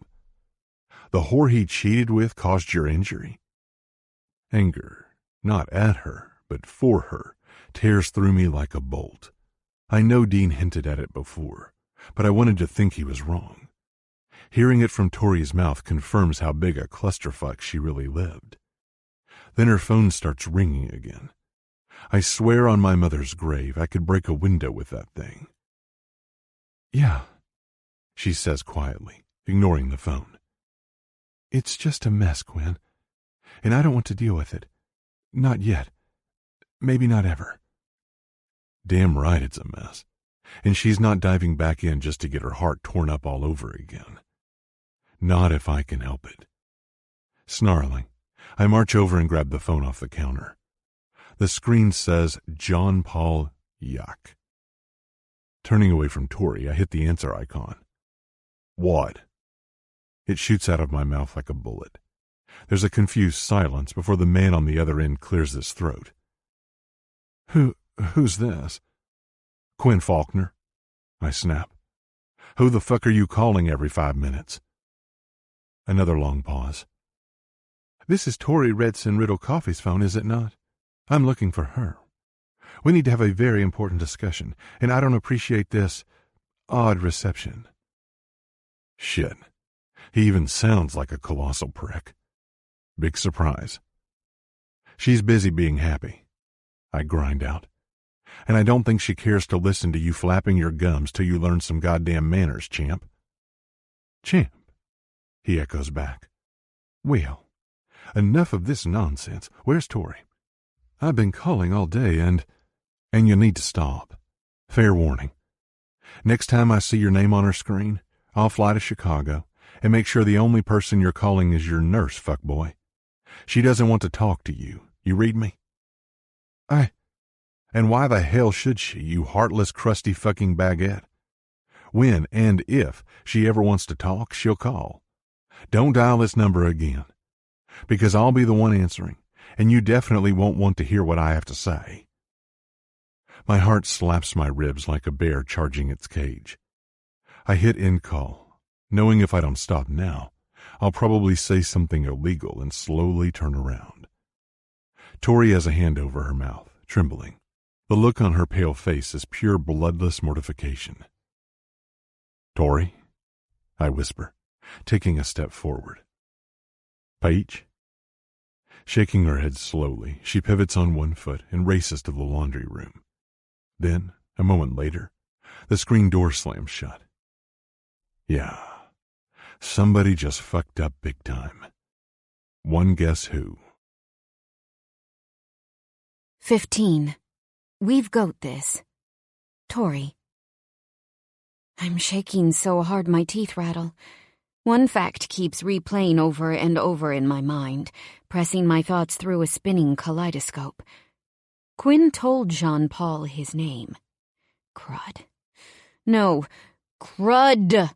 Now Mother has all the ammo she needs to shoot down my decisions. Hell, to tell me I don't have a hand in deciding anything because somebody has to be putting ideas in my head. I can just hear her now. Grow up and be responsible, Tori. You're acting out, Tori. What? You're still listening to that farm boy, Tori? And me. It doesn't help that she's the only person, besides Granny, who knows how in love I was with Quinn. The last summer I made it to Dallas, Mom had puppies over me coming here since I'd just turned 18. Old enough to decide my own fate, with a boy I'd always had eyes on. And when she found out Quinn wasn't there and he'd enlisted in the army, she'd been ecstatic. Pain shoots up my leg. It's the running making my teeth rattle, I realize. Still favoring my undamaged knee, my gait isn't so smooth. It's hurting, too, so I slow to a slight off-kilter jog and push through the grove of trees. At the first fallen log, I sit down and rub my leg.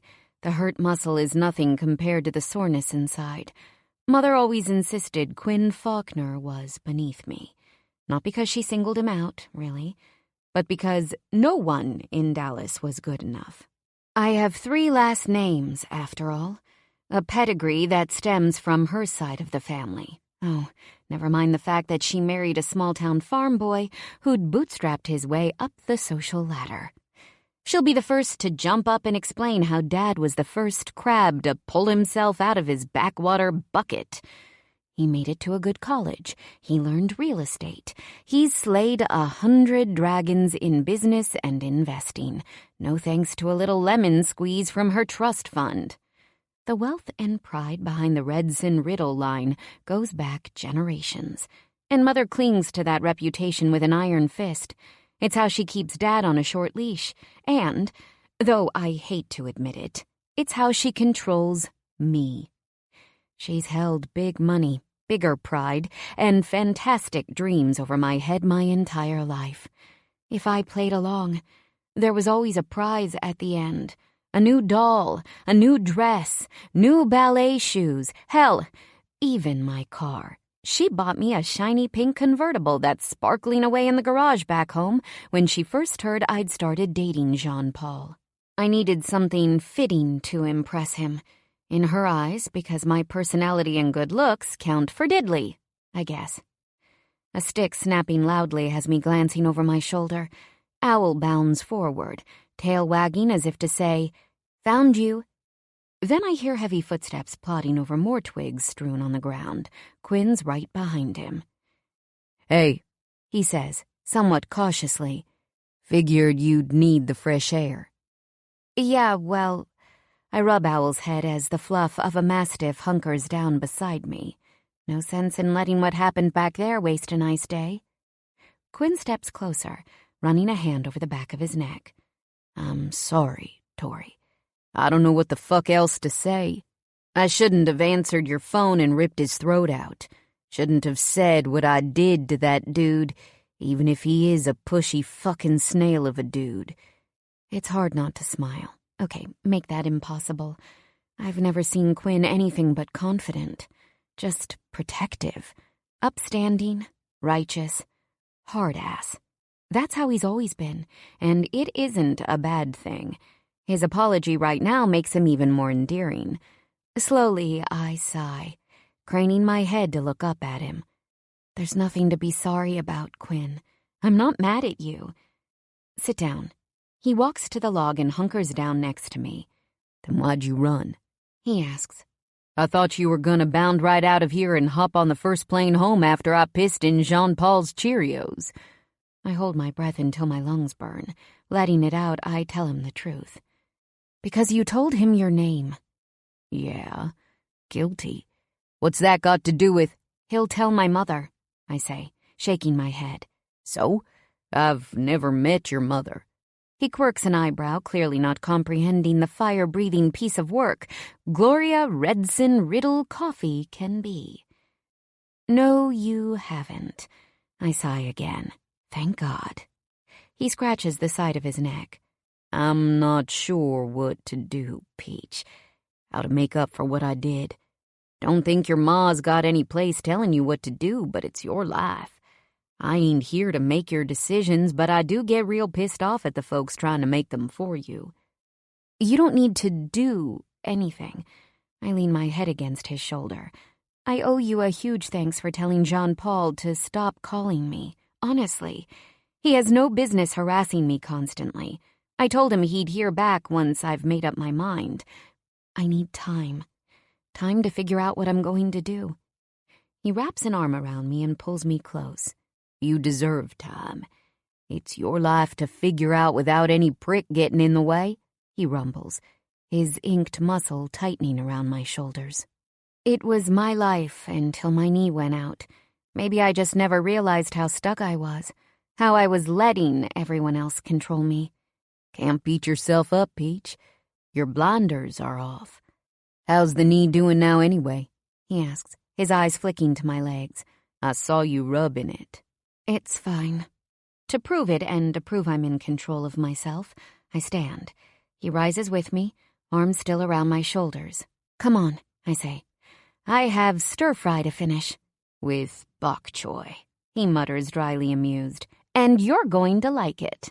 "No promises, lady." I giggle because I can't decide who's more ridiculous with new foods, Quinn or Granny. But I love how he can make me laugh so effortlessly. And an hour later, I love that he wolfs down the stir-fry I made and goes for seconds. 3 days later, I have something else to love. How he's transformed the old barn. I've helped, sure, but Quinn did the heavy labor, with his shirt off at times. Lord, he has a body to die for. It's like he's trying to destroy any daytime reprieve from the dirty thoughts I've been having at night. It's safe here, quiet and peaceful. But I've spent every night since I moved in tossing and turning, knowing he's just a few walls away. We're both early risers. I know he sleeps shirtless the times I've caught him coming out of his room, wearing nothing but a loose pair of shorts that hang off his hips like the devil's own torture, obscenely close to exposing what's under the rigid V of muscle slicing up into his washboard abs. And just like today, when he's shirtless and I can see, really freaking see, that mass of muscle flexing, pumping, folding its ink like a living canvas. Holy Toledo, holy London, holy Tokyo. I don't think there's a city big enough to stand in for the tingle that shoots through me, pools between my legs, and leaves me so wet it's an effort just to walk. Last night, I lost it. I rubbed one out like an animal in heat, biting my fist to keep from gasping his name, fingers striking my clit with reckless need, every single time with the same forbidden visions of Quinn Faulkner on top of me, behind me, under me, flinging me against his slab of a body until I break. It's not like I had any choice. It was either give in to raw fantasies and bring myself off, or tiptoe to his room and jump him. And we know I'm not brave enough for that. I also haven't been able to decipher his signals, if they're actually signals at all, and not just wishful thinking. No, he hasn't kissed me again. Not since that day Drake showed up. Mainly because he's been working on the barn nonstop, rigging up everything just for me. He rented a huge sander for the floors, then coated them with varnish that shines so bright I can practically see my reflection. He also hung new lights, big ones, so I can be out here long after dark if I want.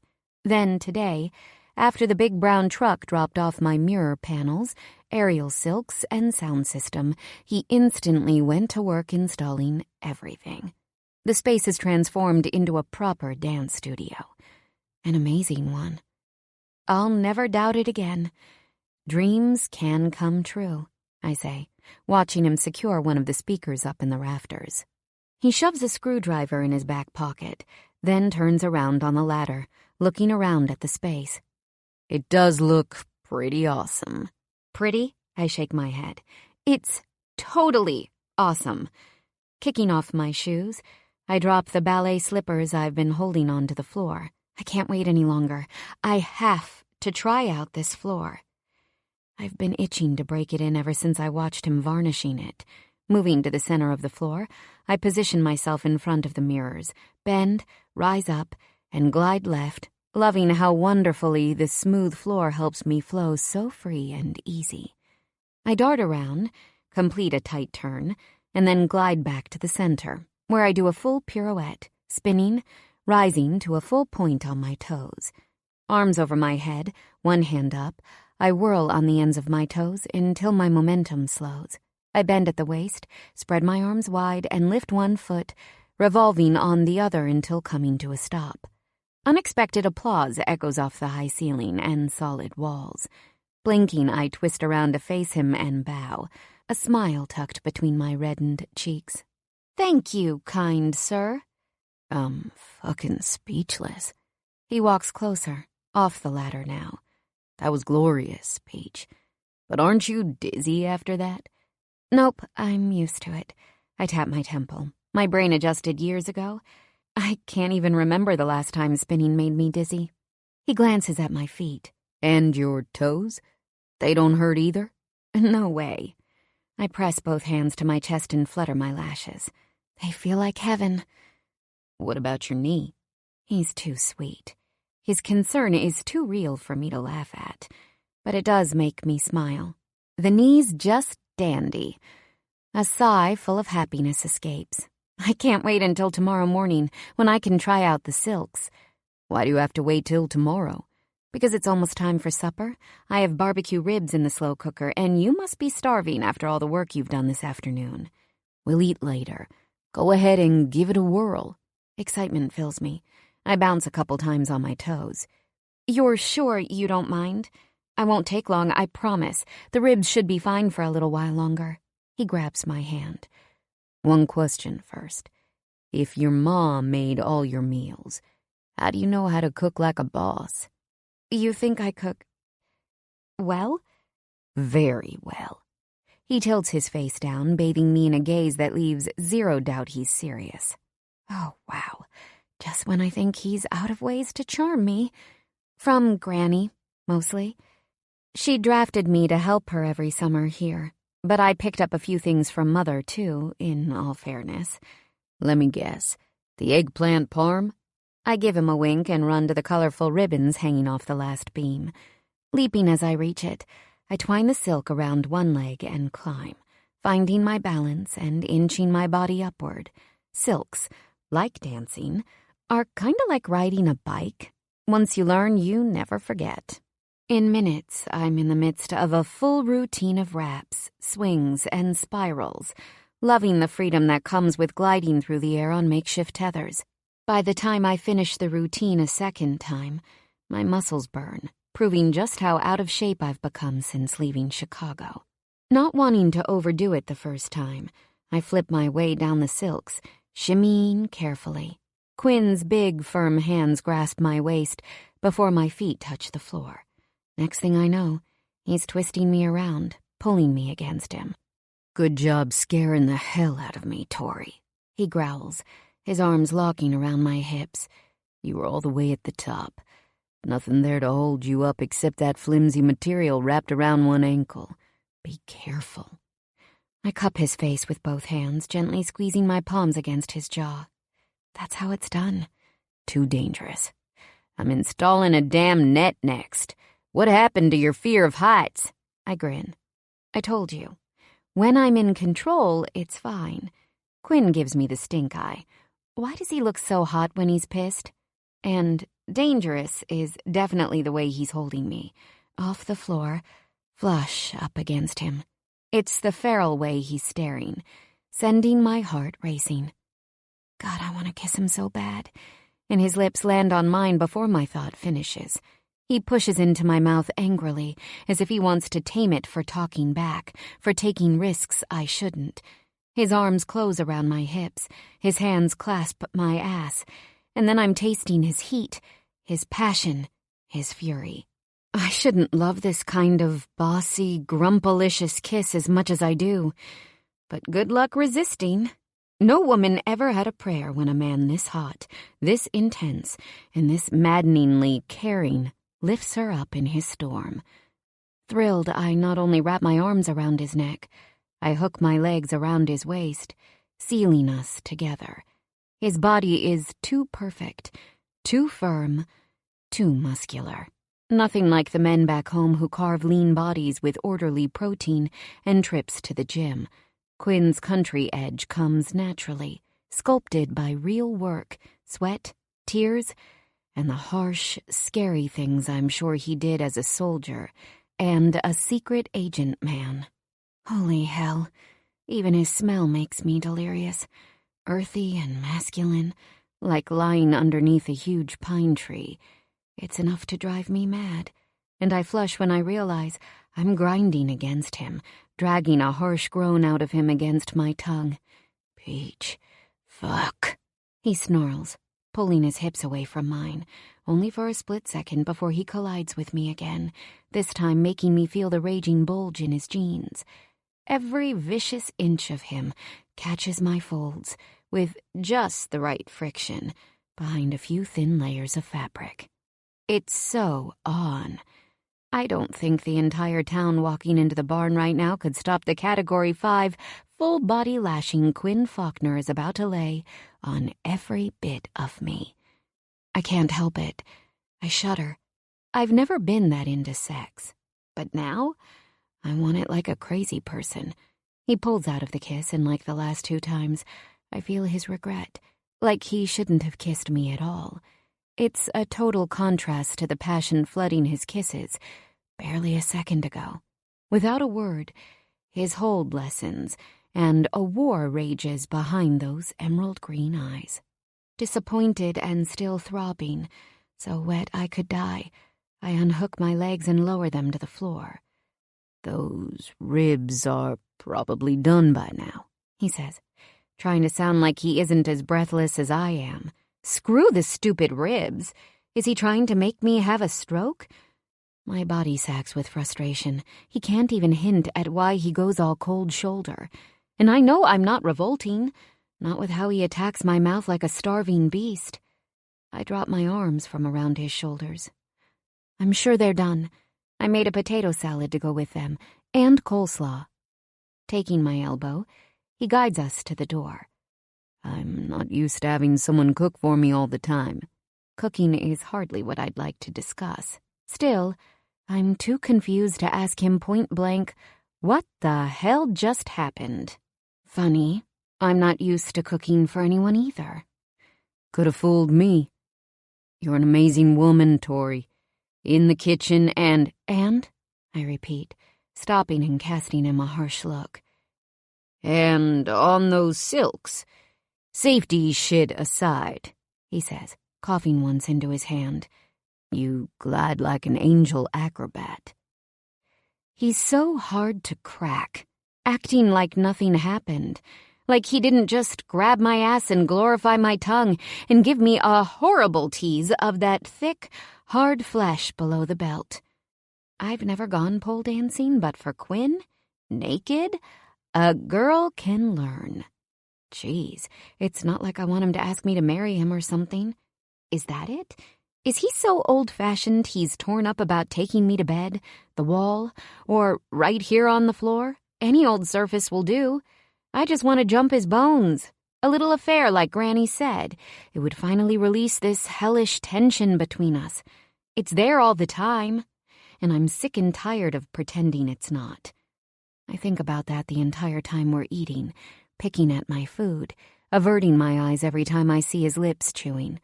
I know too well what that mouth is capable of, and the fact that he's wasting it on delicious ribs instead of decadent, sex-crazed me leaves me reeling. Afterwards, when I go upstairs to shower, it's a miracle I haven't just pounced on the table like a cat and thrown myself at him. But I'm not about to lose it for a monk who feels some kind of way about the relentless, panting, sheet-ripping, horizontal tango we could be having. And the fact that we're not having it right now says it all.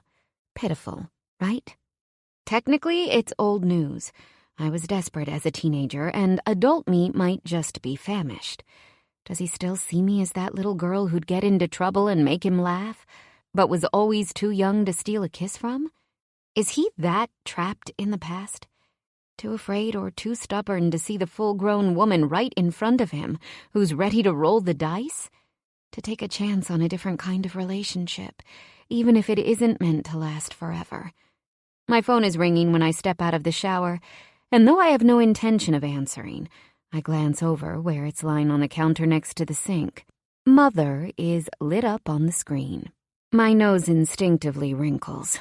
Whatever. I've been expecting that call ever since Quinn told Jean-Paul his name and where he could shove it. Ignoring the ringing, I wrap a towel around my hair and dry off, then apply body lotion before putting on a pair of loose-fitting shorts and a t-shirt. I cut off the sleeves and widened the neck a while ago. Comfort always beats beauty when it comes to sleeping attire. After drying my hair, I brush it and leave it hanging loose to air dry. Finally, I pick up my phone and read the texts while brushing my teeth. Mother, I'm so disappointed in you, Tori. Your father and I gave you everything you've ever needed, ever wanted, and this is how you repay us? Mother again. By shacking up with some townie who's totally beneath you? I'm not stupid. I know your grandmother is off on a cruise and you're with that Faulkner boy you were always so infatuated with. She follows that text with a sad emoji and then delivers the knockout punch. You're not a child. It's time you stop acting like one. I've booked you a flight home from Bismarck later this week, and you'd best be on it. Look for the email with your flight info. Call me immediately. Ah, there she is. Gloria Redson Riddle Coffee at her finest. With a level of anger approaching DEFCON 1, I close out of the message, spit, and rinse out the toothbrush. Leaving the phone on the counter, I exit the room, shutting off the light and closing the door behind me. Hell no! I won't be on a plane tomorrow or any time soon. She's right. I'm not a child, and it's high time I stopped acting like one. It's also time for everyone to stop treating me like one, too. Her, Jean-Paul, and Quinn. He's sitting on the front porch, a beer at his side, next to Owl when I emerge. I take a deep breath. The worst thing that can happen is he'll say no before I push open the screen door, but he doesn't hear me coming. It's hard to buckle up for a heavy confrontation when it's so peaceful here at night. The frogs are croaking, crickets chirping away, and a soft breeze rustles the leaves overhead. The nights here really are perfect. See any lightning bugs? I ask softly. Nah, not dark enough for them yet. Come on out, he says without ever turning around. Stepping onto the porch, I let the screen door bang shut behind me. He's sitting in one of the rocking chairs. Rather than sitting in the other one or on the swing, I walk over and lean against one of the pillars, right in front of him, suddenly feeling very underdressed. Dusk is the best time to see them, I hear. Must be plenty down by the pond. Plenty of mosquitoes down there, too. Those little bastards will suck you dry for every inch of skin you give 'em, he says, slowly looking me up and down. Probably. Oof. Awkward. I suck at confrontation. I've also never tried to seduce a man before, so I really don't know how to start. Thanks again for letting me use the barn and for all your hard work. I'm planning on doing a workout before I go and check on the goats tomorrow morning.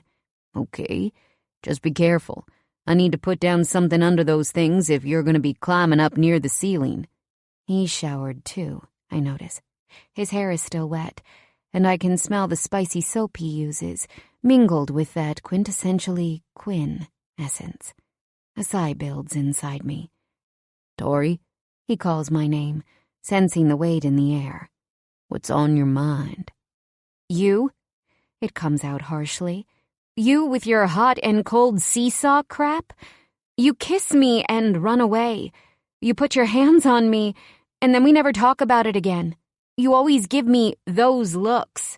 The same kind of look you're giving me right now? Like it's eating you up inside that you can't just... Just what, woman? His voice is low, distant thunder as he stands, crossing the tiny space between us. Make the biggest goddamn mistake of our lives? I pinch my eyes shut. Mistake. That's all I am to him? Believe me, I'm tempted, he finishes.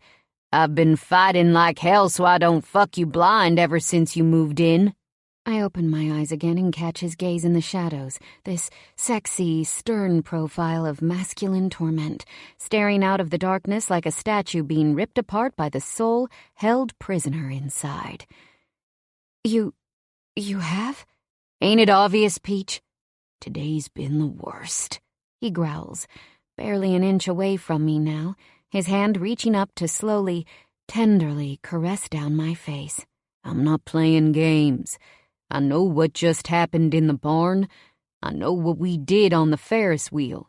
I know what I'd like to do every hot second I look at you, and I wish I didn't know some of it when I see you twirling that body, moving like you were made to take every loving inch of me. Holy, holy hell. My legs are shaking.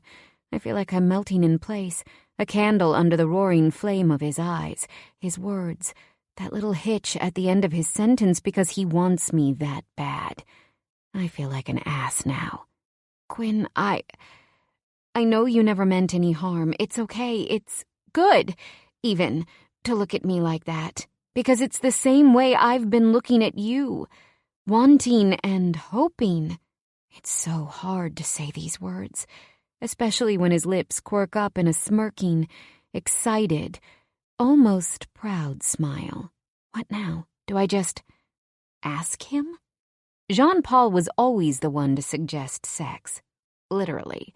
We should have sex tonight, he'd say over dinner, an android who never had an ounce of game in his system. I can't see Quinn saying that, nor can I imagine feeling obligated to agree. Not like I had with Jean-Paul. Sex with him was a chore. Another task I had to complete before my day ended, and I could finally sleep. What would Quinn do if I just up and used Jean-Paul's craptacular phrase? What's the grin for? He asks a moment later, his voice more even. Is jacking myself off every night to you that funny? Pure angst and amazement rips through me so swiftly I shudder. No! God, no! Sorry. And what grin? The one that showed up on your face a hot second ago, Peach. Like you have some sort of secret that just made you real happy. His voice is so smooth, so sexy, it curls my toes. I am happy, and I do have a secret. Yeah, he rasps. Your new gym? Gonna guess that's what you're smiling about. He doesn't need to wink. I almost die on the spot as he transforms into an even bigger tease. Dance studio, I correct, trying to play along. That makes me happy, too. Too? What's the other thing? He growls, his eyes so bright. I whimper. Welp, it's now or never. Pushing off the porch pillar, I fall into his arms, stretch up on my toes, and plant my hands on his back to bring my face directly in front of his. You, I whisper. Shit. He stiffens slightly. Tori. No, we're so done talking. I stop whatever he was going to say with my lips, pressing them hard against his, begging for a chance.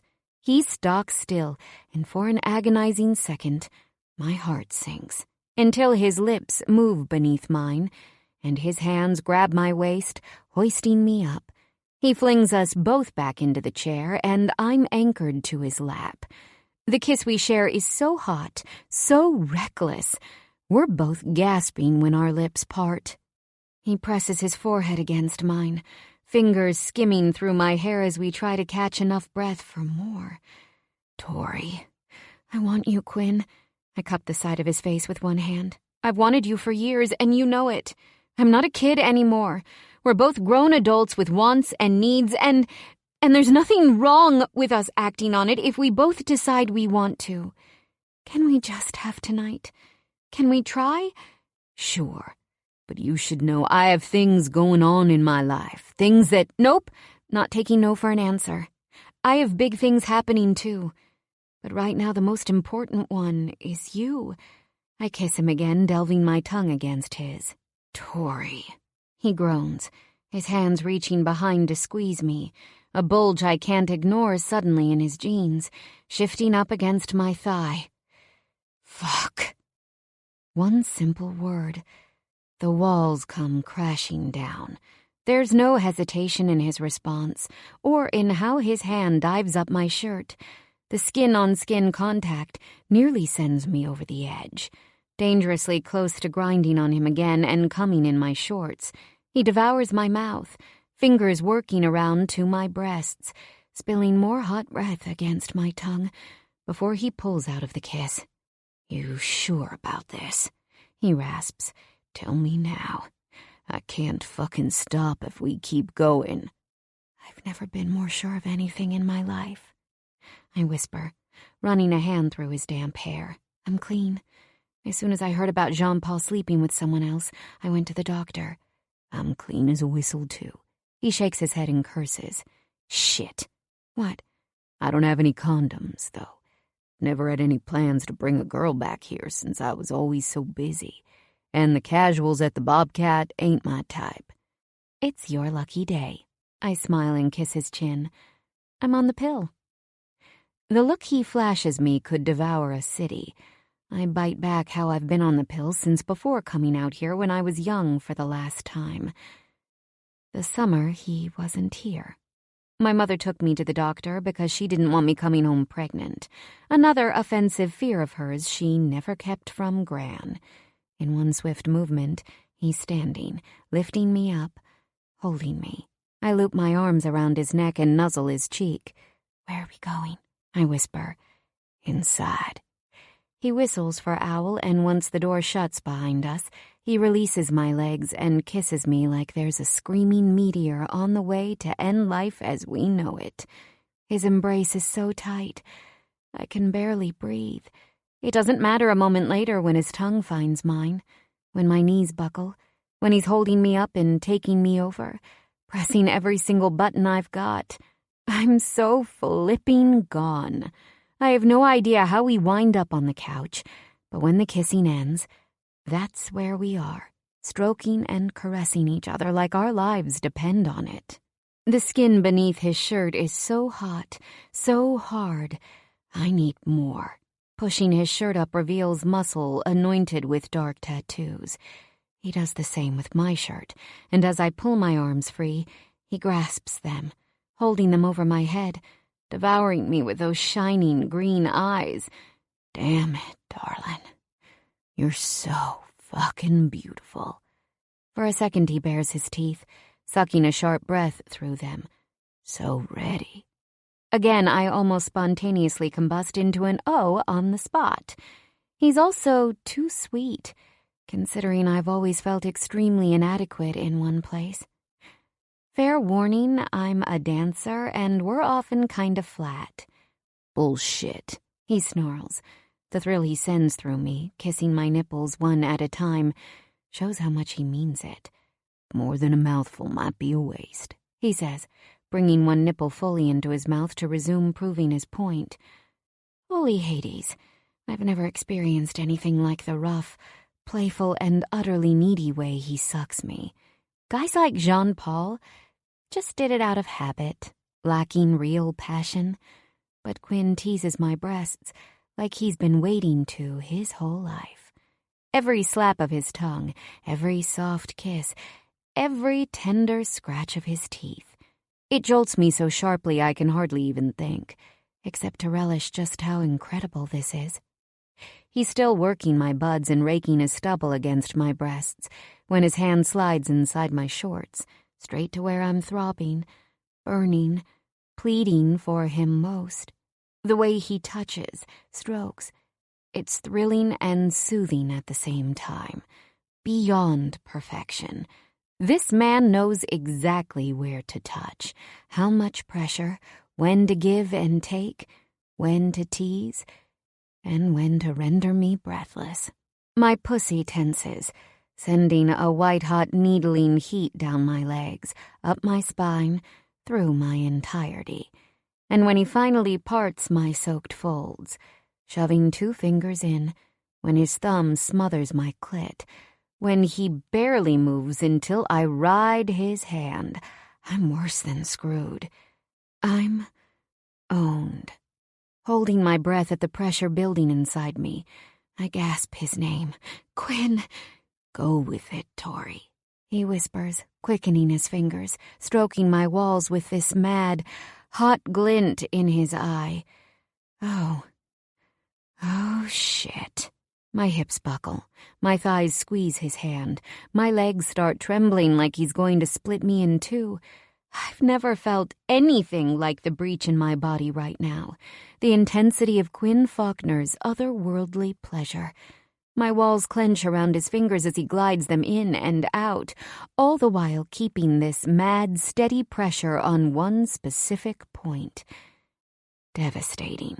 He has me pumping against his hand, losing my mind while a tsunami builds, demanding release. I can't stop it to save my life, nor do I want to. It's like the end of a dance routine when the music is about to crescendo and you're given over to the sweet, sweet insanity.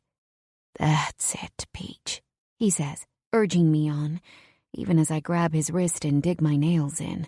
Quinn, I'm going to... Fucking do it, he demands. Come hard for me, Peach. Let me feel you lose it. My eyes pinch shut, and my body nearly convulses as his strokes continue, tenderizing my most sensitive nerves. Flames ignite, starting at my clit, winding in, working through me like searing hot ropes. Coming! Out of nowhere it hits with brute force, racking my body with wave after wave of the most intense pleasure ever known to womankind. I scream his name as it tears through me. I try, but I'm not even sure what planet I'm on as he holds me down, pumping his fingers, thumbing my clit with that endless heat, endless control, endless call to surrender. Sweet hell, do I ever. I'm having my first orgasm with a man. Another something that's never happened before. Ecstasy consumes me in all its relentless, shrieking glory as I sink deep into the couch, utterly amazed, trying to comprehend what he's done to me and what I'll always want him to do. Smiling, Quinn kisses me back to life. Sure, it's not quite Sleeping Beauty, but if that drowsy bitch ever came this hard on the hand of the man she's been lusting over a whole freaking decade... Yeah, I think Prince Charming's kiss might be the only thing in the universe to snap her out of that coma. I've never come before, I tell him once I can form words again. Not during sex. The grin he throws at me threatens to make it happen again. I figured. You had a lot of pent-up energy, darling. You still do. His expression sharpens into something very, very hungry. It was amazing, I whisper, shaking my head at how inadequate that word really is. He stands, scooping me off the couch like I've gone fully weightless. Maybe I have, considering I can't feel gravity anymore. Wait till round 2. Oh, crap. How had I forgotten? We haven't even had sex yet. Or the 1,000 other things my body suddenly aches to do with him. Looping my arms around his neck, I smile. Will I have to wait long? Just the minute it takes to get you to bed, he tells me. Joyous, I laugh and tease him, stroking my legs against his.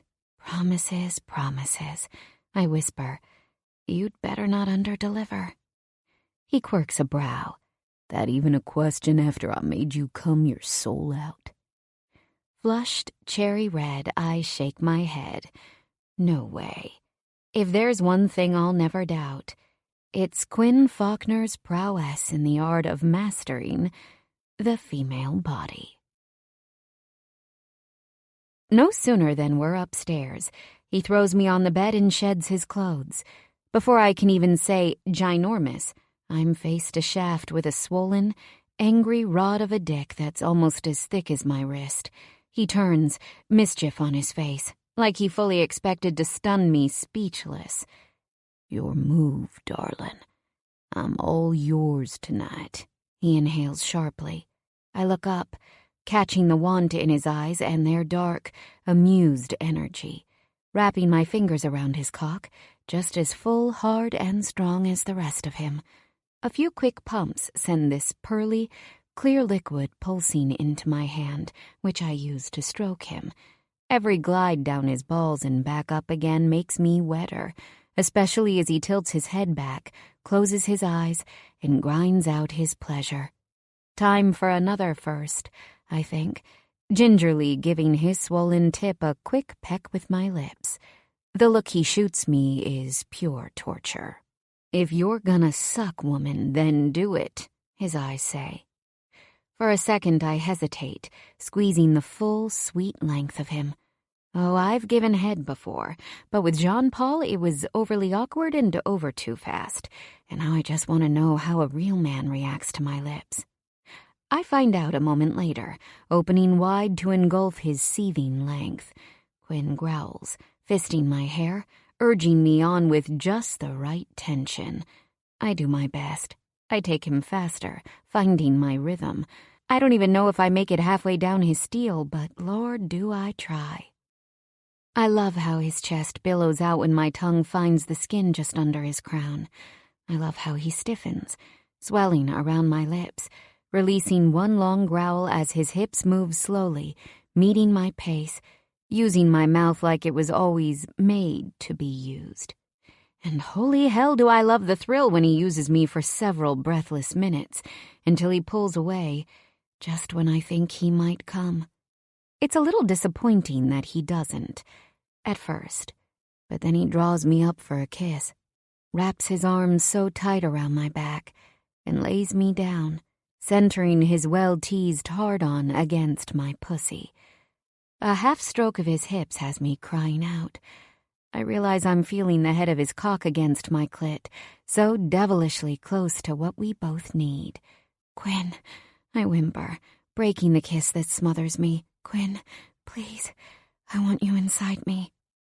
For a second his hand caresses my face. Those feral green eyes brighten, alive with this animalistic need, something wild he's tried to hold back for so long, and now I've just given my permission. Oh my God. "You know how many times I've jacked off to this, Tori," he whispers, his voice like sandpaper. "This very second, both of us naked, tangled, having you under me, my dick ready to split you apart." "Quinn." "Yes." I run my ankles up his calves, teasing him, wishing he'd do all that and more. Not just because it's what he deserves, but because I'll die like this if he doesn't.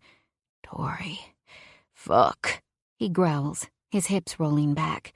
I spend a breathless second worried he's having second thoughts. But then,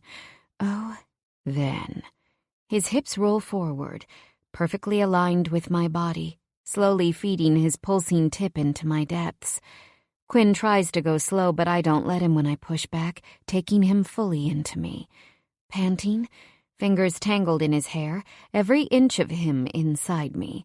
I see the very instant Quinn loses the last shred of his control.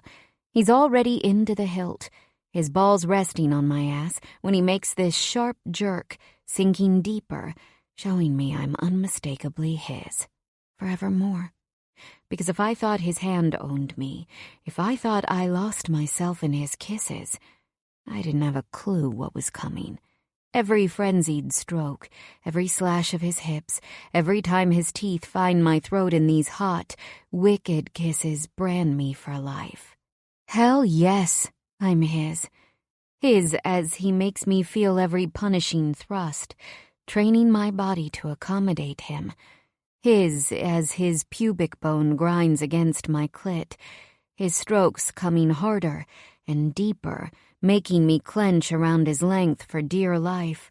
His as I'm racked with a bestial pleasure I never dared imagine, every limb pinched to his body, trying to scream because I flipping can't. He's made me this breathless. He's made me this wanton. He's made me a toy as I rasp out a breathless screech, coming for the first time with his cock still pumping like mad, his body just a streak of tattooed muscle above me. I'm so many levels of gone I might never come back. I'm coming, gasping, groaning, raking my nails down his back in a fever. He gives back an even faster rhythm, even harder strokes, wringing every bit of pleasure out of me.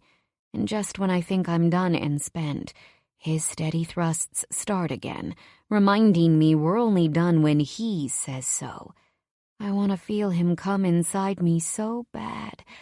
I'm driven half insane, imagining the heat, the thought of him pouring into me, taking his release from my flesh. "Quinn," I whimper, barely recognizing my own voice as I try to match his rhythm. "Almost there, darling." He strangles out, his throat tight with pleasure. I'm going to be brutally sore come morning between the silks and this wilder workout. But right now the only thing that matters is this mess of limbs and so many hot, rampant kisses I know I won't last. Every tight pitch of his hips brings me closer, a merciless, machine-like friction designed to ignite the fuse in my core. Oh, hell. I'm going to come again, just as soon as he... Tori. Fuck, he pants. Gonna come inside you, baby girl. Yes, I hiss, the last coherent word I get out before it happens. My whole reality shatters as he pins me down, kisses me with thunder on his tongue, and throws his full force into me, pushing my ass deep into the mattress, right before his cock swells and molten heat washes over me from the inside out. Call me marked, wrecked, ruined, reborn. Call me 1,000 outrageous names and filthy adjectives, and they still won't be enough to describe the moment Quinn Faulkner floods his seed into me with a snarling crescendo, a wave of tense muscle, and this animal relief carved across his face in sheer release. I don't come this time. I go supernova. The sensation rocketing through me as my release joins his can't be anything less than unadulterated, sexy nirvana. Instinct binding me to this beautiful beast of a man who strains through every jerk of his body, filling me to overflowing, each thick rope he hurls into my depths, making me come a little harder.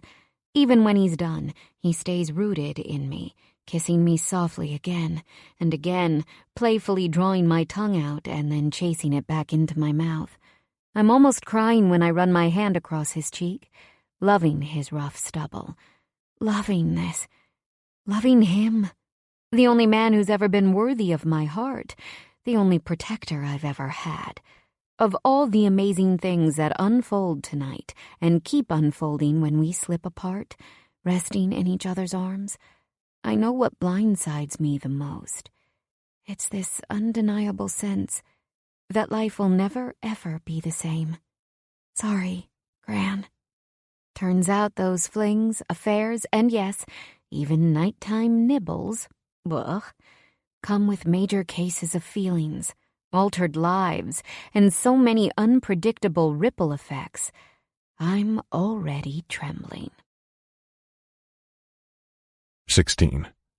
Almost Goat to Eden. Faulkner. By the third evening since I started taking Tori 3 names to bed, you'd have to beat me off her with a crowbar.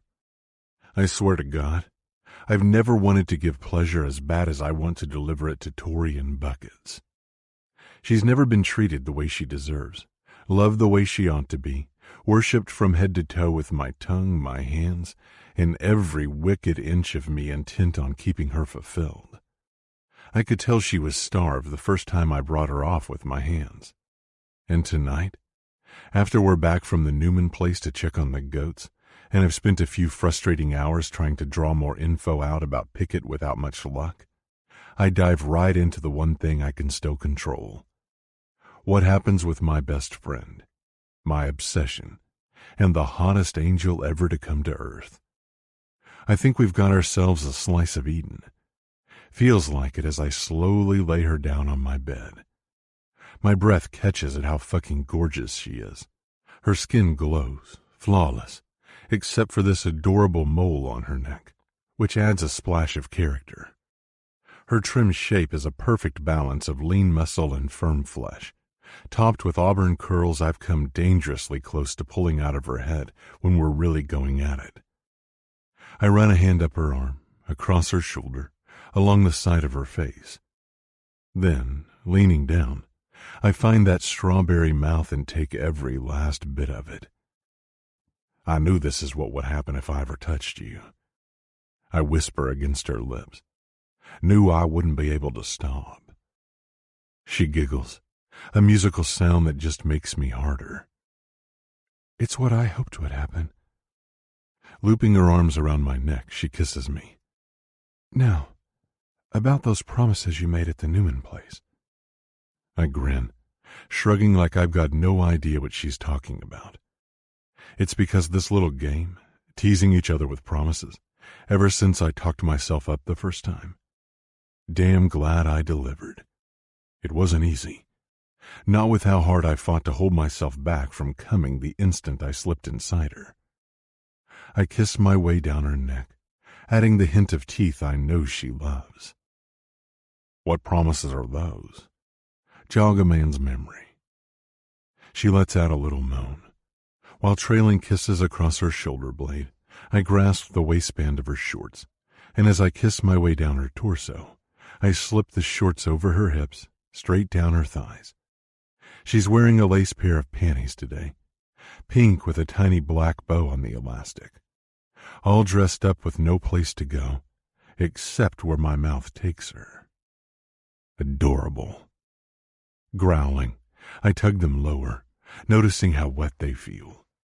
It's beautifully obscene how responsive she is to every kiss, every caress, every filthy word I whisper in her ear. Of course, it sends my cock into a manic frenzy, throbbing with need. Not yet. Not fucking yet. Soon I'll be inside her, scratching my itch. But first I want her to come on my mouth.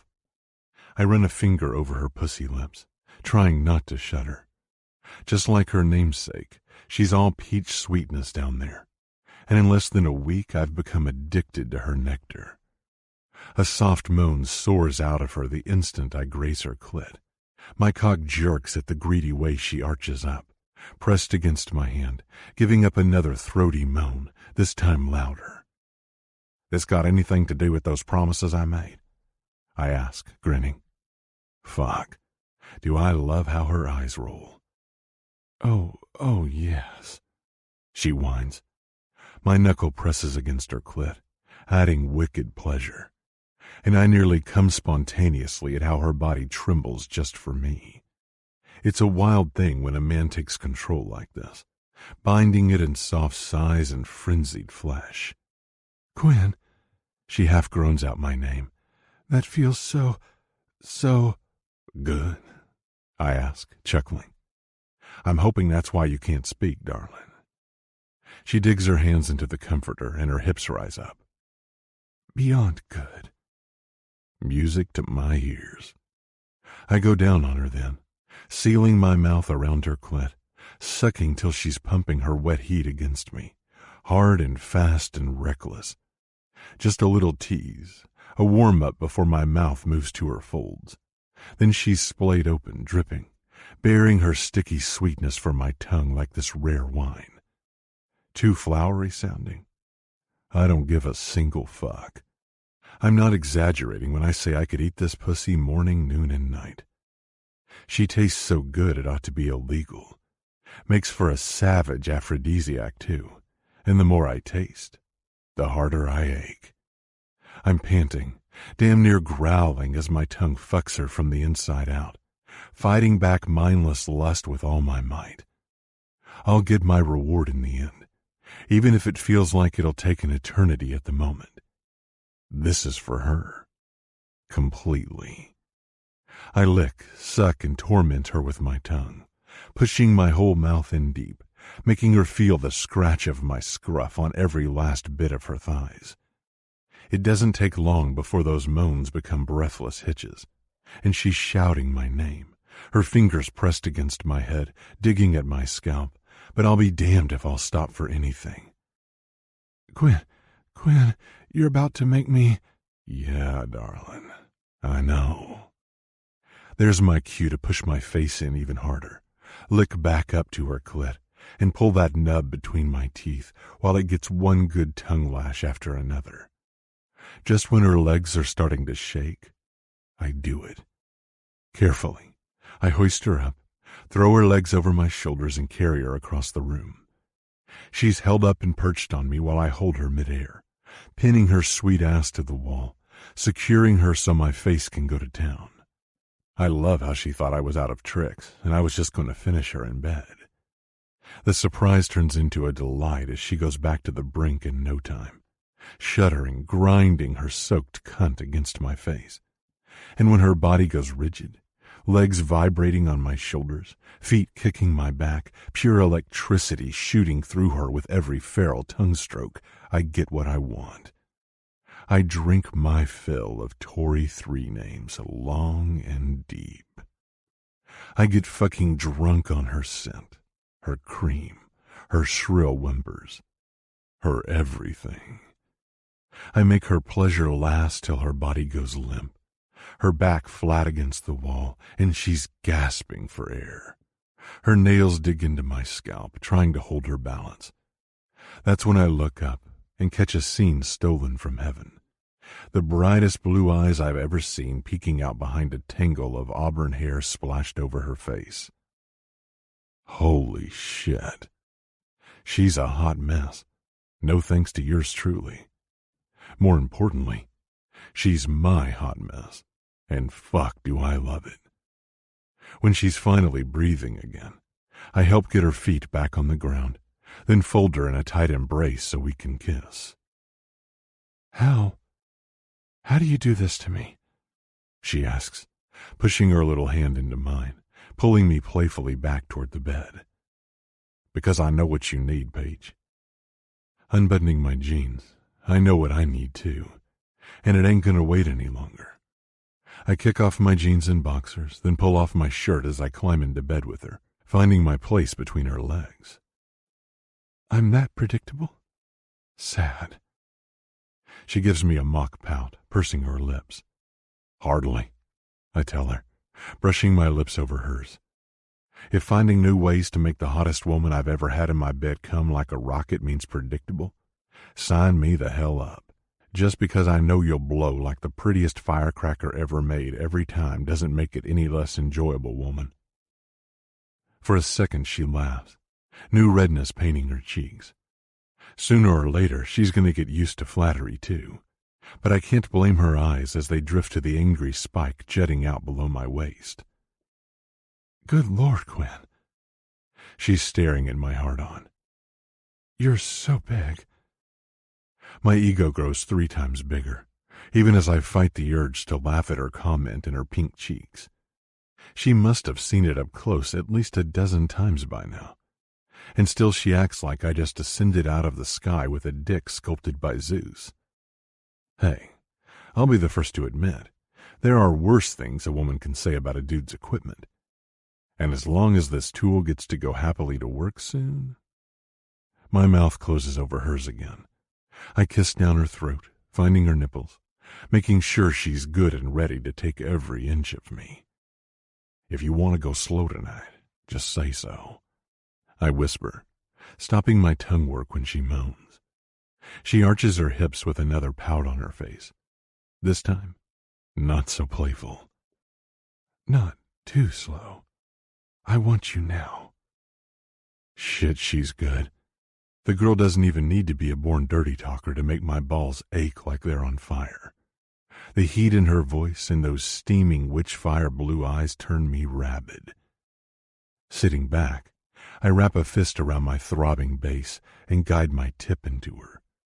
The first touch of her hot, wet pussy feels divine, like having my entire length sucked off by an angel the deeper I go. So fucking tight, you're killing me, I growl when I'm in as deep as I can go, pinning her fully under me, touching my forehead to hers. Between her slick heat and the moan I pull out of her, I know this won't last as long as I want it to. My full glide inside her is as close to perfection as I've ever known. For a few seconds, I just savor her, closing my eyes. The way she clenches around me is just that fucking good. I hold still, giving her time to get used to me, filling her completely. If she wants it fast and dirty tonight, the more she's warmed up, the harder I'll take her. I've never felt anything so perfect, she says, reading my mind and letting out another sultry groan. Never, I agree. More to come. Hold the fuck on, darling. We're gonna go hard. She wraps her legs around my hips and lifts her head up to kiss my chest, adding this teasing nip of her teeth. Fuck. I can't hold on any longer. My hips peel back and crash into hers again.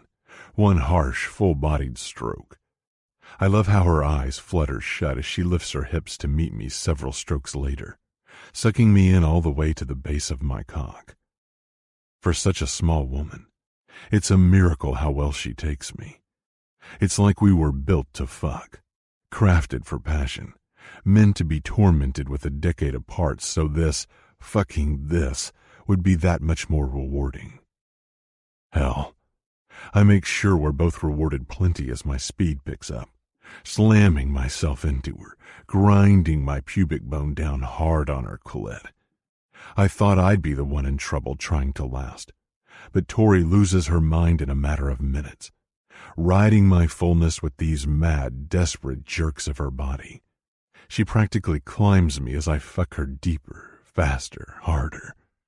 We're a mess of tangled limbs moving as one, and the magic words hurl her straight over the edge the second they're torn out of my mouth. "Come like you mean it, Paige," I snarl, sending her eyes to nirvana as they waver shut with one last glimpse of my crazy sex gaze. Fuck. She nearly rips an orgasm right from my balls when her pussy hugs me so tight, constricting, her release rocking every bit of me. Somehow, I'm still thrusting, powering straight through her release, hammering her with pleasure like a storm churns the sea. Call it what you will. Embellished, over the top, outrageous, even a little violent. Whatever. It's exactly how Tori Three Names makes me that much more addicted, that much more driven to own every bit of her. She barely gets a minute to catch her breath before I'm flipping her over, finding my place. I mount her from behind when she's on her knees, feeding inch after raging inch in, kissing the back of her neck, then stopping with my lips near her ear. Hands above your head. Grab the pillows if you need to. Keep your ass up. I whisper darkly. Tonight's the night I'm going to make you forget every man you've ever fucked. I can't help it. It's jealous as hell and maybe a little psycho, but truly. There's exactly one fucking snail I want to erase from her brain, her body, her soul. And if I can grind him out of her by bringing her off so hard she can't remember her own name, Lord knows I'll try. She's made me a Tory-crazed monster. Still, judging by the way she gasps and how her walls milk my cock, it seems I ain't the only one interested in making that happen. She's fucking me as much as I am her now, and it's devastating. A high unlike anything I've ever known whips through my brain. I clamp my jaw tight, wanting to drag this out as long as possible. With long, languid strokes, I make sure my balls slap her swollen clit. She moans real sweet for me a little while later, flinging her ass back into my abs, her fingernails tangled in the pillows over her head as she arches, screams, comes unfucking done. Shit. I don't know what comes over me when my hand flies and crashes across her ass cheek, but it makes her come instantly, so I drive on harder, losing myself in her climax. Coming with you, Paige. Hold the fuck on. And I do. An electric current blasts up my spine as I get in a few last angry thrusts, then piston down against her ass, burying myself balls deep a split second ahead of the torrent that rends me in two. Holy fuck. I'm barely human when I come inside her, my spine bent and my head back, hurling every last fiery drop in her depths. I've reverted back to some savage, primal thing. A beast absolutely crazed to plant his seed hot and hard and deep, and brand this girl from the inside out. Forget control. It ain't just Peach losing herself in complete surrender and unconditional rapture, forgetting what she is as she squeals, her pleasure heightened by my flood. I'm the one who forgets my own name. Every last shitty, stubborn, unbreakable mountain between us comes crashing down as I empty my balls, snarling out her name, filling her with a passion and a roar that'd scare a lion. My fingers are pale, digging into her cheeks, fusing us together, Everything drops away except for us, and how fucking good we feel locked in bliss. Spent, I release the death grip on her ass and brace my weight on my arms so I won't crush her as I relax, hovering over her body gently, brushing my lips across hers as she turns her head. "Now I know," she whispers, still trying to catch her breath. "Know what?" "What the big deal over sex is." Closing her eyes, she flops down deeper into the mattress. "With you, it's like nothing on earth." Just when I think she couldn't make me smile any harder. Well, hell, she's right. What I just experienced with her was like nothing I've ever had in my life. Talk about worrisome. Now that we've unleashed a passion a whole decade in the making, nothing else will ever compare. Now that we're more than just friends, happy lovers, there's no way I can ever stop it from taking over everything we thought we knew. I wake up to the sun painting the sky rosy pink. Still sound asleep, Tori pulls the sheet over her naked body tighter, wrapped up next to me. Let her rest. It's amazing I'm even awake, considering I'd never gone so many consecutive rounds as we'd had last night. 6 times. That's how often I let that little minx ruin me with the hottest, ball-busting nuts of my life. If you asked me to remember how many times I sent her over the ledge, I couldn't tell you to save my life. It's even more incredible I want her again. Fuck. I'm officially out of my depth when it comes to this woman.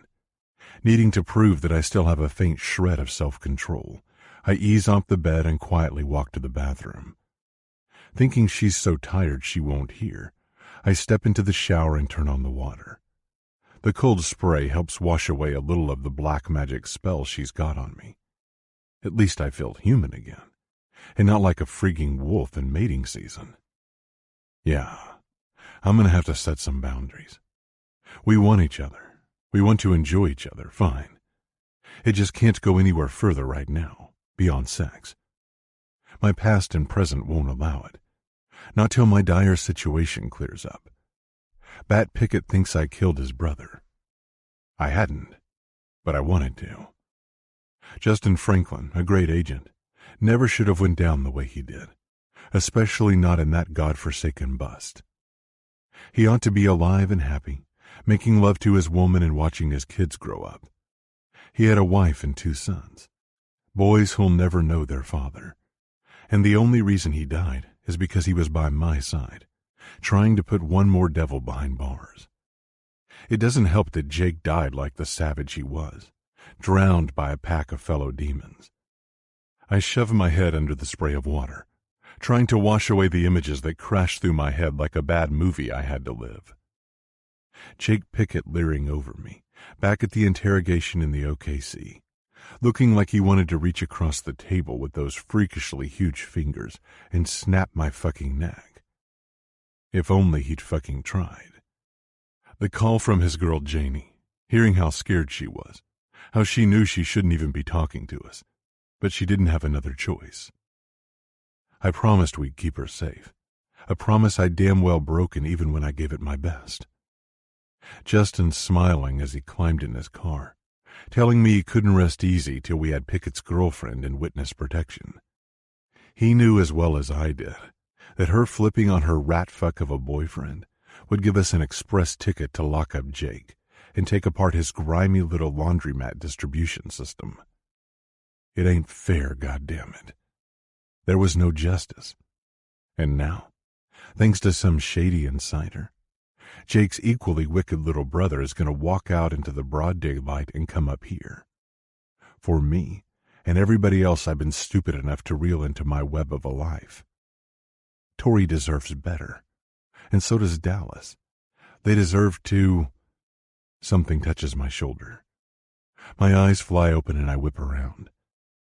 My heart skips a beat at the sight of a smile like sunshine and blue eyes as naked as the rest of her, promising a damn good morning. I missed you when I woke up. Tori steps closer, lays her hands on my chest and stretches on her toes.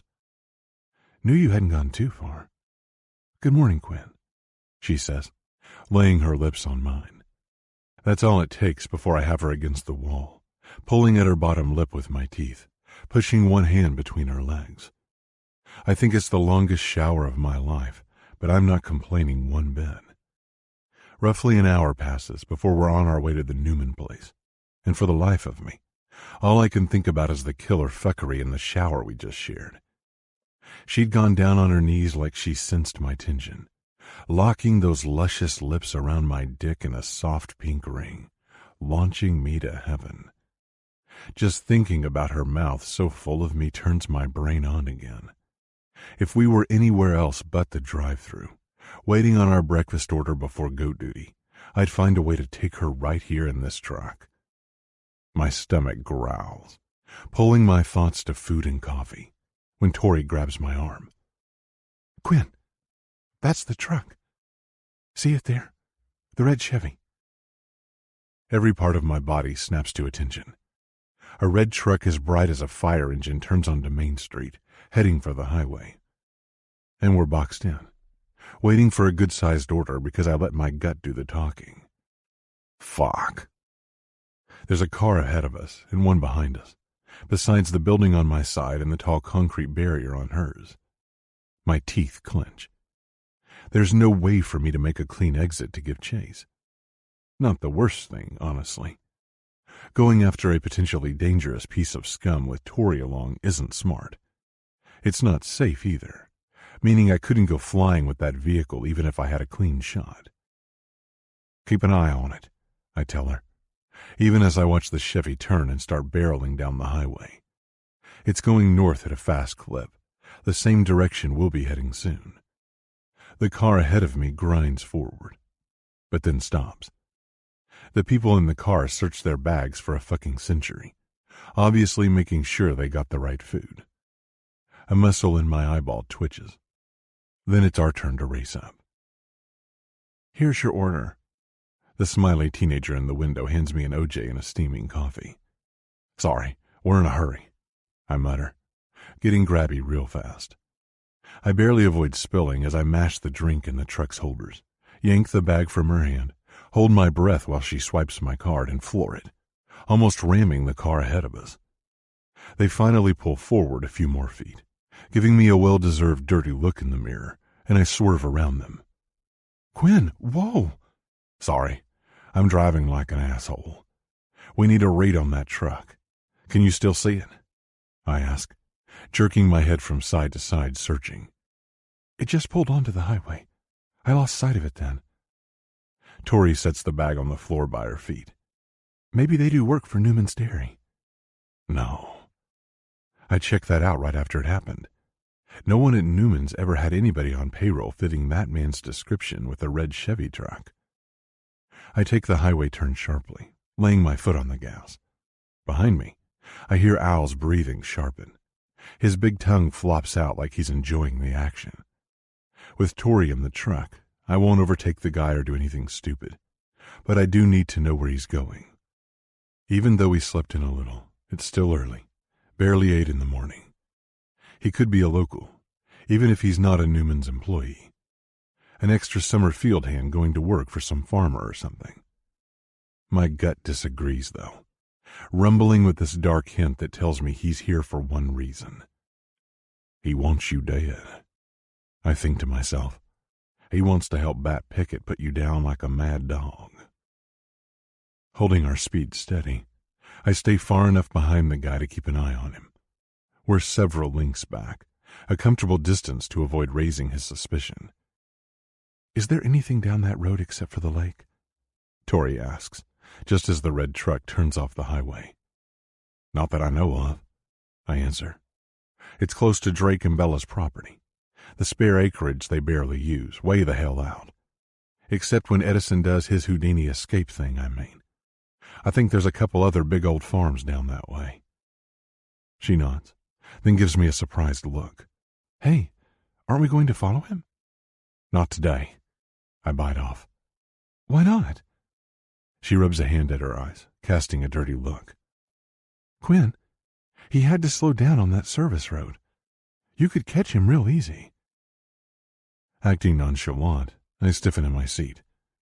We don't know who or what the fuck he is. He could just work out here somewhere. I can feel her confusion and taste my own sour lie, trying to quell her worries. Still, I keep staring at the road straight ahead as we roll past the gravel road the Chevy turned down. Once we get to the dairy, I'll call Drake. With his place being close to the lake and being Sheriff Wallace's right-hand man, he'll know what, if anything, is down that road. He'll also know how best to get a better look if warranted. Do you want your breakfast? She asks. Al belts out an enthusiastic woof. Trying to keep things as normal as possible, I smile in agreement. Sure, we might as well eat before we see the goats, I say. She passes out the food to me and Al, who's anxiously waiting with his head stuck between the seats. I devour my breakfast burritos deep in thought. Food's food, even when it sits more heavily than usual in my stomach. When we roll up to the dairy farm, it's eerily pleasant. Sunshine galore, the cows grazing in the distance, and a few workers milling around the far-off barns. Makes it feel like an idyllic trip with my girl in the countryside. Easy to forget the shitty reminder of what I'm really dealing with. No sooner are we out of the truck than I'm awed by the size of the Newman place yet again. The critters are making steady progress, but they've got a heap of chewing left to go before the wild acreage is anything close to clear. Though the goats have wiped out a lot of brush, there are still several large overgrown thickets that make it impossible to see them all at once. Tori and I separate to make a head count, her taking Al. While I'm walking toward a clump of bushes, I take out my phone and wake the screen. I hadn't checked it last night or real closely this morning, seeing how we were happily occupied. Now I see the alert from the app rigged up to the cameras. Shit. I curse myself for slacking off when I see a notice that the camera named Granny's went dead and stopped recording at 5:30 this morning. Those things are built to withstand World War III, at least when it's not winter. Nothing short of a person with tools snipping the right wire could have disabled them at Granny's empty place. It could be a glitch with the app, or maybe one of the remodeling crew accidentally shut them off, though I know the probability of that is next to nil. Jaw clenched, I tap my contacts, find Drake's name, and hit call. He answers on the first ring. I didn't wake you, did I? I ask, aware of the time. Nah, just getting ready to take Bella for the baby's checkup. What's happening? I tell him about Granny's cameras and the red truck heading down the old service road to the lake that runs past the edge of their massive property. Thing is, I don't know how the fuck that tech stuff could just crash abruptly, I say. You said it's state-of-the-art stuff, the kind of gear you need to take a bomb to or else clip the right wire. Yeah, realistically, the only way they can be totally disarmed without the built-in alarm chirping is if someone took the batteries out, he says. Stop over here when you're done with the goats and we'll check out Big Fish Lake. The only vacant place down that road right now is the old Maddock farm. I agree, tuck my phone away, and hustle over to Tori, counting goats along the way. Something's off, and it's not just the bad juju with the cameras going down. We're missing a goat. I recount just to be sure when I only total 17 before asking, how many in your head count? 17, but Al's in that overgrown area, sniffing around like crazy. I'm hoping he'll flush out the last one. She winces, shaking her head. It's Hellboy who's missing. Of course, I grumble, slapping my thighs lightly. If there was ever an animal made for trouble, it's him. Can't ignore the worry lining her face, though, or the ill feeling tossing around my gut. I lay a hand around her shoulders, rubbing her for comfort. Al will suss him out. He could find a chicken bone in a sulfur pit. I hope you're right, she whispers back. I swear, if something happens to that poor stupid goat, I'll... She's cut off mid-sentence the instant Al starts barking. Not his usual goat-gathering bark either. Tori starts forward, but I grab her arm, gently urging her back. Wait here, I tell her. Let me have a look. It's a mess out there, and we don't know if— "Oh, no," she replies, bolting toward the dog. "He's my goat. Keep up, Quinn." Damn her cute stubborn butt. My feet hit the ground, and it's not hard to pull ahead of her, leaving her in the dust. I'd give anything to hear her laughing, if this was just another one of our dumb games. But I know that ain't it. Today I'll give anything I can to shield this woman who's got me falling so hard I'll never stand up again if I lose her. 17. You goat me dreamin'. Tori. 3 things I've learned about goats by now. They're curious creatures. They're cute to a fault, even when they decide to be bleeding pains in the butt. And they love trouble with a capital T. But the way the rope is tangled around Hellboy's curved horns sends an ice-cold shiver up my spine. An old rope wouldn't concern me. This one is new. Maybe Hellboy doesn't have an innocent bone in his body, but the pitiful little whine he makes as soon as he sees me says this wasn't his fault. No way in hell. The end of the rope caught in the V of a fallen log looks frayed, possibly from Hellboy dragging it through the brush. Quinn gently folds an arm around the animal's back, and we work together to get the rope off the goat's horns and cut away from the log.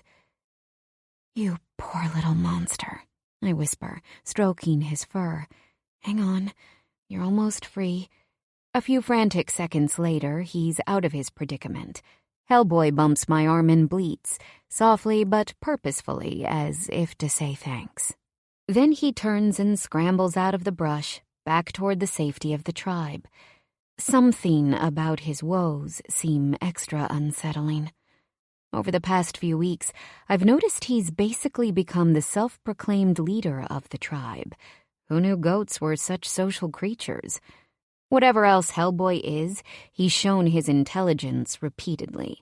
And to see the black, shaggy alpha goat with the wicked smile almost brought to a humiliating end? It's too suspicious. Something stinks to high heaven. "Where would that rope come from?" I ask, frowning so hard my face hurts. The Newmans haven't used this land in ages. "Hard to say," Quinn replies while wrapping the rope's remnants into a coil. "Could have just been lying around. An old artifact from years ago, maybe. I'm sure it's nothing to worry about." His voice is too level. I stop and study him. No way he believes that, and neither do I. Yet neither of us say it as we walk to the truck. I hadn't pushed him to chase the red truck to the lake either, because I'm not sure I want to know if that guy is part of Quinn's past or not. What happened to him, I wonder? All of those years we spent apart. There's this shadow hanging over him, dark with secrets. No, he hasn't mentioned anything more about the brother of that guy he'd busted, but I have a pretty keen sense he thinks about it a lot. The last week has been so incredible, turning my world upside down. I just didn't want to dwell on it. Still, the pinholes of darkness in our light are there. When he thinks I'm asleep, I catch him up, staring into the night. I see a lonely, faraway look in his restless green eyes, an anxiousness, and I know he's not thinking pleasant thoughts. That worries me. "Before we head home, I need to stop by Drake and Bella's place," Quinn says as we arrive at the truck. "Okay." I hold open the back door for Owl to jump in the back before I get in the front. I saw what he was doing. Quinn was examining the ground the entire time we walked to the gate, and now he's paying an eerie amount of attention to the gravel road. He doesn't say anything when he climbs in the driver's seat, just leans over, grasps the back of my neck, and pulls me toward him. "You okay, Tori?" "Perfectly fine," I lie, flashing him a side eye. "Are you?" "If Hellboy's all right, so am I. I'm in no mood to come here and find a man down, goat, I guess." He gives me that boyish smile then, the same kind he always wore when we were kids. God, you've got to appreciate just how hard it is to stay mad at him. I don't complain when he leans in, delivering a long, sweet kiss. So very different from the storming inferno of tongue and teeth this morning. As he pulls away and starts the engine, he gives me a wink. I let out a long sigh as I lean back in my seat, wishing this weren't so hard. His kisses, like the rest of him, are unlike anything I've ever experienced in all the best, masculine, oh-so-growly ways. If only his secrets, whatever he's hiding, didn't feel equally devastating. Drake and Bella's ranch is only a few miles away from the dairy. They walk out of their house as Quinn shuts off the truck. Bella freaking glows like her skin can't hold any more sun. It's a throwback to how she looked when we were young, petite, pretty, and bubbly as ever, except now she has a round stomach from the new baby they'll be welcoming into the world in a few months, their second child. Her pregnancy wasn't as noticeable at the rodeo as it is today. Or maybe she's just one of those girls who starts showing big time a few weeks apart. Confession? I'm a little jealous. Surprising, really. I've never thought of having kids before. My focus was always dancing, and more dancing. How could I live that dream with a baby to look after? Whoever said to dream big wasn't thinking it through. I'm dreaming as big as it gets. A sudden vision of myself as a mother with one special, achingly handsome Oklahoma snarly pants husband by my side. And it sucks. Because baby dream collides headfirst with ballet dream. Because some dreams get so big and overgrown, they become binary choices. And right now, the director job waiting back home with a life and man who trigger my gag reflex feels like a phantom from another life. Here, in Dallas, the dreams are just different. I can't lie. Not when the biggest recurring dream this week includes falling asleep in Quinn's bed, with his inked arms snug around me every night. Turns out it also includes looking like Bella one day, with a basketball belly and skin kissed by Athena. That wouldn't be so bad, would it? The pregnancy glow is practically made to communicate happiness to the whole world. While Owl mills around the pasture, where I see Edison and his mare Edna grazing, we spend the next hour visiting before we climb back in the truck and head for town. Uncle Dean's truck is parked at Quinn's place when we return, a warning that this day is about to get so much better. Ugh. "Finally, I was about to go driving all over town for you, Tori," he says, flashing me that toothy, disarming Uncle Dean smile. "What are you doing here? Is this about the goats?" I ask, trying to check my inner bitch and hear him out. "Well, sorta. I'm supposed to drive you to Bismarck," he tells me quietly. "Your flight's tonight, I hear. Your mama called me, said if I didn't get you to the airport, there'd be hell to pay." Okay. No. Inner bitch activated. My phone is still on the counter in the bathroom where I'd left it last night. I bet there are 100 missed calls and texts from Mother. She's been eerily quiet the last few days, and I'd ignored the email from Delta with the flight info. She must be really desperate to have drafted Uncle Dean for roundup duty. "I'm sorry she called you, but I'm not going to Bismarck, and I'm not going home, Uncle Dean. Not right now." I shoot him the coldest look I can manage. Uncle Dean shrugs, clearing his throat awkwardly. He gives me a sympathetic look. "I'm not supposed to take no for an answer, babe. I know you've got issues with your folks. Fair issues those damn idiots caused, I'm sure. But they care about you, Tori. They just want you home." "Not going," I grind out while Quinn lays a gentle hand on my shoulder, trying to calm me. "Sorry." For a second, we have the world's weirdest staring contest between uncle and niece. He's pissing me off, sure, but I also feel for him. It's not fair that he's been put in this position, but it's even less fair that I've never had a say in my own life, and the one time I try, they want to force me home? No. I'm a grown woman, an adult, and I'm entirely done with Mother's passive-aggressive brainwashing. "Tori, if you'll just hear me out—" "Uncle Dean, I've been hearing you. No is my final answer." Quinn's fingers tighten on my shoulder, subtly promising backup. I almost go pale at the thought that he'd need to against a human golden retriever like my uncle. Damn it. Yeah, I know. Figured you'd say that. My uncle sighs and shakes his head, unsure what to do. Trouble is, I'm supposed to fire you, too. Anger lances through me, and I take a step forward until we're just inches apart. Interesting. I wonder who'll take care of the goats then. They're only halfway done at the Newman place. Still plenty of cleanup left to go. I pinch the bridge of my nose and look down before meeting his gaze again. If Quinn and I hadn't gone out there and accounted for each and every one of them this morning, Rent-A-Goat would be up the creek without a paddle, Uncle Dean. Poor Hellboy would be tangled up in a rope, or worse. He could have easily wound up breaking his neck or something. That bad? He winces, a guilty look on his face. Behind me, Quinn nods for emphasis. Yep, he's fine now, no thanks to us. But if we hadn't been there in time, I trail off, watching as it sinks in. Aw, hell. You're right. Guess I'll have to do it myself or sell them ASAP. Uncle Dean replies, kicking at the ground. I don't want to. Right now we're actually making a profit. It's not big money, but hell, this is by far the most profitable business I've ever had. Right, because I'm doing all the work. I mean, Owl might be the real MVP, and Quinn helps me more than he should, but I'm still the coordinator and the rep who signs off on everything. That's beside the point, though. Tell me one thing, I mutter, tilting my head. Since when do you take orders from Gloria Redson-Riddle Coffee? For a second he's a deer in the headlights. Then his brow wrinkles, confusion giving way to spitting anger.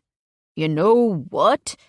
I bet she's kicking her heels up and laughing her ass off right now using John as a footstool. He growls. She sounded so desperate on the phone. Real worried for you. But this is just like her, isn't it? It's no laughing matter, but it's hard not to smile at how furious he gets, realizing he's been had. This is totally out of her playbook. I'm not upset with Uncle Dean. Not really. I'm just mad at my parents for believing they can keep ruling my life. And I'm angry at myself when I should have seen it coming. I've let Mother steer my ship forever. So what makes me think she'll stop all of a sudden? I need to draw a clear, unmistakable boundary she can read. I need to... Peach, maybe you should think about going back home. Goosebumps prick my skin as I turn and look at Quinn like he's grown a second head. What the crap? You want me back in Chicago? I stammer. I'm completely lost. I thought the last few weeks meant as much to him as they did me. But if he's asking me to cut and run? Maybe that's one more fatal flaw in dreaming big. You're bound for disappointment. No. But maybe it would be best right now, he says slowly. Best for who? You. He looks around as if he doesn't want to make eye contact. You miss dancing. You said you need the right equipment to get the exercise you need for your leg to heal. He shrugs. You'll have all the best stuff there, plus therapists and sports doctors. Nothing like a 2-bit studio I threw together with those silks, which I still haven't gotten a damn net for. That can't be it.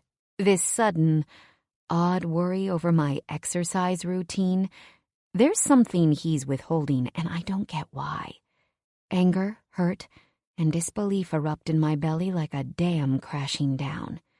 I have the right stuff here, I throw back, and actually, I think I'm going to take a break from this crap and put it to good use. I have to get away like yesterday. Turning to Uncle Dean, I tell him, call my parents and tell them I won't be on a plane until I want to be. Or don't bother, Uncle Dean.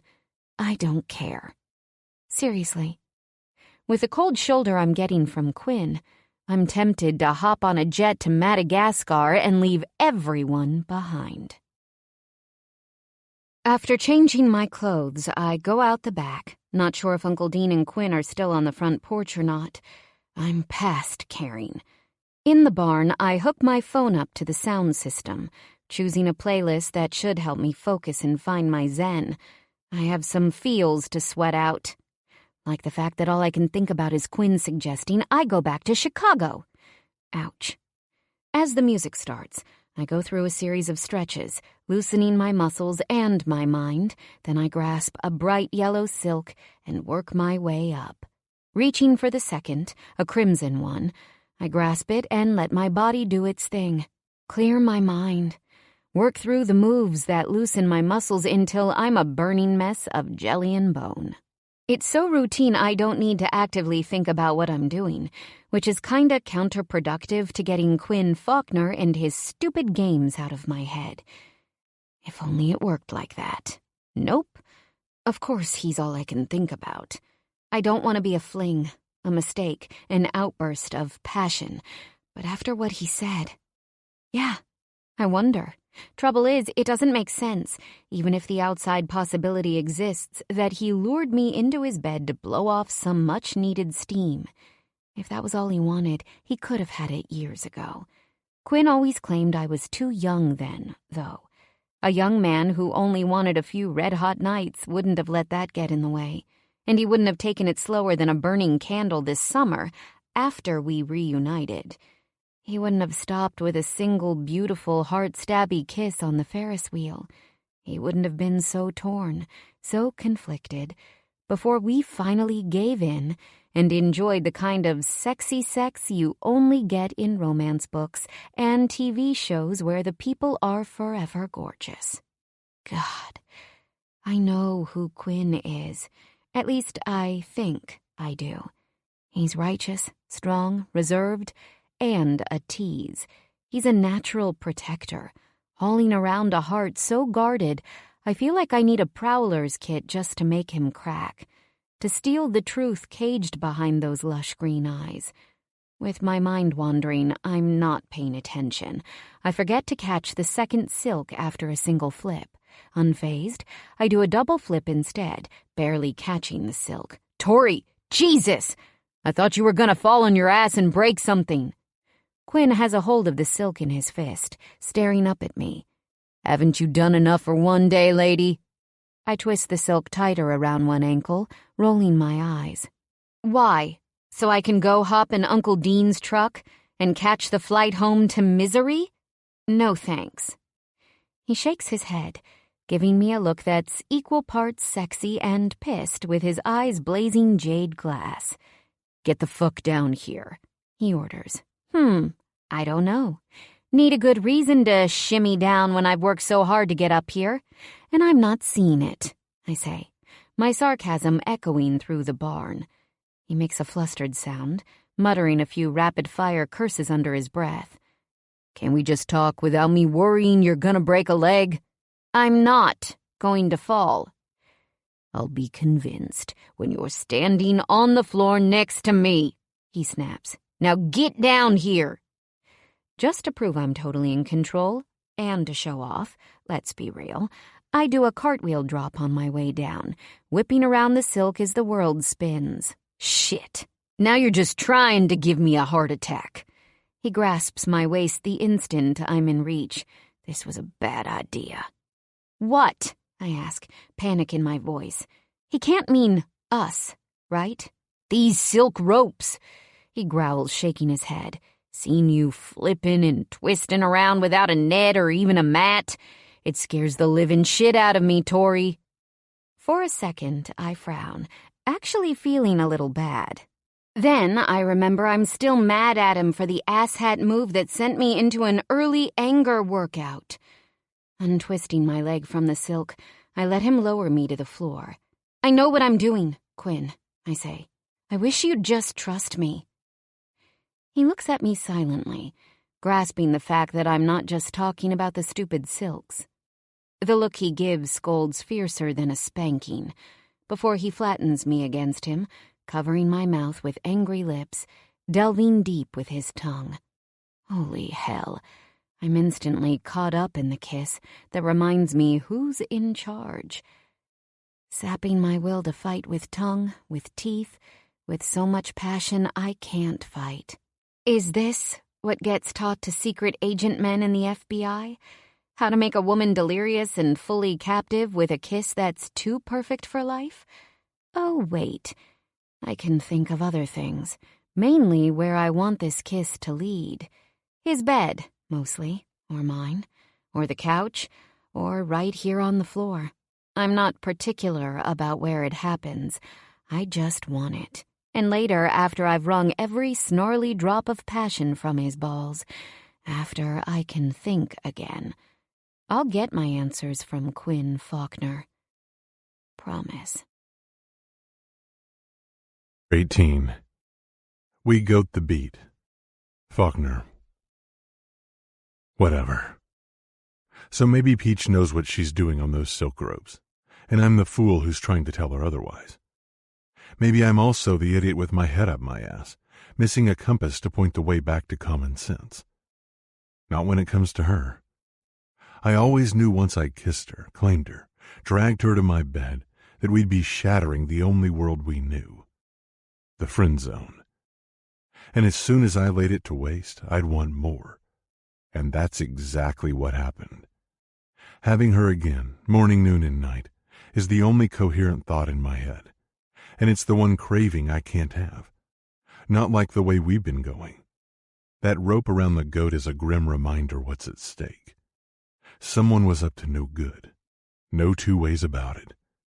Just like the camera taken out of commission at Granny's place. Although it's pure torture, I rip my mouth off hers before it's too late. Before the need to haul her back to my cave for another round of the best goddamn sex of my life wins over any rational thinking. You've seen that dumbass meme about two wolves inside a person. That's me right now. One wolf wants to go monk mode, so I can focus on this picket shit and nothing else. The other just wants to spend all day seeing how many times I can fill Tori 3 names till she gets triplets. I release her with a reluctant growl and huff out a breath. She eyes me coyly. Do you really want me to go back to Chicago today? No. I huff out, taking a step away from her, needing space between us.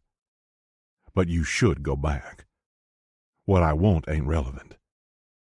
She walks over, picks up a water bottle, and takes a long drink. I told you I will, someday. She faces me with her blue eyes lit. I'm done being told what to do. I try not to glare, to avoid launching into a wild-eyed lecture about how awful, how dangerous the Pickett brothers were. Bart and Jake both had rap sheets a mile long. Small-time petty drug dealing when they were young, car chases, armed robberies, and even if it was never in his official record, I know Jake Pickett was beating on his girl. I know it too well. Just like I know his dickless snake of a brother won't hold back any atrocity on Tori if it means killing me. They're the devil's twins.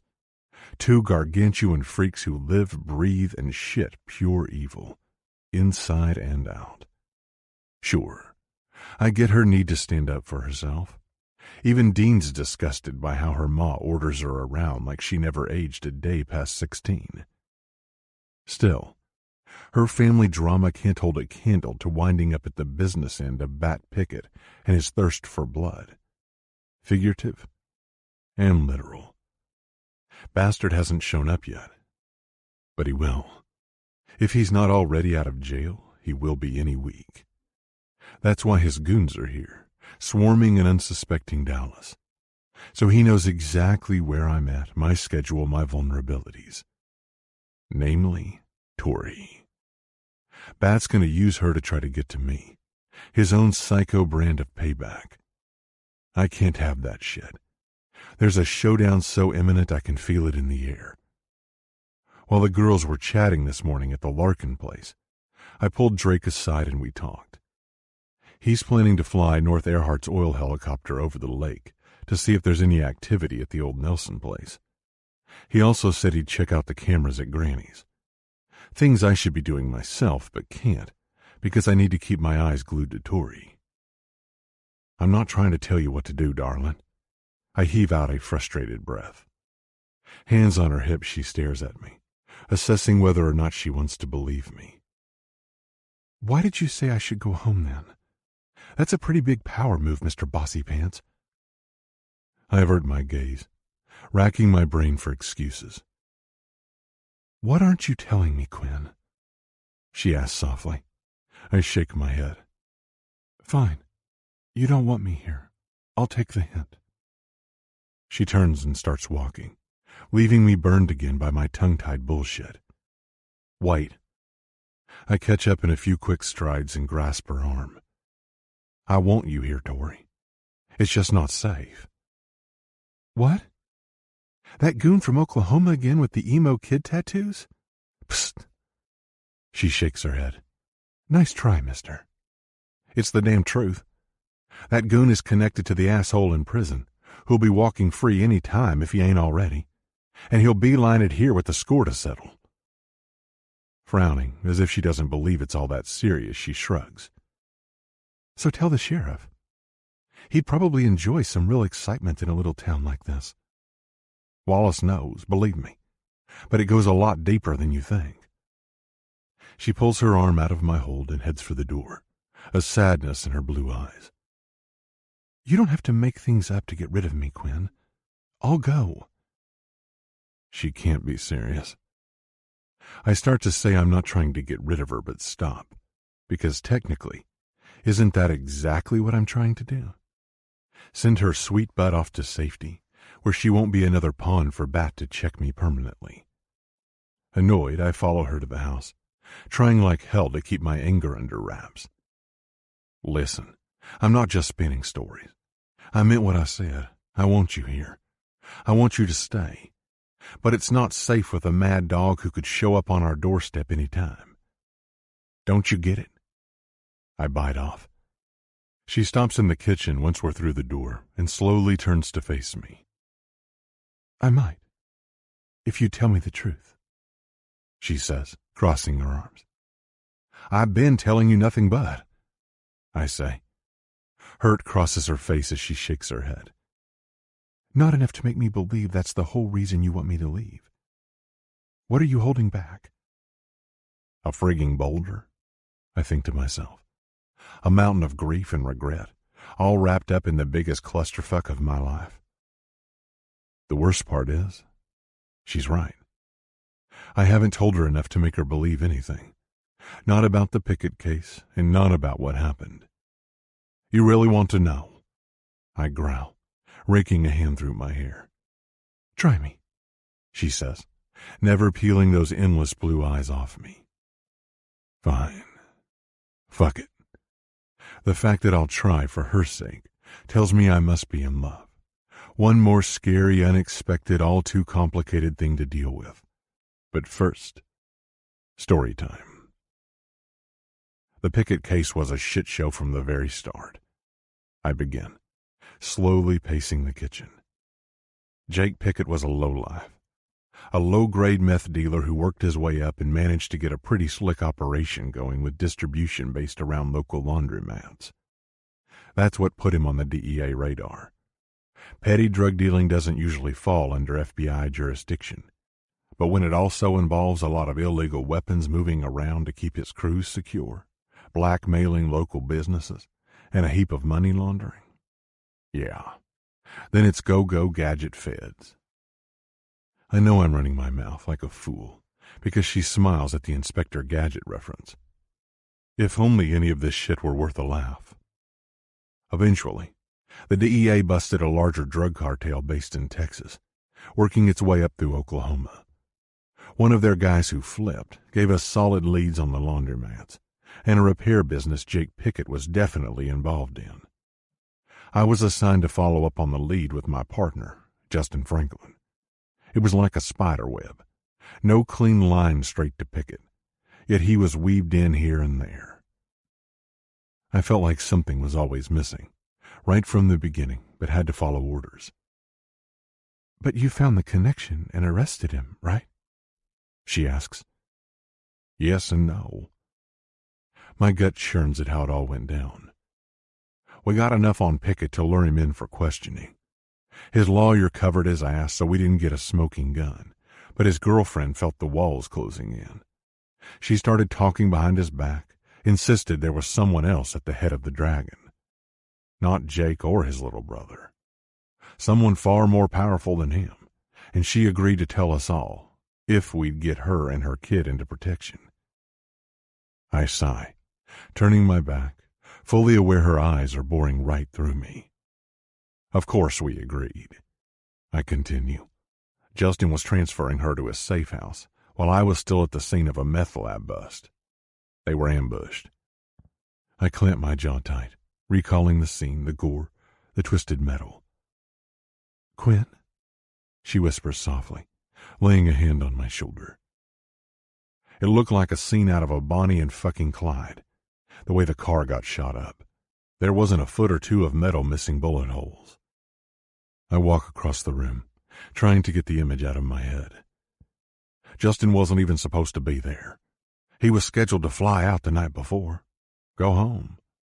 His wife was having their second son. He stayed because of me. Because we'd worked together for so long, we could read each other's minds. He insisted I needed backup. Oh my God, how? Don't you guys get more men for this sort of situation? Local police escort never showed up in time. It was Jake himself who sprung the trap, right in broad daylight in the city. He hadn't cared one bit that it was his girlfriend. He mowed them down. Jesus, I can't imagine. She's all soft voice and comfort now, folding her arms around my waist tightly. Yeah, I arrested him a little while later after a shootout. The fuck knew he was cornered in an old grain mill, surrounded, and didn't have the balls to off himself. We got him. The case was closed. A few months later, he was drowned in prison. Not too long later, Bat took over his brother's machine and started making moves for revenge. Didn't think much about it till I heard he'd taken over Jake's operation and ended up getting himself arrested over a hit he organized against the men in prison who took out his brother. I ended it there, just as her hands skim up my chest. I'm sure there's more behind it, infuriating details we haven't hashed out, but I'm no longer on the official case. By choice. I have to keep telling myself that. I resigned after what happened to Justin, but looking at Tori, knowing she's involved, it makes me wish I hadn't. Then I might have that last key I'm missing. Information I desperately need. I'm sorry about your friend. Your partner dying. She whispers in my ear. Fuck. I want to pull her close but refrain. You believe me now? That's why I suggested you return to Chicago, so you aren't around when Bat comes knocking. When he comes to put me under. You can't let that happen. She loops her arms around my neck, stepping in front of me, her eyes shimmering with fear. Don't worry about me. I'll be fine. Like hell. And the fact that she won't be scares me pale. I've never cared about anyone the way I do her, and when her lips touch mine, I can't help devouring them. It's almost an instinct, like breathing, delving my tongue into her mouth, teasing her lips with languid thrusts bordering on hypnotic. I can't stop myself from throwing her over my shoulder a minute later, carrying her upstairs. Looks like the inner wolf that wants to fuck wins this round. Once she's down on the bed, I lay beside her and stare. Don't know why. To give myself one last chance to come to my senses? Good fucking luck.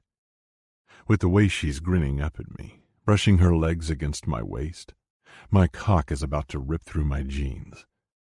If I'm not cursed the instant her tongue grazes mine, I am when she bites her lip, gazing up with so much longing I'd be a monster to deny her. My dick screams to be freed, to sink deep inside her, to rut hard and empty this tension that's making me fucking shake. Without skipping a beat, she pulls her tank top over her head and throws it aside. The sports bra goes next, nearly ripping off in my hand, exposing the tits she insists are too small. Bullshit. I've never seen, stroked, and sucked a more perfect pair in the known universe. I place my hand behind her neck, fisting her cinnamon red hair with its faded pink highlights. the better to hold her head in place as my lips ravage hers, cupping one breast, teasing her pert nipple with my fingers. Tori's hands are under my shirt in a hot second, shoving it up till I have no choice but to end the kiss and shed my clothes. The jeans go too while she shimmies out of her shorts. Like the little minx she is, I get a sly, red-faced smile and a second's hesitation before she hooks her thumbs in the waistband of her panties and brings them down last. Fuck. She's soaked for me, glistening in the evening light seeping through the blinds. Once we're fully naked, there's no stopping us. Everything she does, everything about her, flicks a switch deep in my head that says, own her. Tori's just as ravenous. Nothing left to the imagination in how hot and wet her pussy is, how she bites at my neck when I sink down into her, and how she fucking guts me when her legs twist high over her head and she tucks her feet behind her ears. Apparently, years of dancing pay ridiculous dividends in the bedroom. The fact that I can fuck her while she's bent like some kind of peach pretzel snaps the very last thread of my sanity. I'm on her like a hammer, driving deeper than ever, my swollen cockhead stopping just short of her womb. If I could still form words, and not these animalistic pleasure growls, I'd let her know every last bit of what she does to me. Being with her brings me highs I've never fathomed, beyond just sex. It ain't just fucking that has my heart fit to bang right through my ribs. And it's not wanting to unscramble the picket shit from my head that's got my mouth on hers so tight. My hips coming down, taking her from one shrill release into the next, like a human fucking freight train. This is why they call it making love. Something I never understood before Tori. Something I'll never have again if I'm fool enough to let her go. When the sex happens with your whole soul, a dude knows. And every last bit of her is just as honest and obsessed when she's finished coming for me once, digging her little nails into my back muscles for dear life. I give her a breather, anchored deep inside her, bringing her back to me with swift caresses of my tongue. The look she beams is blue-eyed angel crack. A vision of the woman I was always meant to fuck, to love, to make my wife and the mother of my kids. Her legs hook around me tighter as she arches up, taking me even deeper, ready for me to turn myself inside out when I come so deep inside her. Shit. God, I love having you inside me, she whimpers, her eyes still glazed over with lust and something calmer. I love you, Quinn. Fucking aye. What a time to say it. But I can't think of a better time to deliver one more shot to the heart. Love you, Tori. Always have and always will. I growl. This new dark energy in my blood. This need to speak the more perfect language of flesh. I begin moving, thrusting faster, harder, and her bleary-eyed smile widens as she lets out the sexiest purr in existence. She's divine. Everything about her comes in waves of hot need, making me jealous as hell to keep it. How her hair splashes across the pillows just right. How she rises up effortlessly to meet every thrust, like she's always in my head. How her face scrunches in this adorable, sexy as hell way when she comes to the edge, under a minute from giving up under another screaming hot release on my cock. I go slower, relishing every second, enjoying this place we create that's only for us. My pleasure surges, emanating from the base of my spine, hers too. It's reflected in her eyes, etched on her face, whimpered in low, sexy moans and fevered gasps, in the way she clings like I'm one more of those damn silks she climbs. Quinn. Paige, I throw back, loving how she moans. Quinn. She shouts my name again before her peak hits and takes me with her. I come so fucking hard I wonder if I've just blown out my mind, plunging into her, pouring so much thick, hot release in her cunt. I feel it spilling out around us, leaking on the sheets. Her convulsing pussy pulls at every inch of me, greedy for more than it can hold, milking me dry. We shake together, a full-bodied frenzy, like coming through a hurricane unscathed, leaving me as close to being reborn as I'll ever be. With our hips still connected, I lower my head and kiss her smile right off her face. That was amazing, she whispers.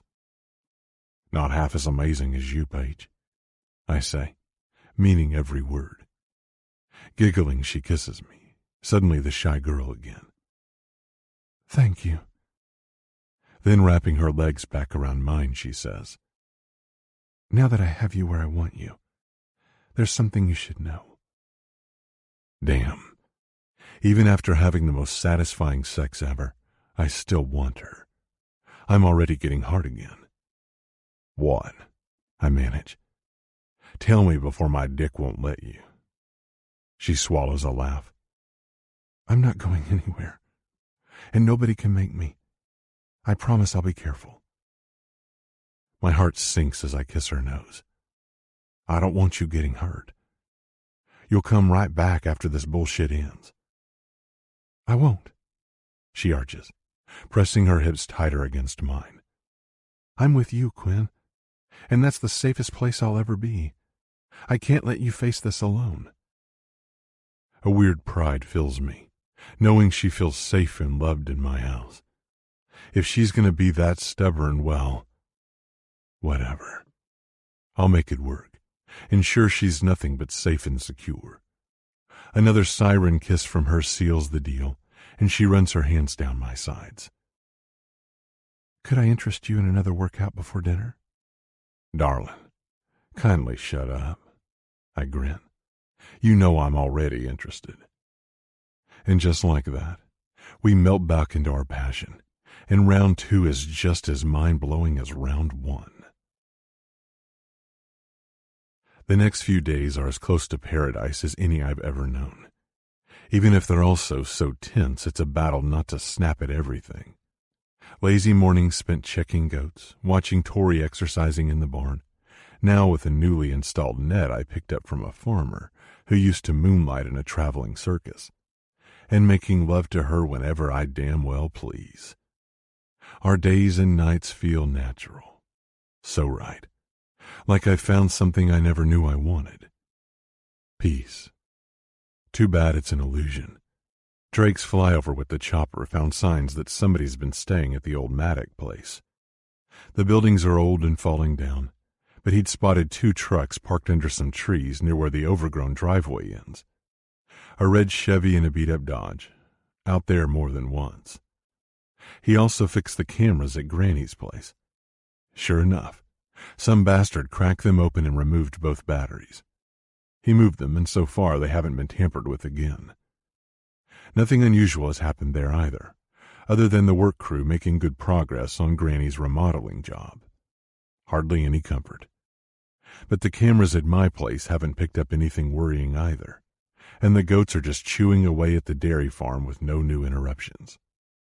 Some nights, when everything seems so distant and Tori's in my arms, I wonder if I'm making more out of those incidents than I should.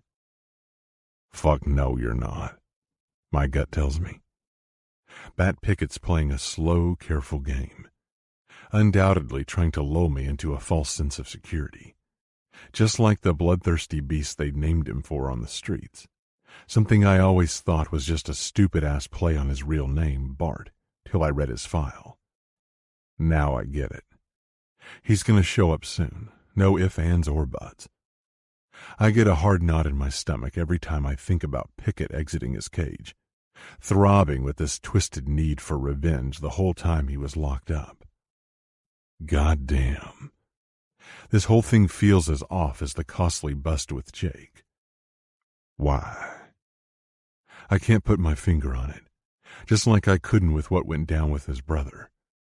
That's another reason I'd taken the sabbatical my supervisor offered after Justin's death, and then made that break permanent. It wasn't just the guilt that chewed me up and shat me out.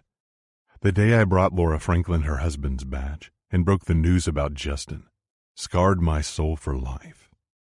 She deserved to hear it in person, from a friend who couldn't save her man's life. The guilt, the helplessness, it hurt. So did my fear that I thought I'd lost it, missed something critical about the picket operation that might have spared Justin's life, and the poor woman who tried to get away from her abuser.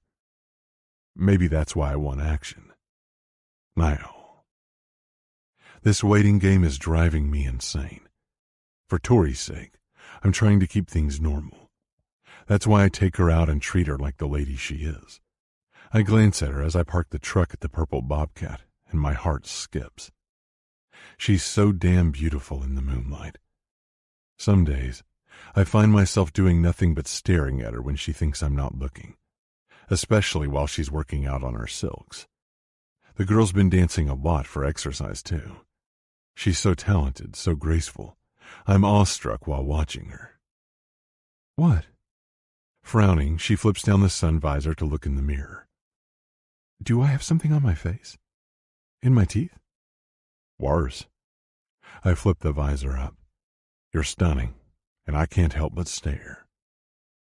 Laughing, she leans over and plants a quick kiss on my lips. You sure are good for my ego. She opens her door. Let's go, I'm starving. Grady's bar is hopping tonight, and we're lucky to snag the last booth. We order cheeseburgers and beers, a classic pair. It ain't quite Macburger level dinner grub, but Grady's got himself a good cook. While we're eating, this country rock group shows up, and the music gives the soft purple light shining down a whole new pulse. I need to dance, Tori says, scooting to the edge of the booth.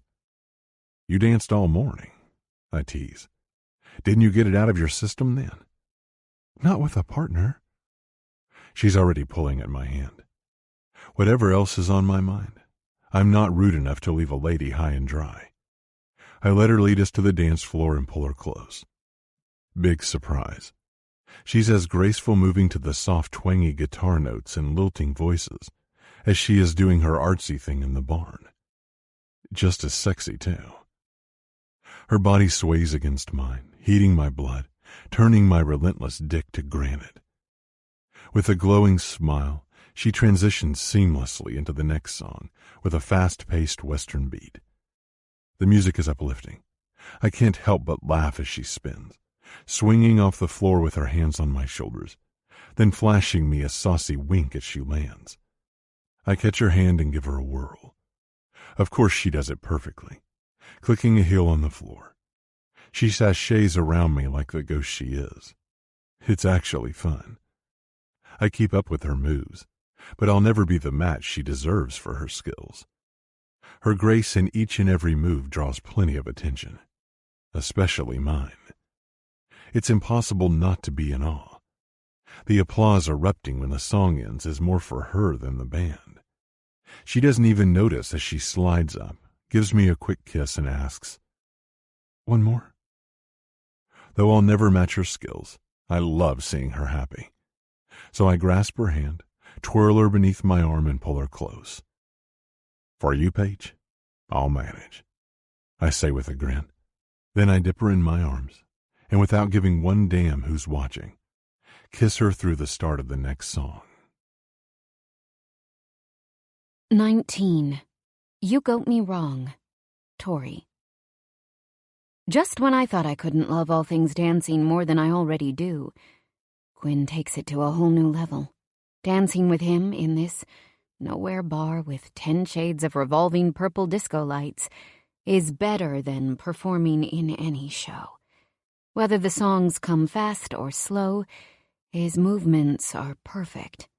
I think I could dance with this man for the rest of my life.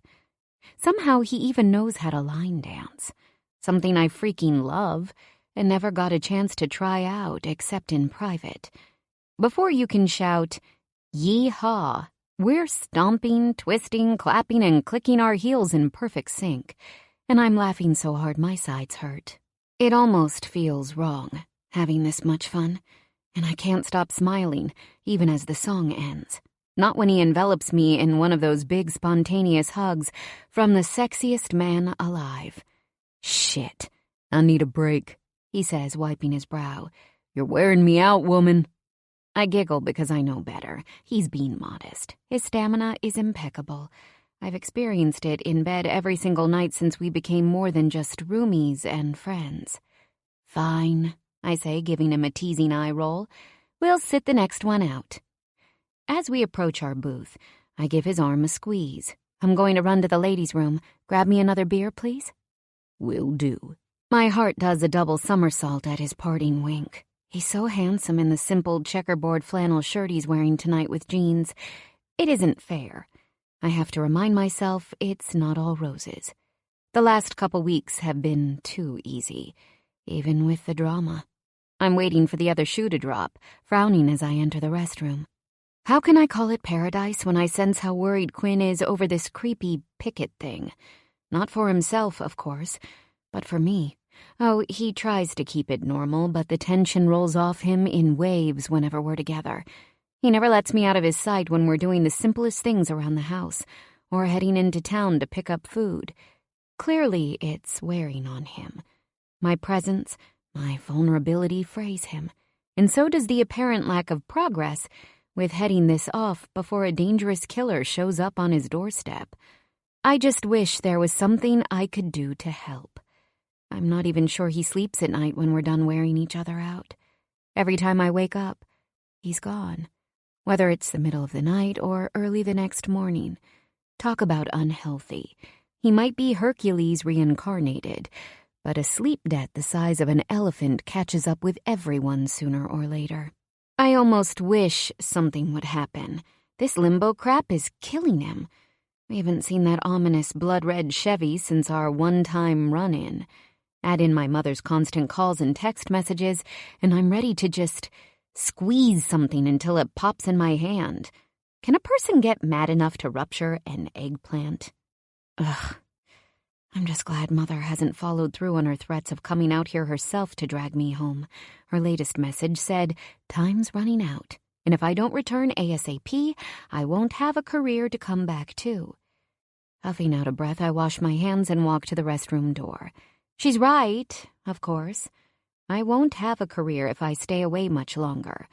I'm surprised Jean-Paul hasn't sent me a Dear Jean, pun intended, termination letter from the company after Quinn savaged his ego.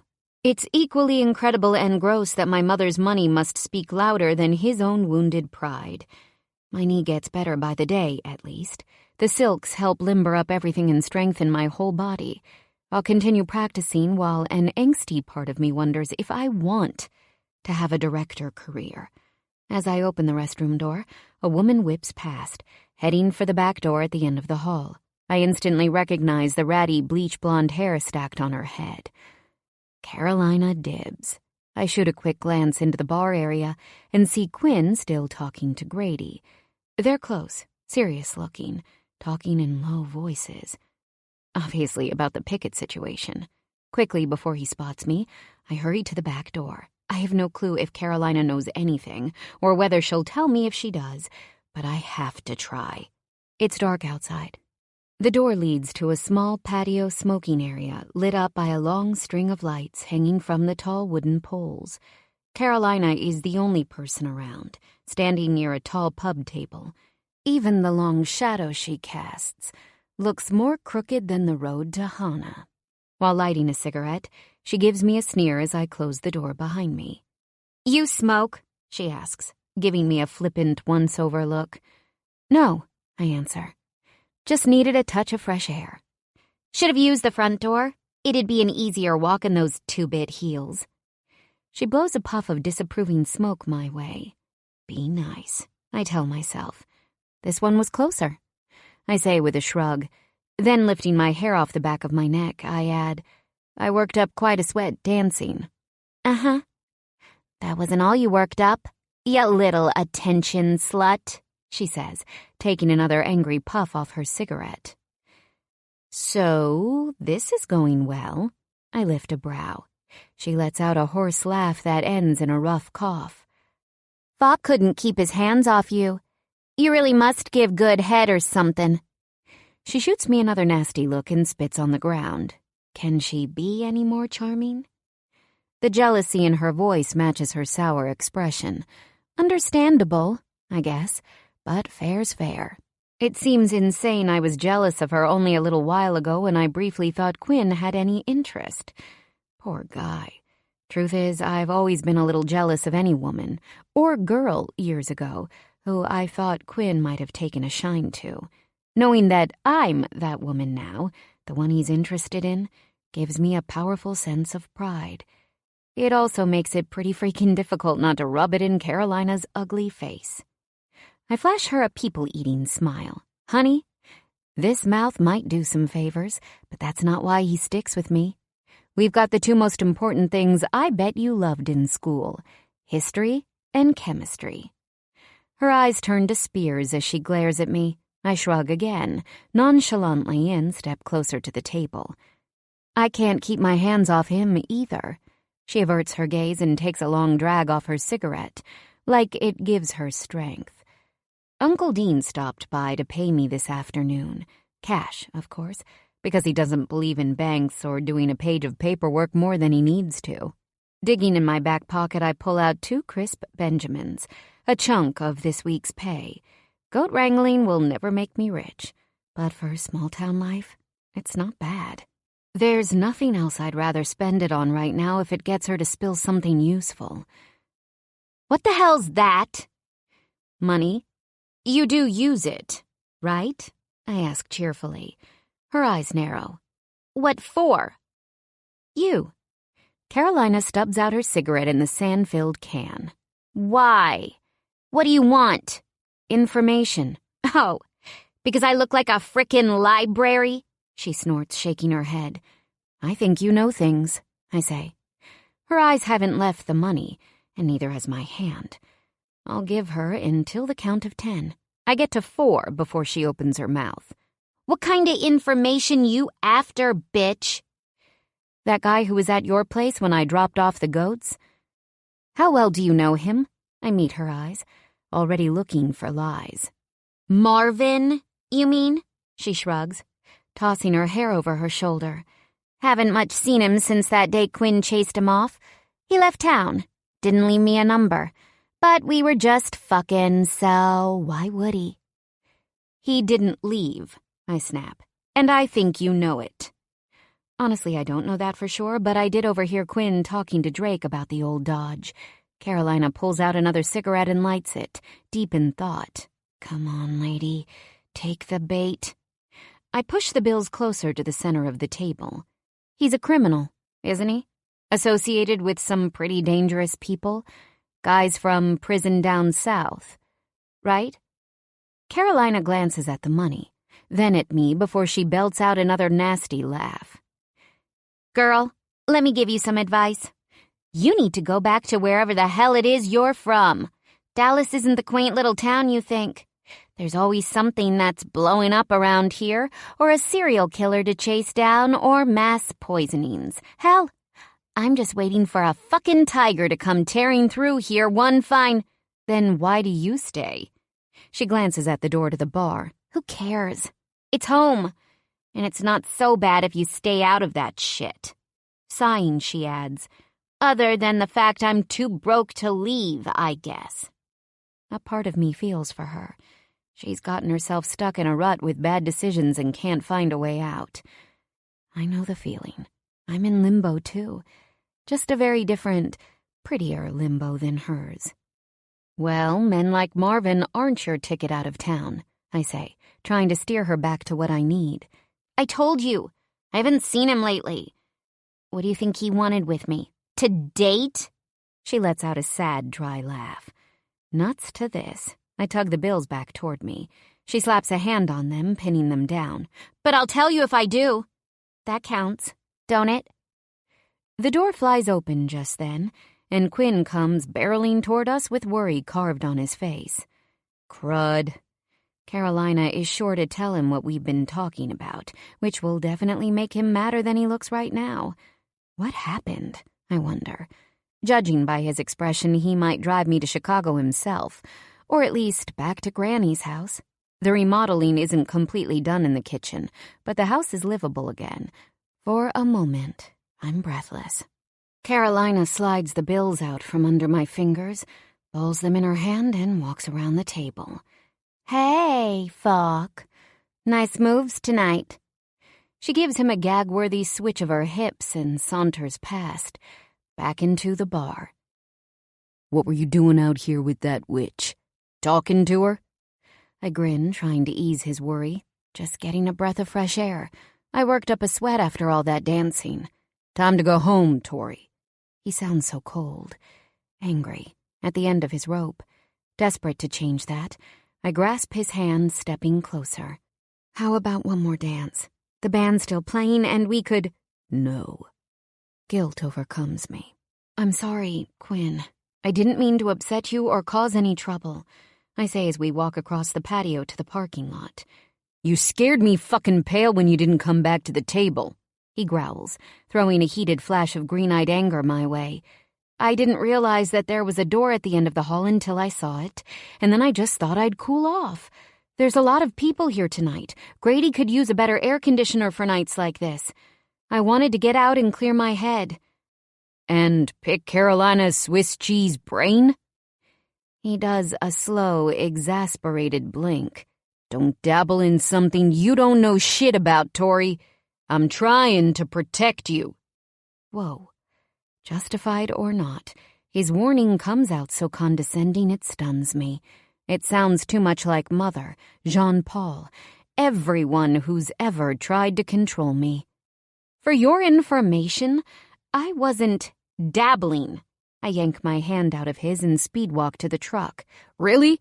How much money did you give her?"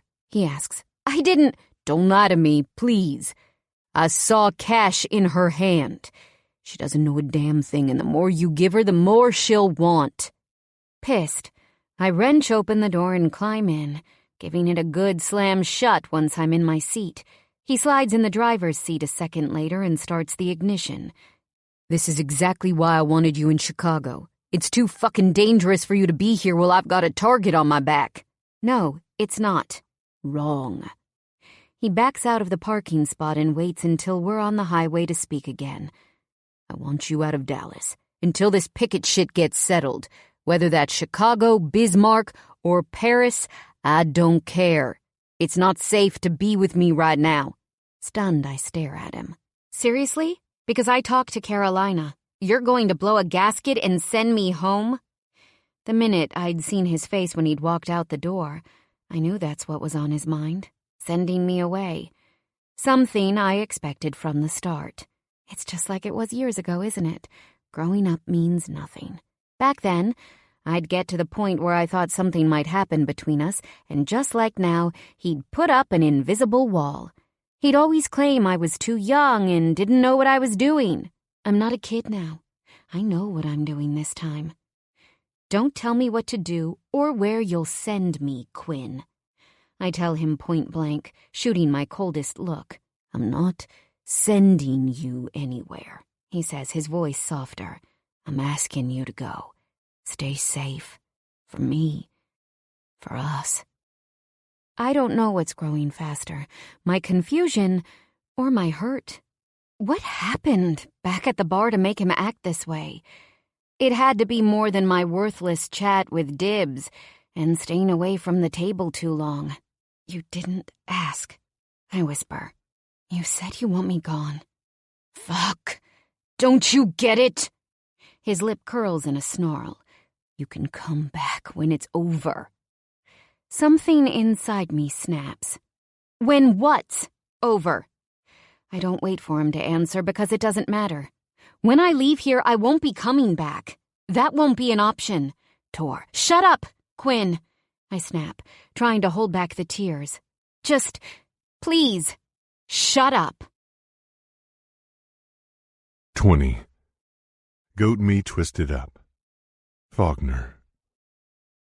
There's no denying the hard truth this time. I stepped in it.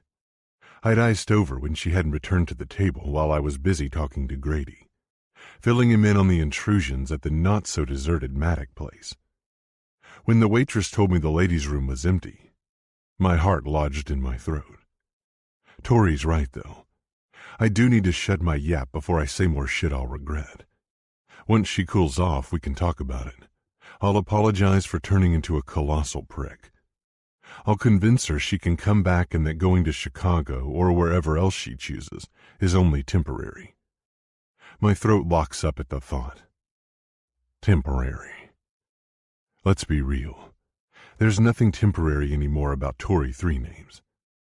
I've tried fooling myself, claiming once this is over, after Pickett's finished, everything will be fine.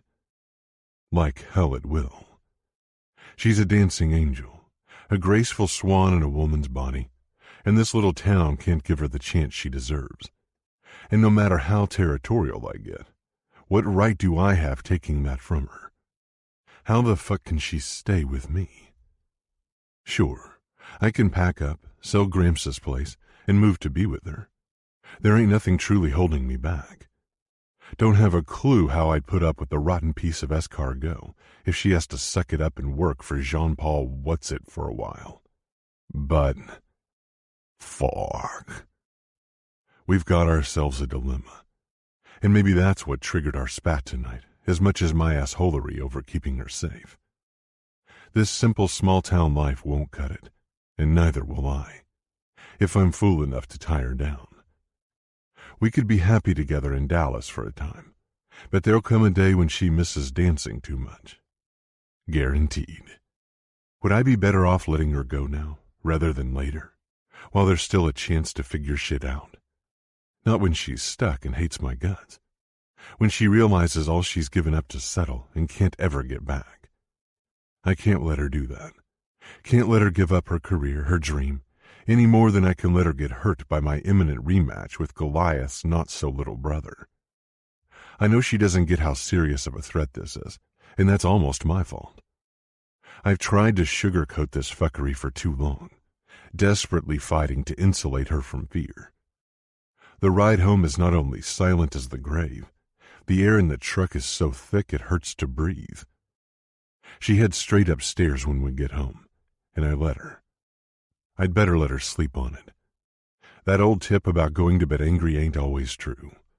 Sometimes a person needs their beauty sleep so they can wake up fresh, calm, their sanity restored.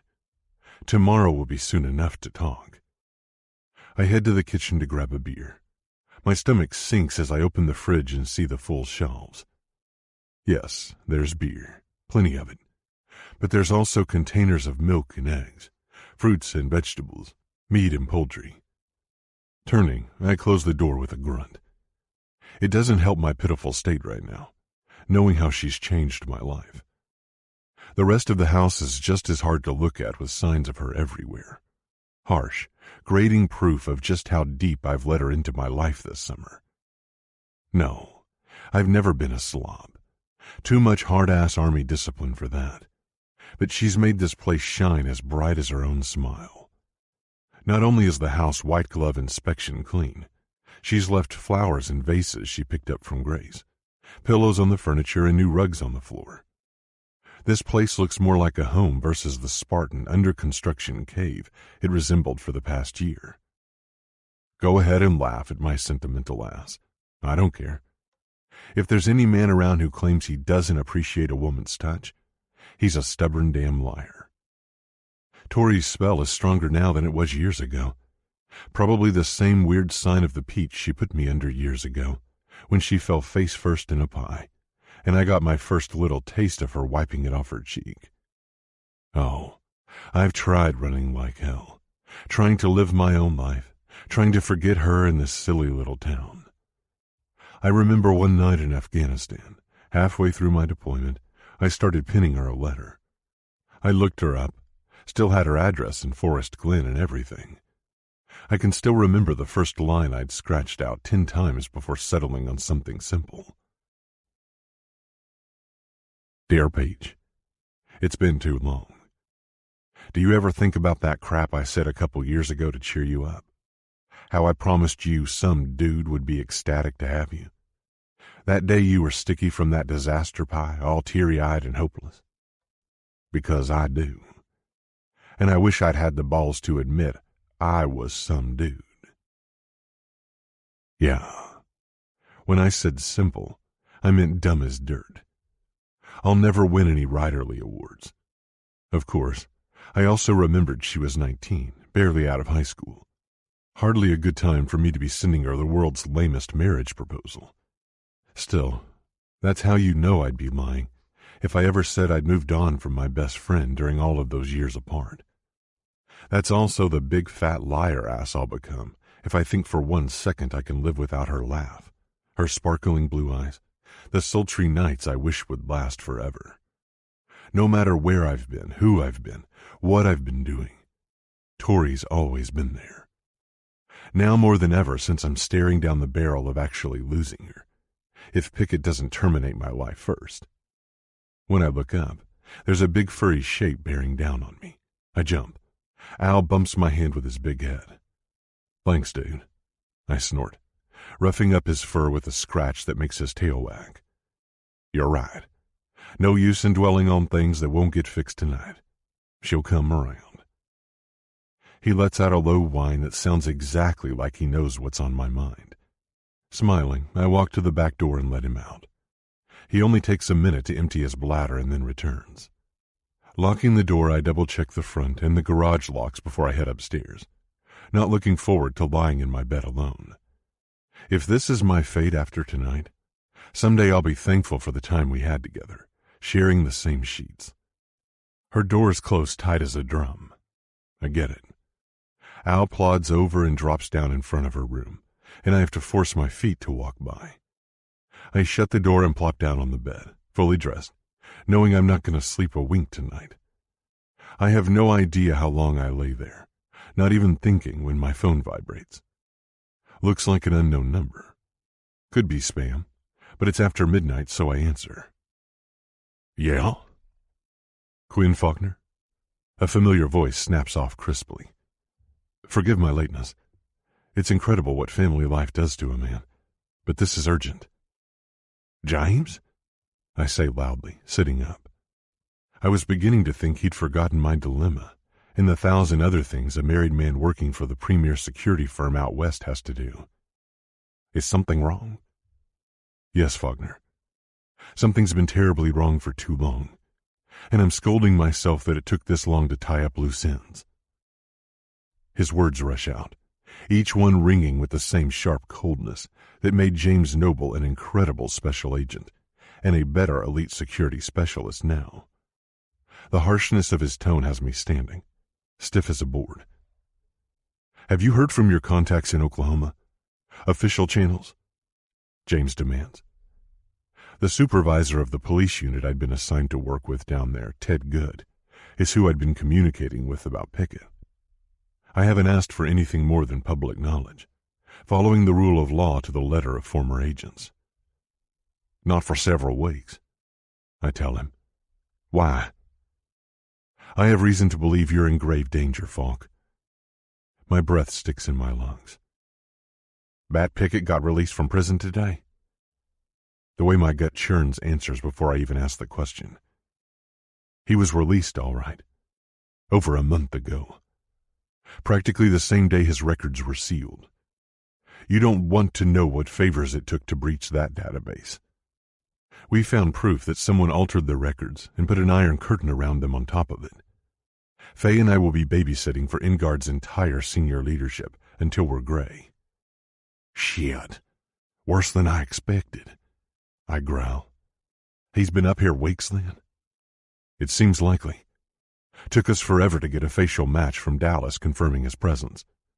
The security cameras there in rural North Dakota are 15 years behind the times. James snaps. Listen, I've reached out to Section Chief Powers to fill him in on the latest. You need to... Powers? I echo, scratching my neck. Shit, man. You went that high up the chain. I'm sure he knows I've been digging, seeing how I served under him years ago, but hell, if we're going the official route, it must be bad. Atrocious would be a better word for what we've found. He pauses. Did you have any inkling whatsoever that there's a high-level insider involved? Jake Pickett's girl insisted he had a helper in law enforcement years ago, but you know what happened before we could ever pull it out of her. I say, my head filled with grim possibilities. The long silence on the other end of the line has the hair on the back of my neck standing up. I hear some kind of muttering back and forth. James? Sorry, I had to remind my idiot friend Riker that this isn't idle chit-chat. This is the only chance I'll get to relay everything. Wheels are in motion, Quinn, and you don't want to get trapped under them. Powers is in flight as we speak, and he's informing your local sheriff. In flight? I'm gobsmacked. What, you mean here? To North Dakota? Correct. James clips back. What the? Why? Because our insider took the bait and revealed himself. For now, forget the details. I'll explain later how a brilliant strategy I crafted with my boss, Landon. And Riker, fine, allowed us to spoof a trusted contact's number. We texted his phone, he opened a crucial link, and he gave the right response, covering Bart Pickett's ass. Ted Good is well aware of what Pickett's planning against you. He's fully involved with the cartel the brothers did local distribution for, and he's still tight with Bart Pickett to this day. We have every reason to believe Good's currently trying to set you up with false evidence. Pin his dirty deeds on you, Quinn, as the insider who helped the Pickett meth machine fly under the radar for so long. Boom. There's my missing piece of the puzzle, and it kicks like a mule strike to the head. Supervisor Good. Ted motherfucking Good. That's how Justin's car was ambushed so perfectly. How Jake Pickett shot my partner and his turncoat girlfriend to pieces. Good was the only other person who knew Justin was transporting the woman to safety that day. I never imagined he was the brains. He'd been a straight shooter, tough as nails, and played by the book almost to a fault. But he'd thrown me that day we had Jake Pickett for questioning. And now I know why. He'd been helping that maniac, shoving a knife in our backs the entire time.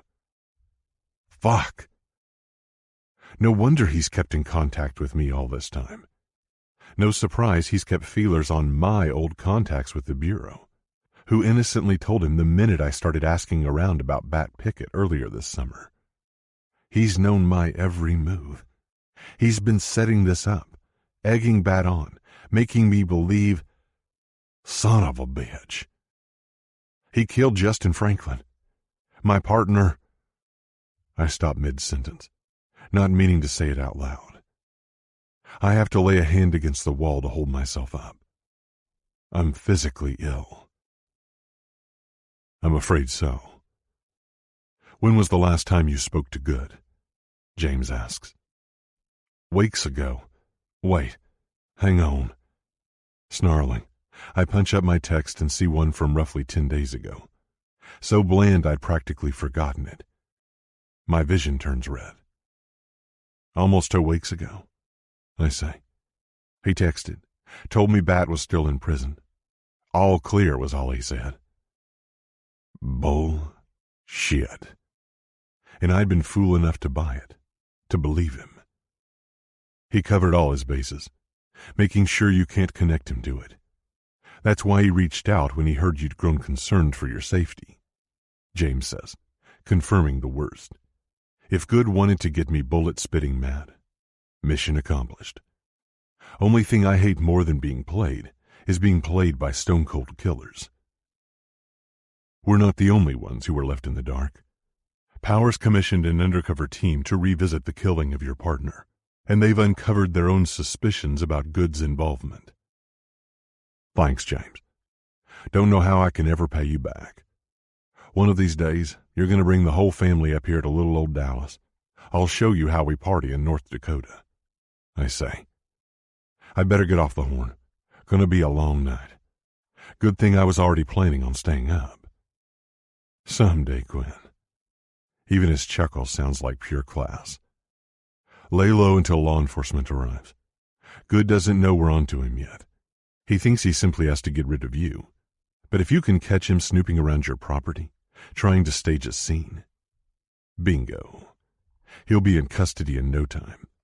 Powers' ETA is 0500. Take care of yourself. I will. No thanks to you. Peace, man.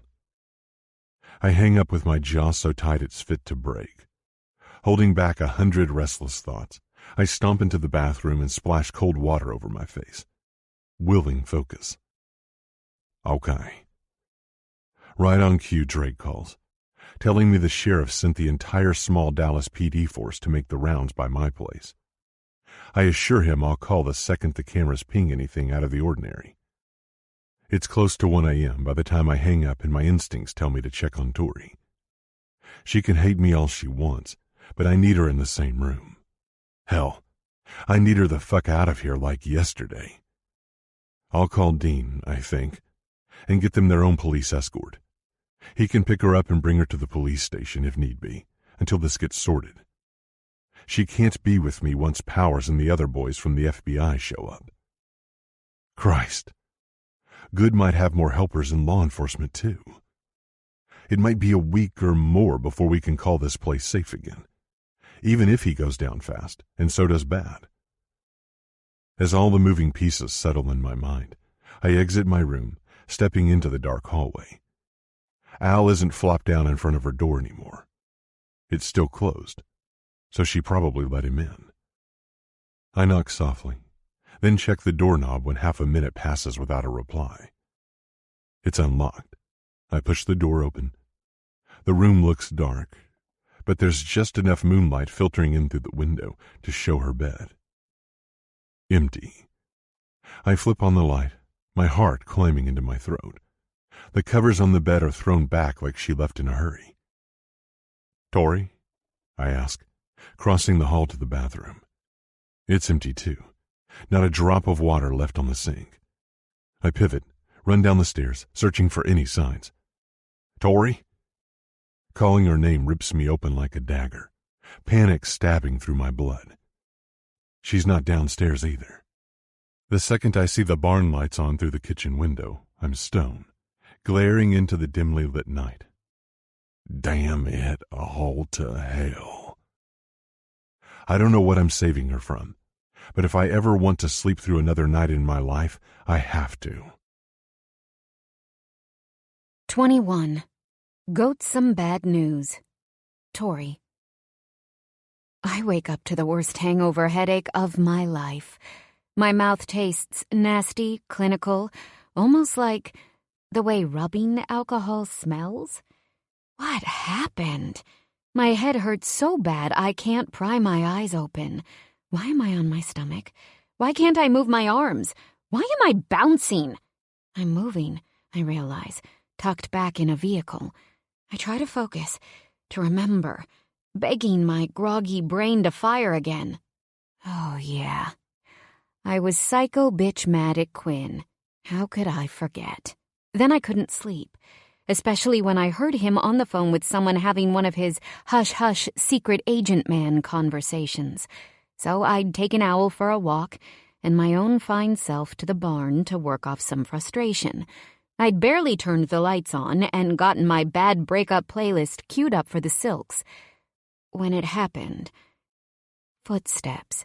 The ones I thought I was hallucinating at first, and Quinn second. Then that shadowy figure crept across the window, heading straight for the door, creeping around far too carefully to be anyone who belongs here. The last thing I remember is Owl growling. I frantically tried to shush him as I held my breath, grabbing a broom with a thick wooden handle, thick enough to give someone a concussion, I hoped, and opened the barn door. A sad moan bubbles up my throat as fresh pain streaks through my head. She's coming too! My heart stops at the sound of a stranger's gruff voice. Cheap-ass chloroform! I told you this shitty brand was diluted! Another voice snaps, also male. It never keeps 'em under for long. Chloroform? No wonder my head feels like I've taken a direct hit from a rock. Panic tightens my chest. The best part is, Quinn was right all along. I'm in a dangerous situation, in so far over my head, I might never come out of it. Should I give her another round, or what? Stuff the rag over her face again? Thing 1 asks. Nah, we're almost home. Let the Batman have some fun for a change. Thing 2 growls back. He's been chewing nails all week, real tense, waiting to hear from his guy. Never seen him happier than when he found out we could make our run tonight. Almost where? I wonder. We're lucky we had practiced fucking with those cameras. Couldn't just work the batteries out like we did before, but I'm hoping that other trick did the job. I force myself not to open my eyes. They can't know I'm awake. I shift subtly, rolling against my pocket, and find out fast I'm missing my phone. Lovely. Of course they've taken it. What now? Quinn probably doesn't even know I'm gone. And Owl? What happened to him? Did they hurt him? Did they... Oh, God. My entire body jerks from the roughness of the road and the fear chewing through me. I bite back an anguished moan. From what I can tell, I'm in the cramped back seat of a pickup truck with my hands tied behind my back. Is she awake? One of the thugs asks. Like, fully conscious? A hand grips my upper arm and shakes me. I force myself not to react. Don't think so. Still feels like a rag doll. She must have just been whining in her sleep. Nightmares or something. Go figure. The unwelcome hand releases my arm, and I let the air I'm holding in slowly seep out of my lungs. Damn weird how the dog disappeared, wasn't it? Thing 1 asks his fellow minion. I expected it to attack us, or at least bark like hell and wake up Faulkner. I know. I didn't expect her to come outside tonight either. Figured we'd be sitting behind that barn half the night figuring out a diversion, a fire or something to flush them out. The other guy laughs. Lucky us. This sure worked better than trying to steal one of those stupid goats for bait. Now we just round up Faulkner and call it a day. Coast should be clear for Bat's guy to plant whatever the fuck he needs to there. Word is, he's a dirty cop. Yeah, never ever fuck with that type, his buddy says. Well, now I know why poor Hellboy was tangled up in rope. Rage courses through my veins. I told Pickett we'd find a better way to get her. They continue talking about Pickett, money, and dick-size compensating sports cars I'm sure they're planning to buy with their ill-gotten gains. My mind is stuck on Owl. He wouldn't desert me when I need him the most. That means one thing. Something awful happened to him, and it's my fault. If only we hadn't gotten into that stupid effing fight. I would have went to bed with Quinn, and they would have never breached the property. He'd have known it right away with the cameras and his own good sense the nanosecond these savages started messing around, especially if they had to light a fire to get his attention. The truck stops a short time later, jerking to a halt and interrupting my self-pity. I stay limp when the back door opens and someone grabs my legs. A heavy-set man reaches inside, grabs around roughly, and tosses me over his shoulder like a feed sack. I'm lifting an eye to see if I can make out where we are when a bearish snarl rips through the night. My eyes fly open, just in time to see Owl leaping out of the back of the truck. Holy hell, he's been hiding the whole time! The man fumbles and drops me as Owl slams into him head first, knocking him down. I hit the ground hard, rolling out of the way as shouts, growls, and furious barks fill the air. Between the darkness and the tall grass around me, I can't see anything, but I can hear people roaring, running, and then louder noises that stop my heart. Gunshots. At first, I flinch, afraid to call out, but I'm more scared for Owl, afraid he'll get killed.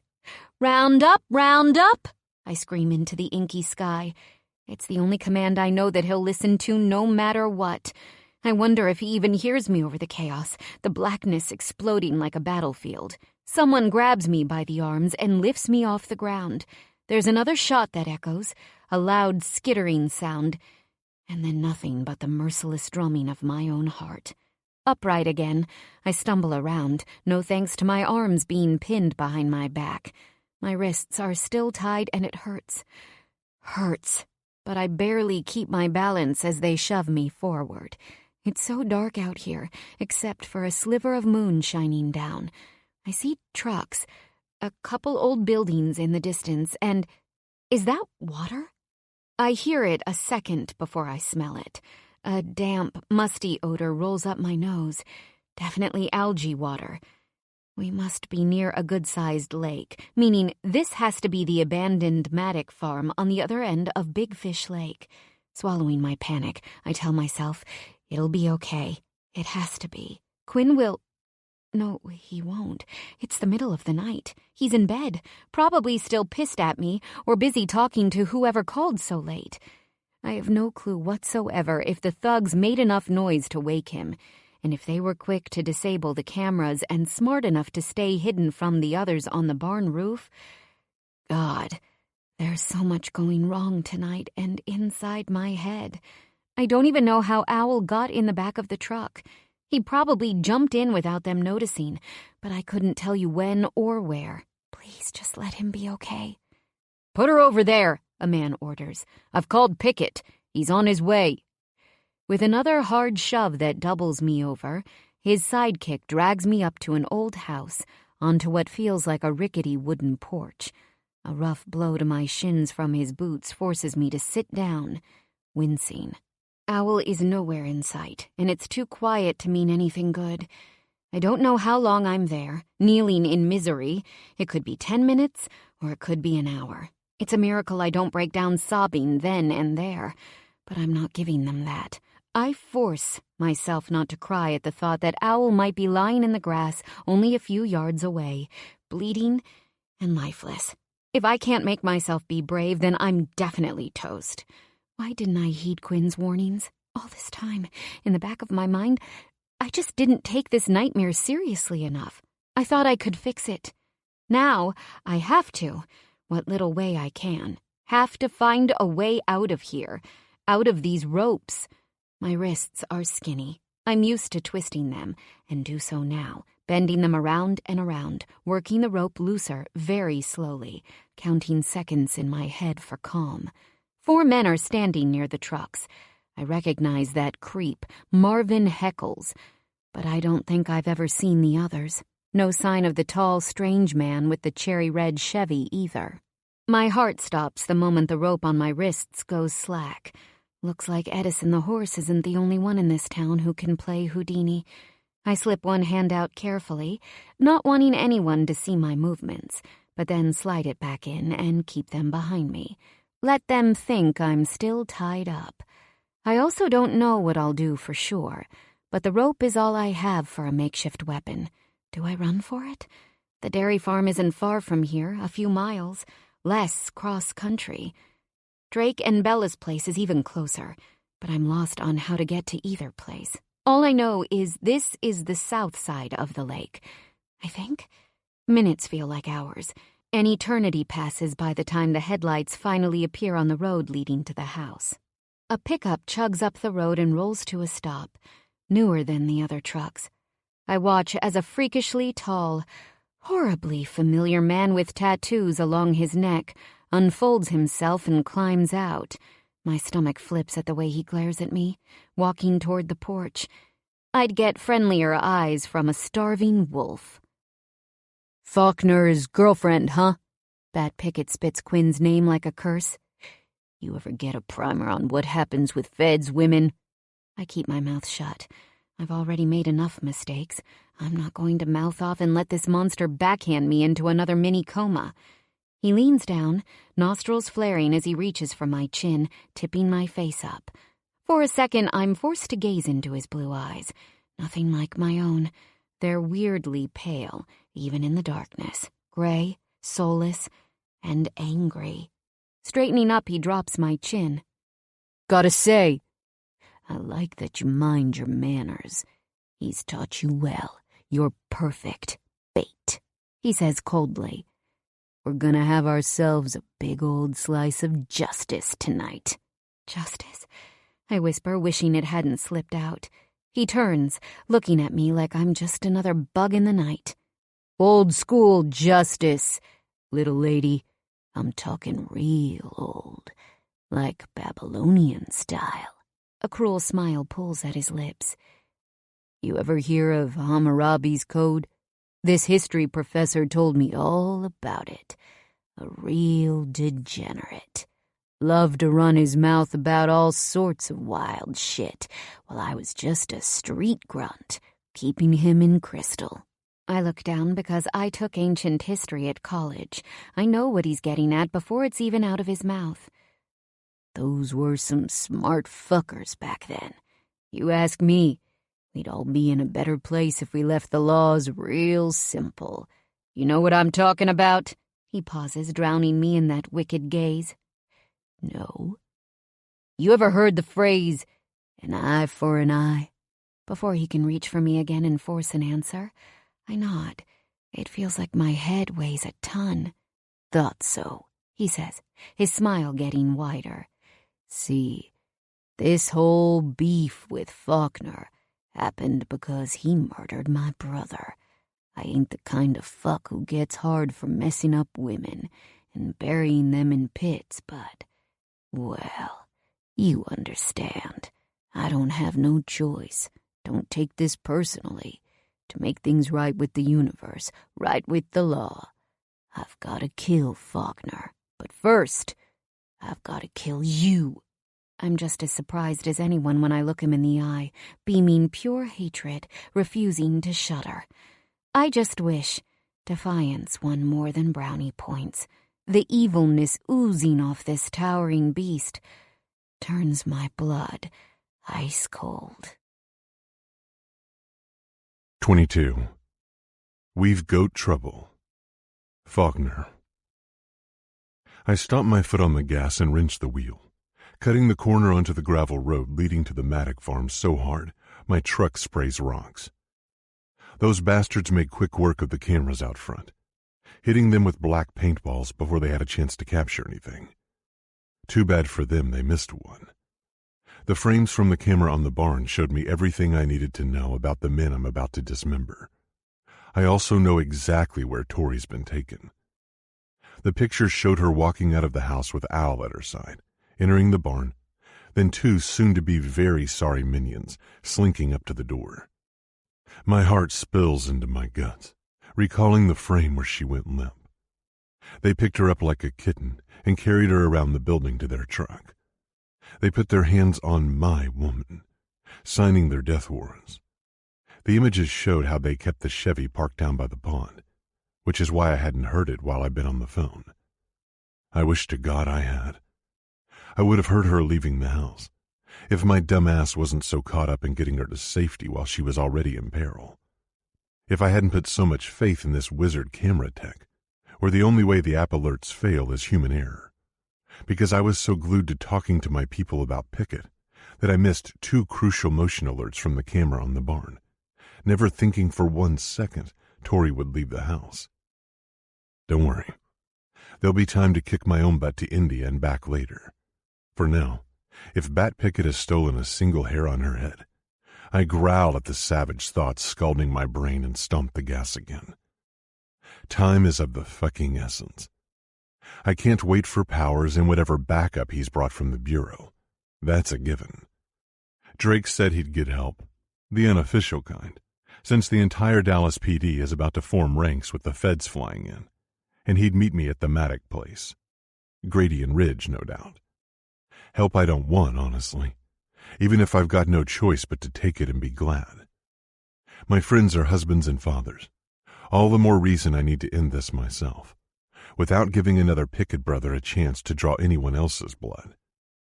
Without creating more widows and kids who'll never know their daddy. Justin's parting, innocent smile as he climbed into his car sticks in my head. My blood boils over. This is my mess to clean up, and my woman to save. No one else's. My phone rings just then. Another unknown number. I hit the answer button on the steering wheel so it comes over the speaker, but I don't say anything. Ah, Faulkner. Just the man I want to invite to my little barbecue. Bat Pickett's slimy, rough voice sounds just like his dead brother's. I squeeze the steering wheel harder. Talk, asshole. I snarl. Why are you calling? No need to play dumb. We both know I have something you want real bad, Bat says, this hot triumph in his voice. A pretty little thing. My jaw aches, pinched like a vice. I don't answer. Well, would you like to know where she is? He asks. It's hard not to roll my eyes right out of their sockets. He's such a cartoon villain. I know where she is. I bite off. Already on my way. You'll see my headlights in 2 minutes flat. The stunned silence on the other end is a tiny victory. Let me talk to her, I say. If I don't get proof she's still alive, I swear to fuck, I'll turn around and come back with an entire SWAT crew for her body, and yours. I'm working off my playbook. First rule of FBI negotiations with monsters like Bat Pickett.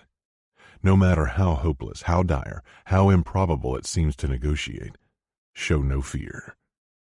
Can't help but flinch, though, when I hear a muffled thud, and then Bat whispering, telling Tori to say hello. Quinn, we're at the Maddock farm, she says breathlessly. I'm okay. I know. I'm almost there. Did he hurt you? The way she pauses makes my fury so hot I'm about to be a flaming wreck. Yes. Her voice is far off, as if the phone gets jerked away. I see your headlights now, Bat says coldly. Only one set. No backup. I snort. What? And get more folks mixed up in this idiocy? This is between you and me, Bat. My crew stays out of it, unless you do something stupid like shoot me in the head the minute I step out of my truck. I want you alive, he growls. You have my word. Putting you down instantly like the bastard you are ain't in the cards. How comforting. I hang up then, because right now, less is more. Leave him full of questions, scrambling to send a few of his goons away to cover his ass. Let him think I'm coming with surprises, and he'll have to work to torture me. I pull into the yard a minute later, steering past the broken-down fence out front. 4 burly, nasty-looking men, all armed, surround my truck instantly. Good times. Everybody's going to get a workout tonight. Hurling open the door, I pop off my seatbelt and leap out, marching forward like there's nothing more than the annoying help. Bat looks just like I remember. He's the spitting image of Jake, slightly younger, a jagged scar forming a half crescent up one side of his head.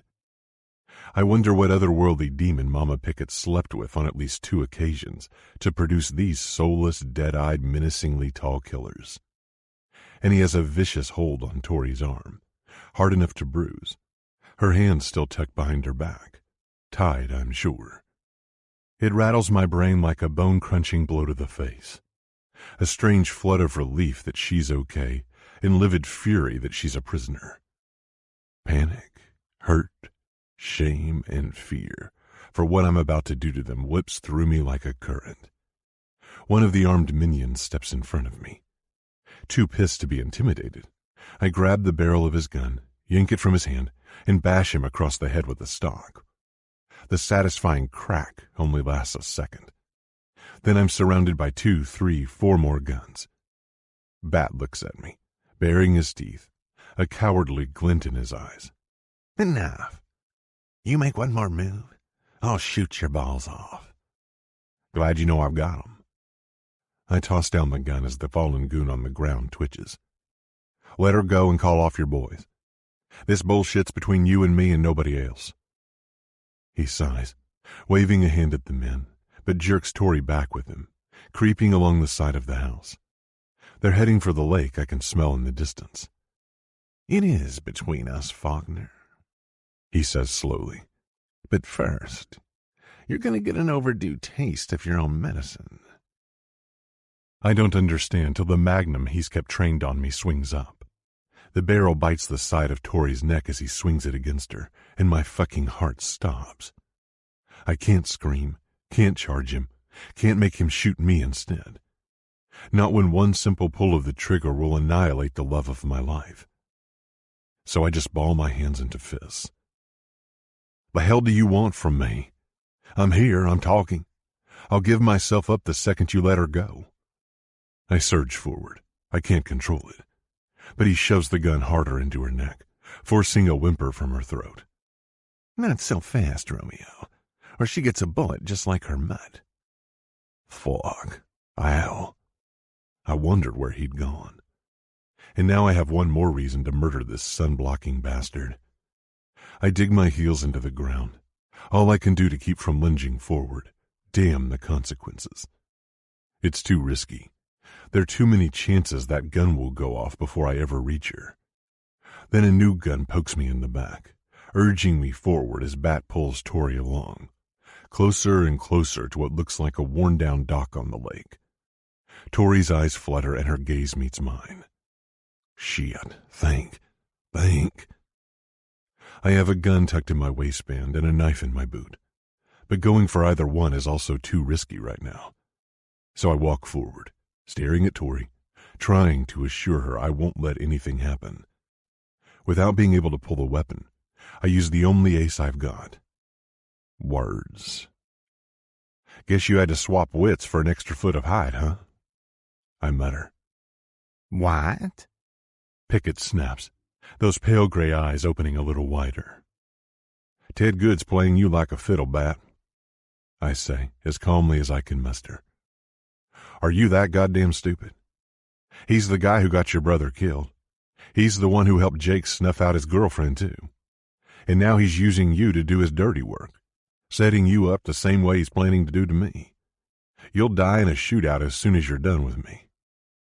Bat stumbles slightly. A rock, maybe, but I'm sure it was my statement. Shut the fuck up, you. I ain't finished. He wants you believing the prison hit was all my fault for putting Jake away, sharing the burden with the boys who held him down in a grimy sink. I say.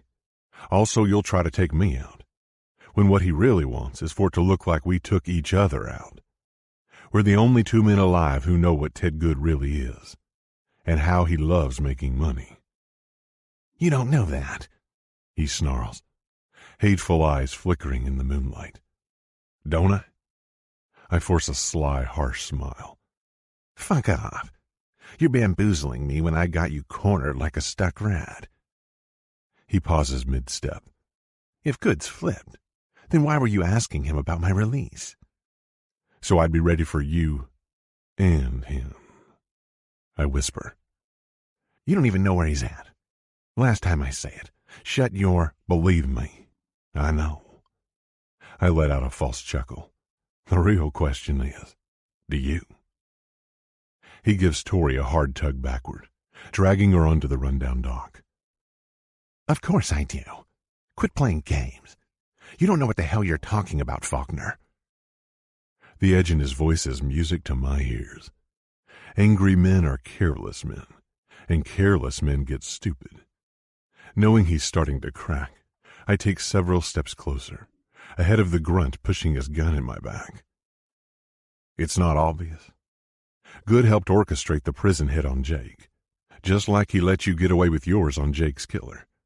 Then he set you up to be arrested so he could get the full cut of your dirty money, managing your operation, letting you think you're still calling the shots. Every message you ever sent to your boys from jail had to go through him, didn't it?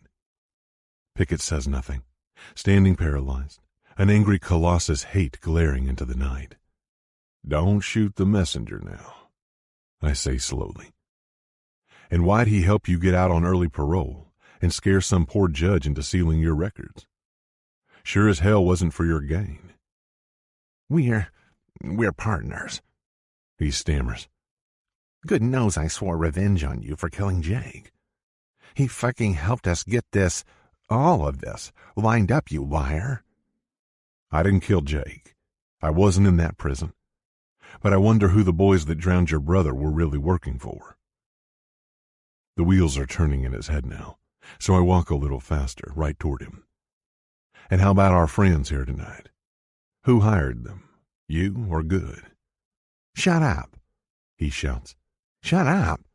You don't know shit, you bastard Fed. You don't know. Yes, I do, I say sternly. I'm right about Good.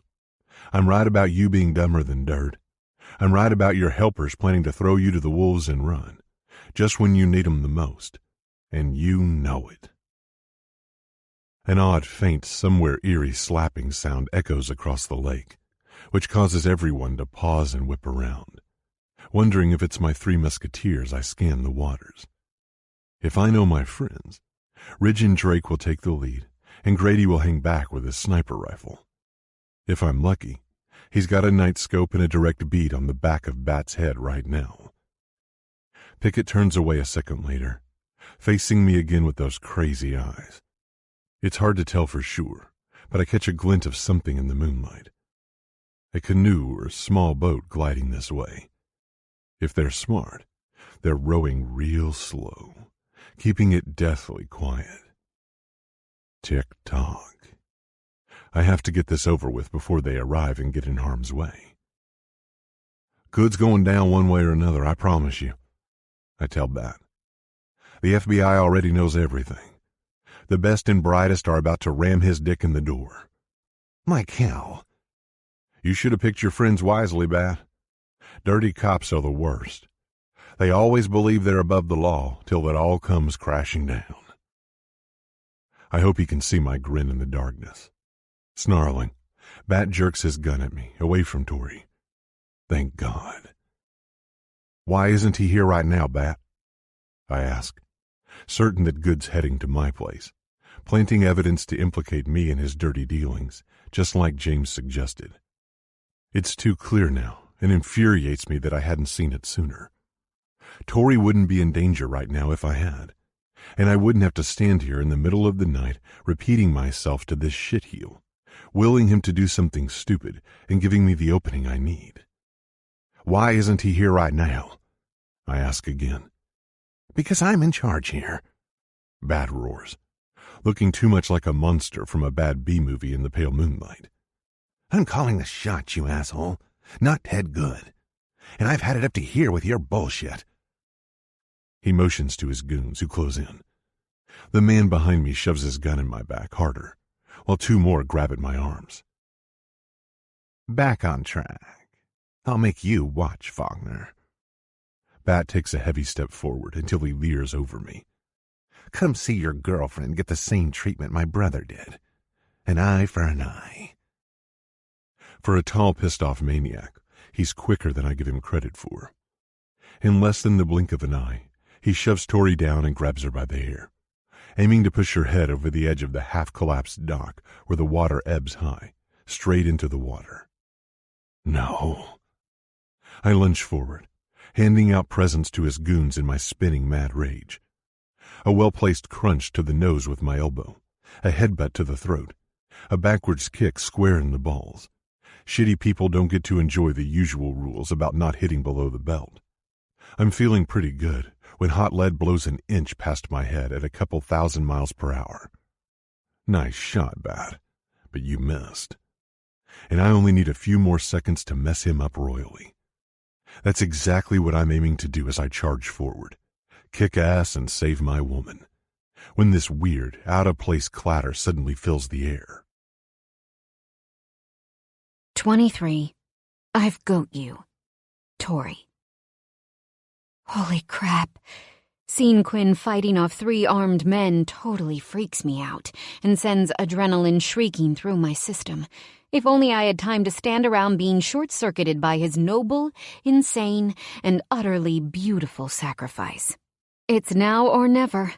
I twist my hands out of the rope and take a deep breath, hoping against hope my knee can take this. Well, only one way to find out. I crouch down, kick, and leap as high as I can, springing up with just the right ninja momentum, breaking the monster's grip on my hair.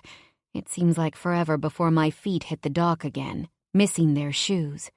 I'll celebrate getting free of Bat later.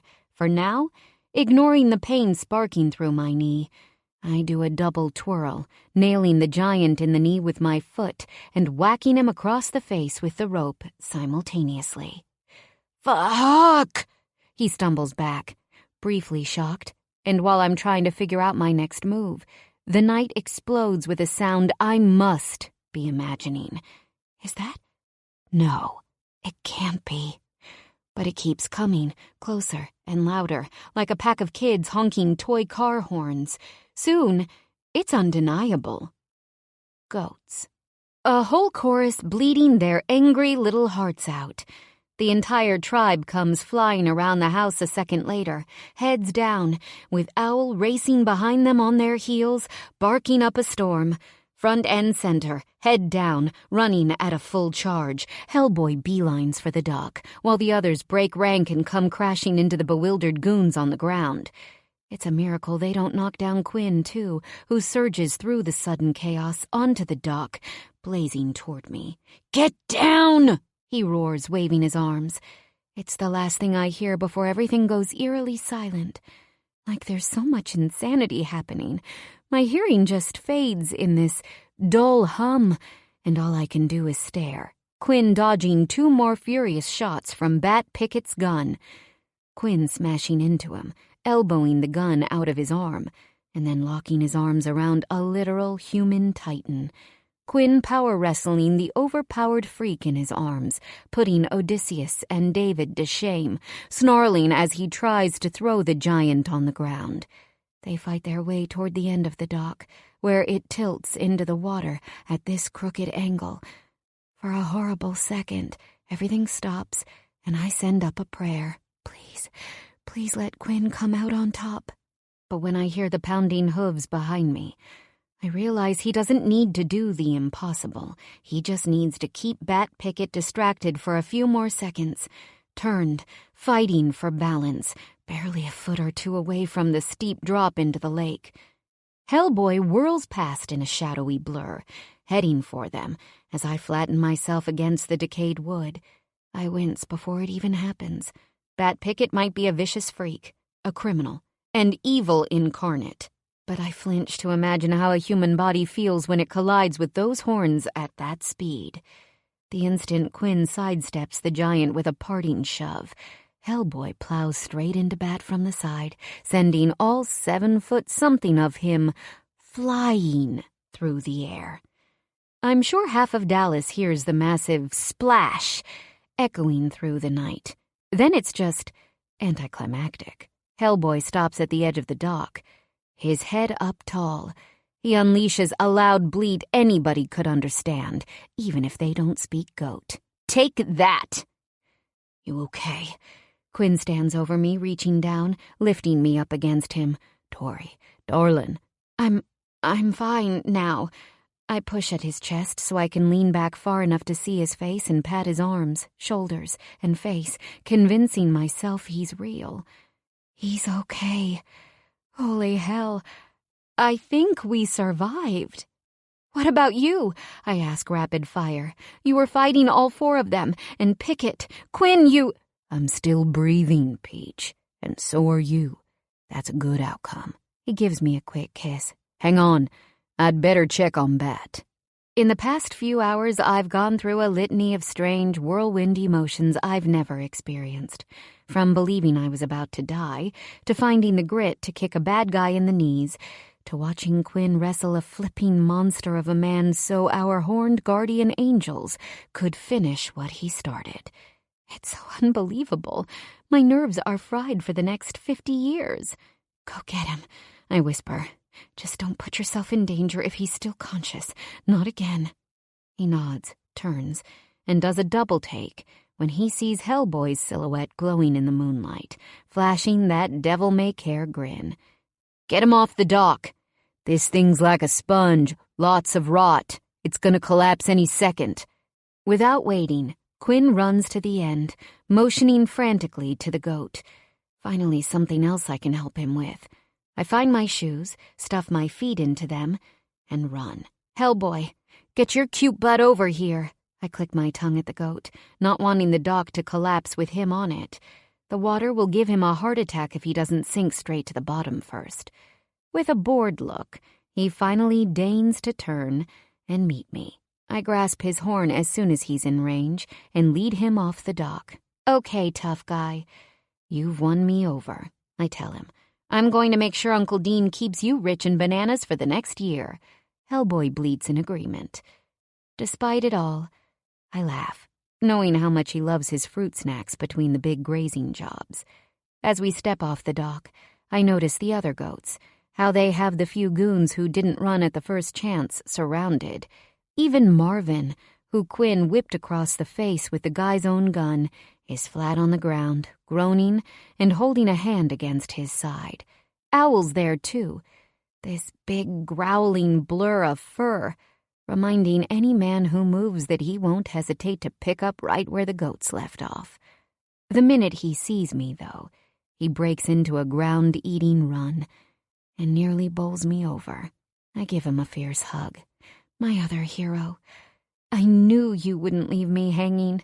You're too tough to let these idiots put you down. He gives me an excited bark, then returns to the men, keeping tight circles, overseeing his goat brigade. By the time I return to the edge of the dock, Quinn pulls a miserable, limp bat picket through the water, just in time for the boat arriving next to them. "Damn, a day late and $1 short," Drake says, sounding disappointed. "Sorry we weren't quicker. It's harder than you'd think to steer this thing at night without making a sound. At least we can help you load up the trash." "The goats beat you sloths," Quinn says with a grin. "But yeah, I guess you can help me tie them up. Still one more rattlesnake unaccounted for, and I'm thinking we'll find him at my place." What does he mean? I glance around, knowing all the men here took a huge beating, and the couple oddballs who escaped won't get far. Not in nowhere cornfields stretching for miles. Plus, every country road is bound to be swarming with police soon. "No need," Ridge says, beaming a blue-eyed smile my way. "The sheriff already arrested Good. Caught him lurking around your house right after you left. Deputies should be here any minute." "Shit. You guys are serious?" Quinn rakes a hand through his hair. "I owe you." "I called the sheriff as soon as you hung up," Drake says. "From everything you told me, I figured he'd move swiftly the second you were gone, trying to plant something to implicate you in all this. Our instincts were right." Quinn nods. "Thanks, guys. That's exactly what I thought after talking to James, too. Just wish he was here so I could thank him." I'm officially lost in this conversation, so I mostly keep silent and out of the way as the three men ground the canoe and finish hauling Bat onto the shore. He's still breathing. Part of me wishes he wasn't, but then there's no telling how many people they could help by capturing a kingpin creep like this alive. This time, there'll be no easy ticket out of prison. Something moves in a tree overhead as soon as the guys are ashore. I almost scream, wondering if they missed one of Pickett's men, but I recognize the big bearded hulk who slides down and turns to me with a smile, a big rifle slung over his back. "What the hell?" Grady rumbles, swiping a hand over his face. "Lady, I've seen a lot of crazy shit in my time, but this takes the cake. Hell, the whole bakery. You okay?" I give him a friendly nod. "Fine now. It makes me feel better knowing you were up there the whole time."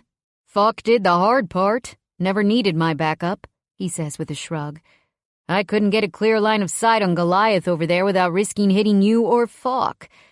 You're damn lucky those goats came charging in when they did. How'd they get here anyway?" "Owl," Quinn says, walking over and beaming at us. "He wasn't at the house when I left, so I knew he must have tried to help her somehow. He knew Tori was in danger, and it looks like he did what he does best, rounded up the tribe and brought us reinforcements." I still can't believe it, I say, shaking my head. I also know if the animals hadn't shown up, Quinn would have saved me without their help. Bat Pickett never had a chance against the 4 fiercest men in Dallas.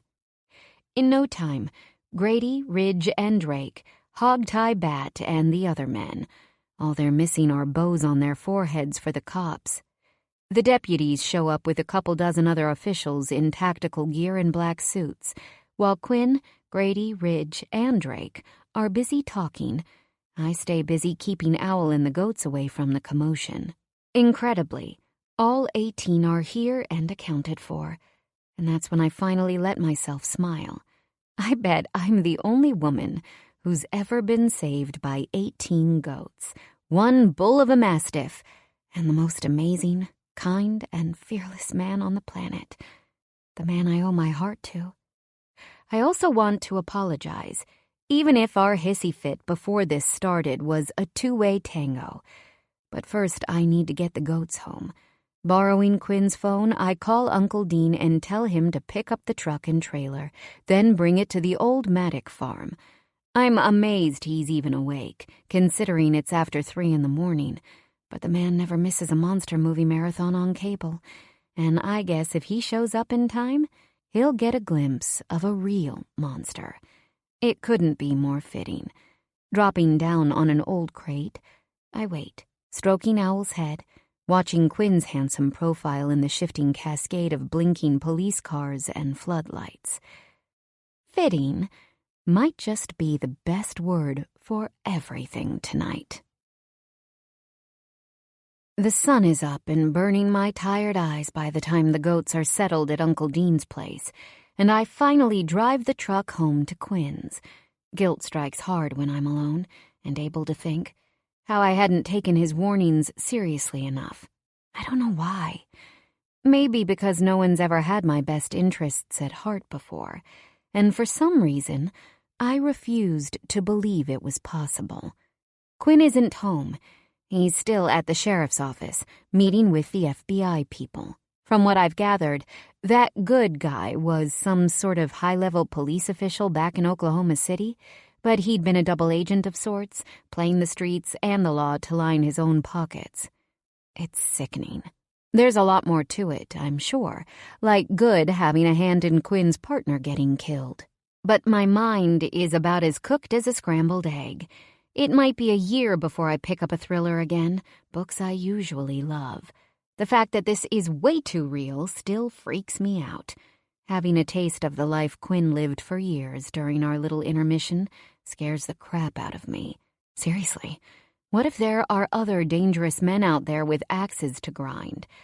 I'd like to think this insanity was a one-off, but the mere idea of more makes me tremble from head to toe. I take a shower, and though I'm dog-tired after being up all night, I know I won't be able to sleep until Quinn gets home. So I get dressed, feed Owl, and then go to the barn to finish what Pickett's men so rudely interrupted the night before. Honestly, I don't get very far, hanging off a few silks before I'm out of breath and limping to the blanket in the corner. Even fear can't keep a girl up forever when she's this exhausted. I'm still there napping, dreaming of how my entire life has changed since summer, when I hear footsteps. In my groggy state, it scares me. I jerk up so hard I almost crash right into him. Whoa, easy. Didn't think I'd find you here. Haven't you had enough exercise for one day? He asks, crouching, laying those big calloused hands on my shoulders. His grin lassos my heart. I flash him a shy smile. Sure, but I didn't want to fall asleep until you were home. I tried to stay awake, but... Never any shame in a power nap, darling. He cups my face with both hands, melting me alive with the hottest emerald green eyes in existence. I think I'm a puddle by the time his lips mold to mine, and he kisses me fully awake. Have you eaten yet? I'm not hungry. Did you get everything sorted out?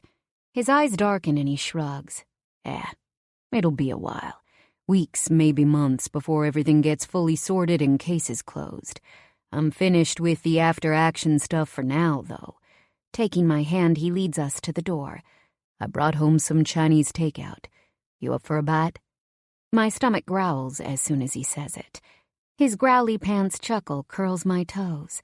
I'm thinking that's a yes? God, yeah. I haven't had good Chinese in ages. Me either. It's a new place next to the sheriff's office and smelled awful good when I walked out. What time is it? Almost noon. Crap. Okay, let's eat. He stops and tugs me closer, though, leveling another heavy look on me. How are you really doing, Peach? You promise me you're okay? He asks. Yes, it's just, well, kind of crazy. I know you get it. Kissing the top of my head as we resume walking, he says, I'm sorry about all that shit. I put you in that position. If I hadn't opened my big mouth and chewed you out before they showed up, I freeze, turning toward him, folding my hands in front of me. Quinn? No. I'm the one who's sorry. I shouldn't have gone to the barn last night. I wasn't thinking, and I shouldn't have put up such a big fight about leaving town. Huffing out a breath, I continue. I couldn't sleep, so I thought I'd work out until I was tired. I'm truly sorry. I should have listened and taken your warnings more seriously. I know you didn't want to send me home to hurt me. You tried to save me. He looks down for a moment, then his eyes snap up again, full of warmth like a sunlit forest. It's over now. You're fine, I'm fine, and so's everybody else. Critters included. He opens the back door and holds it for me. Ladies first. Go on in before our lunch gets cold. I wasn't sure what you like, and I was hungry as hell, so I bought a lot of everything. No kidding. 5 huge white bags stuffed to the brim with little boxes and plastic containers are sitting on the center island. It's like he cleaned out a whole round of a Chinese buffet. It looks like you bought one of everything, I say with a giggle. Nothing like leftovers for supper, right? If you mean breakfast, lunch, and dinner tomorrow, sure, I say, tearing open the first bag. My stomach growls again at the amazing smell of the food. Oh, egg rolls. Pork? At least one kind with every meat known to man. He smiles and hands me a plate. The food tastes as good as it smells as we tear into it, sharing each other's company, just like old times when we used to order way too much ice cream. Except back then, I didn't have Quinn's bed to look forward to when I'm too full to move. I'm not only as stuffed as a Thanksgiving turkey by the time we put the leftovers in the fridge, I'm yawning my jaw off. Time to crash, Quinn says, too tired to even agree. I lean against him as we walk up the stairs. At the top of the steps, he pauses. My room is one way, his is the other. It's not even a question. I know where I'm going, but I love the sexy look of frustration he gives me. His arm around me tightens, leading me to his room, as if to say, only one place you belong, woman, now and forever. I pull off my clothes and dive into bed, wearing just my panties and bra. Quinn kisses my forehead. Be right back. Gonna take a shower and clean up. Nodding, I snuggle my head into his pillow, inhaling his intoxicating scent. It's comforting, intense, real, almost as reckless and utterly endearing as our love. I'm not sure what wakes me, at first. Then I know it's the hand on my boob. Same for the exciting nip.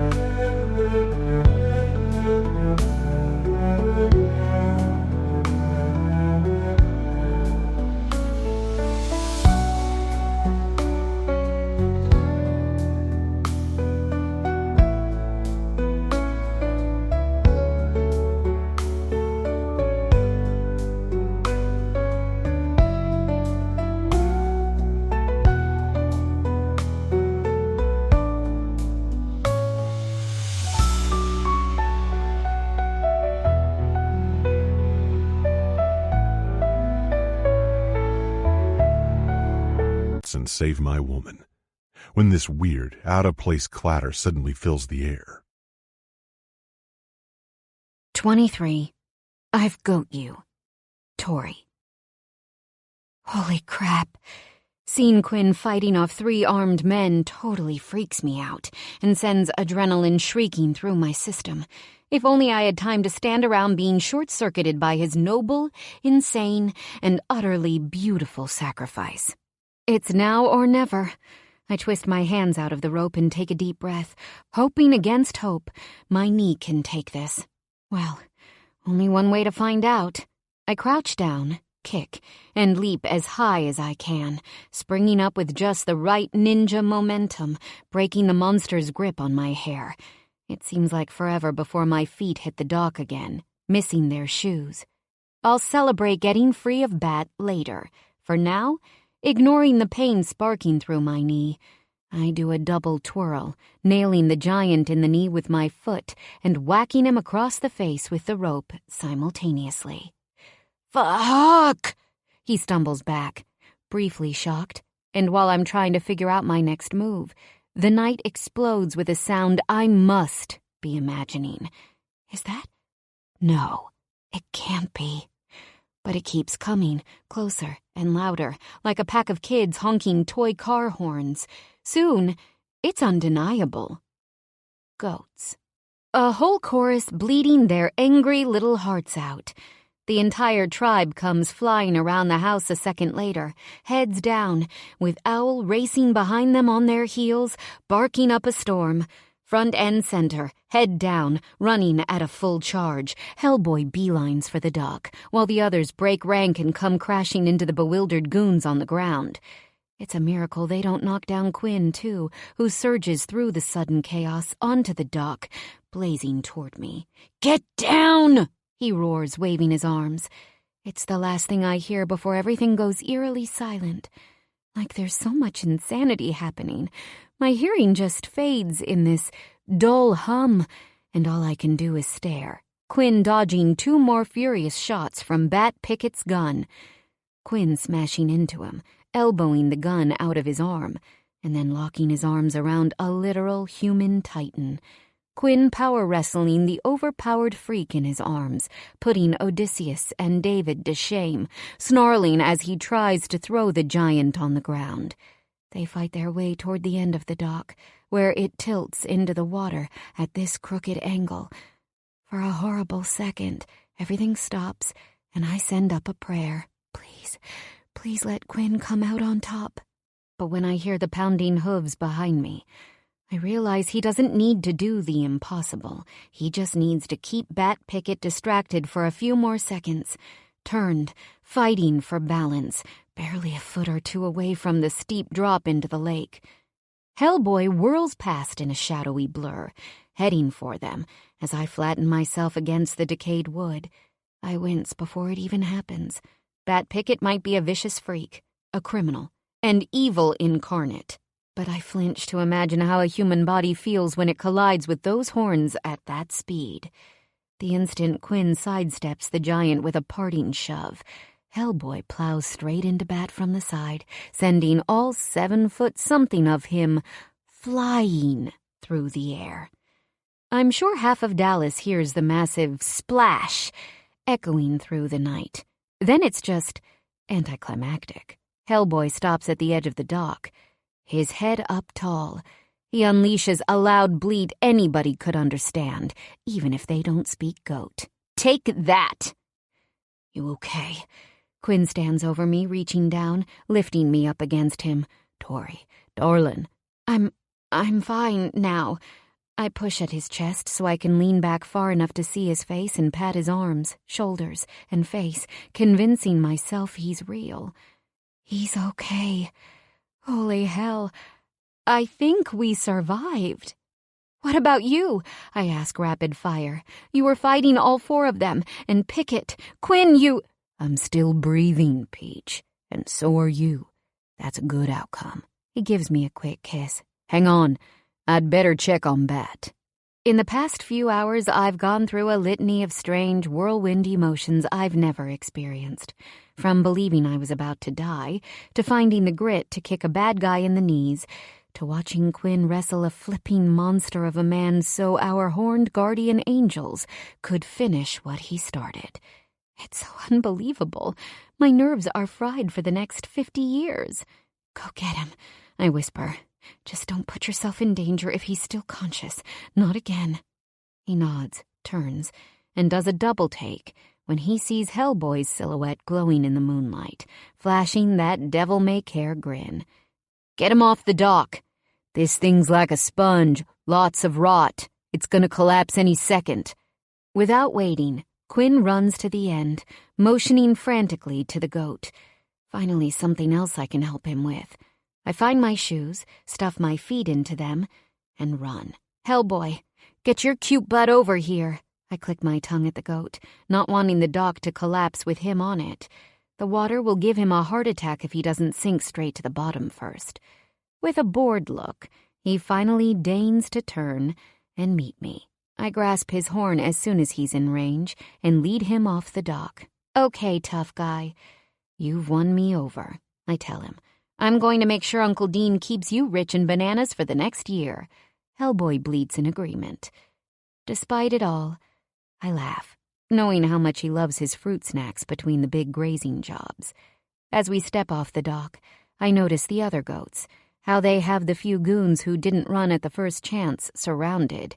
Even Marvin, who Quinn whipped across the face with the guy's own gun, is flat on the ground, groaning and holding a hand against his side. Owl's there, too, this big growling blur of fur, reminding any man who moves that he won't hesitate to pick up right where the goats left off. The minute he sees me, though, he breaks into a ground-eating run and nearly bowls me over. I give him a fierce hug. My other hero. I knew you wouldn't leave me hanging. You're too tough to let these idiots put you down. He gives me an excited bark, then returns to the men, keeping tight circles, overseeing his goat brigade. By the time I return to the edge of the dock, Quinn pulls a miserable, limp bat picket through the water, just in time for the boat arriving next to them. Damn, a day late and $1 short, Drake says, sounding disappointed. Sorry we weren't quicker. It's harder than you'd think to steer this thing at night without making a sound. At least we can help you load up the trash. The goats beat you sloths, Quinn says with a grin. But yeah, I guess you can help me tie them up. Still one more rattlesnake unaccounted for, and I'm thinking we'll find him at my place. What does he mean? I glance around, knowing all the men here took a huge beating, and the couple oddballs who escaped won't get far. Not in nowhere cornfields stretching for miles.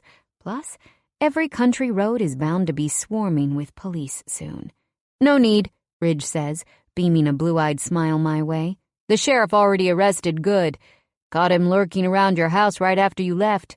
Deputies should be here any minute. Shit. You guys are serious? Quinn rakes a hand through his hair. I owe you. I called the sheriff as soon as you hung up, Drake says. From everything you told me, I figured he'd move swiftly the second you were gone, trying to plant something to implicate you in all this. Our instincts were right. Quinn nods. Thanks, guys. That's exactly what I thought after talking to James, too. Just wish he was here so I could thank him. I'm officially lost in this conversation, so I mostly keep silent and out of the way as the three men ground the canoe and finish hauling Bat onto the shore. He's still breathing. Part of me wishes he wasn't, but then there's no telling how many people they could help by capturing a kingpin creep like this alive. This time, there'll be no easy ticket out of prison. Something moves in a tree overhead as soon as the guys are ashore. I almost scream, wondering if they missed one of Pickett's men, but I recognize the big bearded Hulk who slides down and turns to me with a smile, a big rifle slung over his back. What the hell? Grady rumbles, swiping a hand over his face. Lady, I've seen a lot of crazy shit in my time, but this takes the cake. Hell, the whole bakery. You okay? I give him a friendly nod. Fine now. It makes me feel better knowing you were up there the whole time. Fuck did the hard part. Never needed my backup, he says with a shrug. I couldn't get a clear line of sight on Goliath over there without risking hitting you or Falk. You're damn lucky those goats came charging in when they did. How'd they get here anyway? Owl, Quinn says, walking over and beaming at us. He wasn't at the house when I left, so I knew he must have tried to help her somehow. He knew Tori was in danger, and it looks like he did what he does best, rounded up the tribe and brought us reinforcements. I still can't believe it, I say, shaking my head. I also know if the animals hadn't shown up, Quinn would have saved me without their help. Bat Pickett never had a chance against the 4 fiercest men in Dallas. In no time, Grady, Ridge, and Drake hog-tie Bat and the other men. All they're missing are bows on their foreheads for the cops. The deputies show up with a couple dozen other officials in tactical gear and black suits, while Quinn, Grady, Ridge, and Drake are busy talking. I stay busy keeping Owl and the goats away from the commotion. Incredibly, all 18 are here and accounted for, and that's when I finally let myself smile. I bet I'm the only woman who's ever been saved by 18 goats, 1 bull of a mastiff, and the most amazing, kind, and fearless man on the planet, the man I owe my heart to. I also want to apologize, even if our hissy fit before this started was a 2-way tango. But first, I need to get the goats home. Borrowing Quinn's phone, I call Uncle Dean and tell him to pick up the truck and trailer, then bring it to the old Maddock farm. I'm amazed he's even awake, considering it's after 3 in the morning, but the man never misses a monster movie marathon on cable, and I guess if he shows up in time, he'll get a glimpse of a real monster. It couldn't be more fitting. Dropping down on an old crate, I wait, stroking Owl's head, watching Quinn's handsome profile in the shifting cascade of blinking police cars and floodlights. Fitting might just be the best word for everything tonight. The sun is up and burning my tired eyes by the time the goats are settled at Uncle Dean's place, and I finally drive the truck home to Quinn's. Guilt strikes hard when I'm alone and able to think. How I hadn't taken his warnings seriously enough. I don't know why. Maybe because no one's ever had my best interests at heart before, and for some reason, I refused to believe it was possible. Quinn isn't home. He's still at the sheriff's office, meeting with the FBI people. From what I've gathered, that good guy was some sort of high-level police official back in Oklahoma City, but he'd been a double agent of sorts, playing the streets and the law to line his own pockets. It's sickening. There's a lot more to it, I'm sure, like Good having a hand in Quinn's partner getting killed. But my mind is about as cooked as a scrambled egg. It might be a year before I pick up a thriller again, books I usually love. The fact that this is way too real still freaks me out. Having a taste of the life Quinn lived for years during our little intermission scares the crap out of me. Seriously, what if there are other dangerous men out there with axes to grind? I'd like to think this insanity was a one-off, but the mere idea of more makes me tremble from head to toe. I take a shower, and though I'm dog-tired after being up all night, I know I won't be able to sleep until Quinn gets home. So I get dressed, feed Owl, and then go to the barn to finish what Pickett's men so rudely interrupted the night before. Honestly, I don't get very far, hanging off a few silks before I'm out of breath and limping to the blanket in the corner. Even fear can't keep a girl up forever when she's this exhausted. I'm still there napping, dreaming of how my entire life has changed since summer, when I hear footsteps. In my groggy state, it scares me. I jerk up so hard I almost crash right into him. Whoa, easy. Didn't think I'd find you here. Haven't you had enough exercise for one day? He asks, crouching, laying those big calloused hands on my shoulders. His grin lassos my heart. I flash him a shy smile. Sure, but I didn't want to fall asleep until you were home. I tried to stay awake, but... Never any shame in a power nap, darling. He cups my face with both hands, melting me alive with the hottest emerald green eyes in existence. I think I'm a puddle by the time his lips mold to mine, and he kisses me fully awake. Have you eaten yet? I'm not hungry. Did you get everything sorted out? His eyes darken and he shrugs. It'll be a while. Weeks, maybe months, before everything gets fully sorted and cases closed. I'm finished with the after-action stuff for now, though. Taking my hand, he leads us to the door. I brought home some Chinese takeout. You up for a bite? My stomach growls as soon as he says it. His growly pants chuckle curls my toes. I'm thinking that's a yes? God, yeah. I haven't had good Chinese in ages. Me either. It's a new place next to the sheriff's office and smelled awful good when I walked out. What time is it? Almost noon. Crap. Okay, let's eat. He stops and tugs me closer, though, leveling another heavy look on me. How are you really doing, Peach? You promise me you're okay? He asks. Yes, it's just, well, kind of crazy. I know you get it. Kissing the top of my head as we resume walking, he says, I'm sorry about all that shit. I put you in that position. If I hadn't opened my big mouth and chewed you out before they showed up. I freeze, turning toward him, folding my hands in front of me. Quinn? No. I'm the one who's sorry. I shouldn't have gone to the barn last night. I wasn't thinking, and I shouldn't have put up such a big fight about leaving town. Huffing out of breath, I continue. I couldn't sleep, so I thought I'd work out until I was tired. I'm truly sorry. I should have listened and taken your warnings more seriously. I know you didn't want to send me home to hurt me. You tried to save me. He looks down for a moment, then his eyes snap up again, full of warmth like a sunlit forest. It's over now. You're fine, I'm fine, and so's everybody else. Critters included. He opens the back door and holds it for me. Ladies first. Go on in before our lunch gets cold. I wasn't sure what you like, and I was hungry as hell, so I bought a lot of everything. No kidding. 5 huge white bags stuffed to the brim with little boxes and plastic containers are sitting on the center island. It's like he cleaned out a whole round of a Chinese buffet. It looks like you bought one of everything, I say with a giggle. Nothing like leftovers for supper, right?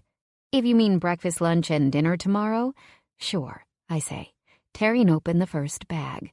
My stomach growls again at the amazing smell of the food. Oh, egg rolls. Pork? At least one kind with every meat known to man. He smiles and hands me a plate.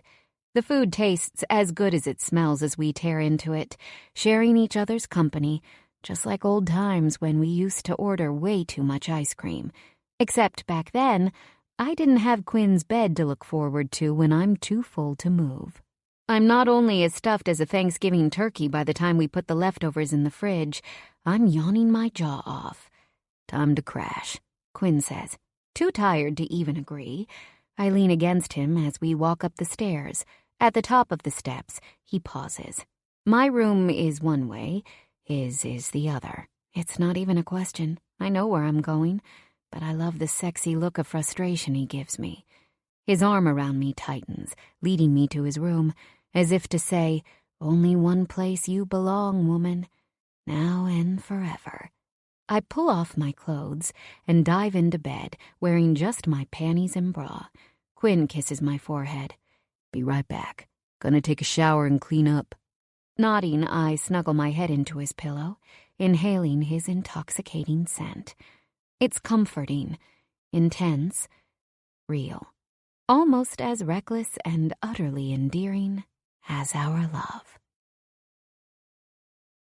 I'm not sure what wakes me at first.